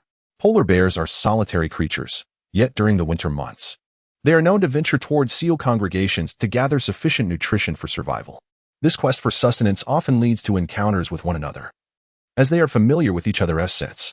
Well, it seems we have encountered an old acquaintance, no, rather, an old bear friend. Ren Ye handed the binoculars to Zhou Pan and Xie Zhongyi, who, after observing the scene, could not help but marvel at the smallness of the world. Why are they fighting? Xie Zhongyi inquired, puzzled. Could it be that polar bears consume their own kind? Zhou Pan, equally curious, added, one would think that as apex predators, they would sense each other's strength, especially a mother bear with cubs, which typically avoids confrontation. Even if victorious, injuries would be inevitable, and with a cold front approaching, it is hardly a wise decision. Ren Ye shot them a glance and explained, what are you two looking at? That male bear is clearly evading the mother bear. Its intention is to eliminate the 2 cubs to induce the mother bear to come into estrus sooner. This behavior is quite common in the animal kingdom. Oh, Xie Zhongyi nodded, then chuckled and remarked, that male bear is rather foolish, I assent it. It could simply overpower the mother bear instead of resorting to such tactics, wasting its considerable size. Ren Ye and Zhou Pan exchanged incredulous glances, as if regarding a fool. You're delusional. Imagine if you were to pursue a girl slightly beneath your level. If she resolutely refused, do you think you could succeed? Besides, this is a polar bear we're discussing. A mother bear with cubs is fiercely protective. Even the largest male bear would fight tenaciously to defend its young. Just as their conversation concluded, a roar erupted from ahead. The mother bear, mouth agape, relentlessly advanced upon the male bear, which, perhaps due to an injury or a desire to avoid a fierce confrontation, found itself retreating repeatedly. Its helplessness mirrored that of Ren Ye and his companions from the previous night, having lost all semblance of the ferocity they once exhibited. At that moment, the mother bear seized the opportunity, raising her forepaw and delivering a powerful slap to the male bear's head, forcing it to stagger back several paces, nearly losing its balance. Once it steadied itself, it had no intention of retaliating. Shaking its dizzy head, it swiftly fled. After waiting until the male bear had moved far away, the mother bear continued forward with her cubs. This scene sparked a new idea in Ren Ye. He decided to follow closely behind the mother bear, allowing her to serve as a shield. Should the male bear launch a surprise attack again, he would retreat immediately to the safety of the mother bear's side. To the mother bear, humans appeared significantly smaller and less threatening, whereas the imposing male bear had a history of aggression towards her cubs. Without a doubt, she would perceive the male bear as a foe. Ren Ye's strategy was a perfect example of using cunning to outmaneuver danger. He was not overly concerned about the mother bear attacking him, as a mother bear would never stray too far from her young. As long as he was quick to react and could put some distance between them, the likelihood of pursuit would diminish. The more he contemplated this plan, the more he felt assured. With a mother bear as both guide and protector, he could traverse the terrain without fear of ambush. After sharing his thoughts with Zhou Pan and Xie Zhongyi, both praised his cleverness. I am genuinely curious about how your mind works. Is this all written in a manual? Quite cheeky, but I admire it, replied Ren Ye, waving his hand as he began to follow. Knowledge is meant to complement the mind. Relying solely on rote learning for survival in the wild is inadequate. One must apply it with flexibility. Hurry up, or we'll lose them, he urged. Thus, the trio moved stealthily, resembling infatuated followers, maintaining a distance of about 1 kilometer. With binoculars in hand and the area sparsely vegetated, they were not concerned about losing sight of the bear, which had been driven off by the mother bear and lingered not far ahead, maintaining its distance. It occasionally glanced towards the mother bear and Ren Ye's group. Yet fear of the mother bear kept it at bay. The three parties moved in a triangular formation, undisturbed by one another. After 2 hours of following, they arrived at a rugged forested area. It was winter, and most of the greenery had fallen, leaving bare tree trunks covered in snow. The trees were densely packed, far larger than the forest where Ren Ye and his companions had gathered firewood. A smile broke across Ren Ye's face, unable to contain his elation. Bear Grylls once stated that near fjords, one would inevitably find forests, for the water temperature is ideal for the flourishing of vast forested areas. After a day of arduous searching, he had finally found what he sought. Following for another half hour, the forest gradually opened up to reveal a vast expanse of ice. It resembled a large lake, yet at least a quarter of it remained unfrozen. Ice floes floated atop the water, indicating that the water temperature was indeed quite warm. This was Ren Ye's first encounter with a river that had not been completely frozen. Without doubt, this was the fjord. At the edge of the ice field, approximately 4 kilometers away, 2 towering snow-capped mountains stood majestically on either side, surrounded by bare forest. Between these 2 mountains lay a gap of at least 2 kilometers, leading to another, even larger fjord. From a celestial vantage point, the terrain resembles a distorted gourd or the numeral 8. The 2 circles of this figure symbolize 2 fjords, one large and one small, merely not entirely separated. Continuing onward for several dozen kilometers will reveal the true expanse of the North Sea. One cannot help but admire the artistry of nature, for such peculiar landforms have emerged in this desolate Arctic wilderness. After half an hour, the trio, following the mother bear, finally emerged from the forest. The mother bear, without pausing for even a moment, ventured directly toward the area between the 2 mountains. As they approached another fjord, an exhilarating sound reached their ears, sending waves of excitement through the 3 of them, gurgling and howling. Upon hearing this commotion, the mother bear hesitated for a brief moment before breaking into a light run. Once it had moved further away, the trio could contain their enthusiasm no longer. "Teasy, did you just hear that? That was definitely a seal. I've been to the zoo many times. It has to be a seal," Xie Zhangyi exclaimed with uncontainable excitement. Pointing ahead, Zhou Pan nodded in hearty agreement, laughing. "Indeed, and it must be either a spotted seal or a ringed seal. For only these 2 species in the Arctic have calls reminiscent of Donald Duck. I have witnessed this more than once." Chapter 69. Seal hunting. What are we waiting for? Let us hasten our steps, Xie Zhongyi exclaimed in urgent eagerness to proceed. However, Ren Ye held him back, chuckling as he pointed to the surface beneath their feet. "Not only are there seals ahead, but we also have some right beneath us. Why compete with the 2 polar bears?" He understood that the fjord at the end would undoubtedly be larger, teeming with more seals, as suggested by the distant echoes of seal calls. Yet, he was not foolish enough to vie with the polar bears. Capturing a seal could easily lead to being intercepted, jeopardizing their very lives. Thus, for the sake of safety, this place was indeed the optimal hunting ground. Ren Ye surveyed the surrounding ice for a moment before leading the 2 companions to a thin layer of ice several dozen meters to the right. He crouched down, observing the myriad of scratches on the ice, his smile growing brighter. "Do you see? Many seals have basked in the sun here, and these scratches are left by their claws. Let us act swiftly." Hearing that they would not have to venture further, Zhou Pan and Xie Zhangyi were naturally elated. The trio quickly embarked on their plan to catch seals. Ren Ye and Zhou Pan conferred and decided to employ the Inuit method of waiting patiently for their prey. The 3 split up, searching the ice for signs. Seals, in their simplicity, typically gnaw holes in the ice to prevent ambushes by polar bears while they surface for air, thus evading many dangers.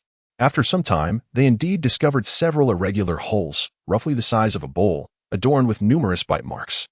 Ren Ye tested the size of the hole with his spear, noting that it was rather small, barely accommodating the spear's tip. Should he misjudge the aim in a moment of tension, it would easily become lodged in the ice. To ensure a successful catch, he retrieved an ice saw and began to enlarge the hole. Yet, there was a crucial caveat. It must not be made too large. Seals are exceedingly cautious creatures. Should they notice any alteration to their breathing hole, they would suspect the presence of a polar bear and relocate to another spot for air. Thus, Ren Ye meticulously refined the hole without altering its original shape, striving to maintain a natural appearance. As if that were not enough, he sliced a small tuft of wolf fur from his wolfskin vest and affixed one end to the edge of the hole with saliva. Seals typically surface with only their large nostrils exposed, and their breathing is swift. As soon as they begin to inhale, the powerful suction will cause the wolf fur at the edge of the hole to droop. This ingenious method meant that Ren Ye did not need to see the seal. He merely had to observe the wolf fur. The moment he noticed any downward movement, he would thrust his spear. Once all preparations were complete, the three settled by their respective holes and began the long, tedious wait. This was an excruciating task. Within less than half an hour, they felt their hands and feet growing numb and stiff. After all, they were modern individuals, lacking the remarkable cold endurance of the Inuit, who could stand for an entire day. Their beards and eyelashes were encrusted with delicate ice crystals, and their masks had frozen solid. In a state of inactivity, the circulatory rhythm would slow, a sensation far more frigid than the mere act of traversing. Yet, during their vigil, they were unable to move freely. The hearing of a seal surpasses that of humans by more than fivefold.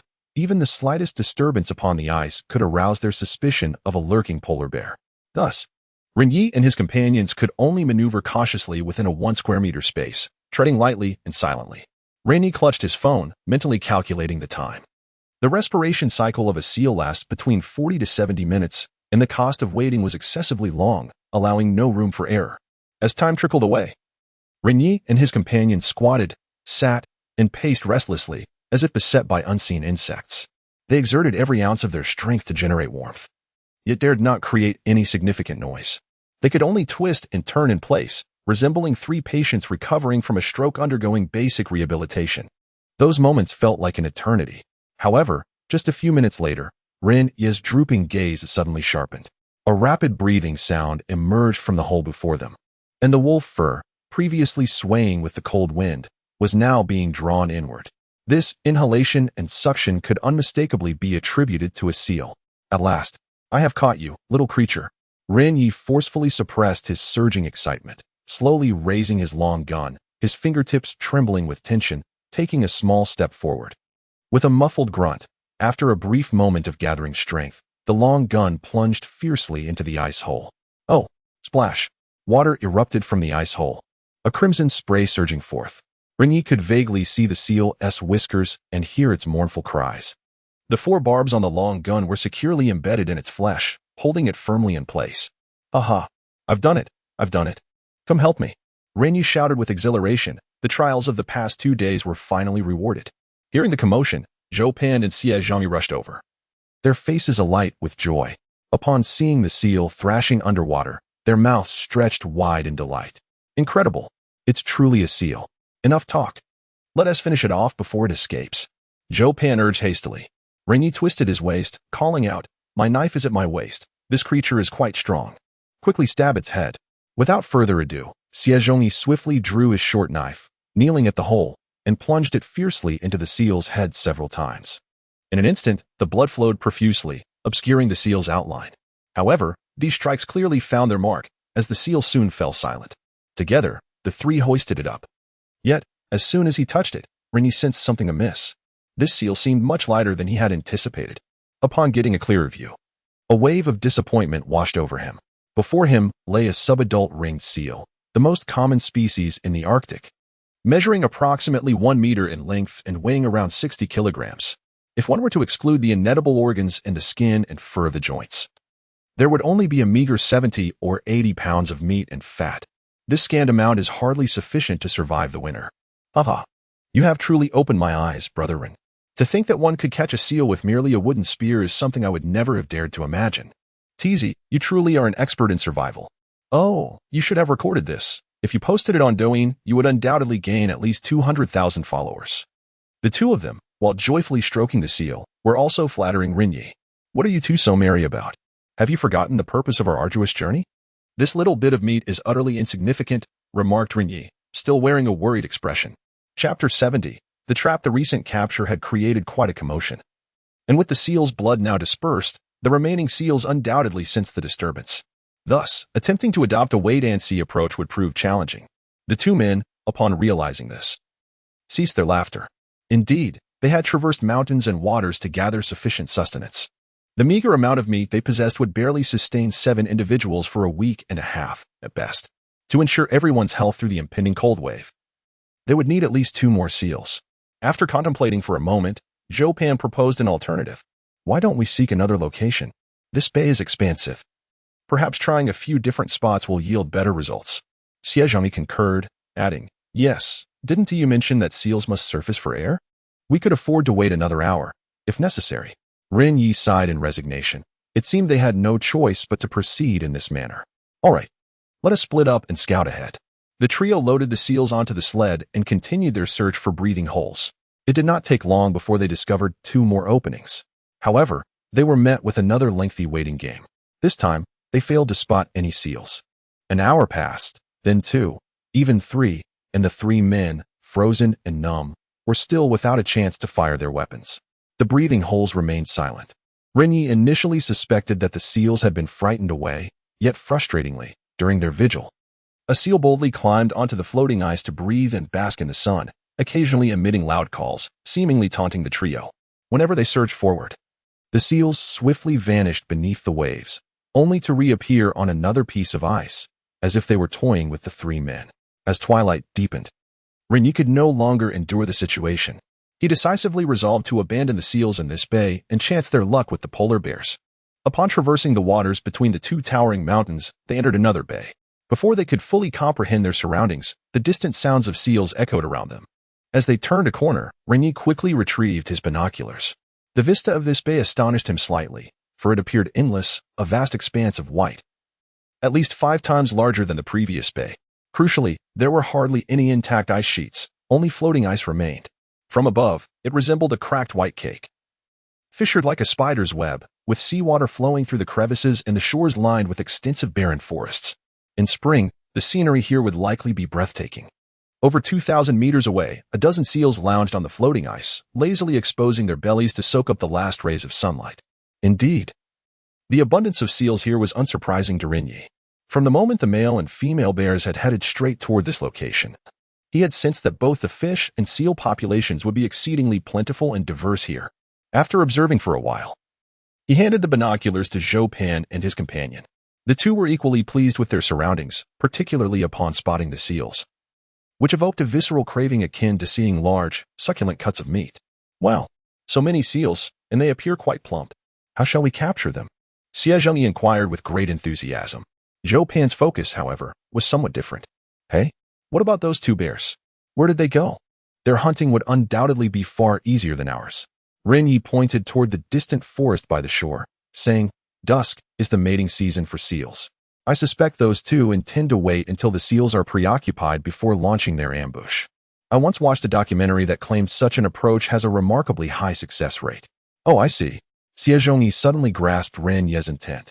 So, we should emulate the polar bears and strike stealthily while they are engaged, correct? Ren Ye rolled his eyes, and Pan chuckled in exasperation.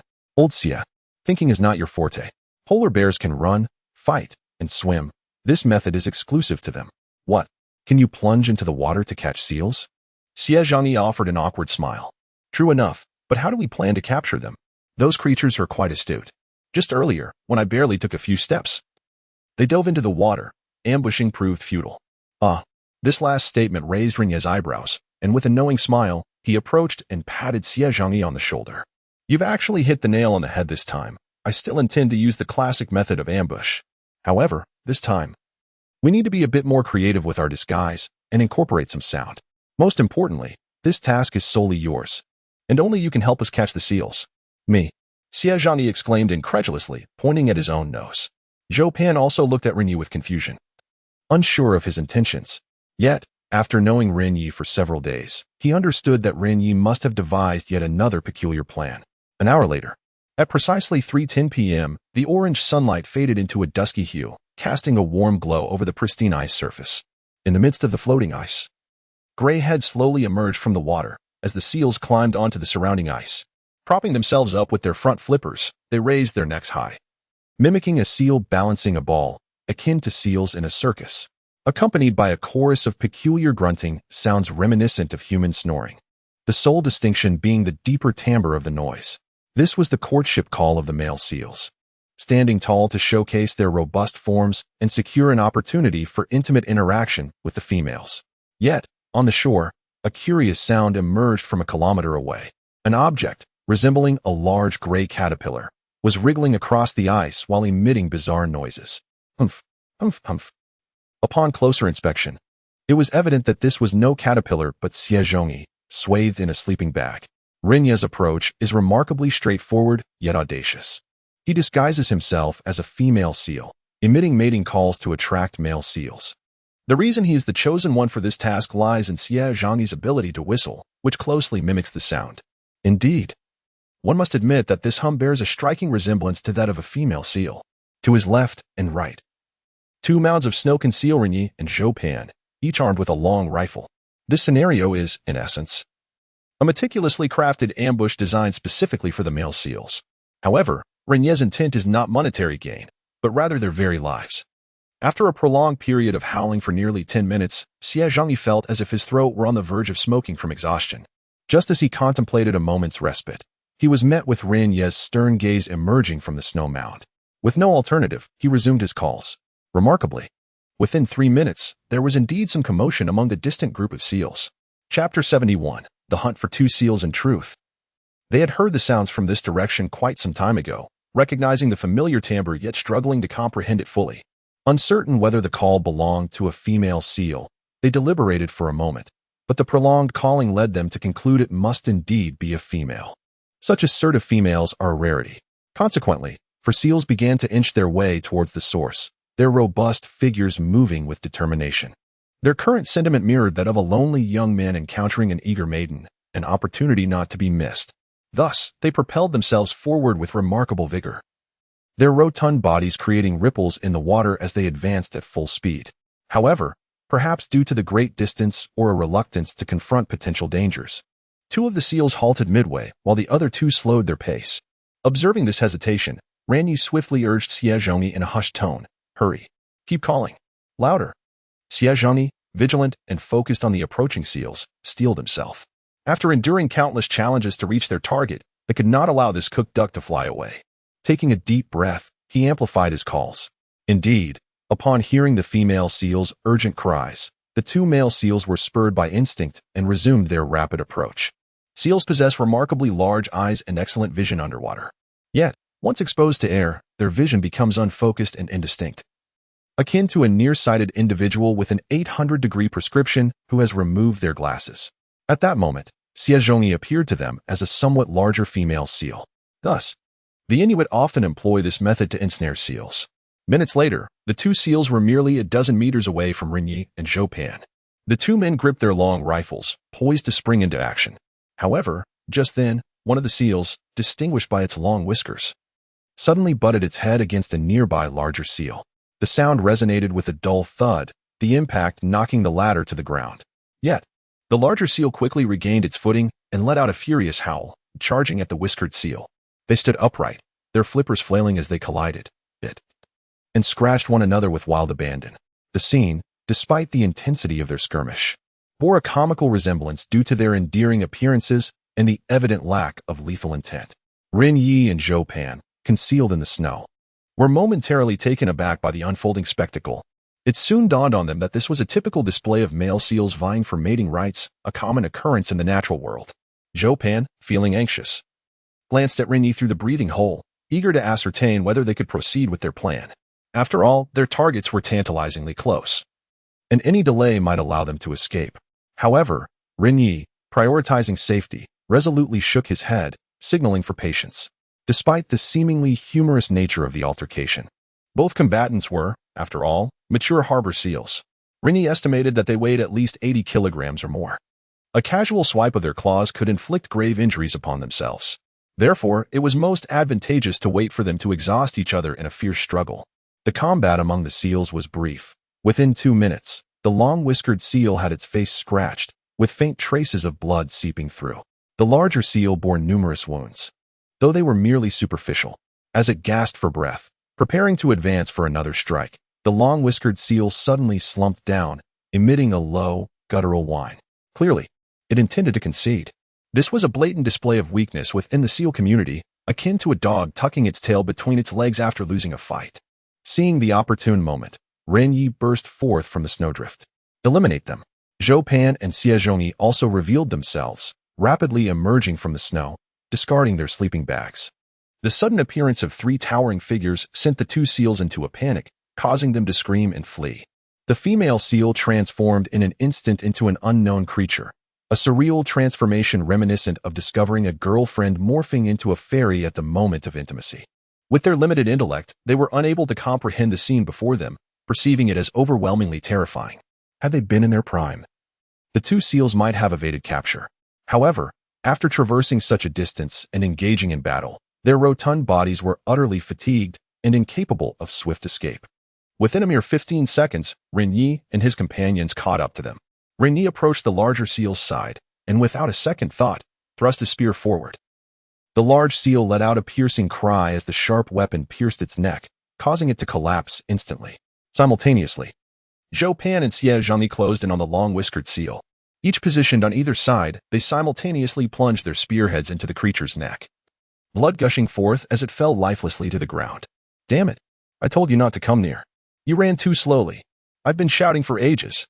Xie Zhongyi exclaimed, brandishing an axe and delivering several blows, all the while cursing.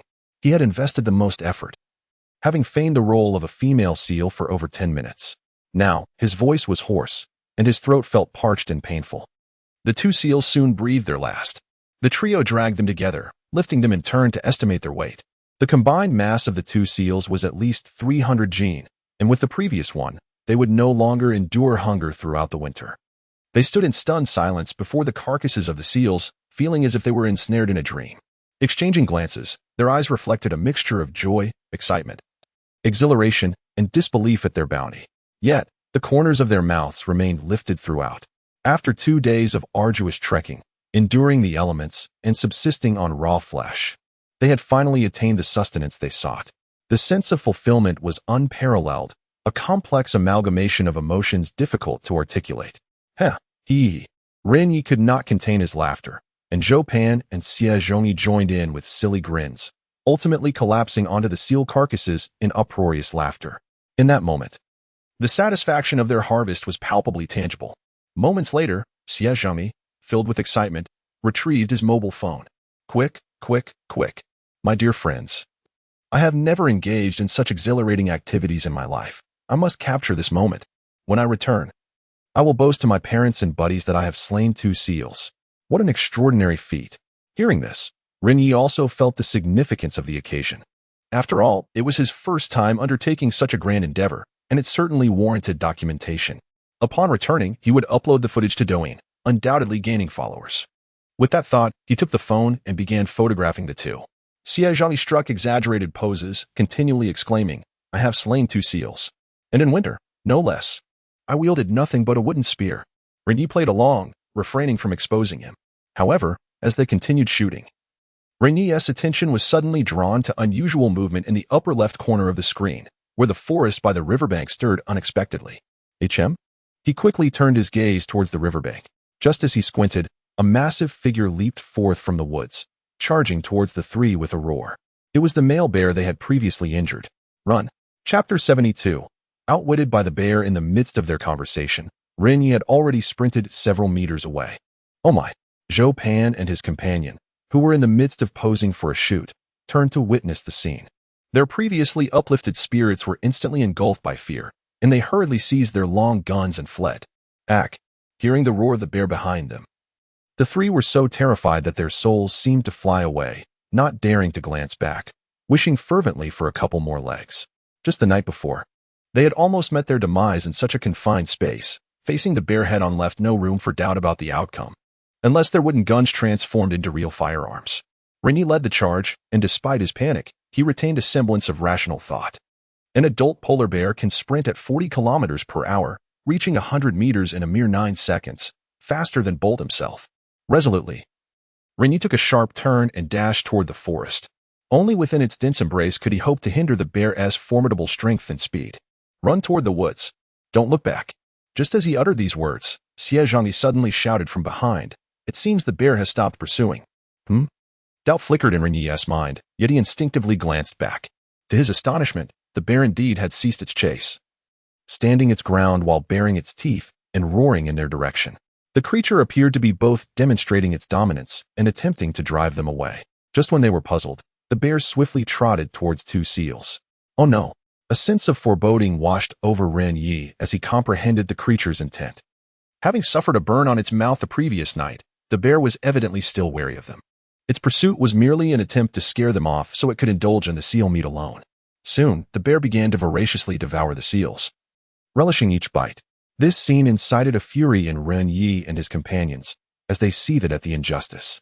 After all their efforts to catch those seals, they had been so brazenly stolen by this brute. Damn it, that beast must have been waiting for them to catch the seals. Otherwise, how could it be so fortuitous? It was infuriating. My seals. Xie Zhangyi's voice quivered with despair, truly on the verge of tears. The normally composed Zhou Pan clenched his fists, his face a mask of suppressed rage. Were it not for the vast disparity in strength, they would have genuinely considered confronting the bear. Imagine nurturing seedlings for so long only to have the fruits of their labor snatched away by a bully. Through gritted teeth, Ren Ye asserted, "That beast cannot be that clever. Its original target was undoubtedly us. It just so happened to see us catch the seals and, weighing its options, decided that the seal meat offered better value. In other words, had we not captured the seals, it would likely be feasting on us right now." Xie Zhongyi stomped his feet in frustration. "Think of something quickly. We can't just stand by and watch it consume our provisions. Those are our lifeline for the winter." He gestured toward the beast devouring the seals. "I estimate that 300 pounds of meat won't even suffice for its appetite." "Indeed. Brother Ren, do you have any ideas? All those seals we had previously frightened away. It will be difficult to catch more now." Ren Ye furrowed his brows, his chest heaving violently, as each bite taken by the male bear seemed to feel as though it were gnawing at his very being. The seal, inherently cautious, would not be easily lured again using their previous tactics. Time was of the essence. By the time they returned, the frigid wave would likely have arrived. Leaving no room for delay, after much contemplation, he resolutely decided that the seal must be reclaimed. "Damn it, let us confront it head-on. I have a perilous plan, but it hinges on your courage. Speak up," they replied in unison. Ren Ye pointed towards the shore and instructed, "In a moment, Xie Zhangyi will accompany me to that direction to provoke it, inciting its wrath. When it pursues us, Zhou Xian will swiftly push the sled to seize the seal. Remember, speed is of the essence. It's a classic case of drawing the tiger away from its mountain, understand?" Upon hearing this, Zhou Pan's expression became increasingly conflicted. "But how will you escape? That is a polar bear we are dealing with. You cannot outrun it." Ren Ye shook his head. "I have considered it. We will only engage in remote harassment. The moment it moves, we will dash into the woods. Polar bears cannot climb trees, and their massive size will hinder their speed amidst the trees. At worst, we can delay it for a moment, and it will eventually wander away. Is that really feasible?" Xie Zhongyi's apprehension was evident. The previous night had left him with significant psychological scars. This plan seemed more perilous than extracting a tooth from a tiger. "Irrespective of the risks, we must proceed, or else our journey will be in vain. Do you wish to starve or freeze to death?" Ren Ye urged fervently. As the male bear continued to feast with increasing gusto, the trio could no longer afford to hesitate. After a brief discussion, they sprang into action. Ren Ye and Xie Zhongyi quickly circled around to the shore, gathering some snow blocks into their arms. Meanwhile, Zhou Pan positioned himself to the side of the bear, poised to spring into action at any moment. Cautiously, Ren Ye and Xie Zhongyi moved forward. The bear appeared so engrossed in its meal. Or perhaps it simply deemed them inconsequential, that it reacted not at all. "Damn beast, it truly thinks us mere soft persimmons." With a swift motion, Ren Ye and Xie Zhongyi hurled the snow blocks. The distance was approximately 25 meters, thus their aim was not precise. The two blocks landed near the bear's feet, startling it as they exploded upon impact. The interruption of its feast ignited its fury, and it turned to bellow at the two men. "Who do you think you are?" Xie Zhongyi stepped forward, tossing several more snow blocks, one of which struck the bear squarely on the head. While the impact was negligible, the insult was profound. As the apex predator of the terrestrial food chain, the bear was taken aback by the audacity of these small creatures to provoke it. Instantly, it lost all desire to continue eating and roared as it charged after Ren Ye and Xie Zhongyi. "Run!" Ren Ye had anticipated this, swiftly taking off towards the woods behind them. Thud, thud, thud. Each step the bear took resonated with tremors, sending adrenaline surging through the two men as their limbs blurred with motion. Yet, this was the domain of the polar bear. How could two-legged humans hope to outrun a four-legged beast, especially while burdened with long rifles? This was the sole long weapon capable of inflicting harm upon the male bear, and it represented the last desperate measure for the two of them, which is why they were reluctant to part with it. However, within a mere 10 seconds, the distance between both parties had diminished to a mere dozen meters. At that moment, Ren Ye and his companion had successfully reached the riverbank. Originally, Ren Ye intended to dash into the dense forest in search of a large tree to climb. Yet, he had underestimated the speed of the male bear, and they had lost their chance to enter the woods, with the sounds from behind growing increasingly nearer. Ren Ye immediately set his sights on a small tree at the water's edge. Bite the spear. Climb that tree. Chapter 73. A desperate struggle. Ren Ye possessed extensive experience in wilderness survival. Climbing trees was a trivial feat for him. He gripped the rifle tightly, surged forward, and with a powerful kick, propelled himself over 2 meters high. Reaching out, he grasped a branch, and with his legs clamped around the trunk, ascended further. However, Xiezhongyi lacked Ren Ye's agility and was compelled to adopt the rudimentary bear climbing method. Give me your hand, Ren Ye urged, securing his legs around the branch while using one hand to pull Xiezhongyi upward with force. Just as they managed to haul him up, the male bear charged towards the tree. It skidded to a halt but crashed against the trunk. The stout tree shook violently, dislodging countless snowflakes that nearly sent the two tumbling down. Fortunately, they were already over 4 meters off the ground, momentarily escaping peril. Clinging tightly to the tree, their hearts raced, and even in the frigid air, beads of sweat formed on their backs. Ren Ye glanced at the icy surface below and noticed Zhou Pan had retrieved the sled and loaded it with 2 seals, now hastily departing. He exhaled with relief. At least his plan had succeeded. However, before he could catch his breath, a roar erupted from below. The bear shook its dazed head, baring its teeth in a fierce display of rage.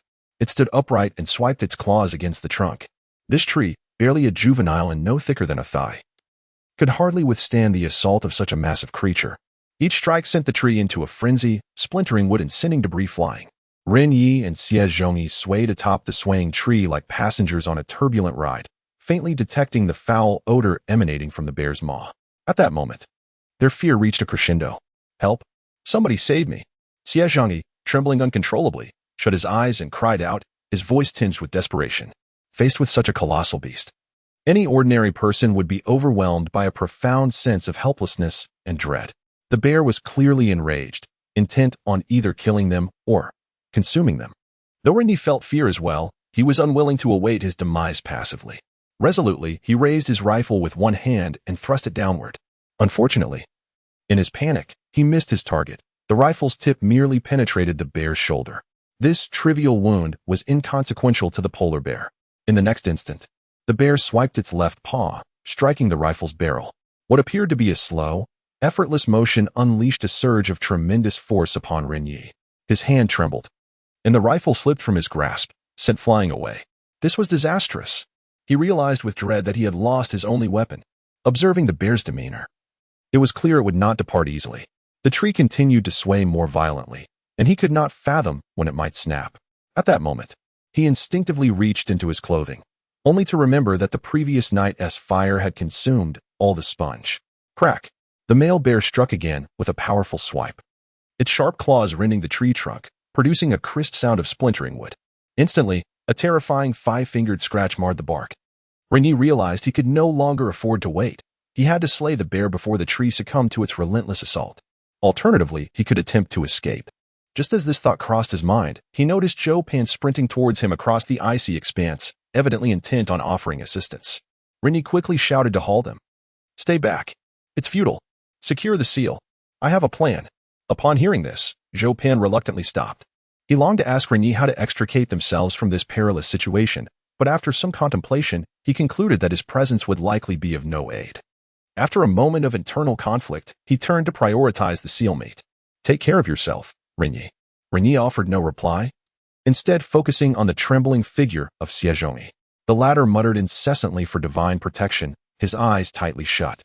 While it was natural for an ordinary person to feel fear in such dire circumstances, Xie seemed excessively terrified. Compared to his earlier ferocity during the killing, he now resembled a frightened young girl. Stop your incessant babbling.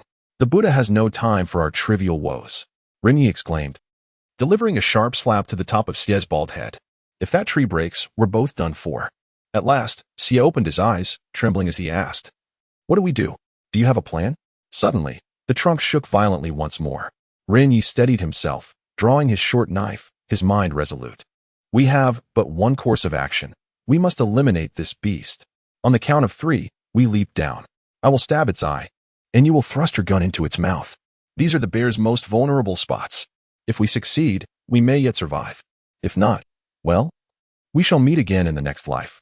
And remember, never fly again. With that, Ren Ye turned, positioning himself atop the treetop. His left hand gripped the trunk firmly while his right clutched the knife tightly, his gaze fixed on the bear's eyes. At that moment, Xie Zhangyi's trembling hand grasped him. "TZ, I can handle humans, but a bear, how do I confront it? I'm terrified." With a thud and a crack, the bear struck the trunk once more. The frail tree had endured countless blows and now swayed precariously. Ren Ye steadied himself and looked down. A fissure had formed in the once straight trunk, the upper half leaning askew, accompanied by the faint sound of splintering. If the bear struck again, the tree would surely break. "You worthless fool," Ren Ye exclaimed, delivering another slap to Xie Zhangyi's head. "Do you intend to sit idly and await your demise? You are the only heir of your family. Do you honor that hairstyle? Unleash the ferocity you had when killing. Polar bears devour their prey whole, from feet to head. Will you simply watch as you are consumed, suffering in agony?" These words were, in truth, a fabrication by Ren Ye. As instances of polar bears attacking humans were relatively rare, his intention was to intimidate Xie Zhangyi, for the success of his plan hinged upon the collaboration of 2 individuals. Indeed, upon hearing the threat of being consumed alive, Xie Zhangyi's fearful expression gradually transformed into one of determination. Rather than passively await his fate, he resolved to take the initiative and fight back. Even those ungrateful passengers understood the instinct to resist at the brink of death. Why should he resign himself to his demise? Very well, he would confront it head-on. Observing his newfound resolve, Ren Ye let out a loud roar towards the bear below the tree. This was a quintessential display of challenge among bears, a vocalization that signified provocation, signaling a desire to engage in combat. Chapter 74. The bear skin. Upon hearing the sound, the male bear paused, momentarily taken aback. It was unexpected for such a small creature to dare provoke it. With a roar, it stood upright. Arctic bears have a customary practice of vocalizing before a confrontation, both to amplify their presence and to showcase their might. The deafening bear roars echoed in the ears of Ren Ye and Xie Zhangyi, leaving them with a buzzing sensation in their heads. The foul stench of the bear's breath made them feel nauseated. The opportunity had arrived. Ren Ye tightened his grip on the dagger and signaled to Xie Zhangyi. The two quickly crouched atop the tree branches, eyes wide, each focusing intently on their target. They had but one chance. A misstep would result in a vicious onslaught from the bear, leading to a painfully agonizing demise. After a brief moment of mental preparation, Ren Ye began the countdown. 3, 2, 1. With a synchronized shout, they leaped from their perch. The 4-meter drop was swift, and the bear was caught off guard, unprepared for their audacious assault. As it stood in confusion, their weapons were already upon it. With the bear's head tilted back, the chance of hitting the target was significantly improved. Ren Ye reversed his grip on the dagger and plunged it into the bear's left eye. He could distinctly feel the sensation of the blade piercing flesh, with 2/3 of the blade embedded within the bear's eye. Simultaneously, Xie Zhangyi thrust his spear into the bear's open mouth. Although the spearhead was not particularly sharp, penetrating the unprotected oral cavity proved to be a simple task, especially given the bear's existing injury. The spearhead found its mark in the upper jaw, and blood began to pour forth. With a heart-wrenching howl, the bear emitted a cry of agony, its claws flailing wildly in a frenzy. It attempted to extract the dagger from its eye while simultaneously trying to dislodge the spear from its mouth. However, being a bear, its claws lacked the dexterity of hands and were devoid of rational thought. Each frantic touch only intensified the pain, and the moment its claws grazed the weapons, it triggered even greater anguish. Seeing their attack succeed, Ren Ye wasted no time retrieving his weapon and urgently beckoned Xie Zhangyi to flee. This was their sole chance for survival. After sprinting 70 or 80 meters, they heard a cacophony of crashes behind them. Turning back, they beheld the bear thrashing about in a maddened state, clearly in excruciating pain. The loss of its left eye, compounded by overwhelming agony, rendered it momentarily disoriented, leading it to collide with several small trees.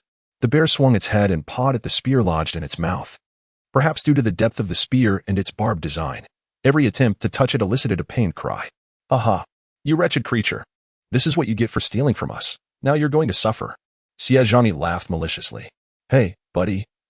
Do you think this beast might die from the pain?" Ren Ye shook his head. "I doubt it. It's such a large creature. Even if it were to perish, it would likely take days for the wound to become infected. Just as he finished speaking, the bear collapsed to the ground. Ren Ye and his companion were both astonished, their eyes wide with disbelief. Could it be that such a colossal bear had simply perished? They remained stationary for quite some time, observing it, only to confirm that the male bear lay utterly still, devoid of any sound. A surge of joy welled up in Ren Ye's heart. Could there be an unexpected boon? As the weapon was still embedded in the bear's body, the two cautiously approached to investigate further. They picked up snow and hurled it at the creature, tossing over a dozen chunks, yet the bear remained unresponsive. It was only then that they were convinced of its demise. Upon closer inspection, they noticed blood seeping from the bear's mouth, nose, and eyes, though it had frozen almost immediately into crimson streaks. Haha, it truly is dead. Teasy. We really took it down. Xie Zhangyi could hardly believe it, especially since just 5 minutes prior, they had nearly met their own end at the creature's hands. Ren Ye, equally astonished, examined the carcass for a moment before deducing the cause of death. It appeared that Xie Zhangyi had unwittingly delivered a fatal blow, as the spear had pierced the bear's jaw and ultimately penetrated its brain. Upon withdrawing the spear, remnants of white brain matter were still faintly visible. To slay such a formidable beast in a short span of time, one would indeed need to inflict severe trauma to the head. Well done, Baldy. You dealt the lethal strike. We struck gold. Xie Zhangyi chuckled, but then inquired, didn't you say this creature's meat is unpalatable? Ren Ye merely shook his head with a grin, greedily stroking the bear's thick fur. While the meat might be worthless, the pelage of this polar bear was a prized possession, far thicker than that of wolves or rabbits. Just imagine using it as a blanket. It would be incredibly warm. Ren. Old Xie. Just as their elation reached its peak, Zhou Pan's voice rang out from a distance. Having hidden the sled, he hurried over, panting heavily. Upon seeing the fallen bear, his shock was palpable. How did you manage this? Haha, what do you think? I'm quite impressive, aren't I? Ren Ye claims it was my doing. It was quite a close call. We almost. Enough of that, Ren Ye interrupted, eager to cut off Xie Zhangyi's self-aggrandizement. Remembering how close he had been to soiling his trousers. Nightfall approaches. We must process this bear swiftly. There is still a female bear nearby. These words jolted Zhou Pan and Xie Zhangyi into action, and the trio swiftly began to dissect the male bear. Zhou Pan returned to fetch the sled, while Ren Ye and Xie Zhangyi took charge of skinning. To preserve the integrity of the fur, they worked meticulously, anxious not to waste a single strand. After a mere 10 minutes, the bear resembled a freshly shorn golden retriever, its form significantly reduced. The skin was entirely removed, unfurled to a width comparable to 2 down blankets, and it was impressively weighty. A rough estimate suggested it weighed over 70 pounds. The pelage of polar bears typically constitutes 5 to 10% of their body weight, a crucial adaptation that allows them to hunt in frigid waters without succumbing to frostbite. Of course, these figures vary depending on environmental conditions and individual factors. Some bears may possess a greater proportion, while others less. Together, Ren Ye and Xie Zhangyi could barely lift the large hide. However, after resting it against their chest for just a moment, the two felt a wave of warmth. This clearly illustrated the extraordinary thickness of the pelt. Remarkable. Indeed, it is bear skin, undeniably warm, equivalent to at least 5 layers of cotton blankets. Yet, Xie Zhangyi shifted the conversation, pondering aloud. If this were to be sold domestically, it would surely fetch a price in the tens of thousands, wouldn't it? Tens of thousands? What a jest. Ren Ye retorted with a disdainful glance, clearly oblivious to the essence of luxury goods. A mere fox fur vest can command nearly 50,000, while a tiger skin may exceed 100,000, often with no market available. This, however, is the pristine hide of a wild polar bear. The potential for crafting luxury items from it is boundless, starting at no less than 500,000. Chapter 75, The Delectable Seal Meat. Have we struck gold? Xie Zhangyi appeared to have discovered a lucrative opportunity. Look at your aspirations. Ren Ye could only shake his head in disbelief. Even in this dire situation, this fellow was still dreaming of riches. I assure you, even if you were to bring it back to the homeland, you would find no buyers. The polar bear is a first-class protected species, and the first to come after you would be Uncle Hat. Spare yourself the trouble and focus on the task at hand. He was indifferent to the potential value of the hide, but he was aware that this winter had been salvaged. If he brought it back for Huang Xing to process, it could become an authentic bearskin quilt, complemented by a fire pit and seal oil and meat. This wasn't he merely surviving in the wilderness. It was akin to a holiday retreat. Zhou Pan quickly fetched a sled and joined in the dismemberment. The scent of polar bear meat was pungent, rivaling that of wolf meat. However, adhering to the principle of waste not, want not, Ren Ye still carved off 100 pounds. After all, one could only ascertain its flavor by sampling it. The 4 bear paws were also not to be overlooked, all chopped off with an axe. Such delicacies were unimaginable in Huagua. Even with wealth, one would struggle to procure them, likely costing tens of thousands each. Ren Ye had never tasted bear paws in his life. He never anticipated indulging in such a luxury under such harsh conditions.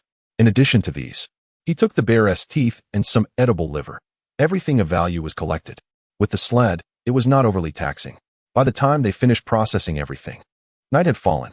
Reluctantly, the trio sought refuge on a snowbank, employing the same method as the previous night to excavate a temporary shelter.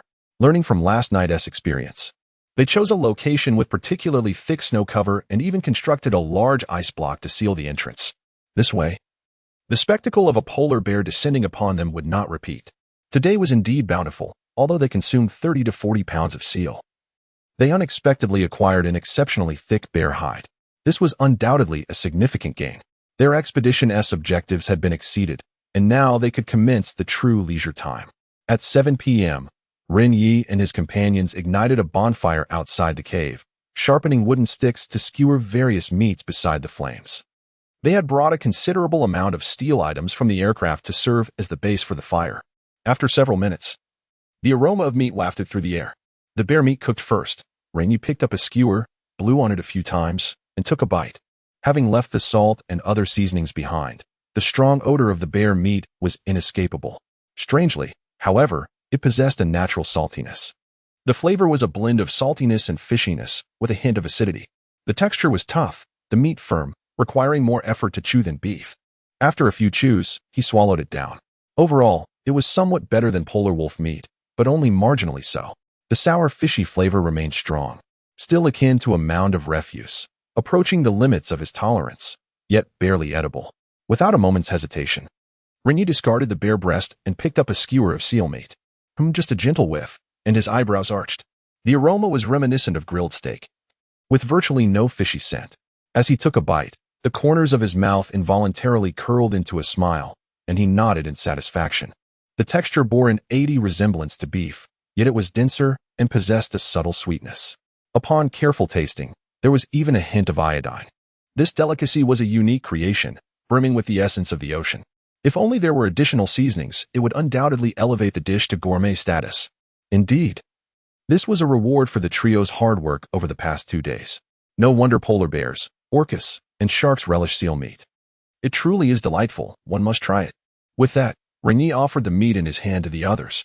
They quickly accepted and stuffed it into their mouths. How fresh. It's delicious. It's reminiscent of a blend of venison and beef, far superior to wolf meat, they exclaimed, their mouths glistening with juices. For half an hour, the 3 indulged, devouring over 20 skewers of seal meat. They felt their bellies swell, completely satiated, reclining on the snow to digest. The temperature outside seemed to lose its bite. It had been more than a week since the plane crash, and they had not enjoyed a proper meal until now. Oh dear, I might burst, sighed Xiezhani, patting his belly with a look of utter contentment. Do you think if Shiguang knew we were feasting like this, he would rush over to join us? Ren Ye added with a satisfied belch. Let us turn in early tonight. We should aim to return to camp by tomorrow night. C.E. and the others must have finished their provisions by now. Suddenly, Zhou Pan flashed a mischievous grin at Ren Ye and teased. You're not developing a soft spot for that little sister, are you? You seem overly concerned. Enough nonsense. I've encountered countless beauties. My fan group comprises thousands of them. Ren Ye replied, not entirely exaggerating. Among serious survival vloggers, he was indeed a top-tier influencer, as individuals of his caliber were rare. Coupled with his tall stature and handsome appearance, he naturally attracted a multitude of female admirers. Let us not forget, our sleeping bags were stitched by her. Without her, we would have frozen to death outside last night. Let us extinguish the fire and rest early. The trio promptly began to methodically transport the meat from the sled.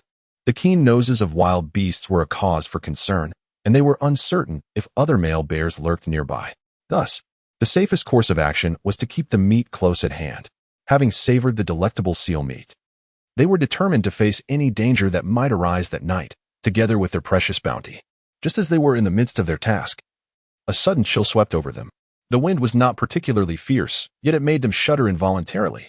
The sensation was akin to stepping into an ice cellar on a sweltering summer day, a wave of coolness rushing to their heads, provoking goosebumps. Before the trio could comprehend the situation, another howling gust of wind followed, nearly knocking them off balance. The fire was instantly extinguished, plunging the outside into darkness. A chilling wave swept over them, freezing their warmth in mere seconds. The three felt their bodies stiffen abruptly, their limbs becoming numb and icy, while their skin prickled with discomfort. The biting cold wind showed no signs of relenting, and moments later, a flurry of snowflakes cascaded from the heavens like raindrops, intensifying the frigid atmosphere. Hissing in unison, they rubbed their stiff arms in a futile attempt to regain warmth. What is happening? Why has the temperature dropped so suddenly? Xie Zhengyi inquired. Zhou Pan cast a grave look at Ren Ye. Could it be? A foreboding sense crept into Ren Ye's mind as he glanced at his phone, revealing the time to be exactly midnight, 8:08.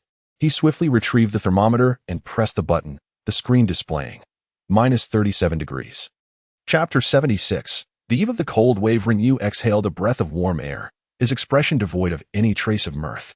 Just yesterday, the temperature plummeted to a chilling -33 degrees. For the past 3 days, no snow had fallen, and he had long anticipated that a significant storm was brewing. It is a natural law that a great deluge follows a period of intense heat, and a drop in temperature ensues after relentless sunshine. In regions as frigid as the Arctic, particularly during winter, a 3-day reprieve from snow is considerable. Now, with the sudden onset of blustery snow and a temperature drop of 4 degrees, it could only signify one thing: move quickly. The cold wave is upon us. Upon hearing this, Zhou Pan and Xie Zhengyi hastened their pace. To shield against increasing winds, they also brought their luggage into the cave. Ren Ye secured the sled to a massive ice block at the cave's entrance to prevent it from being swept away by the night winds. Once they completed their tasks, the trio was so cold that they could barely feel their limbs. Fortunately, they had a thick bare skin. Once they nestled into their sleeping bags and covered themselves with the fur, their extremities gradually regained sensation. At that moment, the indoor temperature hovered at -34 degrees, akin to the outdoor chill of the previous night. The three huddled closely together, the scene presenting an abstract yet intimate tableau. "Ah, thank goodness for this," Xie Zhengyi remarked, stroking the bare skin with a look of profound relief. Zhou Pan coldly interjected, "Do not celebrate too soon. This is merely the beginning. I have heard from some veterans that they endured cold waves plunging to -45 degrees. Ren Ye could not help but inquire, based on your experience, how severe do you think this cold wave will be? Zhou Pan pondered for a moment before shaking his head. I cannot estimate how low the temperature might drop, but I can assure you this is only the initial descent of the cold wave. Once the true frigid air mass arrives, a torrent of icy air will engulf every inch of land. At that time, lighting a fire outdoors will be impossible, and any skin exposed for more than 30 seconds will suffer severe frostbite. I believe the temperature will not dip below -42 degrees. In truth, mere words cannot convey the terror of such frigid temperatures, and those residing in more temperate climes cannot fathom the experience. Ren Ye had never personally encountered such extreme cold, yet he had seen reports. In January 2023, the city of Mo in Dongbei experienced a staggering -53 degrees, resulting in numerous traffic accidents.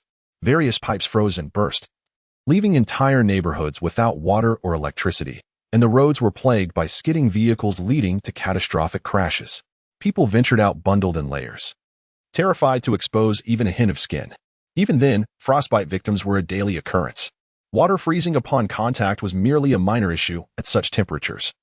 Exhaled breath crystallizes into ice.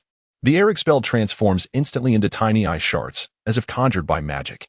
The Arctic, due to its geographical position and the behavior of cold air masses, prevents the swift dissipation of frigid air.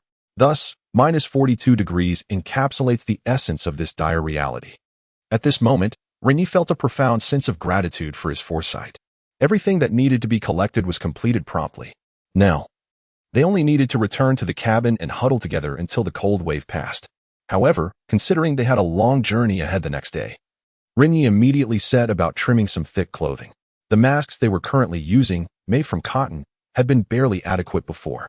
But with the onset of the cold wave threatening facial frostbite, they certainly required reinforcement. In the wilderness, resources were scarce, and without needles and thread, Ren Ye had to resort to the simplest solution. He selected a piece of leather, cut out a section to cover the face, and fashioned openings for the eyes, nose, and mouth to bind onto his head.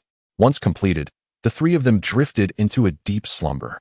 With the bare skin blanket, they hardly felt the cold. Its thermal retention even surpassed that of their winter gear. It was the most comfortable sleep they had experienced since arriving in the Arctic. However, this comfort lasted only a few hours. At 2 in the morning, the sound of snoring abruptly ceased. The three, nestled in their sleeping bags, gradually shifted from relaxation to discomfort. Their brows furrowed, and their bodies began to involuntarily twist, eventually casting aside the bare skin. Before long, they all opened their eyes, gasping for breath. What was wrong? Why did it feel like I couldn't breathe? Zhou Pan was panting through his mouth and nose as if he had just run 5,000 meters. Xie Zhangyi reacted similarly, speaking in halting breaths. I feel terrible. It feels like my nose is blocked. Is the seal meat poisonous? Stop joking. If we can't breathe, it must be the air quality, Ren Ye bluntly pointed out. The three quickly scrambled to the entrance, only to discover that the ventilation hole had been completely blocked. When digging this burrow, Ren Ye had specifically instructed Xie Zhangyi to make 2 openings for ventilation. After all, the confined space required proper airflow. Yet now, not only was the ventilation hole sealed, but the entrance was also buried under a mound of snow. The absence of fresh air was causing their suffocation. Ren Ye was immediately incensed. Had they not discovered this in time, the consequences could have been dire. You fool! Look at the mess you've made. I told you to dig the ventilation hole at the top, yet you insisted on being lazy and dug it below. Now it's all blocked with snow. If we hadn't woken up in time, we would have suffocated here. Xie Zhangyi, realizing his mistake, could only offer an awkward smile. I was too cold. And with the darkness, I thought it would save time. Ren Ye slapped his bald head in frustration. Nonsense. It didn't snow last night. You were just being lazy. And it will be your downfall. All right, let us dig it out quickly. We're suffocating. Zhou Pan interjected, attempting to mediate. The three hurriedly took their long guns and began to poke at the snow, trying to clear the blockage at the ventilation hole. However, as soon as they touched the snow, they realized it felt as hard as stone. The rigid texture was anything but snow.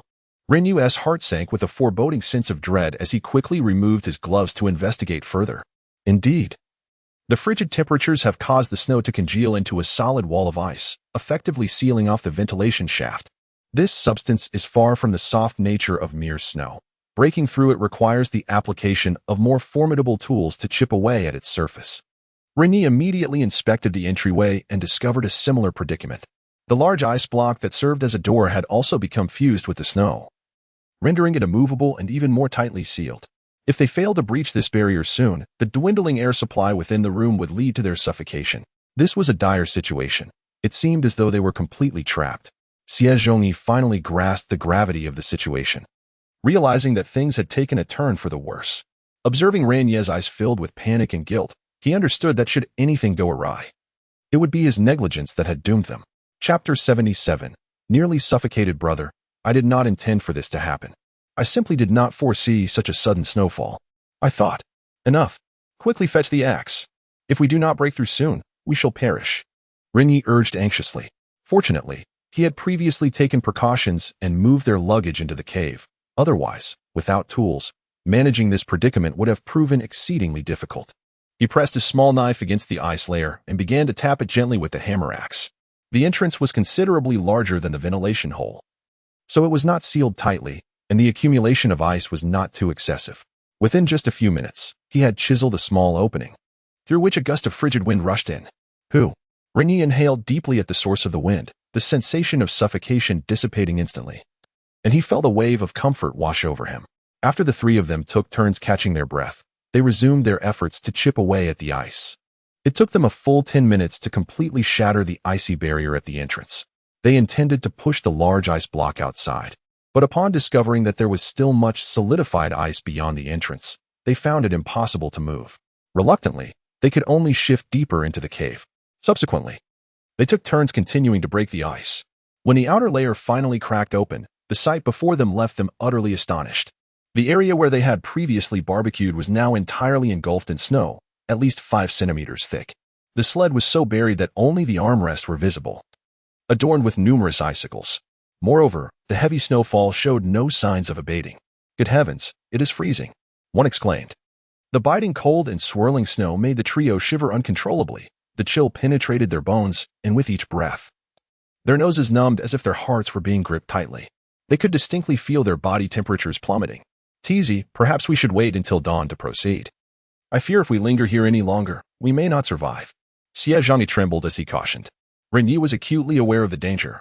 Yet if they waited until morning, given the current rate of snowfall, retrieving the sled would be nearly impossible.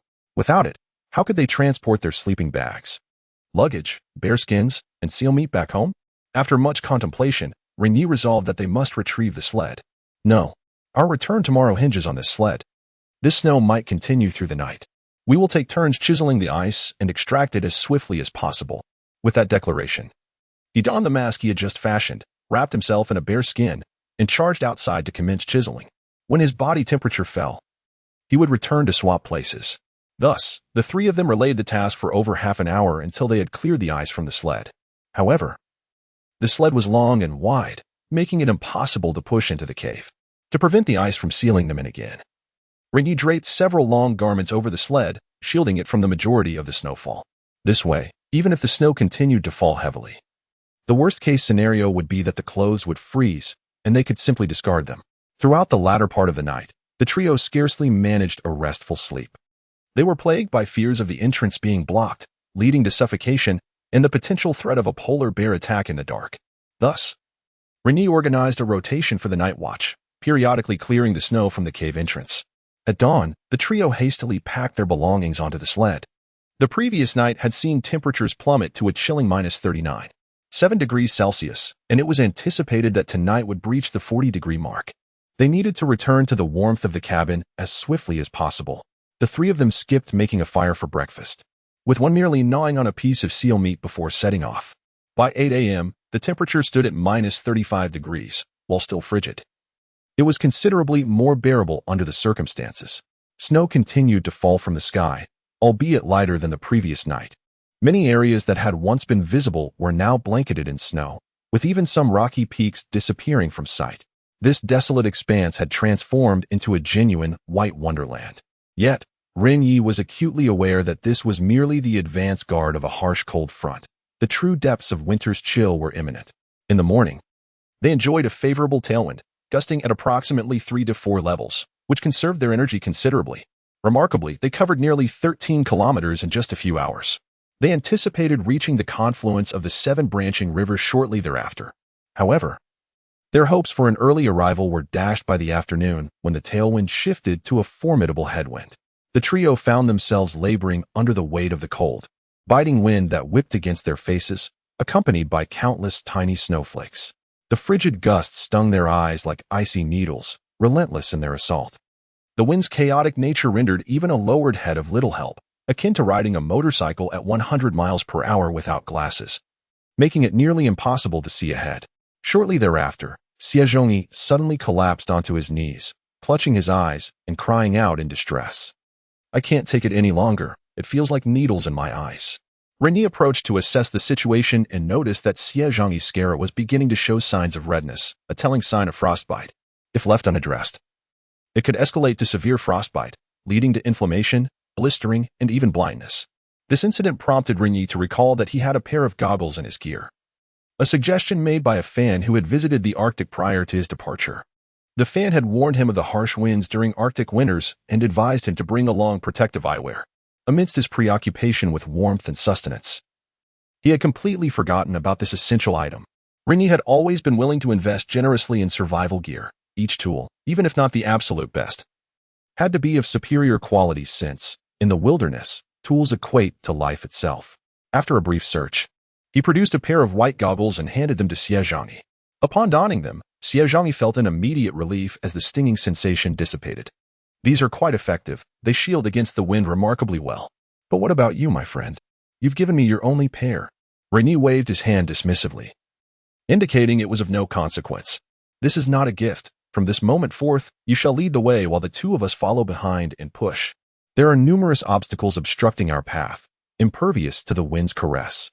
I remarked on your selflessness, only to realize it was a ruse to make me toil as a laborer." Xie Zhangyi chuckled in jest, yet he bore no resentment. He grasped the rope and resumed their journey. Remarkably, this method of travel appeared to expedite their progress significantly. The route they traversed was not intricate. One merely had to follow the river's course.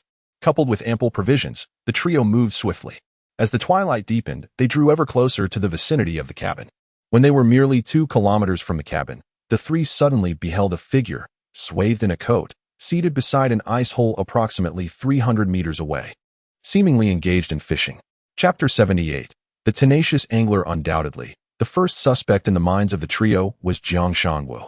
This old man truly seemed impervious to the cold. Could an addiction to fishing be so profound? Just as Xie Zhangyi prepared to call out, Zhou Pan squinted and remarked, "Wait a moment, this figure is quite tall. It doesn't resemble Uncle Jiang."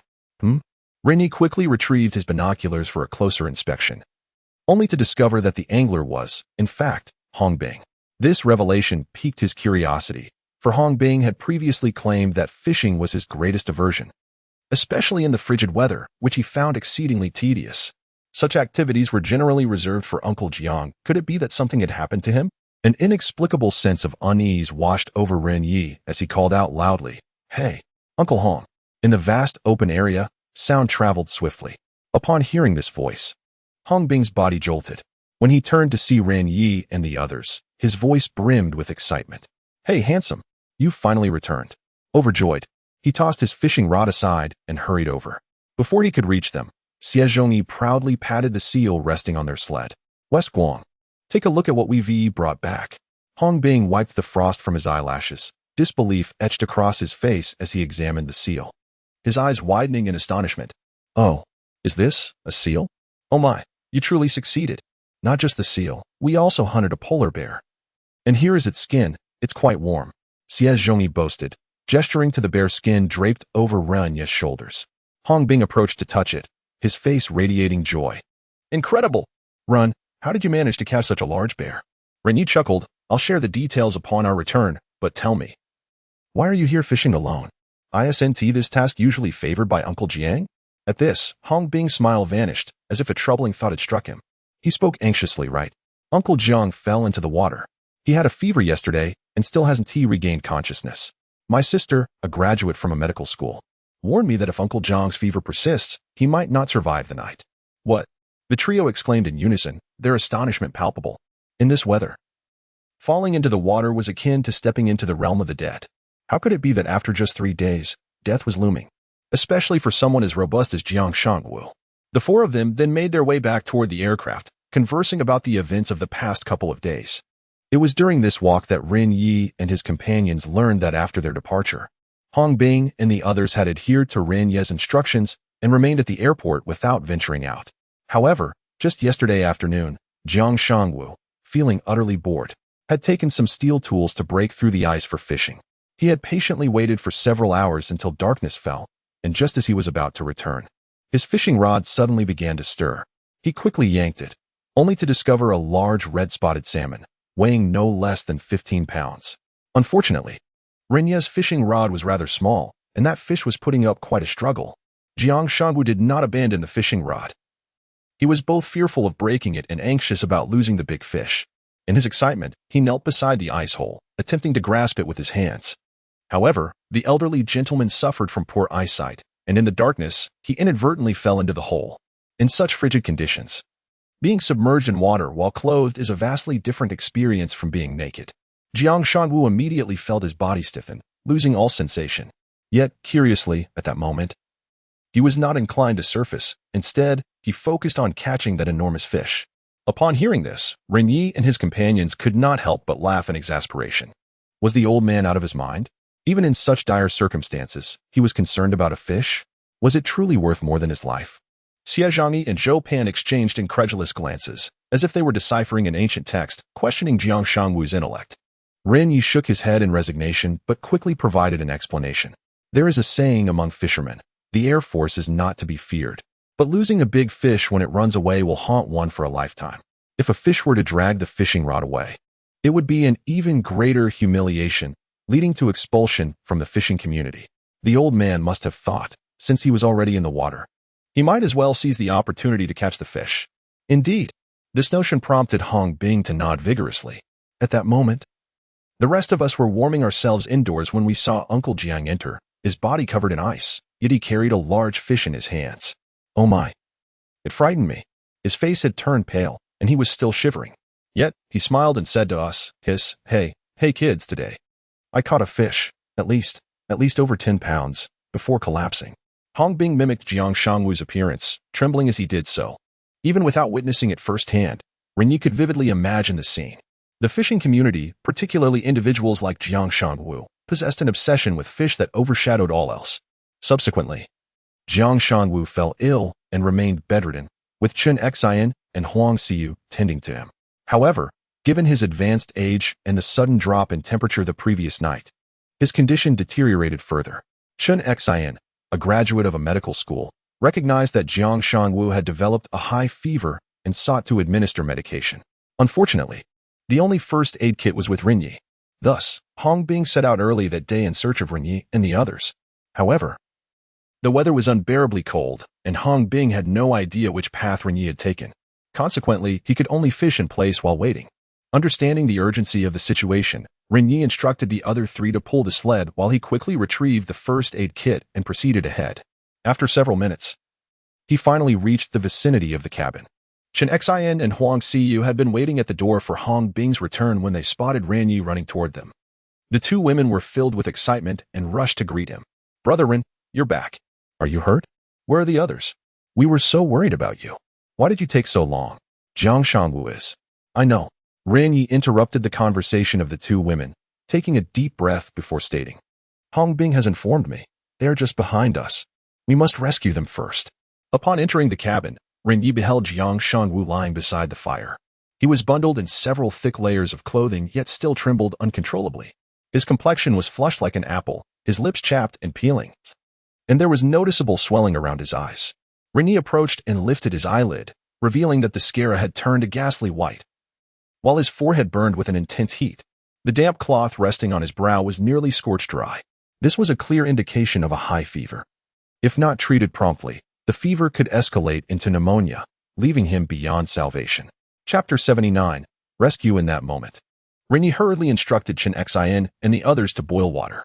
However, Chen Xian had already made preparations. Ren Ye had not brought a pot when he left, but they had been boiling water for days. Thus, they always had an ample supply. Ren Ye promptly retrieved 2 ibuprofen tablets and amoxicillin capsules, mixing them with a dose of chai hu granules in a cup of warm water. He then poured the concoction down Jiang Shangwu's throat. Ren Ye placed immense importance on medications, even more so than on tools. For those surviving in the wild, these substances were akin to resurrection tokens, absolutely essential. Therefore, he routinely carried common antibiotics, cold medications, and alcohol gauze. After administering the medicine, Ren Ye replaced the damp cloth on Jiang Shangwu's forehead. At this point, the urgent treatment was considered complete. If Jiang Shangwu's high fever persisted, then Ren Ye would have no choice but to dig a grave. In such weather, there was little else that could be done. Once the treatment was finished, Huang Xiyu asked anxiously, "Brother Ren, do you think Uncle Jiang will pull through?" "I don't know." Ren Ye replied with a helpless shake of his head. To be honest, he quite liked the old man. If it hadn't been for Jiang Shangwu fishing and replenishing their food supplies, he would have never had the time to search for seals. Now, it was all up to fate. However, he thought to himself that with so many antipyretics and anti-inflammatories, and given that Jiang Shangwu hadn't been feverish for long, he should be fine. By the way, how big was the fish he caught? What made him risk so much? Oh, it was quite large. Much bigger than the fish he caught before. As she spoke, Chen Xian retrieved the red-spotted salmon from a suitcase. Upon inspecting it, Ren Ye began to understand Jiang Shangwu better. This fish weighed at least 15 pounds, certainly a behemoth of its kind. Considering they had nearly consumed the remaining fish, it seemed Jiang Shangwu had taken a significant risk. Nevertheless, regardless of the reason, Jiang Shangwu had acted for the team, which earned Ren Ye's respect. "Brother Ren, did you find the seal?" Huang Xiyu inquired. "Indeed, we did." Before Ren Ye could respond, Xie Zhangyi's voice resounded from outside the cabin. He entered with an air of pride. After inquiring about Jiang Shangwu's condition and learning he had taken his medication, he began to boast about their recent adventures. His words flowed incessantly for several minutes. One must admit, the East Bai people had a knack for storytelling. As Xie Zhangyi animatedly recounted his tales, the two girls listened with rapt attention, feeling the thrill and excitement, even more engrossed than if they were watching a comedy performance. They looked as if they were about to bring along some sunflower seeds. Only Hong Bing wore an expression of envy and resentment. He and Xiezhongyi had never seen eye to eye, and hearing the latter boast about slaying a bear while he felt useless at home was disheartening. Good-looking guy. Next time you hunt seals, you must take me along. I'm sure I can do better than that bald fellow. Upon hearing this, Xiezhongyi suddenly objected. Hey. What are you saying, Shiguan? With your skills, you'd probably freeze to death with frostbite before you even got there. Please, you think you can outperform me? Hong Bing immediately shot back. I shall refrain from uttering any expletives or engaging in petty squabbles. Should a dashing figure deliver a slap, one would find oneself akin to a mere mass of polar bear excrement. Alas. Regardless, I am the one who has slain the bear, while you, dear compatriot from the West, can only stew in envy. Enough. Upon observing the impending verbal clash between the two, Ren Ye hastily intervened. What is amiss with you both? I recall that Dongbai and Shiguang bore no animosity. Why do you act as though encountering a sheep? I have reiterated this countless times. In times of adversity, unity is paramount. Now, let us hasten to bring in the provisions. Tonight, we shall indulge in a feast of seal. Upon hearing the mention of food, a chorus of agreement erupted among the group, their spirits lifted at the prospect of a hearty meal after more than a week of deprivation. At 8 o'clock that evening, the biting cold wind continued to swirl, laden with thick, falling snow, blanketing this frigid expanse. The howling wind was incessant, and the layers of snow steadily accumulated, with outdoor temperatures plummeting to minus 38 degrees. Yet, within the confines of the cabin, a vibrant warmth enveloped the space, infused with the rich aroma of sizzling meat that seemed to eclipse the chill outside. Ren Ye stood over a pot, skillfully stir-frying seal meat, while others busied themselves with the remains of the seal. Nearby, skewers of meat sizzled over the fire, the charred edges failing to mask the enticing fragrance. Who could have imagined that in such an extreme climate, one could still savor grilled meats in stir-fried dishes? Seal meat is indeed a prized delicacy, revered by the Inuit as the most delectable of meats. It not only provides the essential proteins and fats, but is also rich in vitamins, amino acids, and unsaturated fatty acids that promote cardiovascular health. When consumed in moderation, it can enhance physical vitality and slow the aging process. Moreover, seal oil is a natural fat, high in calories, renowned for its ability to alleviate arthritis and other inflammatory ailments. For men, it is noted for its remarkable effects on vitality, surpassing even oysters in its restorative properties. Ren Ye wasted not a morsel. After finishing the stir-fry, he seized a pile of pre-sliced, succulent white fat. This was the seal's blubber, resembling lymphatic tissue. He resolved to render all the fat from both the polar bears and seals into oil, as the Inuit often use seal oil for cooking. Little did they know, the rendered oil and residue would be caloric powerhouses. Ren Ye estimated that if all the fat were rendered, it would yield dozens of pounds, sufficient caloric sustenance for the entire winter. With a sizzle, the white fat met the pot, producing a familiar sound, followed by the wafting aroma of oil. The fat gradually transformed, becoming drier and crispier, while a layer of dark, ink-like oil began to rise. Due to limited resources, the rendered residue was stored in some clean suitcases left behind by previous passengers. Inside the cabin, a few plastic bottles were salvaged from the trash, a common sight on flights. Once the oil cooled slightly, it could be poured into the containers for preservation. Finally, sturdy seal skins would serve as plates for the stir-fried dishes. Half an hour later, as the rich aroma of grilled meat wafted through the air, everyone began to indulge in a hearty feast. They savored every bite, their lips glistening with grease, and incessantly praised the delightful flavors. This was the essence of civilization, a fleeting moment of comfort that allowed them to momentarily forget their wilderness surroundings. Outside, snowflakes danced in the tempest, yet within the warmth of the shelter, it was exceedingly cozy. The group relished their skewers, basking in the fruits of their labor after days of toil. At this instant, each heart brimmed with profound contentment. Particularly for Ren Ye, a sense of triumph over nature enveloped him. Yet, as the merriment of their meal continued, an unexpected gust surged from outside, and the snowflakes began to diminish in size. However, the temperature plummeted sharply. The true cold wave had arrived. Chapter 80, -41. However, with the warmth of food and the crackling fire, the occupants of the room felt little chill. After indulging in a sumptuous feast, everyone reclined contentedly in their chairs, belching with satisfaction. They had devoured 40 skewers of meat and a platter of stir-fried meat, with Xiezhongyi even licking the oil clean from the plate. Ah, my dear friend, thank goodness for your presence on this flight. Otherwise, how could we have survived to enjoy such delights? He exclaimed.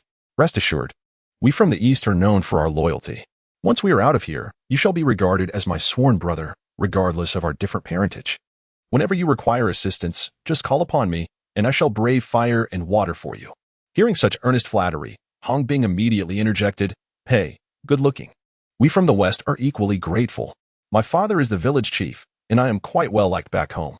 Once we are out, I shall rally the villagers to shower you with attention and gifts. When you come to the West, I shall treat you to some refreshing bean milk." Chen Xian quickly chimed in, smiling, "Oh, handsome. I attend a nursing school, and I am quite popular there as well. I have several friends who are tall and curvaceous, and they love to wear black stockings. Once we are free, I shall introduce you to all of them, and if none of them please you, I might even offer myself." Laughter erupted at her half-joking words. Ren Ye nodded with a smile and replied, "How fortuitous. I happen to have a half-brother who is bald and still single. Perhaps you could introduce him to someone? However, she must have a full head of hair. Otherwise, we might end up with another bald offspring at the tender age of 27. Laughter filled the room once more, with Hong Bing laughing the hardest, proudly flicking his greasy locks at Xiaozhani. "Bald man, if you call me boss, I might just get my sister to introduce you to a beautiful lady. What do you say? Who needs your introductions? You can't even explain the basics of hair. Go away," Xiaozhani retorted, mimicking Hong Bing's accent in a disgruntled tone. Yet, instinctively, he donned his hat, grabbed a wooden stick, and awkwardly rose to step outside. "I'm off to relieve myself." However, as he reached the door and pushed open the icy entrance, he nearly stumbled headfirst onto the ground. The moment he opened it just a crack, an onslaught of cold air rushed in, causing his face to stiffen and his mind to go blank. The chill was so intense that, in an instant, he could scarcely feel his face. "By heavens!" he exclaimed, quickly warming his hands with his breath and rubbing his numbed cheeks. This was his first experience of the biting cold without a mask. "Wow, it's freezing out here. It feels like the temperature has dropped even further. Just a gust of wind, and my face went numb." As he spoke, Ren Ye's smile vanished, and he grabbed the thermometer, heading toward the door. The moment he encountered the frigid gust, his hand froze within 3 seconds, causing his brow to furrow. Having spent over a week in the Arctic, he could estimate the temperature merely by sensing the wind. The current temperature is likely even lower than last night. Ren Ye hurried back to don his gloves and mask, extending the thermometer outside to take a reading. Upon seeing the numbers on the display, the laughter and cheer within the room abruptly ceased. -41. It was barely past 9 o'clock. Ren Ye distinctly recalled that just yesterday at this time, the temperature hovered around 37 or 38. At this rate of descent, by midnight, it could plummet to -45. This was not the kind of -45 one might experience in Hua country, where one could still frolic in the snow. Rather, this temperature signified a dire extremity, a frigidness where exposed skin could suffer frostbite within 2 minutes and tissue necrosis within 5. This temperature was synonymous with death, a particularly agonizing kind. Having spent considerable time in the Arctic, everyone understood the gravity of this number. "What shall we do, Tizi? At this temperature, it's unlikely one could even relieve themselves." Xie Zhongyi instinctively covered his groin. Hong Bing added, "And what about using the restroom? Are we supposed to do that indoors?" It was only upon their reminders that Ren Ye realized the oversight. Previously, they had only attended to such matters outside during the day. For urination, a stick would suffice. His mind had been preoccupied with resolving the food crisis, causing him to neglect this equally pressing issue of excretion. In this weather, daring to venture outside for a bowel movement would surely result in a frozen hindrance. Yet, one could not simply hold it indefinitely. Relieving oneself indoors would be intolerable due to the odor. Lost in thought, Zhou Pan suddenly patted his shoulder. "Don't worry, brother Ren. Our research team has encountered similar issues before. With the clothing we have, we can manage urination indoors by using absorbent fabric. As for defecation, we can dispose of it the next day without issue." "What a brilliant solution, Zhou. How did I not think of that?" Ren Ye exclaimed, smacking his forehead. This method would leave no lingering odors in the room and would effectively resolve their excretion dilemma, even allowing for reuse. Zhou Pan chuckled. "This isn't my idea. It's a method we adopted during past expeditions. You've just been too exhausted lately, but even without me saying it, you would have figured it out." At that moment, Chen Xian interjected, "Gentlemen, if it's impossible to urinate at -41, what will happen if it drops to 50 or 60 degrees? Can we survive?" Ren Ye and Zhou Pan exchanged serious glances before responding. "Then we could just strip and step outside." The group voiced their confusion, entirely perplexed by this statement. Zhou Pan sighed, What brother Ren means is that it would hasten our demise, sparing us prolonged suffering. Ren Ye nodded, continuing, what a jest. -60 degrees? At that point, even a fire would struggle to ignite. Rather than freezing to death slowly, a swifter end would be more merciful. Starting today, we will take turns keeping watch at night. Remember, the fire must not go out. Otherwise, we risk succumbing to sleep. After issuing a series of instructions, Ren Ye began to inspect the various resources for the winter. Satisfied that there was an ample supply of firewood and food, he finally lay down to rest. The night watch was tasked with rendering the remaining seal oil while also monitoring the lowest temperature at midnight.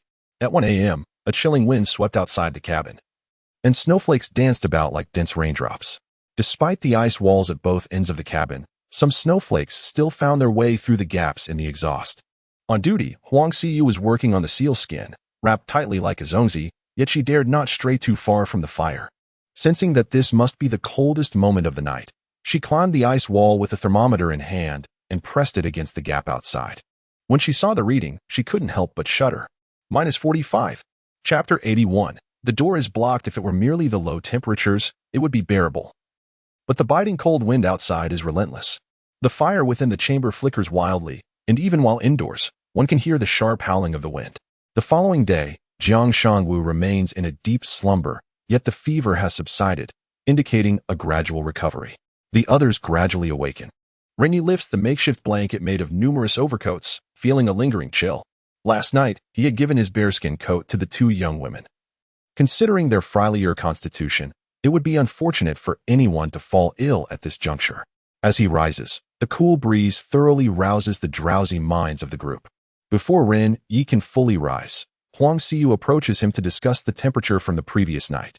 Upon hearing that the lowest temperature plummeted to -45 degrees, he is momentarily stunned. He had not expected such a drastic drop, easily surpassing the previous record experienced by Zhou Pan. This is merely the beginning, after all. Ren Ye furrows his brow, sensing that the threat of death has not yet truly arrived. At this rate, it seems that reaching -50 degrees is merely a matter of time. He must take further action to enhance their chances of survival. Yet, with food and fire secured, what more can be done? After a moment's contemplation, his gaze shifts to the garments strewn about the seating area. Last night, he did not sleep well. Even dreaming of being trapped in an ice pit. The indoor temperature remains uncomfortably low, and tossing and turning during sleep easily dislodges the coverings. This can lead to certain areas being left exposed, particularly with Xie Zhongyi and Hong Bing, who not only snore, but also have a habit of rolling around at night. If any part of the body is inadequately covered in such frigid temperatures, it can easily result in localized frostbite. The crucial difference is that frostbite does not trigger the pain mechanism as burns do, allowing one to awaken quickly. However, if frostbite occurs during sleep, the afflicted often remain oblivious. Initially, they may only feel a numbing cold in a particular area, attributing it to inadequate bedding in a state of half-sleep. With prolonged exposure to the cold, this concern is soon forgotten. If neglected, it can escalate to severe frostbite, ultimately leading to skin necrosis. Each year, extreme adventurers abroad suffer serious injuries or even amputations due to such circumstances. With this in mind, Ren Ye calls for Huang Xiyu. After some deliberation, they decide to select all the thick garments and sew them together to create a larger blanket. This strategy will significantly reduce the likelihood of localized frostbite. As they converse, a voice suddenly calls from the doorway. Zhou Pan exclaims, "Run, come help. This ice door seems to be frozen shut." The group hastily rushes to the sound. The ice door is constructed from large blocks of ice fused with water, designed to block the entrance against the wind and wild beasts. Its height and width barely allow one person to crawl through. Although the group had no immediate plans to venture outside, this entrance remains essential for retrieving snow to melt for water. Xie Zhongyi and Hong Bing stepped forward to assist. Yet even their combined efforts proved futile in moving the obstruction. Ren Ye promptly retrieved a short knife and hurled it toward the door. It must be that the ice has formed within the crack. You should clear away the frost before attempting again. It's of no use. I have already tried. Zhou Pan remarked, gesturing towards the door. Today is my last shift, and I intended to venture out for some snow to boil water, only to suddenly discover that the door was immovable. Upon hearing this, Ren Ye seemed to grasp something vital, swiftly taking a running leap to scale the ice wall. Peering into the crevice, he soon realized that at least 10 centimeters of snow had accumulated at the base of the ice wall. The frigid temperatures from the previous night had turned the snow into a solid sculpture, firmly wedged in the crevice of the icy door. The notion that one could simply push it open with sheer strength was absurd. This brought to mind the harrowing experience from the night prior, where he had nearly suffocated while camping outdoors. In that moment, Ren Ye recognized that he had perhaps underestimated the complexities of survival, naively believing that securing food and firewood would suffice for peace of mind. In reality, if the issue of the accumulated snow were not addressed promptly, the ice would continue to proliferate, ultimately sealing the door completely. Should that occur, they would find themselves trapped within, left with no option but to break through the walls. Ren Ye descended from the ice wall and conveyed the situation to the others. Upon learning of the blockage at the entrance, their immediate response was to send someone to break the ice. However, Zhou Pan interjected, "While the solution may seem straightforward, we are currently facing a relentless snowfall. We cannot afford to begin each day by smashing the ice. Even if we had the time, given the rate of snowfall, it is likely that the ice would reform within hours. This could indeed become quite troublesome, so I propose we devise a more permanent solution." Ren Ye nodded in agreement, realizing that he had neither the time nor the inclination to engage in such labor daily. After all, the painstaking effort to gather provisions was aimed at easing their burdens during the cold spell. "Indeed, I have contemplated this matter. Today, we must all exert ourselves. We need to construct another ice wall outside the cabin, blocking the entrance to our current wall. This way, we can shield the door from most of the accumulating snow. I believe that if we can reduce the snowfall significantly, situations like today's will not recur." Zhou Pan immediately concurred with this strategy. As the recognized pillars of their team, their decisions were unassailable by others. Once the plan was established, the group fetched chairs, and Ren Ye, wielding a hammer and axe, ascended to commence demolishing the wall. The ice wall had been erected within the cabin, initially intended to shield against the wind, hence its considerable height. Only 2 or 3 fists width had been left as a venting gap above, insufficient for anyone to traverse. Thus, he could only chip away at the ice bricks. However, to preserve the integrity of the bricks, Ren Ye painstakingly carved along the seams. In this harsh weather, any extended time outdoors was a torment. Efficiency was paramount. People often say that dismantling a structure is easier than building one, yet in this weather, the opposite was undeniably true. For men took turns laboring, switching out whenever their hands grew weary and stiff. Thus, they toiled relentlessly for over an hour before managing to pry open a gap at the top of the ice wall, just enough for the undraped Huang Xiyu to squeeze through. To alleviate the burden on her companions, Huang Xiyu bravely climbed out, wielding her tools to chip away at the icy debris outside the gate until it was fully cleared. As the others emerged, they instantly perceived a refreshing change in the air. Ren Ye realized that prolonged confinement within a closed environment could indeed foster a sense of oppression. However, mere seconds later, as 2 gusts of frigid wind, laced with snowflakes, swept across their faces, the initial exhilaration dissipated almost instantly. They were once again struck by the numbing chill, prompting them to hastily return for their thick masks, gloves, and hats. Ren Ye retrieved the thermometer and pressed the button, revealing a temperature of -38 degrees. "Everyone, let us get to work. We must complete the ice wall today. Otherwise, tomorrow's efforts will extend far beyond this brief endeavor." Chapter 82. The mindset shattered upon finishing his words. Ren Ye picked up the ice saw and stepped out of the cabin. However, before he could take more than 2 steps, a piercing gust of wind assaulted him. In the next moment, he felt as if an invisible force had given him a push. His body suddenly lost balance, sliding a full meter across the icy surface. The sudden ferocity of the wind caught him off guard, and with the ice being so slick, he inevitably fell sideways onto the frozen ground. "Ouch!" Ren Ye let out a pained cry. In truth, he was bundled up in layers, so the impact was not particularly painful. Yet, he was astounded by the sheer strength of the cold morning wind. To be knocked down like that, the wind must have been at least force 6. When he lifted his head, his suspicion was immediately confirmed. Another fierce gust met him head-on. Even with multiple layers of thick masks, the stinging sensation was inescapable. In an instant, he felt as if his mind had been thrown into disarray. It was a bizarre sensation, akin to having ice water poured into his brain. And the air he inhaled was devoid of flavor, reminiscent of a medicinal bomb.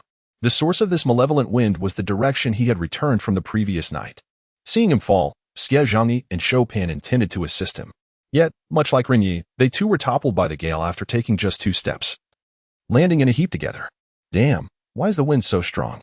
Get up quickly, you're pinning my leg." They struggled to rise, their eyes squinting against the relentless gusts, helping each other to their feet. "Brother Ren, the wind is too fierce. This task is impossible." Zhou Pan nearly shouted, his voice barely audible above the howling wind. Normal conversation was nearly drowned out by the howling sound. Ren Ye managed to stand, resignedly nodding in agreement. In such treacherous weather, with the fierce wind and heavy snowfall, danger was indeed imminent. The group decided it best to return to the cabin to eat before proceeding. Thus, the group anxiously awaited until noon. When the wind finally began to subside, Ren Ye quickly called everyone to venture outside to cut the ice blocks. However, once everyone had exited, he noticed that Zhou Pan remained seated, unmoving. At that moment, Zhou Pan's brows were tightly knitted, his expression grave, biting his nails as if lost in thought. He looked more distressed than if he had encountered a polar bear. Ren Ye approached and gently tapped his shoulder. "What are you thinking about? Why so serious?" Zhou Pan jolted, startled, yet his brow remained furrowed. He motioned for Ren Ye to sit beside him. "Brethren, do you find this wind peculiar?" At once, Ren Ye detected the underlying concern in Zhou Pan's words. During their wait, he too had pondered this matter. In the Arctic, winds capable of knocking a person down were no ordinary phenomenon. They could only be. "What are you thinking? Just say it." A wind of this magnitude in the Arctic could very likely be. Zhou Pan's brow furrowed deeply as he hesitated. After a brief silence, he trembled as he uttered 3 words. "Blizzard." "Humph. Damn." Upon hearing this conclusion, Ren Ye couldn't help but let out a bitter laugh. A mix of despair and helplessness.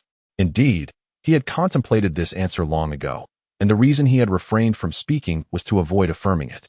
More significantly, he harbored a lingering hope against the odds. However, upon hearing the pronouncement of professionals, it became apparent that the situation was nearly inevitable. The so-called blizzard is characterized by fierce winds intermingled with snowflakes. Blizzards are classified into 4 levels of severity: blue alert, yellow alert, orange alert, and red alert.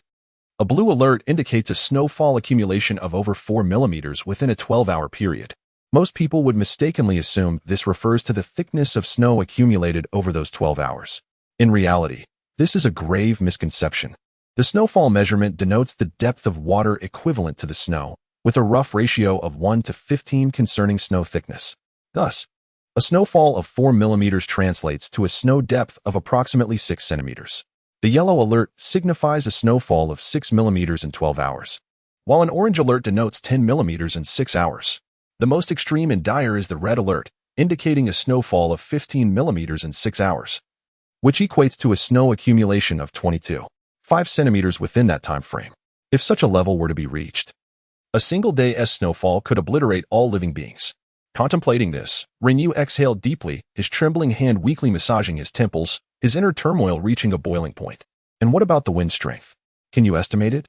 Zhou Pan furrowed his brow and pondered for a considerable time before responding. "This morning, the wind strength was approximately level 6. If a blizzard were indeed to occur in the future, one could surmise from this omen that it would be exceedingly severe." "Cut to the chase," Ren Ye bellowed impatiently. "Level 8 to 10. At that moment, Ren Ye could no longer maintain his composure. The pent-up emotions accumulated over the days erupted violently. He stood and kicked the fire pit, sending sparks flying and filling the room with smoke. His face contorted in anguish as he paced frantically, resembling a person on the brink of madness. As he walked, he gestured vehemently, interspersed with muttered curses. "Damn rescue team. Foolish aircraft. Why did I ever come here? Wouldn't it have been better to film videos and make money back home? And now you tell me we are to face an 8 to 10 level blizzard. Huh. How the hell am I supposed to confront that? It's a wind strong enough to uproot even the largest trees. We will all perish. Even this damned cabin will meet its end. What have I done wrong? Why must I face such a catastrophe?" Ren Ye screamed, pouring forth the pent-up fury of his despair. He was still unmarried and had parents, a younger brother, and grandparents to support, along with several million in savings yet to be spent. These were his ties to this world, his unwillingness to let go. He could not fathom why. After exerting so much effort, he still could not escape death. Ren Ye's sudden outburst astonished Zhou Pan, who understood that these words were not truly directed at him. The other man did not genuinely blame him. He was merely venting his emotions. Yet in his heart, Ren Ye has always been a composed and unflappable survival expert. Since their acquaintance, he had never witnessed such a disoriented Ren Ye.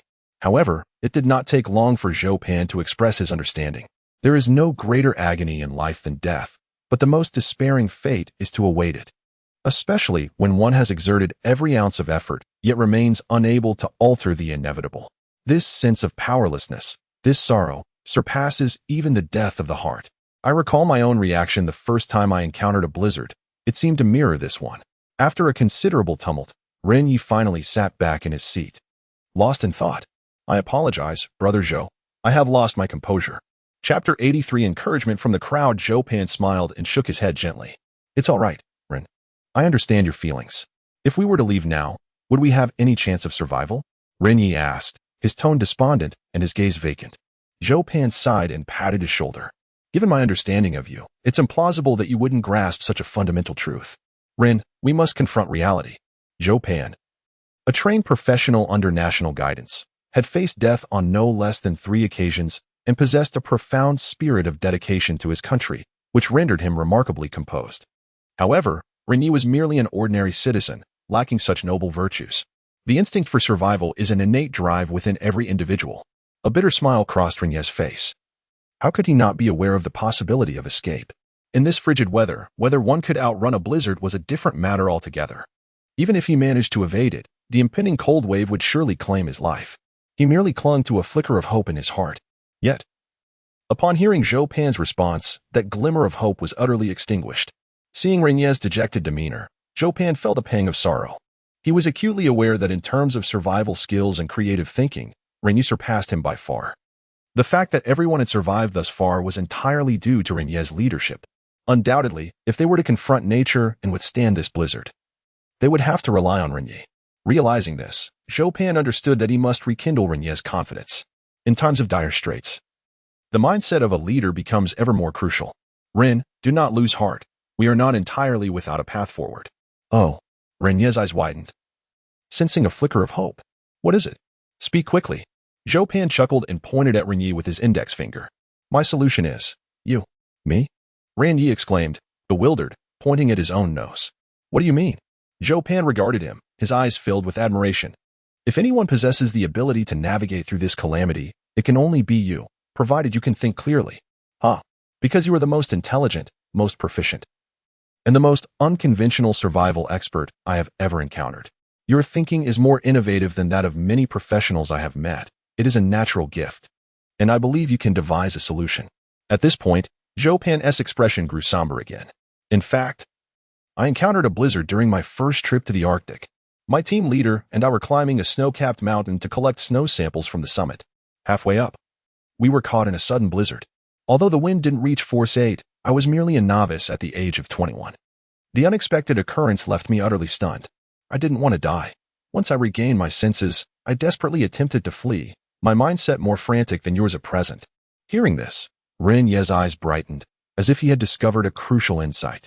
How did you manage to survive? This question brought tears to Zhou Pan's eyes, and he struggled to maintain his composure.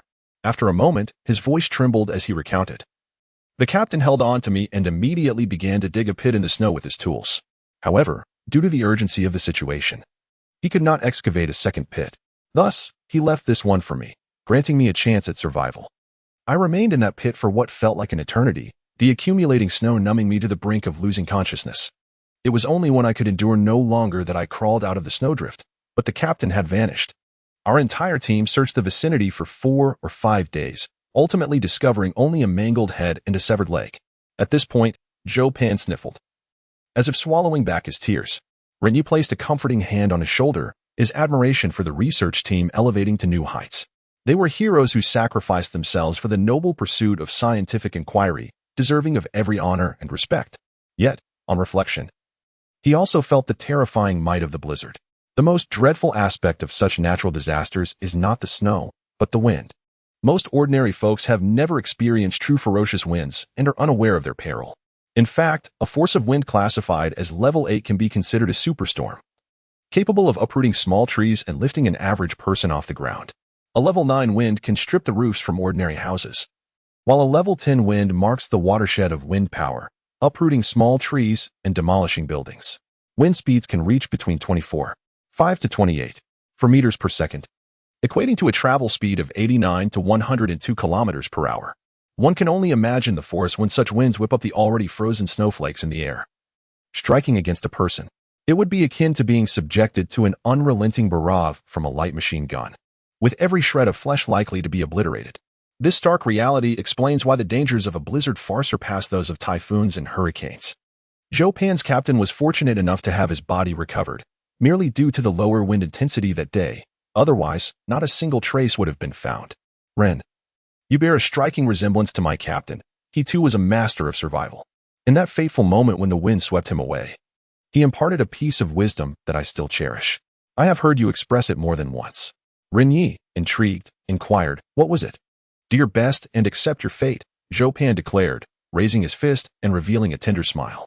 Whether we live or not is another discussion. But at the very least, we must take responsibility for our own lives. Strive earnestly and leave the rest to destiny. Well said. Suddenly, the exuberant voices of Xie Zhangyi and others echoed from outside the cabin. One by one, they climbed in. They had been standing outside all along, eavesdropping on the conversation between Ren Ye and Zhou Pan. The group had little comprehension of the blizzard and the levels of wind. But witnessing the usually calm and rational Ren Ye in such a state of distress made the peril evident. Xie Zhangyi stepped forward and embraced Ren Ye's shoulders, laughing heartily. My friend, do not lose heart. You are a survival expert. Summon forth the courage and audacity you would muster against a polar bear. Let that spirited essence of yours shine brightly. Even if we are destined to meet our end, we shall not face it alone, for we are together in this journey. Are we not? Besides, perishing by the winds is certainly more favorable than being devoured alive by a polar bear. Wouldn't you agree? Xie Zhangyi was unaware of the ferocity of the blizzard. He too harbored a fear of death. Yet, at this moment, his sole desire was to rekindle Ren Ye's spirit, urging him to lead everyone in their continued struggle against the forces of nature. The bald-headed man was right. Hong Bing also stepped forward, wrapping his arms around Ren Ye. Had we not encountered you, we would have perished long ago. To have survived these additional days and to have feasted upon seal meat is already a significant fortune. Chapter 84. Reviving confidence. Huang Xiu and Qin Xian echoed in unison. Brother Ren, I recall you mentioning that a positive and optimistic mindset is paramount for survival in the wilderness.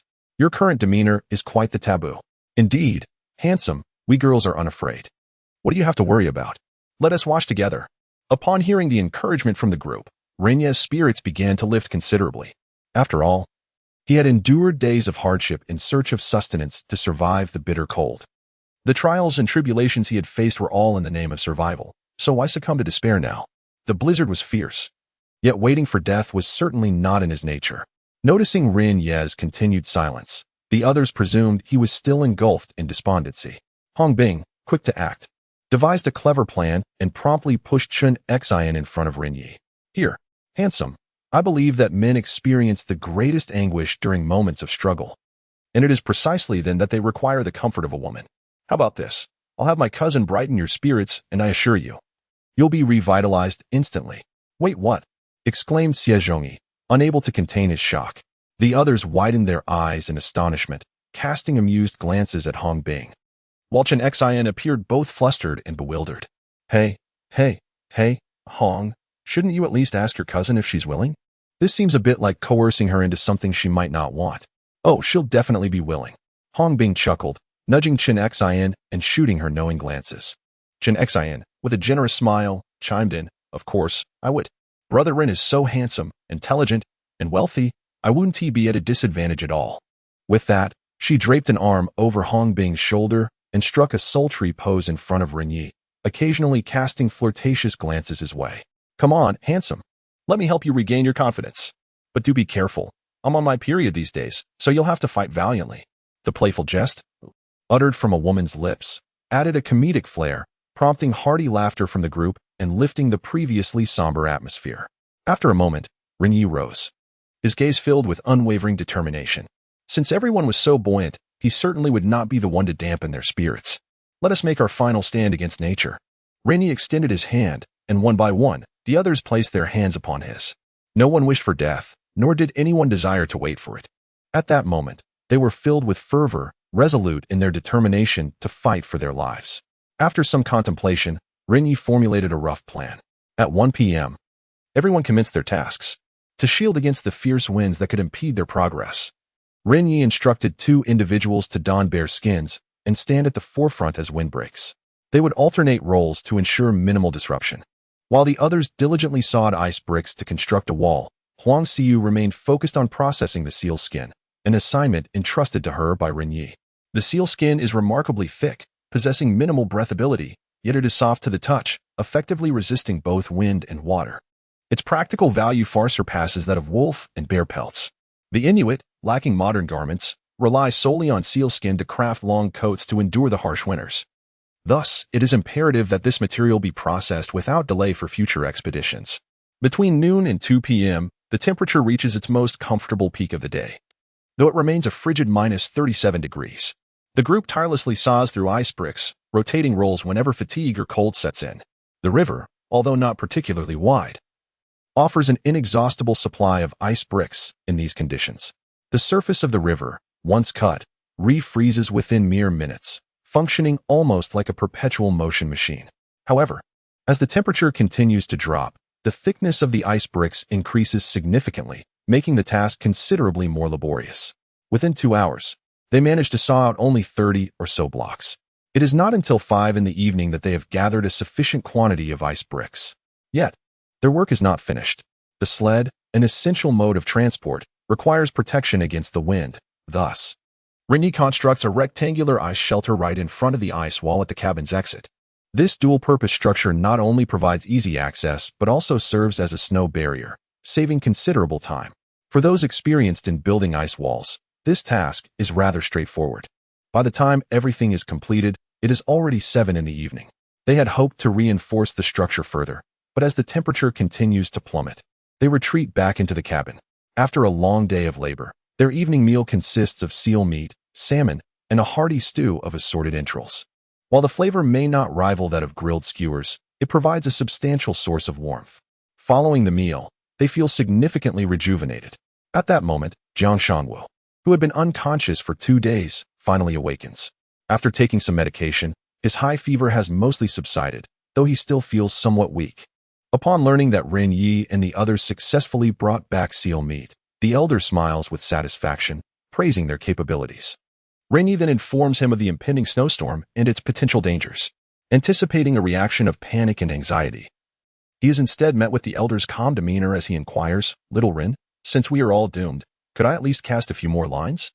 I noticed quite a few sockeye salmon downstream, and I regret not finishing my fishing that day before falling into the river." He expresses his frustration by thumping his thigh, lamenting the missed opportunity. This reaction prompts the others to shake their heads in disbelief. Such a fishing enthusiast seems to be utterly obsessed. Fear of death pales in comparison to the fear of missing out on a good catch, leaving them perplexed as to what occupies his mind. Ren Ye hands him a water flask, encouraging him to drink before assisting him to lie down. "Uncle Jiang, please focus on your recovery. We have sufficient food to last through the winter, and fishing is unnecessary now. Besides, the snowstorm may arrive sooner than expected. Let's prioritize survival first and not add to our younger generation's burdens." Hearing this, Jiang Shanwu can only nod in agreement. He does not wish to feel useless. He simply desires to contribute something meaningful to the team. After finishing their meal, the group engaged in light conversation for a while before deciding to retire for the night. However, Zhou Pan could not suppress his curiosity and turned to Ren Ye with a question. "Brother Ren, do you have any plans in mind?" "No," came the succinct reply, leaving Zhou Pan momentarily taken aback. He quickly pressed on, "Then what was all our hard work this afternoon for? I thought you might have come up with a solution." Ren Ye sat up, rubbing his hands together, his demeanor remarkably composed. "That is a blizzard we are dealing with, my friend. If the nation cannot resolve it, how could we possibly manage? However," he continued, "there is not entirely a lack of opportunities to survive, albeit barely." "Oh, what do you mean?" Zhou Pan leaned in eagerly, his face alight with the thirst for knowledge. He was keen to learn how Ren Ye might navigate such a formidable natural disaster. Chapter 85. The sealskin jacket. Ren Ye, bewildered, shook his head. "My thoughts were still uncertain, and the blizzard remained merely a conjecture, lacking any tangible confirmation. Thus, I resolved to venture out tomorrow to observe the conditions, at least to ascertain the wind's intensity, so that we would not lament in vain over an unknown fate. Let us retire early. You shall accompany me in the morning." With that, he collapsed into bed and, within 10 minutes, was fast asleep, snoring loudly. Zhou Pan was taken aback by this transformation. Was this truly the same Ren Ye who had previously lost his temper? Truly. Brother Ren has an admirable ability to recalibrate his mindset so swiftly. That night, the outside world continued to be ravaged by fierce winds and swirling snow. The howling of the wind never ceased. Rather, it intensified, akin to someone wielding a perpetually running hairdryer. The exterior of the cabin was entirely obscured, with a snow layer exceeding 10 centimeters thick enveloping it. The snow clung to the cabin like barnacles, and even the ceiling inside was adorned with tiny icicles. Unbeknownst to us, the temperature continued its relentless descent. Inside the cabin, Huangxi was the sole individual still engaged in labor. Her hands never rested, deftly threading needles. As the sealskin jacket gradually took form, early the next morning, the cabin was roused by the sound of an alarm clock, startling Ren Ye and the others awake. As he rubbed his bleary eyes, Ren Ye was startled by the sight of Huangxi before him. Her eyes were bloodshot, dark circles beneath them hinting at a sleepless night. Yet, she bore a broad grin, cradling 2 grayish-white jackets in her hands. "Brother Ren, I have succeeded. This is the sealskin jacket. Do try it on." Instantly, Ren Ye shook off his drowsiness and hastily removed his outer garment to try it on. Drawing from his previous experience with the wolfskin jacket, he could discern that Huangxi had made significant improvements. He felt no constriction. It fit perfectly and was warm, with the added benefit that sealskin was considerably lighter than wolfskin. This would not drain his stamina during prolonged movement. Truly, it was perfection. "Impressive. See, if we manage to evade the blizzard this time, you shall be our greatest benefactor." Upon hearing this, the others gathered around, eager to feel and admire Huangxi's craftsmanship, showering her with praises. "Not bad, little sister. Make one for me as well." "Silence, you baldy. There are only 2 sealskins. There is none left for you." Huangxi, skillful and resourceful, elicited admiration from all. "I possess no extraordinary talents. I can merely contribute what I can for everyone. By the way, Brother Ren, I did not waste the surplus sealskin. I have also fashioned gloves, insoles, and masks for you and Brother Zhou. Do give them a try." "Is that so?" It was only then that Ren Ye and Chopin noticed their gear had been replaced. They quickly donned the new items and found them remarkably similar to the sealskin jacket. Breathability significantly reduced, while warmth had increased. They felt warmer than the priciest thermal gear available in the city. With this, even in the frigid embrace of -40 degrees, one can traverse for an extended period. "Well done." Ren Ye and Chopin extended their hands and exchanged a high five with Huangxi. Whether Huangxi could feel joy from the praise was uncertain, as she was still preoccupied with the thought of crafting a coat from the bear skin so that everyone might wear it. However, Ren Ye, aware of the long night she had endured for these tasks, urged her to rest promptly. After their meal, Ren Ye instructed Xie Zhangyi and others to continue sawing ice while he and Chopin ventured outside. No sooner had they taken a few steps than the fierce wind knocked them down again. Though it was not particularly painful, Ren Ye realized that such frequent tumbles could impede their journey. A sudden inspiration struck him as he glanced at the sled in the ice house. At that moment, the wind was favorable. The 2 of them lay flat on the sled, and propelled by the gale, they glided swiftly forward. Truth be told, this speed surpassed their usual running pace. They felt like children playing on scooters, a thrill that only men could truly appreciate. This path was the downstream route they had previously taken to hunt seals, a conclusion reached after much contemplation by Ren Ye. The prolonged polar night in the Arctic winter, coupled with intense radiative cooling, creates vast masses of cold air in a cold high-pressure area. During the summer and autumn seasons in the Arctic Circle, substantial sea ice melts, allowing warm air and moisture from the ocean to rise, thus providing abundant energy for the development of polar cyclones. When this energy accumulates to a certain extent, it triggers blizzards. The greater the energy, the stronger the winds. Consequently, major oceanic areas frequently serve as the origin of such storms, akin to the super typhoons like Meikut, Willa, and the massive Meikut that swept through Dongguan province in 2018. These typhoons caused countless casualties and significant property losses, with coastal cities invariably bearing the brunt of the devastation. Ren Ye had not prepared an anemometer for his Arctic expedition, relying instead on his own physical senses. He believed that if they could get closer to the eye of the storm, they could estimate the wind's intensity. As the saying goes, know thyself and know thy enemy, and you will never be defeated. Even when facing the forces of nature, one must gather sufficient information. After gliding for a considerable distance, the wind suddenly shifted direction, causing the sled to lose its forward momentum and begin to slide backwards. At that moment, the faces of the 2 were encrusted with ice shards, nearly obscuring their features. Seeing this, they could only clear their visors slightly before pulling the sled on foot. However, the wind that aided them could also be their undoing. The force capable of propelling a sled carrying 2 adults could easily topple them if they stood still, let alone if they attempted to move forward. As expected, they had scarcely managed to traverse 7 or 8 meters before their bodies suddenly felt weightless. The icy surface was already slippery, and they found themselves sliding backward like children on a slide, propelled back by 4 to 5 meters. "This won't do. We can't move," Zhou Pan shouted against the wind. Yet, his words were largely drowned out by the howling gusts. What did you say? Speak louder." Ren Ye yelled back. "I said, we should stop. The wind speed is estimated to have reached 6, 8. If the wind reaches a force of 7, we shall find ourselves in peril." Ren Ye fully comprehended this warning. Yet he had no intention of proceeding any further. Zhou Pan's estimation proved to be accurate. A tempest is undoubtedly imminent. Given the wind force level indicated by this advanced unit, the forecast of grades 8 to 10 is by no means exaggerated, and it may even be understated. Although he had long since steeled himself for such a possibility, a shiver coursed through him at this moment. The notion of confronting a blizzard is indeed a fanciful dream. However, he must ascertain one critical detail, that is, the approximate time of the blizzard's arrival, so as to facilitate adequate preparations. Chapter 86. Observing the weather, he beckoned to Zhou Pan and climbed back onto the sled, gliding away with the wind at his back. In mere minutes, they had traversed several hundred meters. As they passed a broad river, the wind diminished slightly, prompting Ren Ye to abruptly halt the sled with a firm push.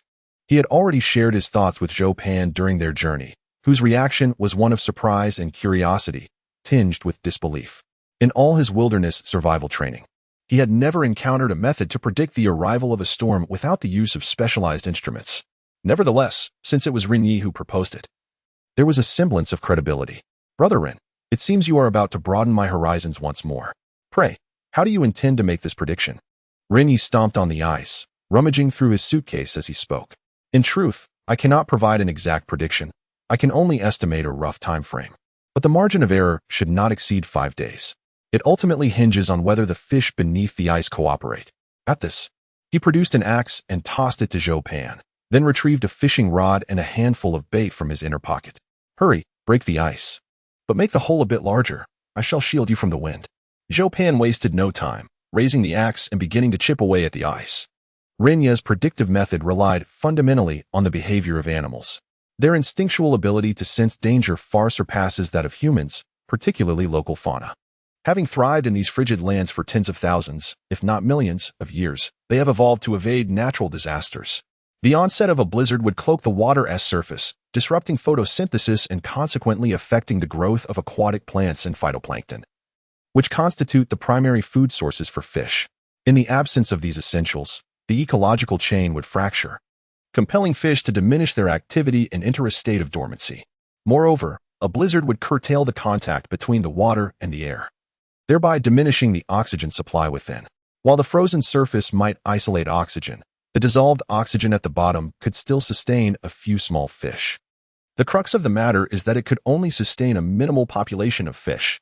Armed with this knowledge, Ren Ye contemplated that if they were to carve through the ice and sprinkle bait, the hungry and oxygen-deprived fish would likely emerge to feed. This would allow them to gauge the storm's proximity based on the fish's response and quantity. Should there be an abundance of fish, it would indicate that the blizzard had yet to devastate the river's ecological chain. Conversely, a scarcity of fish would signal that the storm was imminent. Upon hearing this, Zhou Pan suddenly paused in his ice chipping, his expression tinged with embarrassment. "Brother Ren, is this method not a bit far-fetched? How can you ascertain how many fish constitute a crisis or a safe situation? Furthermore, given the current wind strength, it is quite possible that the river's biological chain has already been disrupted. Considering this river has been frozen for quite some time, the oxygen may have been depleted. What if the fish have migrated to the fjord? Wouldn't a lack of fish lead to a misjudgment? Haha. It appears that true professionals possess an unparalleled insight that others might overlook." Zhou Pan's words did not unsettle Ren Ye. Rather, he acknowledged the validity of his skepticism. Indeed, during winter, larger fish tend to migrate to more expansive waters, yet smaller fish lack the stamina to venture such distances. Thus, I am confident that this river harbors smaller fish, and I never suggested that fish alone should serve as our indicators. At this juncture, Ren Ye tilted his head back, pointing towards a peculiar formation of clouds on the horizon. "Do you see that? What is it?" With a mere glance, Zhou Pan recognized it. It was a layer of alto-stratus clouds, heralding the approach of strong winds and heavy rain. "Can this predict how soon the blizzard will arrive?" Ren Ye shook his head. "Of course not, but you've only captured part of the truth. Altostratus clouds merely foreshadow the presence of stratocumulus clouds.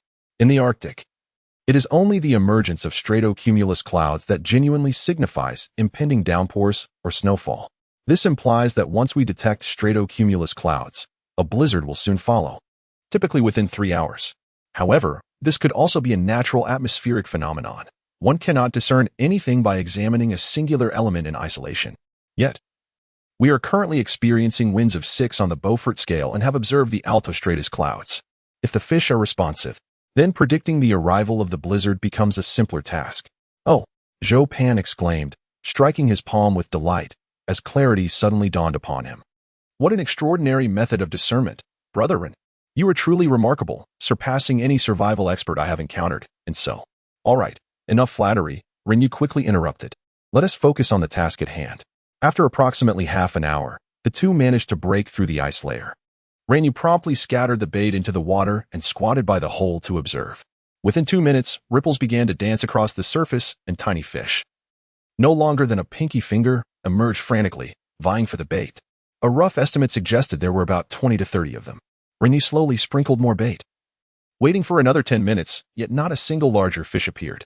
His brow furrowed deeper, and an ominous premonition stirred within him. Just 2 days prior, Jiang Shanwu had caught a 15-pound red-spotted salmon here, and according to his account, the fishing conditions had been quite favorable that day.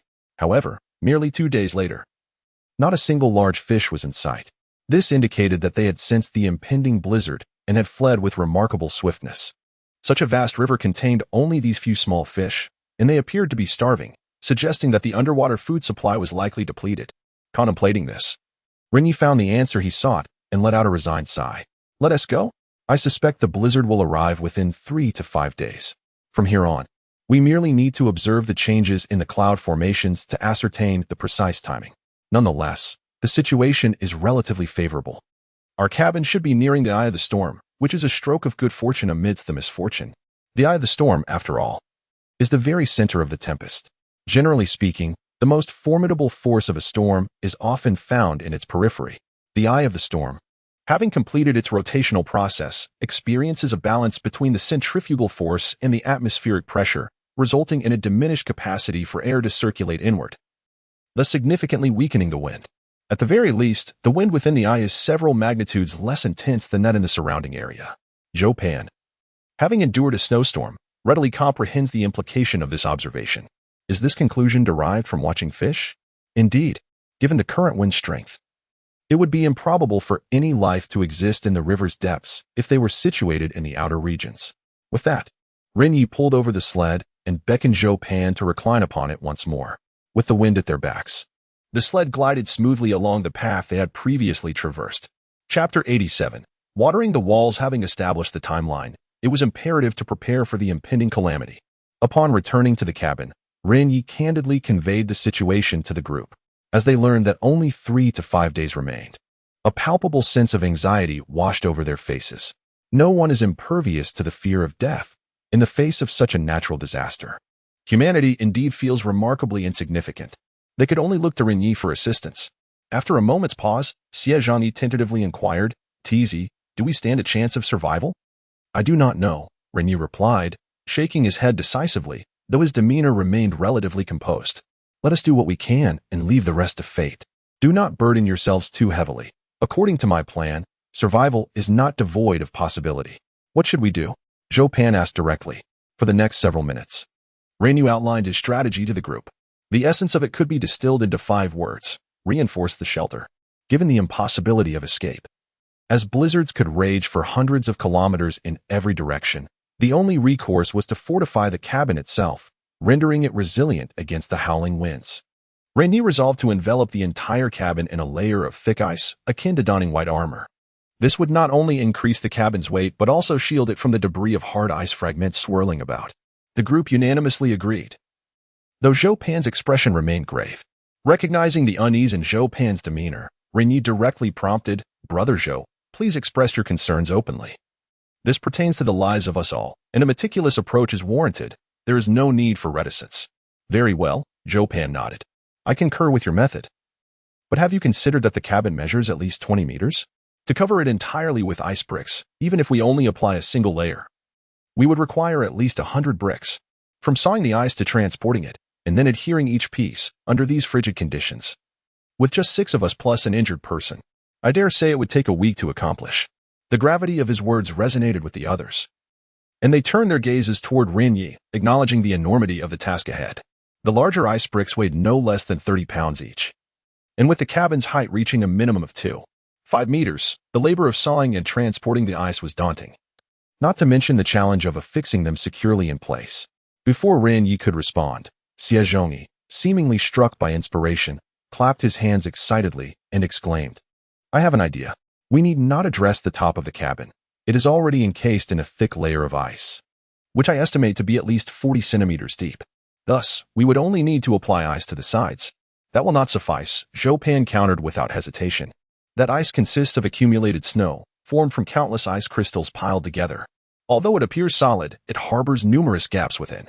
Such an icy layer could be shattered by our own strength. How could it withstand a forceful gale of level 10? I can conceive of no substitute other than solid ice bricks." "Surely not. I shall test it," Xie Zhongyi responded, clearly skeptical. After all, that was a 40-centimeter thick layer of snow. It could not possibly be as fragile as suggested. He turned swiftly and made his way to the door, first climbing onto the ice hut where the sled was stored, then leaping onto the cabin. He stomped down hard on the snow layer, only to find it utterly unyielding, with no signs of cracking on its surface. "Well, this is rather sturdy, isn't it?" he mused. "Now, why don't you give this a try?" Zhou Pan offered him a hammer. Xie Zhongyi took the axe and struck down upon the snow layer. Thud! With just one blow, a small dent appeared in the snow, sending a few ice shards flying. Xie Zhongyi was at a loss for words. The strength of the snow seemed undeniably low. Zhou Pan shook his head in resignation. "I told you long ago, this ice is composed of snowflakes, akin to a temporary assembly. How could it possibly compare to ice bricks formed from water?" He urged, "Come down quickly." At that moment, Huang Xiyu suggested, "What if we pour water over it? If we fill the spaces within the snow layer, could it not solidify into complete ice? If it were 3 days ago, that would have been feasible, but the temperature is far too low now," Zhou Pan replied, shaking his head in denial. "The water we pour in will freeze before it reaches the bottom of the ice layer. In other words, we can at most convert a third of this ice layer into ice bricks, while the bottom remains a heap of ice shards." Hearing this, Ren Ye finally spoke up. "What if I use boiling water?" Zhou Pan was momentarily taken aback, pondering for a moment before excitedly slapping his forehead. How had he not thought of that? However, just as he was about to commend Ren Ye for his quick thinking, another issue arose in his mind. "But we only have a small pot. We can only boil about 7 to 8 pounds at a time. In this weather, how many pots will we need to boil, and how much time will that take?" To this, Ren Ye responded confidently with a smile. "No worries, I have a plan. Baldy and old Biao, go across the river and fetch me some stones." "What do we need those for?" "To stuff into the ice wall." Xie Zhongyi and Hong Bing looked utterly perplexed. "Stop dawdling and hurry. Make sure to find stones of a suitable size, about the size of a palm will do," Ren Ye instructed, then picked up the ice saw, asking the others to shield him from the wind. Soon, he began sawing on the river surface. Ren Ye wholeheartedly agreed with Zhou Pan's perspective. He had never contemplated the laborious and time-consuming method of using ice bricks to patch walls. What he aimed to do now was to create large ice blocks as containers for boiling water. After alternating efforts for over an hour, he finally excavated 6 rectangular thick ice bricks, each measuring approximately 60 centimeters in length and 40 centimeters in both width and thickness. Meanwhile, Xie Zhongyi and Hong Bing did not disappoint, having spent considerable time in the snow gathering a substantial amount of stones, at least 70 or 80 pieces. When these items were transported back to the cabin, Zhou Pan was still utterly bewildered, his mind racing with confusion, as he could not fathom Ren Ye's intentions. Given the current circumstances, it was apparent that Ren Ye intended to use the large ice bricks as containers. However, if one were to hollow out a block of ice and fill it with water before placing it over a fire, the ice, upon encountering the flames, would inevitably melt. It is likely that before the water reaches a boil, the flames would be extinguished by the deluge. Such an elementary principle of nature. How could Ren Ye possibly be unaware of it? Unable to suppress his curiosity, Zhou Pan inquired. Ren Ye, with a twinkle in his eye, playfully lifted the stone in his hand and remarked, "You professionals are far too rigid in your thinking, overly reliant on modern tools. You have forgotten the primitive skills of our ancestors. Knowledge must be learned and applied with flexibility." With that, he casually tossed the stone into the fire, sending a flurry of sparks into the air. "Do you understand now?" Zhou Pan stood in stunned silence for 2 seconds, before breaking into a grin, his eyebrows raised. I see. Impressive, brother Ren. Chapter 88. The rescue team as a cultured individual, he could not help but utter a curse, leaving the others in a state of bewilderment. Utterly perplexed by the display of bravado. You intend to employ the stone boiling method, correct? Indeed. Ren Ye nodded affirmatively, continuing to toss stones onto the fire. Impressive, brother Ren. I've just learned a valuable technique. Your intellect is simply remarkable. At this moment, Zhou Pan's admiration for Ren Ye transformed into genuine respect. The so-called stone boiling method is an ancient technique rarely observed in modern times. In essence, it involves placing heated stones into a container filled with water. The temperature of the stones is swiftly transferred to the water, and as long as there are enough stones, the water can be brought to a boil in a short span of time. This method yields quick results and does not require a fire for heating. Typically, wilderness survivalists would not resort to this technique, as the heated stones often carry a significant amount of ash. Consequently, the water produced tends to be murky, which can lead to gastrointestinal discomfort if ingested. However, since they were using it to reinforce their shelter, such concerns were rendered moot. I have a bit of experience in carving. I shall handle the hollowing out, Zhou Pan eagerly stated as he picked up a hammer and a short knife, preparing to work on a large block of ice. Although there was no need to heat it over a fire, the interior of the ice block needed to be excavated. Otherwise, there would be no space to contain the water. Yet, Ren Ye waved his hand dismissively. Let's not complicate matters. Without proper tools, it is challenging to create sufficient space. It won't be as troublesome. Just watch me. After approximately half an hour, as the stones in the fire began to glow, Ren Ye utilized 2 flat sticks to extract them, placing them onto the large ice block. With a sizzling sound, the scalding stones met the ice, akin to cold water being poured into a hot pan, producing a subtle crackling noise. Under the watchful eyes of the group, the ice block gradually melted, forming a cavity as the stones slowly permeated the ice. Some of the melted water began to boil instantly, bubbling vigorously. Before long, the heat from the first stone was entirely dissipated. Ren Ye promptly returned it to the fire and grasped another stone, placing it into the previously formed cavity. After repeating this process 3 times, it was only with the 4th stone that the hole finally reached the bottom of the ice block. When there remained a distance of 7 or 8 centimeters, Ren Ye withdrew the stone. He did not wish to burn through the ice, as that would prevent them from holding water. For the next several minutes, he diligently repeated this operation. The originally square, smooth ice block was gradually hollowed out, shaped into a large concave form resembling an oversized cube or an oddly shaped water tank. Murky, scalding hot water continually emanated steam, and both the boiling water and the container were completed simultaneously. Applause erupted in the room, the men gazing at him with reverence and admiration. The 2 women displayed knowing smiles, their eyes filled with affection. An intelligent and formidable man is irresistible to women. Wow, brother Ren, you have truly opened my eyes today. My dear friend, I sense that even the esteemed Mr. Bay pales in comparison to your adeptness. Handsome lad, spare me your teachings. My shoes are quite resilient. Oh my. Dear gentleman, your intellect surpasses even your striking appearance. If only you were to diligently hone your fishing skills, you would undoubtedly outshine me. Brother Ren, your prowess is truly remarkable. You are simply extraordinary. The flattery from those around him rendered Ren Ye somewhat bashful, for in his eyes, this was merely a trivial skill, hardly deserving of such commendation. Enough of the flattery, let us focus on survival first. Quickly, we must proceed with our tasks. Let us pour this kettle of water before anything else. With that, he beckoned Xie Zhongyi to assist in lifting the large container of water onto the roof of the sled. Once atop, they ascended to the top of the cabin. The outside temperature was bitterly cold, causing the hot water to cool at an alarming rate. Ren Ye did not hesitate. He steadily began to pour from one end of the cabin. The snow layer appeared dense and full, yet it was riddled with countless tiny holes and crevices. As the hot water cascaded into it, it vanished as if it were being absorbed by parched soil. Once the entire container was emptied, irregular black-gray patterns inexplicably emerged within the snow layer. Ren Ye smiled with satisfaction, nodding in approval.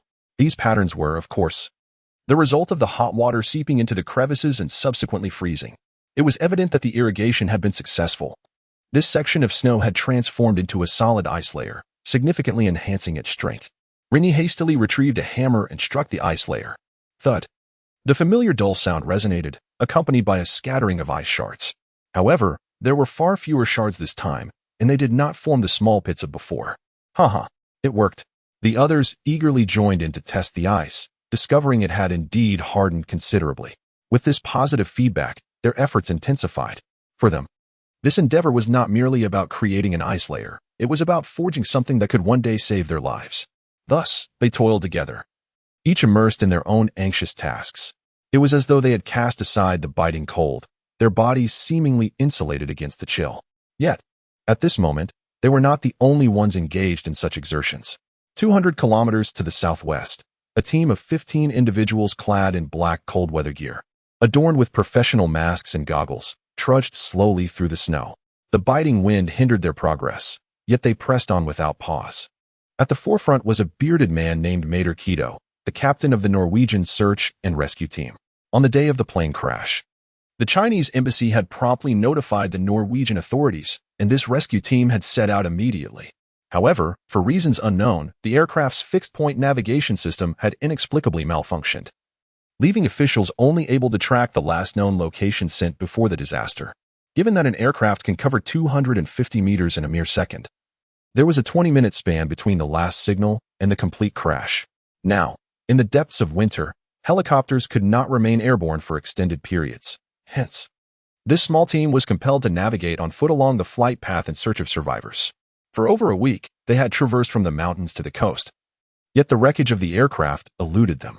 A tall Caucasian man was suddenly swept off his feet by the wind, landing in the snow. Kaminga, Mater, startled, hurried over to assist him. Upon realizing that he had merely stumbled, she couldn't help but roll her eyes. "You fool! Have you grown this big just to fall over while walking?" The man, addressed as Kaminga, sat defiantly in the snow, his face a mask of indignation. These damn Chinese maggots. If they're going to die, why not do it farther away, sparing us this torment? I finally managed to take a vacation, and they summon me back to work. It's infuriating. His utterances, laced with Norwegian, were interspersed with English expletives, and even included the derogatory term maggot specifically aimed at the Chinese. Chapter 89. The Terror of the Blizzard. Forget it, my friend. This is the money we earn. Mater's face was also etched with melancholy, for in such dire weather, even fully equipped, they were perpetually at risk of losing their lives in the wilderness. Foreigners do not possess the same spirit of sacrifice and dedication as the people of Huagua. Even their soldiers merely regard their duties as a job. Individuals willing to devote everything without fear of life and death, like the soldiers of the people, are exceedingly rare. Captain, let us return. We have searched for so many days already. After all, there are plenty of people in Huagua. Losing one aircraft is not a significant loss. Should we truly risk our lives to continue searching? I am not that foolish. Kaminga remained resolute in his refusal to rise, fearing that further searching might lead to unforeseen dangers. This sentiment resonated with the other team members. Indeed, the Arctic is vast. How can we find anyone with just our numbers? Moreover, a blizzard may soon arrive. If we continue searching, we might not even preserve our own lives. Captain, your daughter has just been born. Do you wish to endanger yourself for these unrelated souls? Yes, Captain, we have already searched for a week, and several snowmobiles have broken down. As the saying goes, we've already exhausted our benevolence. More like, we have reached the limit of our compassion. Captain, let us retreat. The survival rate after a plane crash is already low. Coupled with this dreadful weather, they must have perished long ago. We should hurry back. If the blizzard arrives, we will be trapped. Listening to the chorus of persuasion from the team, Mater's resolve began to waver. He was indeed an experienced rescue worker with numerous accomplishments. Yet, to gamble his life for a group of strangers from another country was a prospect he found distasteful. After a moment of contemplation, he nodded and pointed towards the 2 o'clock direction. All right, comrades, we will search that mountain peak. If we do not find any trace of the aurora, we will return and I will write the report. Good. This proclamation acted as a shot of adrenaline, revitalizing the previously despondent group. Without taking a break, they stood and continued onward, though each harbored a silent wish to find no clues, eager to conclude their search swiftly. As fate would have it, upon reaching the mountain peak, they hastily scoured the area but found nothing. This news delighted them, and they clamored to head back. Just then, a phone rang, interrupting their jubilant cheers. Mater quickly searched his pockets, and upon retrieving his phone, the caller ID displayed the minister. He immediately concealed his joyous expression and gestured for silence among the group. He knew that the minister seldom called him without reason. Something significant must have transpired. Hello, Minister. What is it? Run. A blizzard is headed your way. A deep, resounding voice interrupted Mater abruptly, due to the amplified sound. The voice resonated with all team members. What? Mater's expression froze, and his heart began to race. Hadn't the meteorological station indicated a northwest direction? How could it be heading this way? I inquired. And the person in charge over there told me it was due to some damn deflection force and peripheral guiding airflow. I couldn't articulate it in that moment. We must flee at once. Damn it. After a furious exclamation, Mater abruptly hung up the phone. Run. Head southeast. I swear I will make those meteorological bastards pay. If I survive this, I will surely flay them alive. A group of individuals sprinted while cursing, discarding their backpacks and tumbling forward in a frantic escape. As Norwegians, none understood the terror of this blizzard better than they did. However, just as they reached the base of the mountain, a fierce wind suddenly swept through. Whoosh! The two team members at the front were abruptly lifted off the ground, soaring 2 to 3 meters into the air before crashing back down. Fortunately, the snow layer was thick enough to prevent any injuries. Yet, as the captain, Mater was acutely aware that this was merely the prelude. Before embarking on the search and rescue mission, he had received reports estimating the storm's intensity at a minimum of level 11. Moreover, blizzards typically began with gusts, followed by gales, culminating in the storm itself. The devastation left in its wake was nothing to be trifled with. He hastily retrieved his binoculars. Upon peering through them, he nearly lost his sight in shock. 4 to 5 kilometers away, a flurry of snowflakes was rapidly advancing towards them. Countless snowflakes formed a curtain of white, appearing as luminous points in the distance. This was the result of the high wind speed stirring the snowflakes into such a spectral display. At this moment, the snowflakes were no longer mere ice crystals. They had transformed into bullets. My God! At that moment, Mater felt the looming threat of death. The fierce wind was a harbinger of his demise. It was now impossible to escape, so he immediately retrieved a shovel from his backpack and began to dig a pit on the spot. Stop running. Quickly seek shelter. The search and rescue team, though frantic, were trained professionals, and his shout snapped them back to their senses. Everyone simultaneously pulled out their shovels and began to excavate. However, the snow layer at this temperature had frozen solid, rendering it difficult to dig. Moreover, how could human speed surpass that of the wind? Kaminga was the fastest, managing to dig a hole deep enough to reach his shins in mere seconds. Yet, just then, whoosh, whoosh, whoosh, a series of piercing sounds suddenly echoed in his ears. He instinctively turned to look, but before he could discern what it was, a sharp pain shot through his left eye. A shard of snowflake, the size of a fingernail, had struck his eye, causing a stream of bloody tears to flow. He clutched his left eye, writhing in agony on the ground.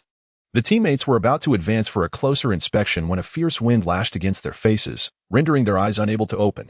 Moreover, the ominous sound of something slicing through the air, growing ever nearer, deterred them from proceeding. After a brief moment of hesitation, countless white phantoms surged forth in an instant. Whoosh, whoosh, whoosh.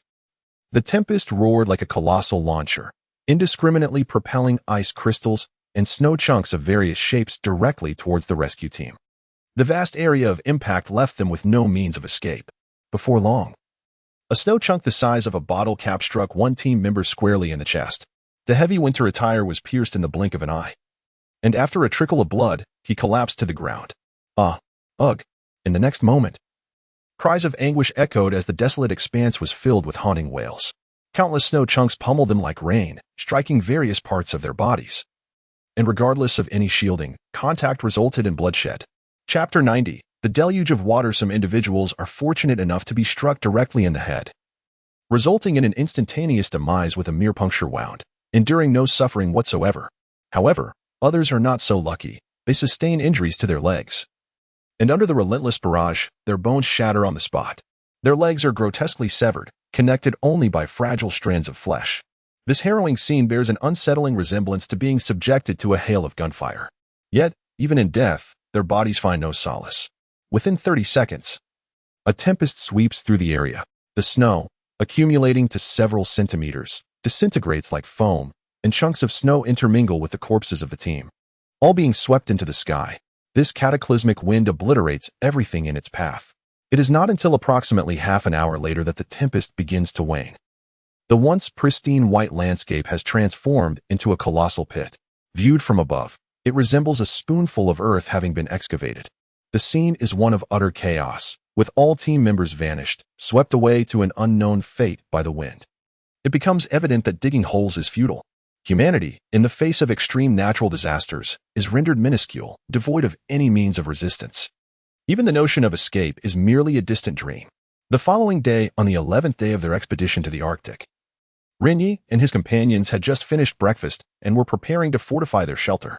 However, as they stepped towards the door, they were met with a fierce gust of wind. At that moment, a small unidentified object hurtled toward them. With a loud thud, the leader, Xie Zhongyi, suddenly felt a heavy blow to his head, letting out a piercing scream as he fell backward. Ren Ye and Zhou Pan hurriedly rushed forward to support him. Yet, Xie Zhongyi continued to clutch his head, lamenting in pain. "What is wrong with your head?" Ren Ye inquired urgently. "I don't know. It feels as if someone has struck me with an electric cannon. It hurts so much." Xie Zhongyi grimaced as he removed his face mask. It was then that Ren Ye noticed a large bruise forming on his forehead, with a trickle of blood seeping out. Sensing the intensity of the wind, Ren Ye quickly discerned the gravity of the situation. The wind had evidently escalated, likely surpassing level 7, and even small snowflakes, once harmless, now possessed the potential for injury. What are we to do? The work remains unfinished. If we venture out now, we risk severe injuries, if not death. Ren Ye's heart sank. Typically, wind speeds do not increase so rapidly. Could it be? Had the storm arrived ahead of schedule? "Brother Ren, look!" Zhou Pan shouted, pointing at the sky. Squinting, Ren Ye glanced upward and noticed changes in the cirrus clouds above. He retrieved his binoculars and peered toward the farthest corner in the southwest. The clouds had begun to disperse, forming towering cumulus clouds. This indicated that the blizzard would soon descend from that direction, and it was drawing near. "This is bad. The blizzard has undoubtedly arrived ahead of time." Such words tightened the hearts of the group. What shall we do? Our work remains incomplete. At this juncture, it is imperative to hasten back to the cabin. Regrettably, had I known earlier, I would have taken action yesterday, but now the opportunity has slipped away. A palpable sense of panic enveloped the group, as they felt certain that their time was short. Ren Ye promptly spoke to reassure them, urging calmness. "Do not be alarmed. I merely stated that we should prepare, not that our end is imminent. The cumulonimbus clouds are just beginning to form, indicating that the blizzard is still some distance away. I estimate we have at least 20 hours ahead of us, so we must act swiftly." However, the snowflakes were swirling around them, posing a risk of being struck. Hong Bing, shielding his face, inquired. "I have a plan. Let us return inside," Ren Ye replied, turning back towards the cabin. The issue at hand was not insurmountable. Each individual was clad in no less than 4 pairs of thick trousers and 5 heavy coats, their bodies swathed like dumplings. The current wind strength was insufficient to breach their defenses. The only vulnerability lay in their heads, particularly the back, where a blow from a snowflake could prove fatal. With this thought in mind, Ren Ye immediately instructed everyone to begin dismantling the seats, specifically extracting the cotton from the cushions. Armed with knives, they found the task quite manageable. In no time, they had removed a dozen cushions. The airplane seats were constructed from memory foam and other high-fiber materials, which could be fashioned into head coverings. By bending them into a shape and securing them atop their heads with ice formed from water, then fastening them with rope, they could at least mitigate some of the potential injuries from snow impacts. After approximately half an hour of labor, they completed their headgear and ventured outside. Meanwhile, the cabin's ceiling had been adequately reinforced, with only the side walls remaining. The method was as before. Water was to be splashed onto the walls and left to freeze naturally. Given the current temperature, the water would freeze before it could reach the bottom. Provided there was sufficient water, the resulting ice wall would grow increasingly thick. At this moment, the animal stomachs that Ren Ye had previously set aside came into play. Last night, he had placed these stomachs at the cabin door, and they had since frozen solid, serving perfectly as vessels for water collection.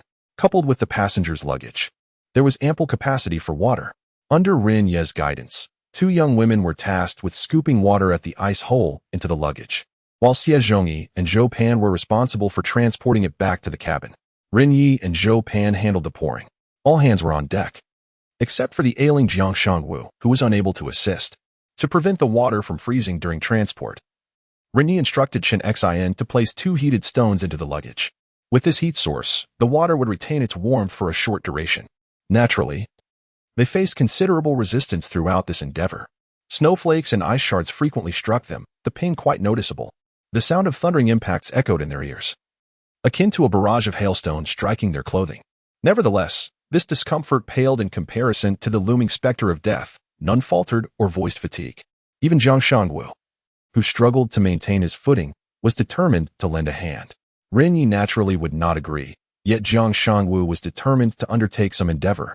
Reluctantly, Ren Ye had no choice but to assign him the tasks of heating stones and shielding against the wind.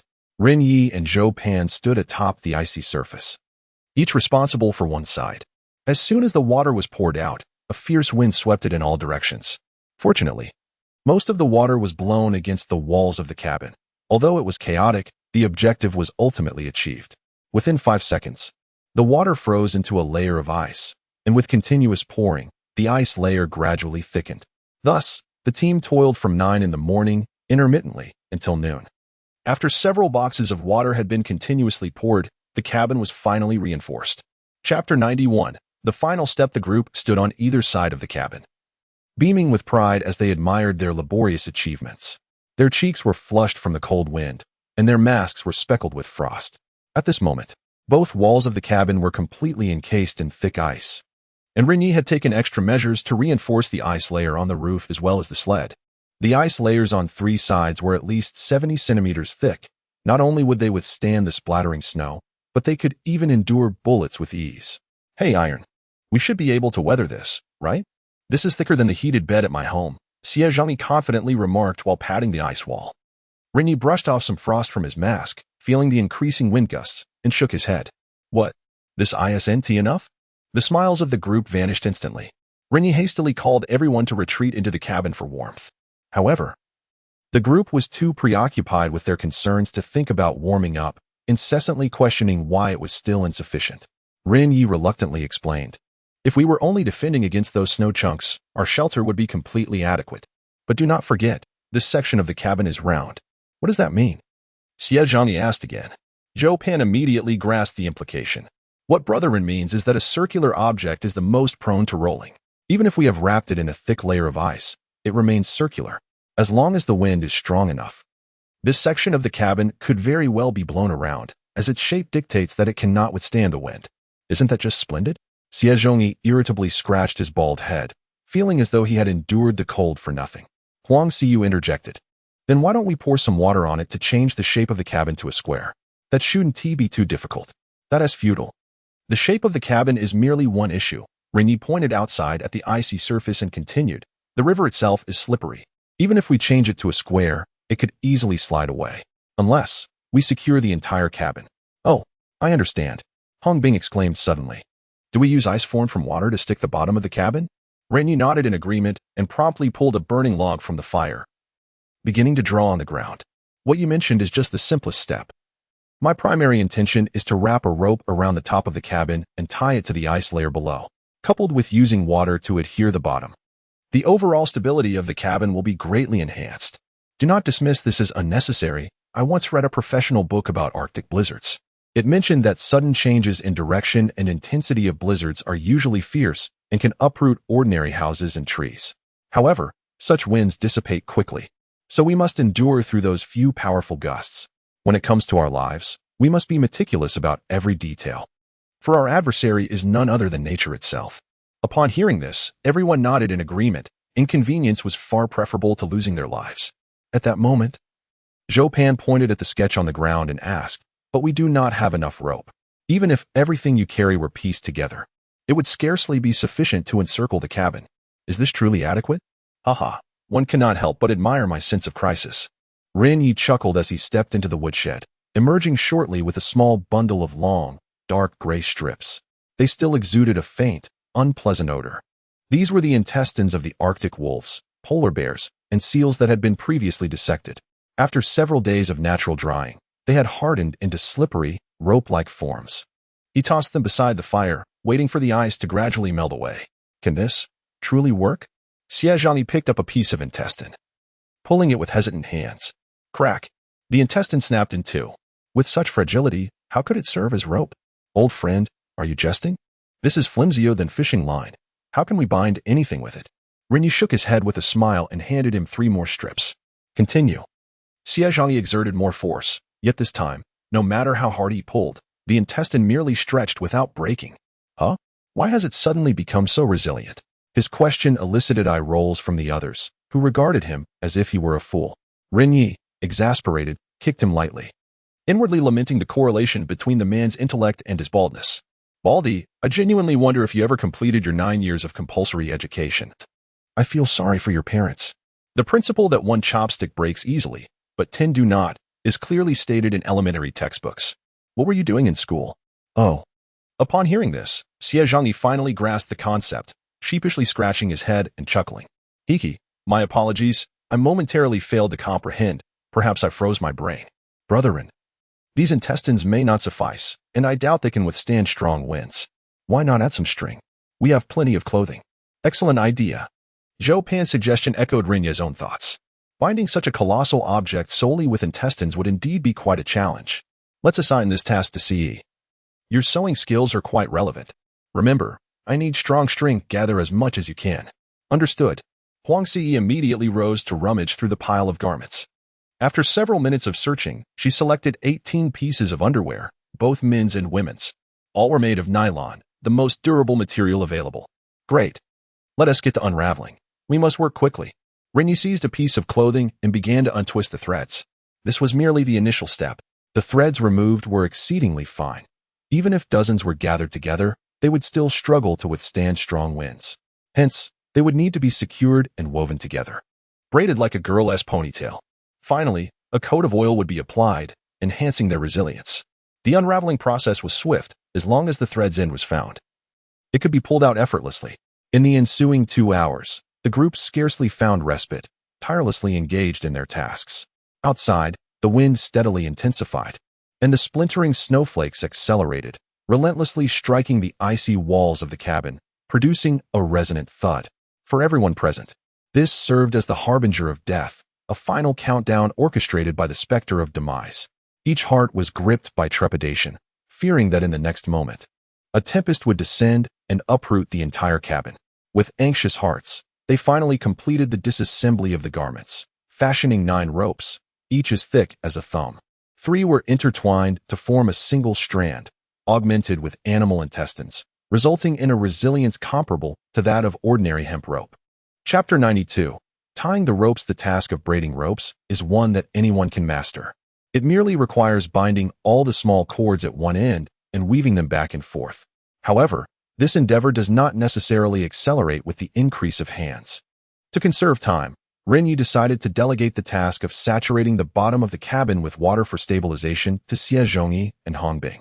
By the time everything was accomplished, the clock had struck 3 in the afternoon. The 3 ropes measured approximately 15 meters each, while the rope brought by Ren Ye, when joined together, extended to 25 meters. All 4 were coated with seal oil, ensuring they could encircle the cabin without issue. Come, let us give it a try. Ren Ye eagerly tied one nylon rope to the bottom of a seat and called the others to pull together. After several minutes of testing, they found the rope remained intact, showing no signs of damage. Clearly, the construction had been relatively successful. Oh no! Oh no! Suddenly, Hongbing's voice rang out from outside.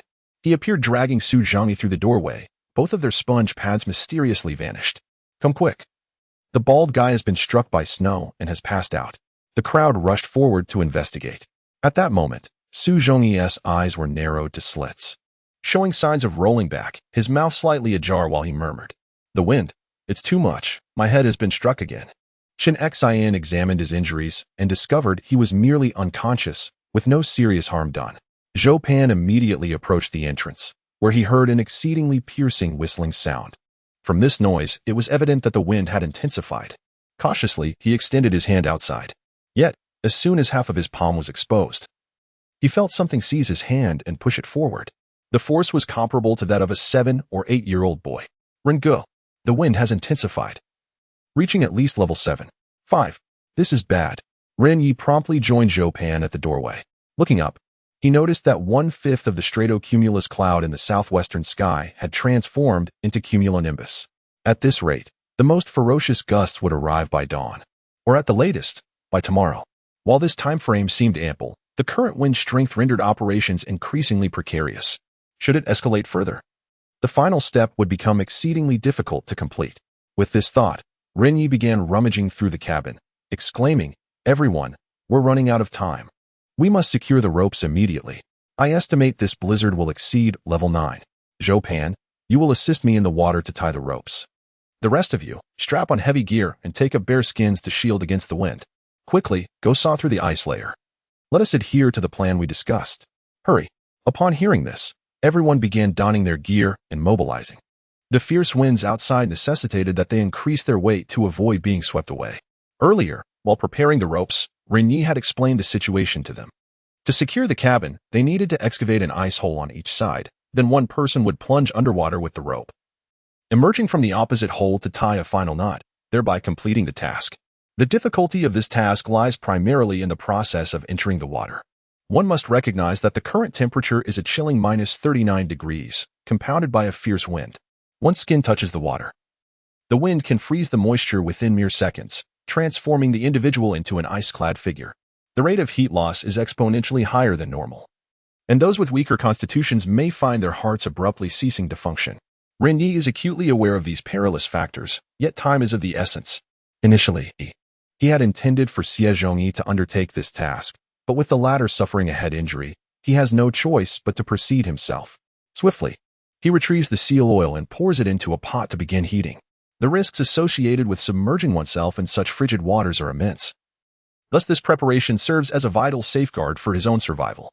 The seal oil contains a unique omega-3 fatty acid, akin to the sun's rays in the polar regions. When applied to the skin, it minimizes heat loss and prevents the intrusion of cold, functioning as a natural antifreeze. The Inuit have traditionally used this substance to combat harsh cold waves. Hong Bing and his companions work with remarkable speed, carving out 4 substantial holes in the aircraft sides within just 20 minutes. Though this is only half of the anticipated 8, the water will soon freeze, necessitating simultaneous cutting and binding. Without hesitation, Ren Ye and Pan strip off all their clothing, leaving only their undergarments and shoes. Even standing by the fire, the piercing cold relentlessly invades their bodies, leaving them shivering uncontrollably, goosebumps covering their skin. Hiss. Huh. Who? They cannot help but gasp, their teeth clattering beyond their control. Quick. Apply it. They tremble as they painstakingly spread the seal oil over every inch of their bodies. Remarkably, once they finish and warm themselves by the fire, a gentle warmth begins to circulate throughout their bodies, significantly reducing their goosebumps. Come on, hurry up. The water is about to freeze.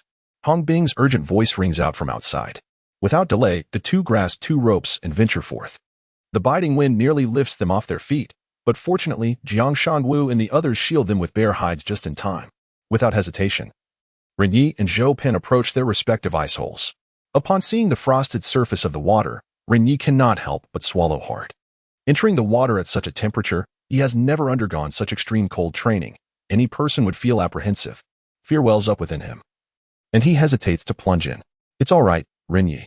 The water is warmer than the shore. The real chill comes only when you emerge, Pan reassures him, sensing his trepidation and taking the lead. Really, it's fine. Watch me, he declares before leaping into the hole, the icy water instantly enveloping him up to his neck. Yet he smiles and waves at Ren Ye, signaling that all is well. Seeing Pan's bravery, Ren Ye finds himself unable to back down, stealing his resolve. He jumps into the hole as well. To his surprise, the bone-chilling cold does not assail him. In fact, the water feels somewhat warm, akin to lukewarm water, providing a surprisingly comfortable sensation. This phenomenon arises from the fact that the temperature of the water is significantly higher than that of the air on shore. A simple principle of physics. Sensing this warmth, Ren Ye dove headfirst into another opening of the cabin, casting the rope out into the void. However, just as his upper body emerged from the aperture, a gust of frigid wind swept by, instantly penetrating his very core with its icy breath. His heart seemed to skip a beat, his mind went blank, and his limbs turned rigid. Even his expression became frozen in place. Gasping for breath, Ren Ye found himself enveloped in a shroud of frost. Fortunately, Jiang Shanwu and the others had been waiting outside the opening, and they quickly rushed to wipe away the ice shards from his body, draping a bear hide over him for warmth. Chapter 93. The onset of the blizzard. Moments later, Ren Ye gradually regained his awareness of temperature. Brother Ren, you mustn't go up there. You won't be able to endure it. Leave the nodding to them. Pan, a seasoned member of the Arctic research team, exhibited a calm demeanor, seemingly unfazed by the biting cold, a result of his rigorous cold resistance training. Heeding Pan's advice, Ren Ye plunged once more beneath the icy surface. Do not concern yourselves with me. Hurry and assist Lao Biao in cutting open the other holes. Night has fallen, and the temperature is about to plummet. Ren Ye urged his companions to aid Hong Bing while he remained vigilant, observing the shifting clouds above. As the clock neared 4 p.m., dusk began to settle in, accompanied by an intensifying wind. After half an hour of diligent effort, the ice holes were finally cut through. At the same moment, Ren Ye and Zhou Pan donned their ropes. Upon returning to the cabin, both men were left frozen, their bodies mottled with bruises, their veins nearly invisible. Yet, despite their condition, they allowed themselves only a brief respite. Once clothed and their body temperatures began to rise, they ascended to the top of the cabin to secure all the ropes with tight knots. Thus, four ropes firmly bound the cabin to the ice layer below. To prevent the cabin from being demolished by the wind, the group disassembled the sled and moved it inside. At 7 p.m., after a day of relentless activity, they finally had a moment to relax. Outside, the world was engulfed in ice and snow, fierce winds howling. Inside the cabin, however, a warm glow filled the air, rich with the aroma of cooking. The group relished their seal meat skewers, awaiting the impending blizzard. Uncertain of their survival through the catastrophe, they resolved at least to indulge before the end. Yet, as the sound of snow blocks thudding against the cabin echoed ominously, anxiety tightened within everyone's hearts. Beneath forced smiles, the skewers seemed less appetizing. Tizi, do you think we will survive this time? The usually gluttonous Xie Zhongyi set aside his skewer, a worried smile painted across his face. His inquiry silenced the others, all eyes turning to Ren Ye, clearly eager for an answer. I do not know, Ren Ye replied candidly, not wishing to elaborate further, focusing instead on his skewer. However, seeing the hopeful gazes of his companions, he could not resist pausing his chewing. Honestly, I have no experience with blizzards. You should ask someone more seasoned. As he spoke, his eyes flicked toward Zhou Pan. The group's attention shifted accordingly. Don't look at me. I have never encountered such a severe blizzard either, Zhou Pan admitted truthfully, uncertain how to reassure everyone. Do not worry, we have done all we can. The rest is up to. A sudden, violent explosion interrupted him, reminiscent of a firecracker detonating in an empty room. Startled, everyone jumped.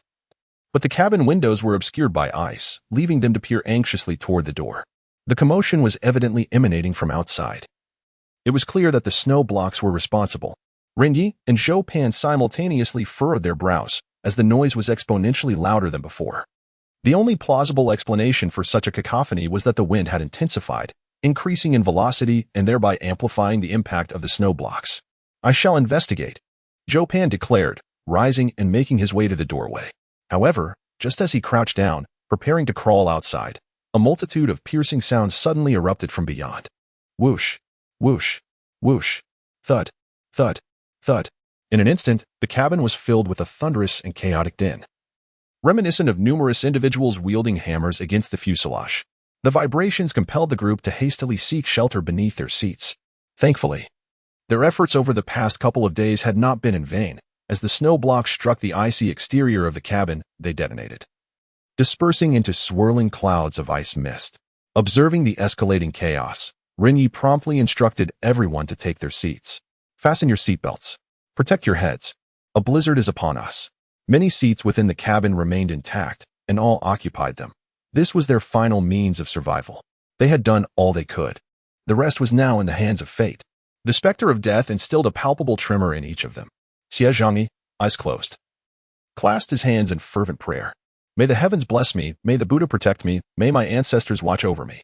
If I survive this ordeal, I shall return and offer 100 incense sticks. The offering shall be of your choosing. Please, spare my life. I am the sole heir of the Xie family, and I do not wish to perish. As he spoke, this rugged man's voice trembled with emotion, his accent wavering. His pitiful demeanor drew laughter from the nearby Hong Bing. Baldy, you're getting on my nerves, whining like a woman. Weren't you boasting about being able to single-handedly take down a polar bear? Haven't you been comforting the pretty boy? Why isn't that bravado of yours making an appearance now? Scared stiff, and you can't even express it properly. Ha ha ha. Hong Bing mockingly mimicked Xie Zhongyi's accent, momentarily distracting him from his anxious murmurs. Shiguang, shut your mouth. As if anyone doubts my Mandarin, let alone you. Do you want me to take you down, Yizi? Their banter succeeded in alleviating the oppressive atmosphere within the cabin. The others shook their heads with wry smiles. These two truly had a knack for levity. Yet, The inevitable could not be forestalled. Mere minutes later, the thudding grew increasingly frequent and louder, reverberating from all directions within the cabin. They felt as though they were trapped within a colossal bell, their heads spinning from the relentless vibrations. After a few more moments, Ren Ye and Zhou Pan sensed something amiss. Up until now, aside from the sounds of the snow block striking, no other phenomena had occurred. If a gale exceeding level 9 truly raged outside, the cabin ought not to be so tranquil. Surely, it should exhibit some signs of disturbance. Contemplating this, the two unfastened their seatbelts. Armed with a stick, Ren Ye ascended the icy wall within, cautiously extending his implement toward the exterior of the cabin. As soon as the end of the stick protruded, Ren Ye's wrist was seized by an immense force, gradually contorting under the pressure. This sensation was reminiscent of the time he was clamped by a polar bear while wielding a spear, the strength overwhelming. Gritting his teeth, he endeavored to maintain his grip on the wooden stick, yet he could only withstand for a mere 2 seconds. Crack! The extended portion of the stick shattered with a resounding snap. Losing his balance, Ren Ye tumbled down from the wall. Zhou Pan hurriedly rushed forward to assist him. "Are you all right?" Ren Ye shook his head, and his expression instantly relaxed considerably as he gestured to the flustered Xie Zhangyi and the others. "There's no need to be anxious. The storm has yet to arrive. This is merely a prelude." Chapter 94, Level 10 Gale. Xie Zhangyi was filled with a mix of joy and concern upon hearing this. "What? Such a commotion, and it's not a storm?" "No," Ren Ye replied, thoughtfully stroking the broken stick in his hand and shaking his head solemnly. "If it were truly a gale exceeding level 9, this stick would have been swept away in an instant. Human strength cannot contend with such force, so I estimate. The current wind speed is only around level 8. There is still a considerable distance to go. When will the storm arrive?" Huang Xiyu inquired. "I do not know, but it will eventually come. Everyone should not wait any longer. It's best to rest now." With that, Ren Ye gestured for everyone to settle down. For waiting endlessly was not a viable option. Yet, despite his reassurances, a sense of unease lingered among them regarding the impending storm. Coupled with the relentless thudding sounds from outside, sleep eluded them. Lying down, they struggled to find rest, finally succumbing to slumber only by dawn. At 7 a.m. However, the cacophony of cracking sounds grew increasingly pronounced from 5 kilometers southwest of the cabin. A white veil of snow rapidly advanced towards them, obscuring the sky. Upon closer inspection, the snow seemed to consist of fragments being swept up by the wind, swirling chaotically in a circular motion. This tempest resembled a colossal meat grinder, or perhaps a washing machine in the throes of agitation, as layers of snow, several centimeters thick, were torn apart and flung into the air, ultimately becoming the instruments of devastation in this storm. Whoosh! Large clumps of snow, comparable in size to a human head, were propelled through the air at speeds rivaling that of bullets. In the ensuing chaos, these clumps collided with others, shattering into a myriad of smaller ice shards, wreaking havoc on everything in their path. Within a minute, a snow block, larger than a fist, hurtled towards the cabin. Bang! The sound resonated like thunder in the still of night, echoing within the cabin. Xie Zhangyi, who had been snoring, was jolted awake, tumbling beneath his seat. Everyone, now wide awake, sat up in alarm. "It's here." Zhou Pan was the first to react, having experienced such circumstances before. "Quick, fasten your seatbelts. Keep away." Bang, bang, bang. Before he could finish, a barrage of strikes more intense than the previous night descended upon them. The entire cabin shuddered slightly, reverberating with tremendous echoes that left everyone feeling dizzy, as if their eardrums might burst. Fortunately, they had prepared in advance. Each person secured their seatbelts and gripped the armrests tightly. The gale had now reached the river's surface, its brutal force uprooting everything in its path, causing the small fish beneath the ice to stir restlessly, darting about. At this moment, the sound of the wind transformed from a faint shrill to a thunderous roar akin to helicopter blades, as if nature were flaunting its monumental power. The snow surrounding them had been swept away by the wind, leaving roughly 70% of it airborne, while the ropes securing the cabin suddenly tightened, causing the entire compartment to sway left and right, despite not being directly exposed to the external gusts. Ren Ye was acutely aware that this cabin weighed at least 10 tons. To induce such movement in an object of this magnitude, the wind speed must surely exceed a force of 10.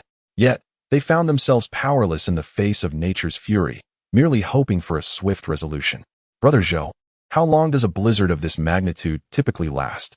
Zhou Pan shook his head solemnly. "I cannot say. I have never encountered winds of such intensity. Nor can I ascertain the extent of their reach. It's difficult to determine. And what is the strongest wind you have experienced?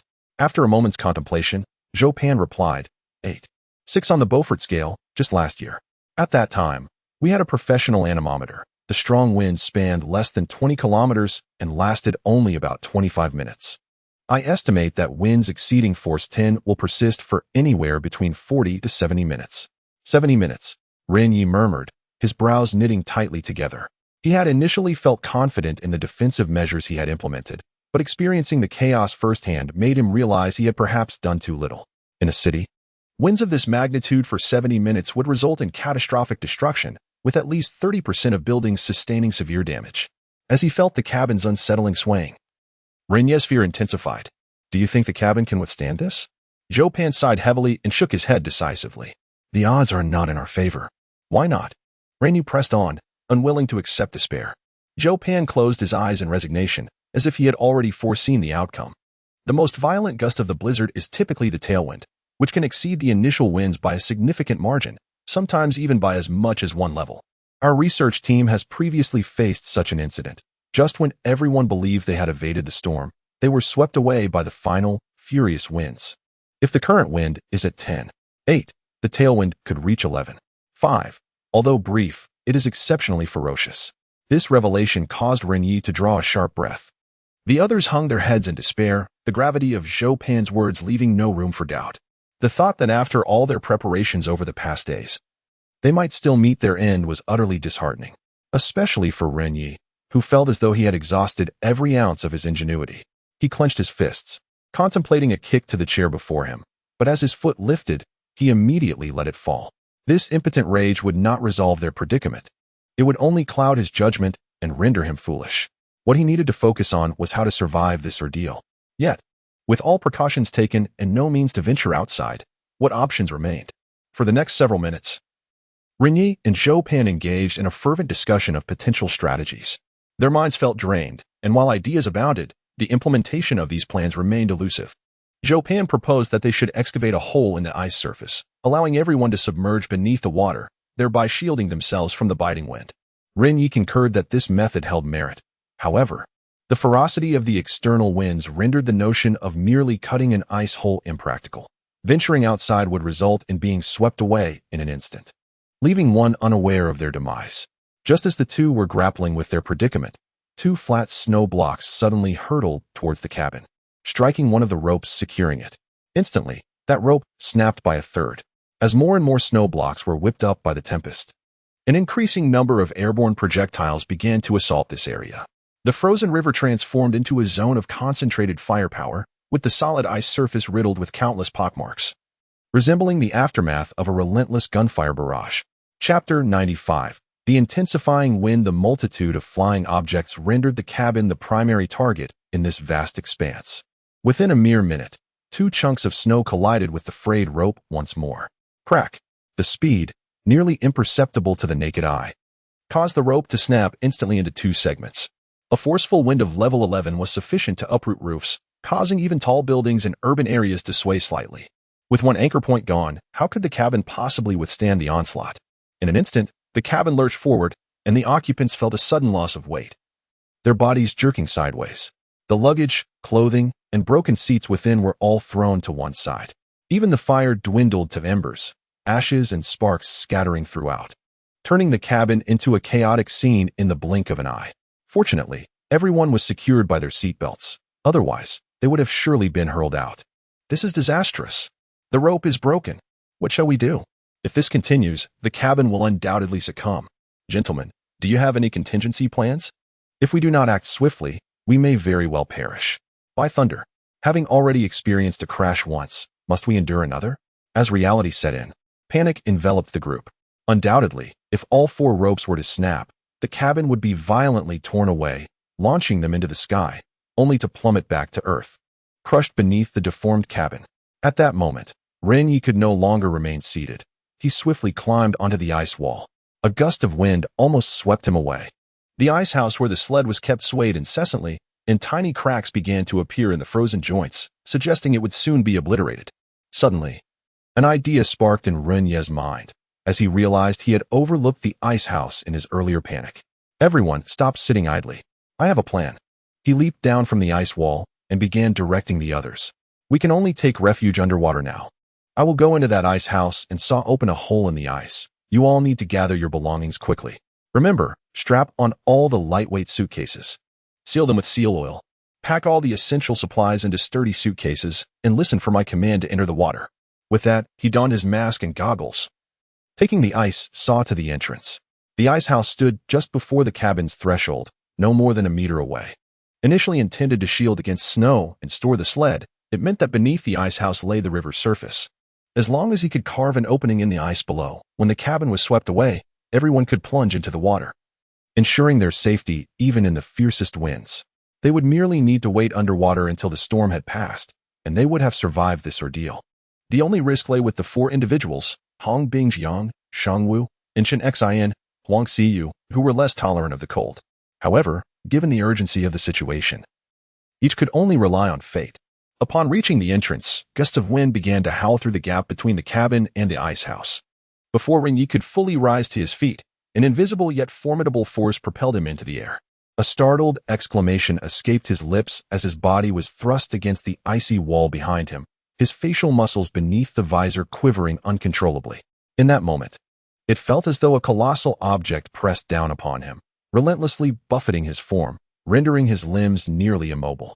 It is worth noting that this was merely the wind surging from the central region, significantly less forceful than that outside. Only after a few seconds did the wind direction shift slightly, granting Ren Ye his reprieve.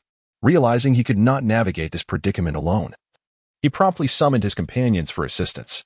Under his direction, everyone selected the sturdiest logs from the pile of firewood, stacking them horizontally in the gap between the cabin and the ice house to mitigate the fierce winds, thereby alleviating some of their constraints. Once this task was completed, Ren Ye hurried inside the ice house to operate the ice saw. However, as he began to cut through the icy layer, a thunderous crash resounded. A fist-sized hole was smashed into one corner of the ice house's roof, and the ice block began to bob up and down like a beckoning cat. The distinct sound of cracking echoed ominously, with fissures gradually spreading nearby. Panic surged within Ren Ye. If the roof were to be torn away, he would be swept out into the storm. Faced with 2 choices, either retreat to the cabin or urgently call his companions to take to the water, he hesitated for a moment before noticing a crack forming on the second rope tethering the cabin. 1/3 of the rope had already frayed, the nylon strands inside frozen and swaying perilously in the wind and snow. After enduring the relentless assault of snow blocks for an extended period, it was likely to snap entirely at any moment, causing the cabin to shift again. The current wind force had surpassed Ren Ye's expectations. It was evident that remaining in the cabin was no longer safe. He made a swift decision, shedding his clothes while shouting to the cabin, "Get out. The wind is too strong. The cabin won't hold for long." Moments after his warning, Zhou Pan and others appeared at the doorway, burdened with various sizes of luggage. "Ren, are you really not taking your toolbox? What will we do afterwards?" Zhou Pan inquired, a hint of reluctance evident in his voice. Their survival thus far had relied heavily on those tools. Without them, even if they weathered this storm, what would become of them in the future? However, Ren Ye had already contemplated these concerns. It was not that he wished to abandon the tools. Rather, the toolbox was simply too heavy. If they were to take it and seek refuge underwater, the one carrying it would inevitably sink. It's all right. The cabin is large.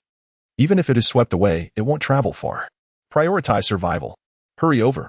Upon hearing this, the group hastened to the ice house. Just as the last of them, Jiang Shangwu, stepped through the door, the second rope securing the cabin snapped. As Ren Ye had anticipated, with no tethering, the front half of the cabin began to sway violently, scraping against the icy surface. Meanwhile, the damaged ice brick above the ice house suddenly vanished, leaving a gaping hole in the roof through which the chilling wind rushed in. "Quick! Strip off your clothes and apply the seal oil. Pack your garments into the box." The incessant thuds of snow blocks striking the ice house left everyone in a state of frantic disarray. At that moment, it felt as though death itself were knocking at their door. As the cracks in the roof spread ever more swiftly, the group was left clad only in their undergarments. At this point, they paid no heed to uniformity, hurriedly pouring seal oil over themselves. Chapter 96. Underwater Evasion. Suddenly, a corner of the roof was torn away with a loud crack, and a fierce gust of wind rushed into the room, scattering the few individuals huddled together. Fortunately, they had managed to stow their clothing in boxes. Otherwise, their garments would have been swept away. "Quick, into the water." After uttering those words, Ren Ye took a deep breath and dove into the depths, with the others promptly following suit. Surprisingly, the water was much warmer than the shore, having previously experienced immersion. Both Ren Ye and Chopin found it merely refreshing, their bodies exhibiting no discomfort. Xie Zhangyi, a native of Dongbei, accustomed to winter swimming, showed no signs of distress either. However, the others were not as fortunate. Jiang Shanwu, having just recovered from a severe illness, shivered uncontrollably from the cold. Huang Xiyu thrashed her arms and legs incessantly, seemingly attempting to regain some warmth. The most unfortunate were Hong Bing and Chen Xian, a brother and sister duo known for their aversion to cold. As soon as they hit the water, they became as stiff as a board, their eyes wide with shock. Had they not applied seal oil, they likely would have succumbed to the cold right then and there. Their condition indicated a sudden constriction of blood vessels in the head, triggering the body's stress response. Simply put, they were stunned by the cold, their minds temporarily incapacitated. This was a perilous symptom, as it could lead to sudden death if not addressed promptly. Seeing this, Ren Ye and Chopin rushed forward to embrace them, vigorously patting and pressing their chests in an effort to revive them. Upon extending his hand, Ren Ye was taken aback by the softness he encountered. He realized that at this moment, Chen Xian was clad only in a black lace bra. Strangely enough, despite her peculiar accent, her figure was indeed remarkable. With a bust that appeared to start at a C cup, Ren Ye found himself momentarily entranced. What puzzled him further was the sight of goosebumps covering Chen Xian's chest. Goodness, how cold must she be? This was the first time Ren Ye had witnessed someone so affected by the chill, prompting him to quicken his efforts. After several urgent pats and presses, Chen Xian finally shivered and regained her senses. Hong Bing soon followed suit, pointing at his mouth and then at the icy surface. Though unable to speak, his intention was clear. He wished to surface for air. Having descended too hastily, he had inhaled little oxygen. Ren Ye gestured to him, demonstrating the proper technique for surfacing. In simpler terms, he instructed him to pucker his lips face upward, exposing only a small portion of his face to avoid the biting cold and fierce wind. Once they had replenished their air supply, the group remained submerged, puffing their cheeks as they awaited further developments. During a storm, various undercurrents would manifest beneath the surface. Fortunately, Ren Ye had anticipated this, prompting him to equip everyone with lightweight, empty boxes. They merely needed to grip the ice layer with 3 fingers, allowing the buoyancy of the boxes to keep them aligned with the floating ice, preventing them from being swept away or sinking. Occasionally, they would stir the surface to prevent the water from refreezing, for being trapped beneath the ice would spell doom. After a couple of minutes submerged in the icy depths, the roof of the ice hut above was suddenly torn asunder. The wind's ferocity was such that the ice bricks seemed to vanish into thin air, whisked away to the heavens in the blink of an eye. Soon after, the entire structure was obliterated, leaving not even a shard of ice behind, as if it had never existed at all. Moments later, Chen Xian suddenly grasped Ren Ye's hand, fervently pointing towards the ice surface. Her body trembled incessantly, her expression one of distress and agony, clearly conveying her desperation. Yet, Ren Ye firmly held her back. Venturing out now would not only risk their ability to withstand the tempest, but could also mean instant frostbite from the sudden drop in temperature. If they could barely endure underwater, the surface would be unbearable. Ren Ye, having experienced such perils before, understood the gravity of the situation. However, he found himself unable to voice his thoughts, merely shaking his head in refusal. At that moment, Chopin patted his shoulder and gestured behind him. Turning to look, Ren Ye noticed the immense shadow of the cabin projected underwater beginning to sway violently. It was evident that another rope had snapped. The wind's intensity seemed to have reached a terrifying 11.5, yet they managed to evade the worst. Suddenly, as he found solace in that thought, the shadow's oscillation intensified, reminiscent of a car's windshield wipers, producing a grating sound against the ice surface, an auditory assault that rivaled the howling wind, both jarring and unsettling. After 2 or 3 minutes of this torment, the last remaining rope suddenly gave way, and the entire cabin, along with a small section of floating ice beneath, vanished in an instant. Though it did not soar into the sky, it rolled violently across the ice. At that moment, the cacophony of crashing and metal clattering drowned out everything else. The submerged group felt a faint tremor ripple through the water. While Ren Ye and Chopin maintained their composure, the others stared wide-eyed in disbelief. Initially, when Ren Ye had decided to plunge into the icy waters, they had hesitated, deeming him overly cautious. With such a heavy cabin and an array of defensive measures, the notion of being swept away seemed implausible. Now, they bore witness to nature's true might, an undeniable force that humanity could never hope to conquer. in stark contrast to the astonishment of his companions. Ren Ye wore a grave expression. At this juncture, as long as the wind did not intensify further, he believed they were in relatively little danger. However, their toolbox and provisions remained inside the aircraft, and he was uncertain if the others had secured them properly. Should they be whisked away, their fate would inevitably be sealed. After lingering underwater for another 10 minutes, Zhou Pan, who had been meticulously keeping track of time, finally nodded. Approximately 50 minutes had elapsed since the onset of the storm. Arctic blizzards seldom linger in one locale for long. It was time for them to depart.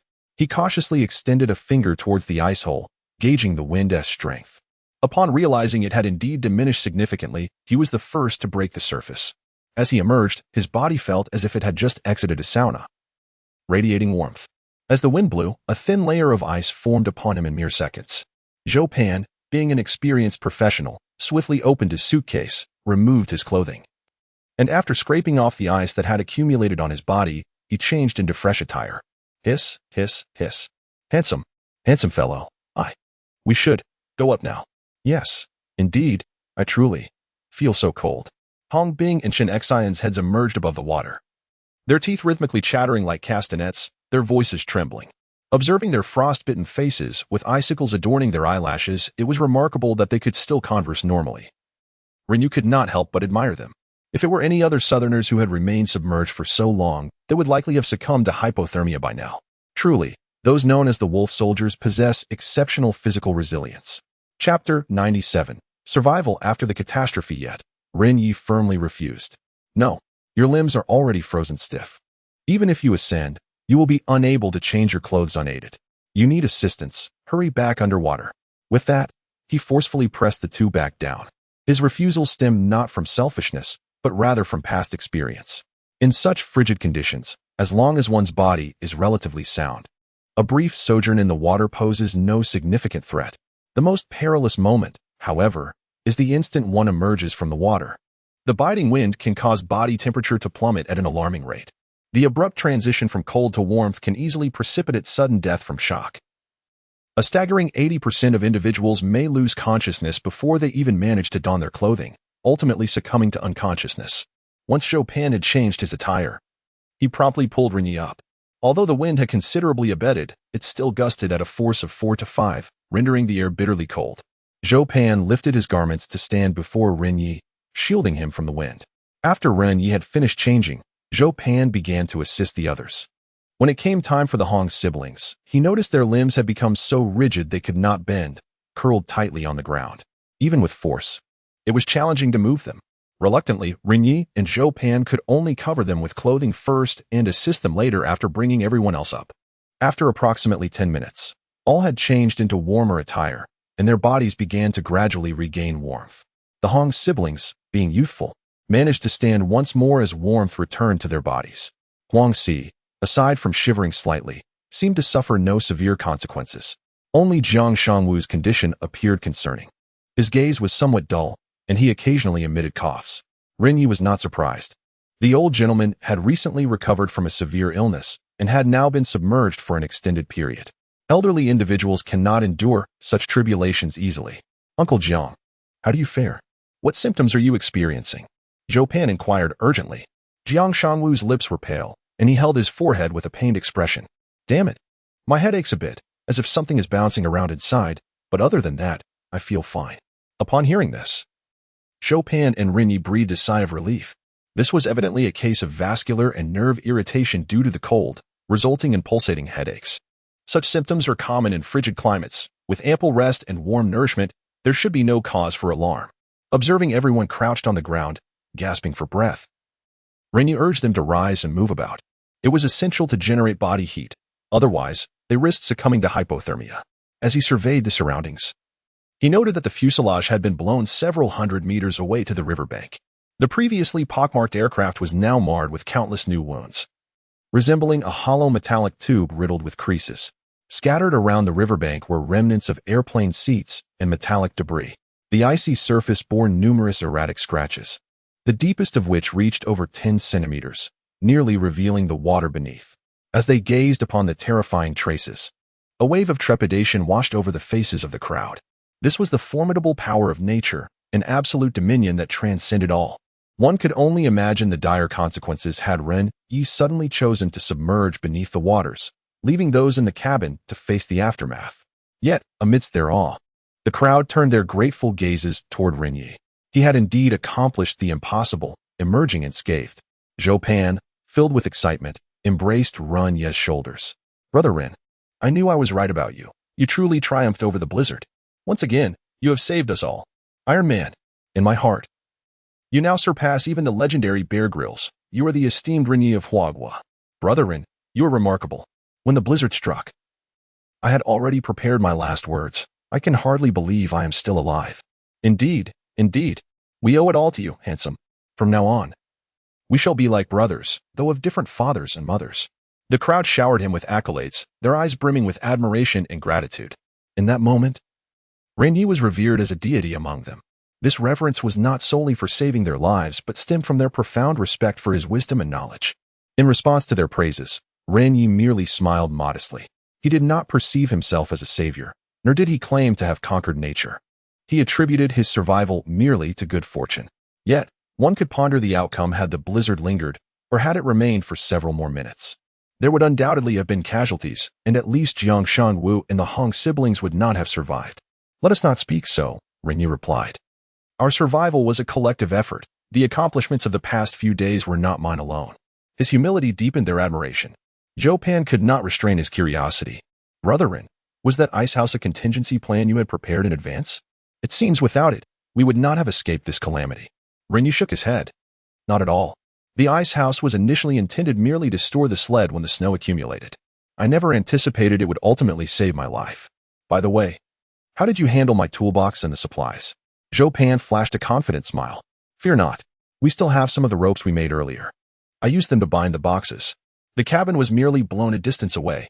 Even if the boxes are damaged, the tools, food, and clothing should still be intact."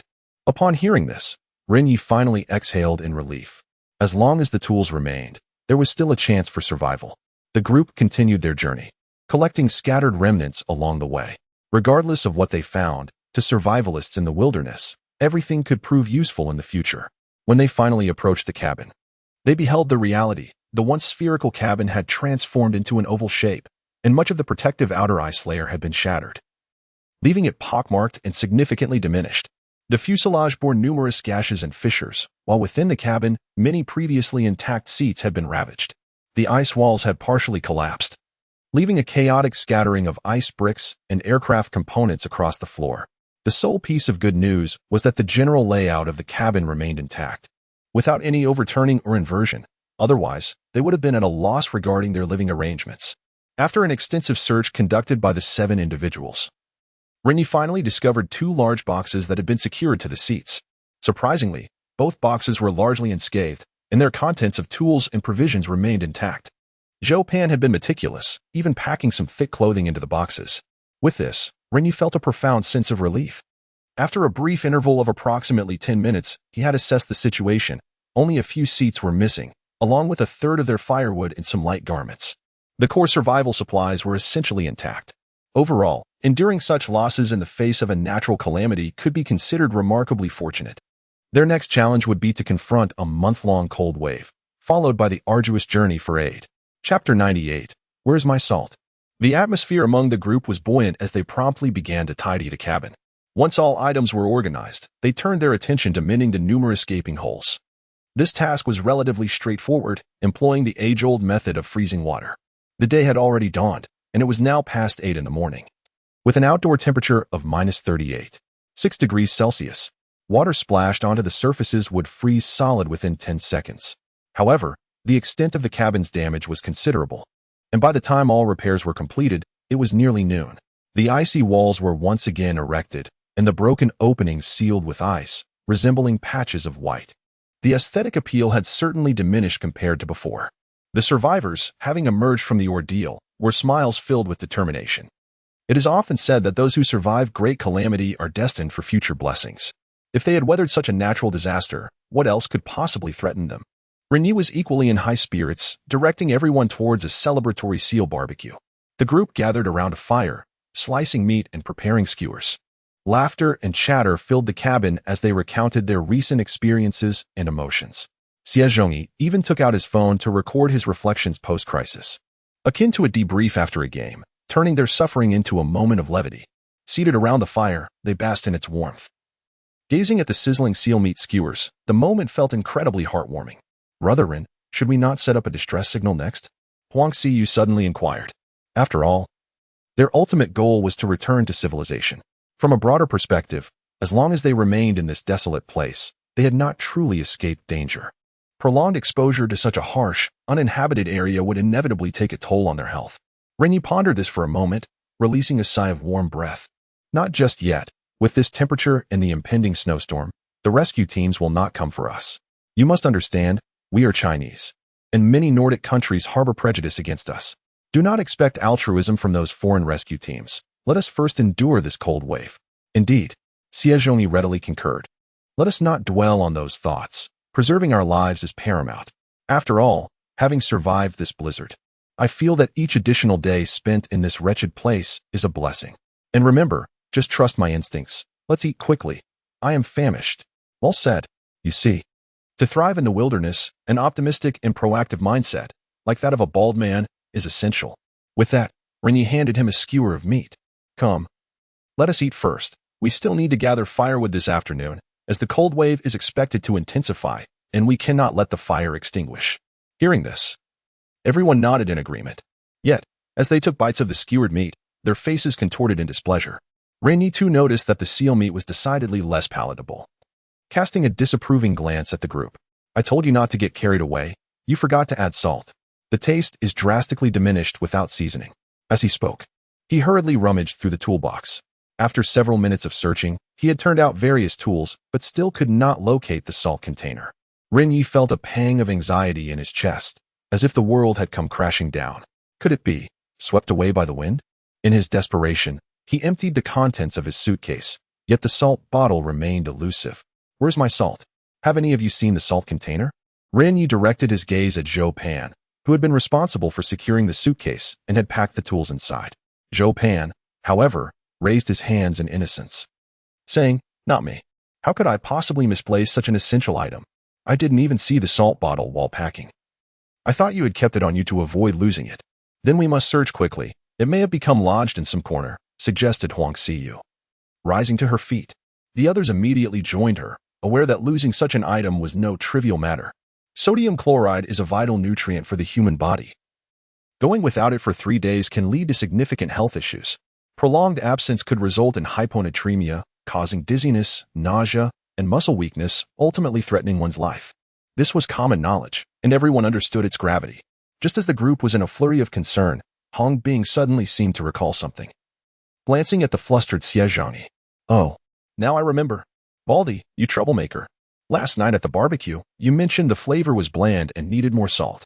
You were the last one with the container." Upon this revelation, all eyes turned sharply to Xie. My apologies, everyone," Xie said, his face a mask of regret as he looked at Ren Ye. His expression indicated that the salt bottle was likely lost for good. He pointed to a nearby chair and explained, "After adding the salt last night, I placed the container under the chair. Then, a sudden gust of wind blew. And in the chaos, I completely forgot about it when you urged us to sit down quickly. Had you not mentioned it just now, I might have never remembered. How could you be so careless?"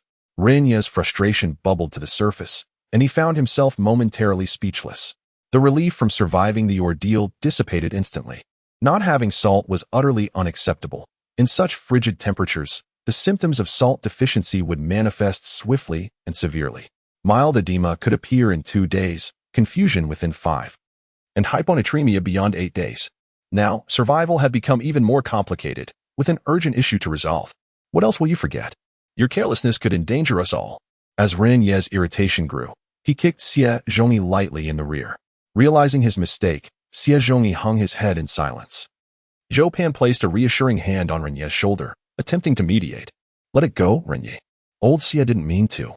It's just salt. There's seawater in the river. Leave it to me." "Not as simple as you think," Ren Ye retorted. Ren Ye shook his head, fully aware that Zhou Pan intended to utilize the method of extracting salt from seawater, as he himself had just contemplated. The process of obtaining salt from seawater is exceedingly intricate, yielding a mere fraction of usable salt. Under optimal conditions, It requires 10 pounds of seawater to produce less than 40 grams of salt, barely enough for 2 barbecues. Furthermore, should any step in the process be inadequately executed, the resultant sea salt may be tainted with lead and mercury, posing a risk of heavy metal poisoning. Zhou Pan nodded in realization, recalling that such warnings indeed exist. Perhaps we could consider the method of deriving salt from wood ashes, he suggested. As I recall, Elder Da had once. Chapter 99. Salt Production Useless. Ren Ye interrupted him without a moment's hesitation. Plant ash yields potassium salt, not sodium chloride. It still contains heavy metals, and its concentration is no less than that of sea salt. Short-term consumption may pose no immediate issues, but how long do we anticipate staying here? What if rescue does not arrive in time? Do you wish to jeopardize your kidneys with prolonged consumption? Will you forego marriage in the future?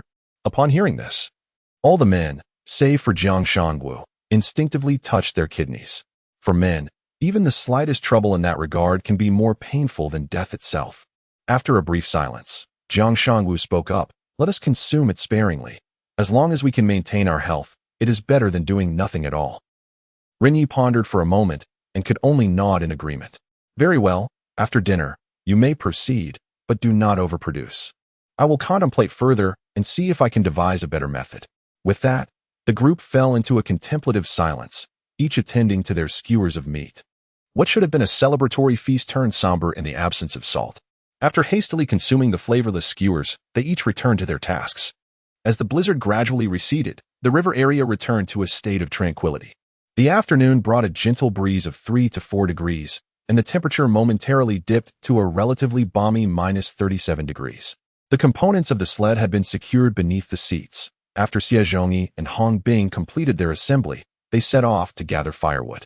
Zhou Pan began sifting through the plant ash in preparation for salt production. Chun Xian proactively ventured outside to collect broken ropes and scattered supplies. Huang Xiyu continued to tinker with the bearskin, while Jiang Shangwu took the opportunity to fish. Only Ren Ye remained seated, contemplating methods for salt production. However, the current conditions were exceedingly limited, and the techniques available were few, leaving him quite perplexed. After an indeterminate time, he observed Zhou Pan had commenced boiling the plant ash water. The method of salt production from plant ash was not unfamiliar, even to those lacking professional expertise. In simple terms, it involved mixing plant ash with water, then filtering the resulting liquid and boiling it in a pot. The plant ash water predominantly contained potassium carbonate, or potassium salt, which could be extracted through dissolution in water and subsequent evaporation to crystallize. Once the water evaporated, a small quantity of earthy yellow potassium salt grains would remain. Regrettably, this salt was laden with impurities and heavy metals, bearing a bitter taste, thus rendering it suitable only for emergency use. It was a far cry from genuine table salt, sodium chloride, and certainly not healthy. Potassium carbonate, calcium oxide, magnesium oxide, sodium magnesium silicate. Ren Ye squinted, repeatedly musing over the chemical components present in plant ash water and seawater. His mind raced with chemical formulas, striving to uncover a method for producing table salt. Indeed, the adage that mastering mathematics and natural sciences equips one to navigate the world is far from baseless. Then, mere seconds later, Ren Ye's lips curved into a smile. Eureka! The sudden exclamation reverberated throughout the cabin, causing both Zhou Pan and Huang Xiyu to tremble in fright. However, Zhou Pan quickly regained his composure and excitedly approached with a pot, asking, "You figured out how to make salt, haven't you?" "Indeed," Ren Ye nodded, taking the pot from Zhou Pan's hands and shaking the lye water within. "You see, the primary component of the lye is potassium carbonate, which is highly alkaline, meaning the salt produced would be harmful potassium salts, not the edible sodium chloride. Meanwhile, seawater contains sodium chloride but also harbors detrimental substances such as mercury, lead, and zinc. But what if we were to combine the two and filter repeatedly?" At this point, Zhou Pan, a top student, immediately grasped the concept.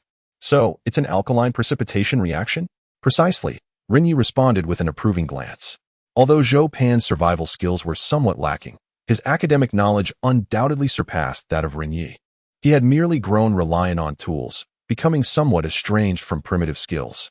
As long as we filter multiple times and meticulously evaporate and purify, the alkaline substances will neutralize most of the harmful elements in the seawater.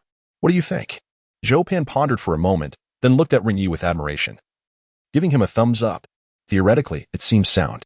Haha. I've learned another trick, Brother Ren. At that moment, Huang Siyu, who was sewing nearby, teased, Brother Zhou. You've learned so many tricks already. When will you pay tuition to Brother Ren? Haha, Brother Ren doesn't lack money. He is quite the internet celebrity and a wealthy man. Zhou Pan joked in return. Ren Ye, however, disregarded their banter and urged, let's hurry. Practice is the true test of theory, and this procedure is quite complex. In truth, this method was not a novel invention of Ren Ye's. It had been devised during the Song dynasty. Although the ancient people of that time lacked an understanding of chemical formulas and developed it through generations of experimentation, Ren Ye was responsible for retrieving water while Zhou Pan gathered the lye. Both materials were readily available, and they completed the preparations in no time. After reflecting on the steps, Ren Ye finally began to take action. The key points of this experimental method were twofold.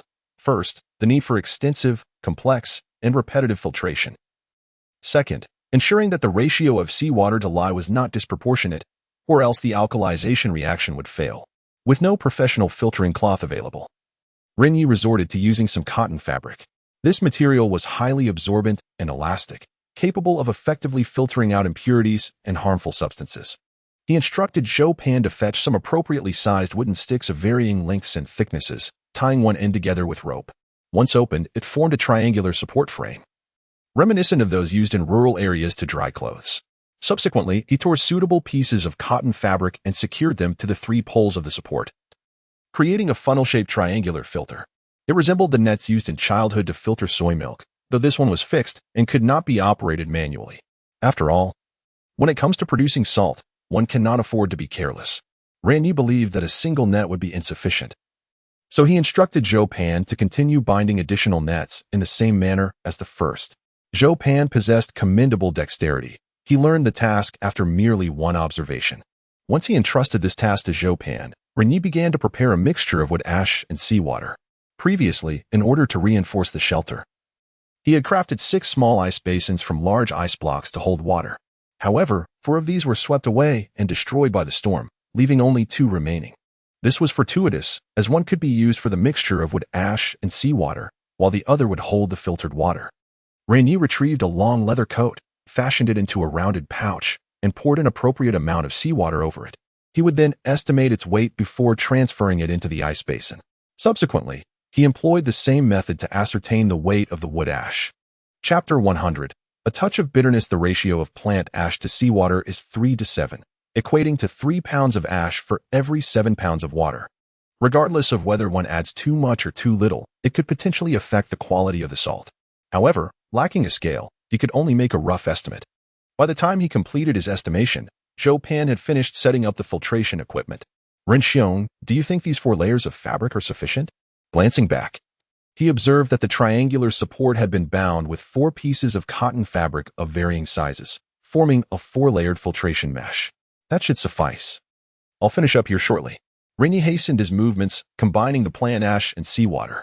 After stirring for over a minute, the 2 substances thoroughly merged into a vat of blackish-gray liquid. At this point, the preparations for salt production were fundamentally complete. What remained was the tedious process of filtration, sedimentation, and boiling. He and Zhou Pan elevated the vat, slowly pouring the liquid into the topmost layer of the triangular support. The cotton fabric possessed numerous tiny breathable pores, allowing the ash water to swiftly drip from the first layer of the filter to the second, then the third, and finally the fourth. As it gradually permeated, many black impurities accumulated on the filter, while the blackish-gray liquid slowly changed color, ultimately transforming into a pale yellow as it dripped into the ice vat below. Once the vat had been fully filtered, Ren Ye cleared the impurities from the filter and replicated the operation. After filtering 3 times, the ash-seawater mixture was deemed thoroughly processed. He promptly ladled a portion into a pot and set it over the fire to boil. As the water gradually evaporated, the salt within would crystallize. Thus, Ren Ye and Zhou Pan tended to the fire for about an hour until the water finally ran dry. Meanwhile, the inner walls of the pot were coated with a substance resembling white powder, akin to wall plaster. This was true sodium chloride salt. It's done. It's done. Zhou Pan exclaimed excitedly, patting Ren Ye's arm. Ren Xiong, the salt produced from the plant ash water is pale yellow, while the salt is white. It must be table salt. Upon hearing this, Huan Siyu and Chen Xin approached with curiosity. Yet, Ren Ye's expression remained serious as he waved his hand, saying, let's not celebrate prematurely. It may look promising, but we need to taste it to ascertain whether it is indeed salt. With that, Ren Ye scraped a small amount from the pot with his fingernail and placed it in his mouth. In the next moment, a familiar salty flavor enveloped his palate. The saltiness was noticeably inferior to the table salt he had brought, accompanied by a faint bitter taste. Ugh! He spat it out, shaking his head in disappointment. No. Real table salt should not have a bitter flavor. This must mean the filtration was insufficient, and the proportions need adjustment. Hearing this, the three of them sampled it as well. Ugh! It does seem a bit bitter, and slightly astringent. The two girls' impressions mirrored Ren Ye's. However, Zhou Pin found it somewhat acceptable. The taste is a little inferior to table salt, but it's better than potassium salt. So it's quite commendable, Ren Xiong. Ren Ye shook his head in dissatisfaction. He was not a perfectionist. However, long-term wilderness survival experience has taught him that disease enters through the mouth. He remains particularly cautious about anything that crosses his lips, believing that if a task can be executed well, it must be done impeccably. We need salt every day. Such a quality is unacceptable. It is best to strive for perfection. With that, he prepared to adjust the proportions once more. Just then, the sound of Hong Bing's voice echoed from outside the cabin. Hey, handsome, we're back. At that moment, Hong Bing and Xie Zhangyi were hastily approaching the cabin. Pushing a sled, the two were panting heavily, with bits of grass and leaves clinging to them, resembling individuals who had narrowly escaped a pursuit. Yet their faces were alight with excitement. Upon entering the cabin, Hong Bing eagerly grasped Ren Ye's hand and breathlessly exclaimed, Handsome, we just spotted some foxes while gathering firewood, right in that forest. There are several. How about it? Can we catch them? Xie Zhangyi immediately added. There are 5 foxes in total, all pure white, and one of them has a head almost as large as a wolf's. We originally intended to catch them, but we lacked the necessary tools, so we hurried back to inform you. Ren Ye and Zhou Pan were momentarily stunned. The characteristics they described unmistakably indicated Arctic foxes. These creatures are solitary animals, only cooperating in hunts during winter, with a particular fondness for Arctic hares. Thus, their presence in the forest was not surprising. Although they are carnivorous, their meat is far more delectable than that of wolves or polar bears. Traditional Chinese medicine texts have noted that fox meat is sweet and warming, beneficial for replenishing vitality, treating forgetfulness and anxiety, alleviating sores, and addressing chronic bronchitis and emphysema. From both a flavor and therapeutic perspective, this meat is indeed a rare treasure in the Arctic Circle. Ren, what do you think? I have tasted Arctic fox meat before. It rivals seal meat in flavor and is delicious even when roasted. Shall we go for it? Even Zhou Pan, who typically does not indulge in culinary delights, found himself licking his lips, intrigued by the notion. However, after a moment's contemplation, Ren Ye shook his head in refusal. Never mind. Arctic foxes are exceptionally cunning and swift, even faster than hares. Without any long-range weapons, what can we hope to catch? Moreover, we already have ample meat. We can weather the cold wave without issue, and there is no need to complicate matters further. With just over an hour until nightfall, the risk of frostbite increases. We must prioritize salt production and ensure we acquire salt today. Upon hearing this, everyone felt a twinge of regret but concurred with Ren Ye's reasoning. Having narrowly escaped the storm, they were still shaken. Since survival was assured, there was indeed no need to take further risks. Ren Ye resumed his focused efforts on salt production, while the others assisted him. After several attempts, by 9 in the evening, they finally succeeded in creating palatable salt.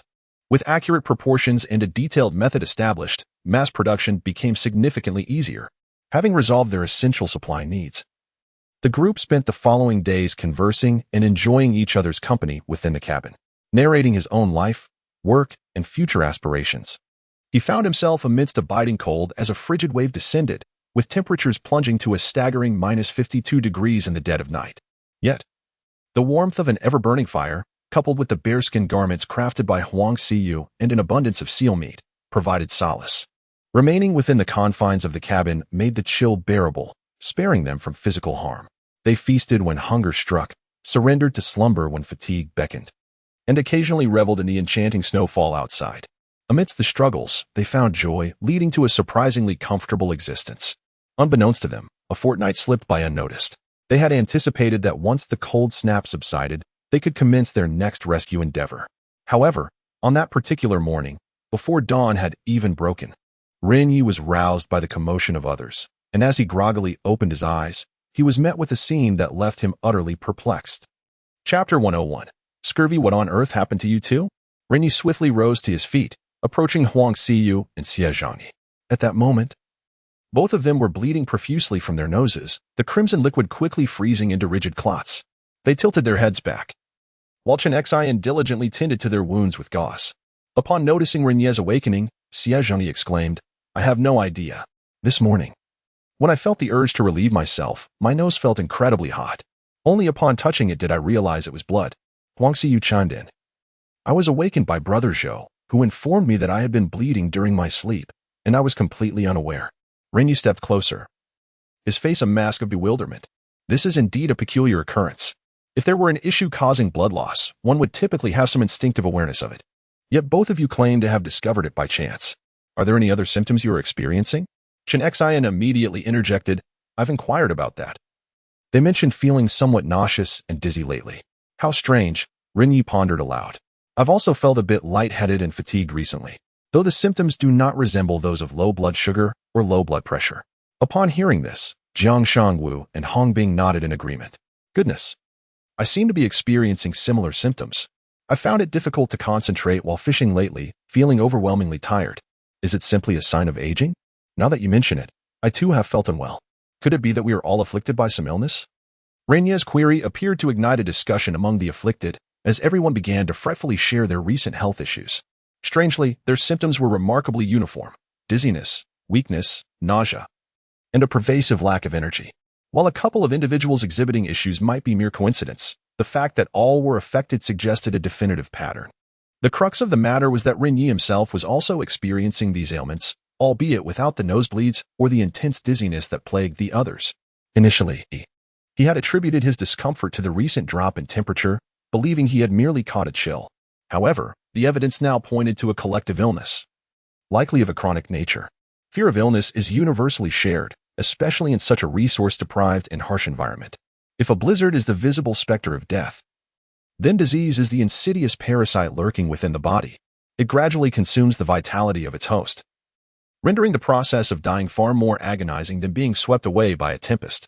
At this moment, Ren Ye was genuinely alarmed, for the myriad of potential ailments causing these symptoms left him in a state of uncertainty regarding their origin.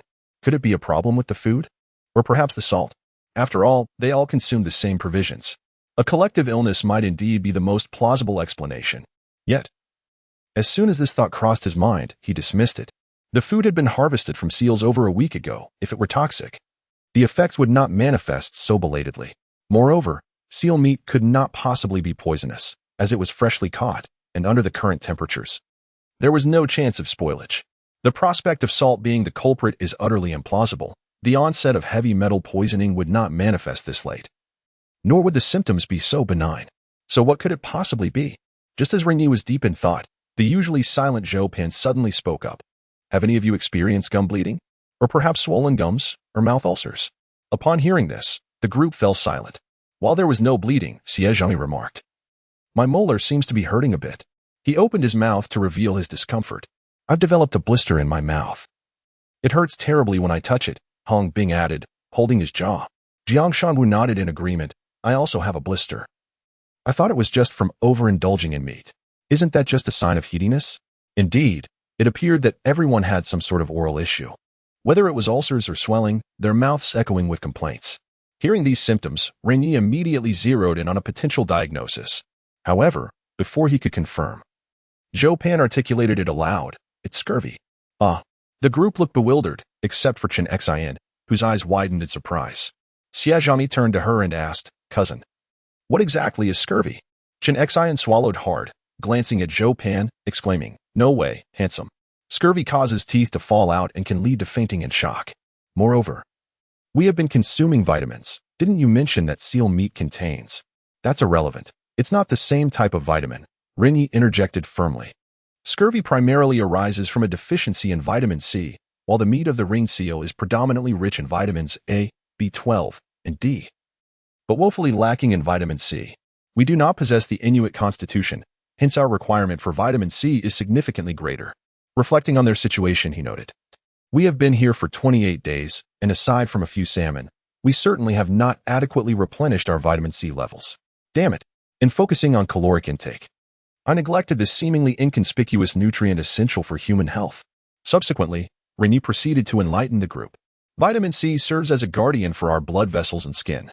Prolonged deficiency leads to diminished skin elasticity, subcutaneous bleeding, and brittle hair prone to breakage.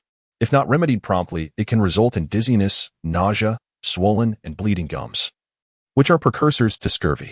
By the time one truly develops scurvy, it is already too late. Teeth and hair gradually fall out, immunity plummets, and one becomes susceptible to various inflammatory complications.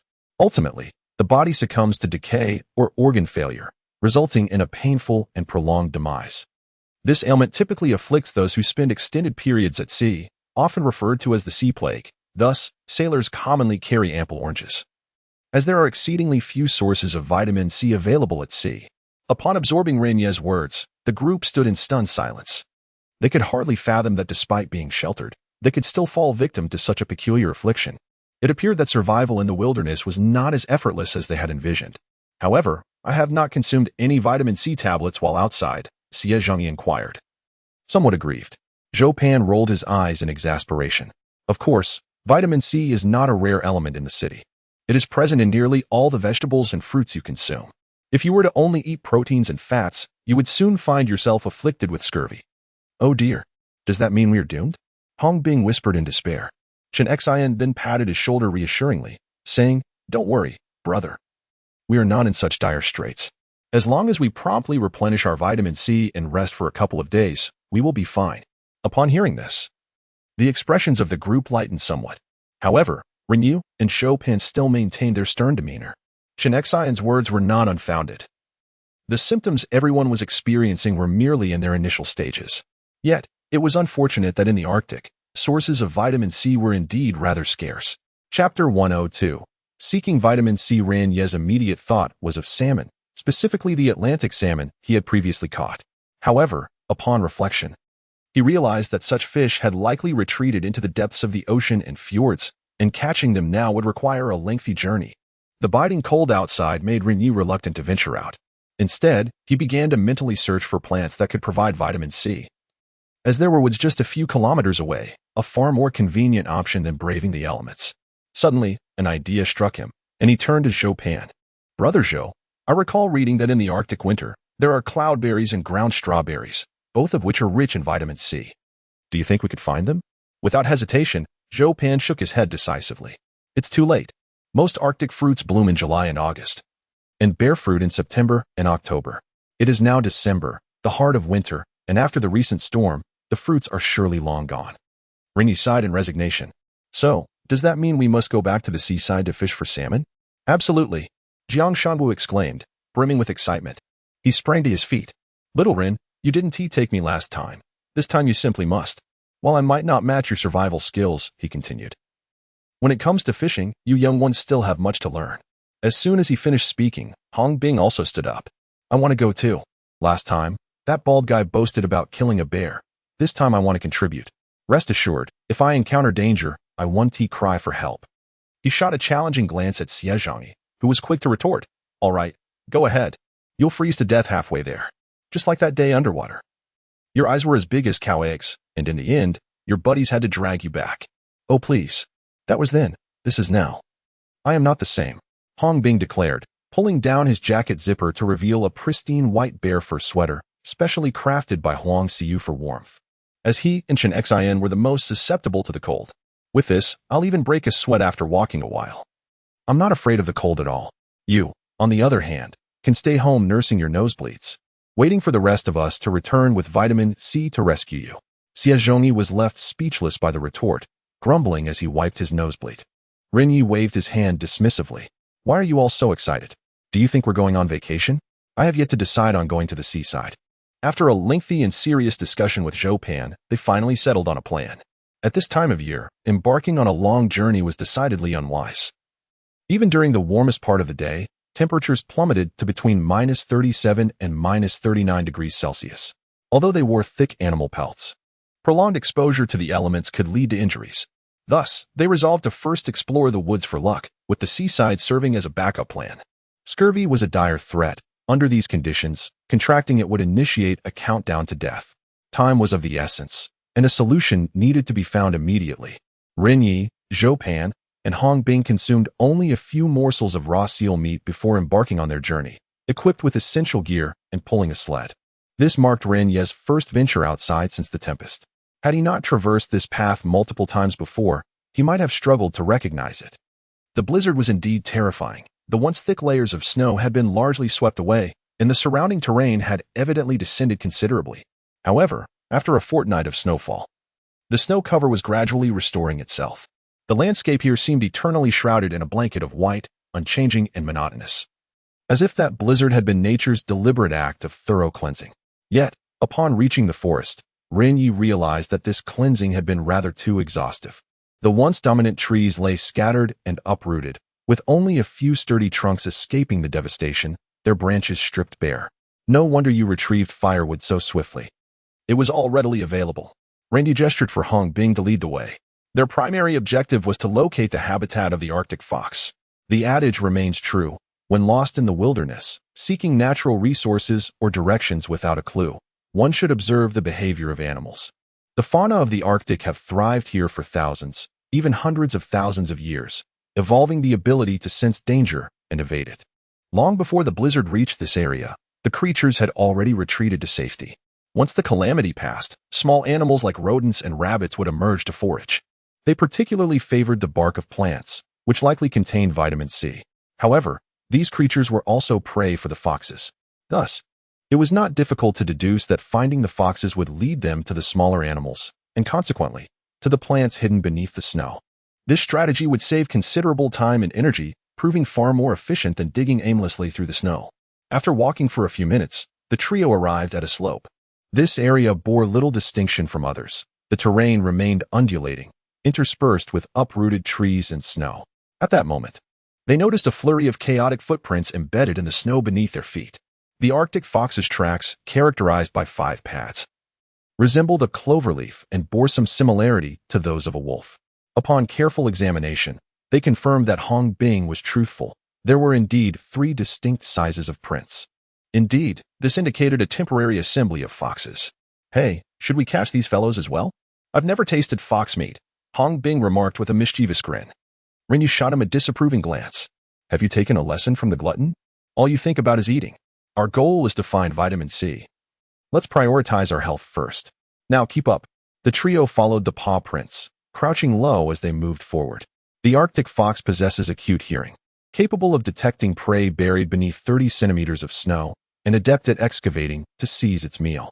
The sense of smell is quite remarkable, capable of detecting the scent of seals in the urine of other animals from as far as 800 meters away. This ability proves invaluable for evading predators and hunting for food. Consequently, whenever people mention foxes, a singular word invariably springs to mind: cunning. However, Ren Ye has no intention of targeting them for now. He merely regards them as his guides. Throughout his journey, he diligently holds a pair of binoculars, constantly observing his surroundings. After approximately another half-hour of travel, a call finally emanates from the desolate grove ahead. This sound is sharp and prolonged, distinctly different from the howl of a wolf. Chapter 103. A duel approached. Ren Ye and his companions swiftly crouched down, fearful of startling the foxes. Adjusting the binoculars, they discerned 5 foxes a kilometer away. They were gathered at the base of a modest slope, their paws incessantly digging through the snow. This unusual behavior startled Ren Ye, prompting him to enhance the focus. Upon closer inspection, he noticed a hole, roughly the size of a bowl, at the base of the slope. Drawing from his experience in capturing rabbits, he instantly recognized it as a burrow of the Arctic hare. "Oh no, this spells trouble," he muttered. "What's wrong?" Zhou Pan inquired urgently. Ren Ye handed the binoculars to him, pointing ahead with a grave expression. "Look, these foxes intend to dig into the rabbit's burrow. They must have failed in their ambush, and upon being spotted by the hare, it retreated into its den. If they manage to excavate the burrow and consume all the rabbits, how will we procure our vitamins?" The trio took turns observing, noting that the rabbit hole was indeed expanding. The Arctic foxes possessed remarkably hard and sharp claws, making it relatively easy for them to break through the frozen earth. In such a dire situation, the hare could only remain hidden within its burrow. Even if it attempted to flee, it would stand no chance against 5 determined foxes. "Perhaps we should approach and drive the foxes away, or even eliminate them," Hong Bing suggested quietly. However, Zhou Pan promptly dismissed this notion. It's futile. Even if we were to eradicate them, the rabbits would still not emerge. To animals, size reigns supreme. They perceive humans much like we view polar bears. Given the timid nature of the hare, the mere sight of such large creatures would frighten it into hiding for days. We can't possibly remain here on guard indefinitely. Can we? Zhou Pan continued. Oh, so they've become skittish, have they? Does that mean we'll have to painstakingly sift through the snow? Hong Bing's comment prompted Ren Ye to shake his head in dismay. What an absurd notion! With such a vast forest and an abundance of snow. If we were to search in such a laborious manner, we'd succumb to exhaustion or frostbite before even encountering scurvy. I certainly won't entertain such a wasteful approach. As he pondered, memories of a documentary flickered in Ren Ye's mind, particularly one about Africans seeking water sources in regions plagued by drought.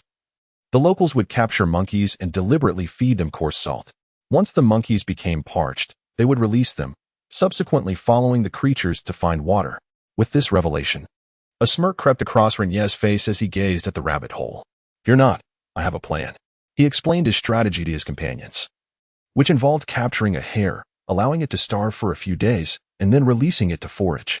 By following the hare, they could potentially discover plants rich in vitamin C. Now that's an excellent idea. Theoretically, it's quite feasible, Hong Bing remarked. I'll go and scare off those foxes, he declared, preparing to rise with his long gun. Yet, Ren Ye promptly restrained him. Hold on. Aren't you eager for some fox meat? Why not adopt a dual approach and capture them all? The two individuals instantly felt invigorated. However, their curiosity was piqued. How does one capture such a cunning creature? Do tell, my friend, is it by setting a trap? Ren Ye nodded in agreement, hastily producing a piece of seal meat from his belongings. He always preferred to carry extra provisions, for in such weather, maintaining body temperature necessitates a caloric intake. You should bring out your meat as well, just like when we caught the wolf last time. Bait is essential. Upon hearing this, Zhou Pan and Hong Bing understood immediately. One of the Arctic fox's favorite foods is indeed seal meat. Their reputation for cunning and intelligence is well-deserved, often tracking polar bears by scent.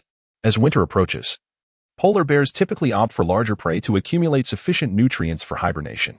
A standard seal weighs at least 150 to 160 pounds, with larger specimens reaching several hundred. It is unlikely that a polar bear could finish such a meal. Thus, the remnants are naturally left for the foxes to scavenge.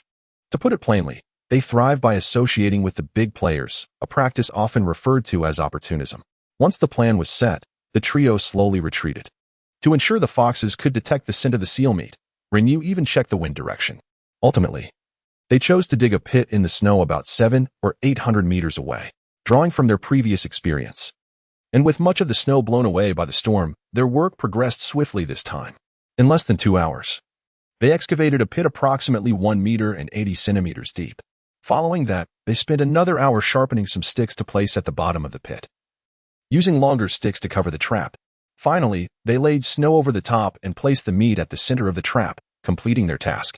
This time, Ren Ye exhibited restraint. The covering sticks were designed to accommodate only 2 foxes. After all, this was not the primary mission, and he was not in dire need of food. Any catch would be a delightful surprise. Rabbits were the priority. With everything in place, Ren Ye positioned Hong Bing to lie in ambush in the snow, carefully concealing him. Initially, they believed it would take at least half an hour for the foxes to catch the scent of the meat, but to their astonishment, as soon as they returned to their previous position, they observed the digging foxes cease their activity. Through the binoculars, it was evident that they had all raised their heads, gazing toward the trap's direction. Their nostrils flared rhythmically, clearly having caught the scent. 5 foxes began chattering excitedly, as if debating whether they had indeed detected the aroma of meat, or were simply curious about how seal meat had come to be in this location. After a few minutes, they began to saunter slowly towards the distant trap. This scene sent Zhou Pan into a frenzy of excitement. Goodness, they took the bait so swiftly. They must have been starving for quite some time. Ren Ye smiled with satisfaction. This was even quicker than he had anticipated. Indeed, the urgency to dig for rabbits indicated a state of desperation. For these foxes, the prospect of readily available meat was far more appealing than the arduous task of digging. Zhou Pan gave a thumbs up. Impressive. You always manage to conjure up these peculiar strategies. What shall we do now? Should we follow them? Ren Ye glanced at the rabbit hole, then at the retreating figures of the foxes, ultimately deciding to attend to the foxes first. The rabbit was now too frightened to venture out, and any commotion might alert the foxes. Moreover, he was concerned that Hong Bing might struggle alone. The two of them lay low, observing while crawling forward through the snow. When they finally caught sight of the trap, they noticed that several foxes were gathered several dozen meters away from it. From their perspective, they believed the seal meat must have been left behind by a polar bear. Consequently, they busily sniffed around with their noses, shaking their heads in curiosity. After failing to detect the scent of the bear, they resolutely approached the pieces of meat. Chapter 104. Fortunate encounter. At this moment, the hearts of Ren Ye and his companions were tightly knotted, their eyes fixated upon the group of foxes. Unlike wolves, which exhibit clear hierarchies and feeding orders, foxes are solitary creatures that only collaborate when food is scarce. Once sustenance is found, the notion of order becomes irrelevant. What matters is seizing the morsel first. Once assured of their safety, 5 foxes surged forward. The 2 smallest among them were the swiftest, quickly seizing 2 pieces of meat. However, their light weight did not trigger the trap. Demonstrating remarkable intelligence, they realized that lingering would likely result in losing their prize. So they swiftly darted away in the opposite direction. This scene left Ren Ye and his companions in stunned silence. It is no wonder they are deemed cunning. They are indeed clever. Hong Bing, impulsively, considered charging out from behind the snow pile to confront the situation. Yet, recalling Ren Ye's previous warning that even if the trap failed, it must remain undetected by the foxes, he hesitated. With the foxes being naturally cautious, they would avoid returning to this area if they sensed danger. He could only curse internally and continue to observe. Shortly after the 2 small foxes departed, the last piece of meat was seized by 2 others. Yet, the trap remained untriggered, merely sinking slightly. Hong Bing furrowed his brow, suspecting that, much like before, Ren Ye's trap was inadequately set. What is Ren Lingzi doing? Didn't he say there would be no issues? Why isn't he triggered? He looked towards Ren Ye for help, but the distance was too great, and he could not raise his voice. Ren Ye seemed oblivious to his plight. In truth, Ren Ye, holding a pair of binoculars, observed everything with clarity. Only 1 fox stood upon the trap, the largest of the group, while the other fox vying for the meat was positioned at the trap's edge. The lack of sufficient weight meant the trap would not activate. It appeared we are destined to fail. Never mind, brother Ren, if the foxes do not partake, let us pursue rabbits instead, Chopin consoled. Do not be hasty. Observe what that slower fox is doing. Ren Ye pointed towards the fox lingering nearby. At that moment, it was circling the 2 foxes, seemingly eager to snatch the meat. Yet its smaller stature made it hesitant to advance. The 2 foxes engaged in a low growl, warning each other, yet neither was willing to relent. Their bodies locked in a struggle to pull the meat towards themselves. After a tense stalemate lasting several seconds, the circling fox finally made its move. With a swift maneuver, it dashed forward, joining the smaller fox and clamping down on a corner of the meat. As the 2 foxes tugged, the larger fox was gradually being pulled from the trap, while the piece of seal meat began to tear. This is disastrous. This sight sent Ren Ye into a panic. If the meat were to be shredded, he would capture none. Although the foxes were not his intended quarry, he had invested 3 hours preparing this trap. To labor without reward felt akin to working without receiving a wage. The sensation of failure is invariably distressing. In a moment of desperation, he swiftly positioned himself behind the 2 foxes that were seizing the meat, took a deep breath, stood up, and let out a resounding howl. Ah! This exclamation left Zhou Pan and the distant Xie Zhongyi utterly bewildered. Wasn't it agreed that silence was paramount? What was happening? Not only were they perplexed, but the 3 foxes were also startled, shrinking back at the sound. The 2 foxes that had been fighting for the meat immediately released their grip and darted forward, inadvertently stepping into the trap. Boom! The previously flat expanse of snow suddenly collapsed, and the 3 foxes fell into the pit, emitting a chorus of wails. Woohoo! Ren Ye, exhilarated, rushed forward. The physique of a fox is notably more robust than that of a wolf. Their limbs are short yet powerful, endowed with sharp claws. Unless confronted with a perfectly vertical and smooth tree, they can even scale it. Therefore, such traps are difficult to ensnare them, and immediate action was required to eliminate them to prevent any from escaping. However, this scene left Zhou Pan and Hong Bing momentarily stunned. Both stood agape, wide-eyed as they watched the sprinting Ren Ye, their thoughts strangely aligned. This is possible? Scaring the foxes into a trap, such a method of hunting was utterly unprecedented. They were completely astounded by Ren Ye's actions, unable to discern whether this was sheer luck or part of a well-crafted plan. Just as they were grappling with their astonishment, an unusual movement emanated from the trap. One fox managed to climb up the edge of the pit on its front legs, although its hind legs were impaled by wooden spikes. Once it reached the top, it wobbled and fled towards Hong Bing's position. Only then did Ren Ye realize that Zhou Pan and Hong Bing had yet to spring into action. In a fit of urgency, he shouted, "What are you two doing? Hurry up, don't you want to eat fox meat?" This shout finally snapped the two back to reality, and they hastened to pursue. With its hind legs injured, the fox could only advance on its front legs. The speed drastically diminished, and with an ambush awaiting, Hong Bing charged out from the snowdrift, quickly closing in on it. He thrust his spear forcefully into the fox's neck, causing it to collapse, its legs thrashing about. After a brief moment of anguished cries, it lay still. Ren Ye arrived at the edge of the trap. Just as he drew his axe to deliver a finishing blow, he discovered that the two foxes, mortally wounded, were barely clinging to life. This fortunate turn of events saved him considerable effort. Shortly thereafter, Zhou Pan arrived at his side, with Hong Bing dragging the fox to the trap's vicinity. The two eagerly posed their questions, but Ren Ye nonchalantly replied with 4 words, "Natural reaction." This response left them even more bewildered.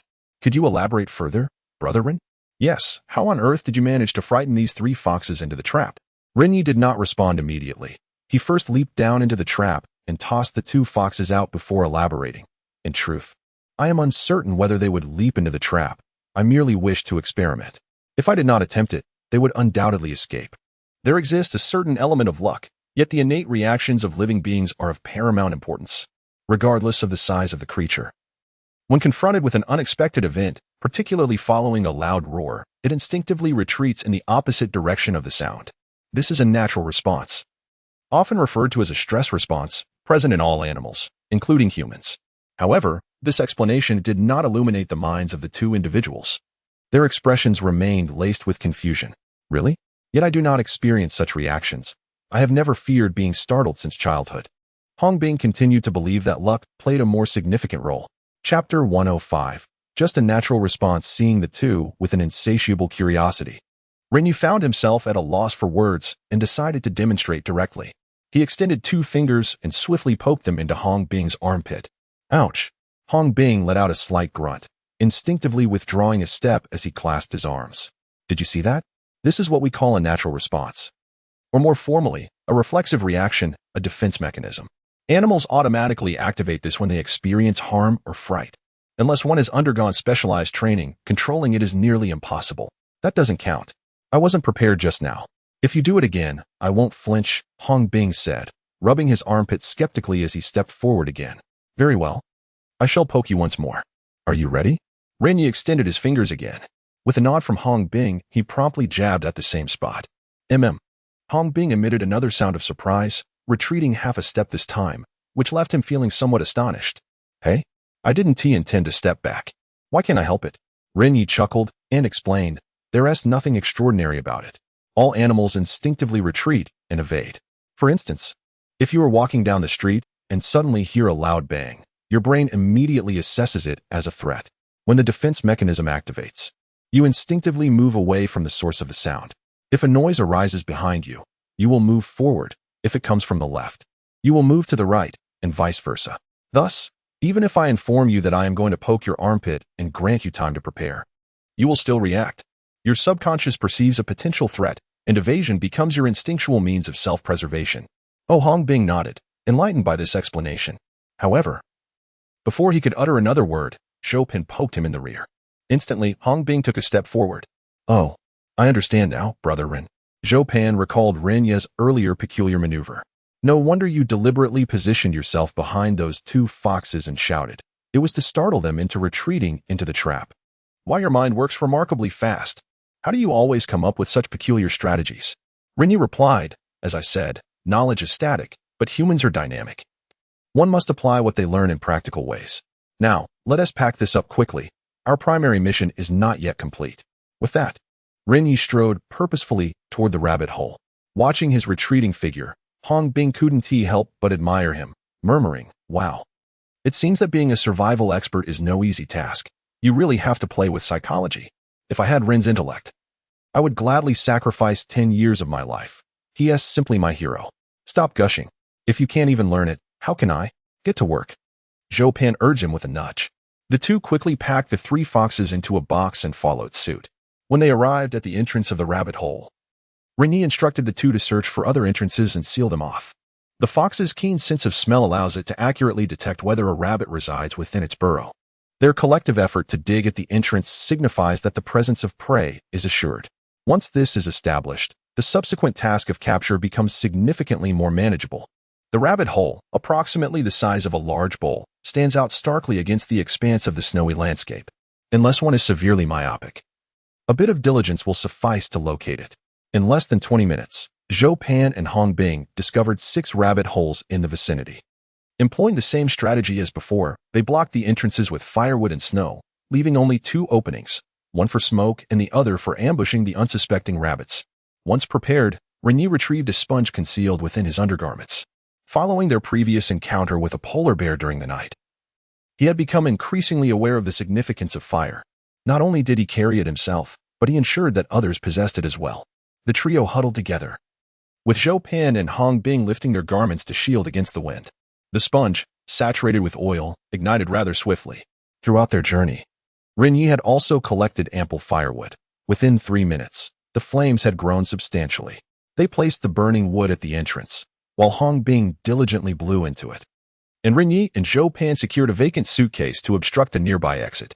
Before long, a faint plume of white smoke began to rise from the snowy terrain within a 30-meter radius. The frozen ground, already impervious, combined with the snow cover, trapped the rabbits within their burrow, exposing them to the smoke. Soon, a series of squeaks and footsteps echoed from the exit. In less than 20 seconds, a white blur darted from the hole and directly into the suitcase. Upon opening it, Ren Ye was greeted by the sight of an adult Arctic hare. "Huh, success," he exclaimed, reaching in to grasp the rabbit by its ears. However, as soon as his fingers made contact, the creature bit down fiercely on his finger.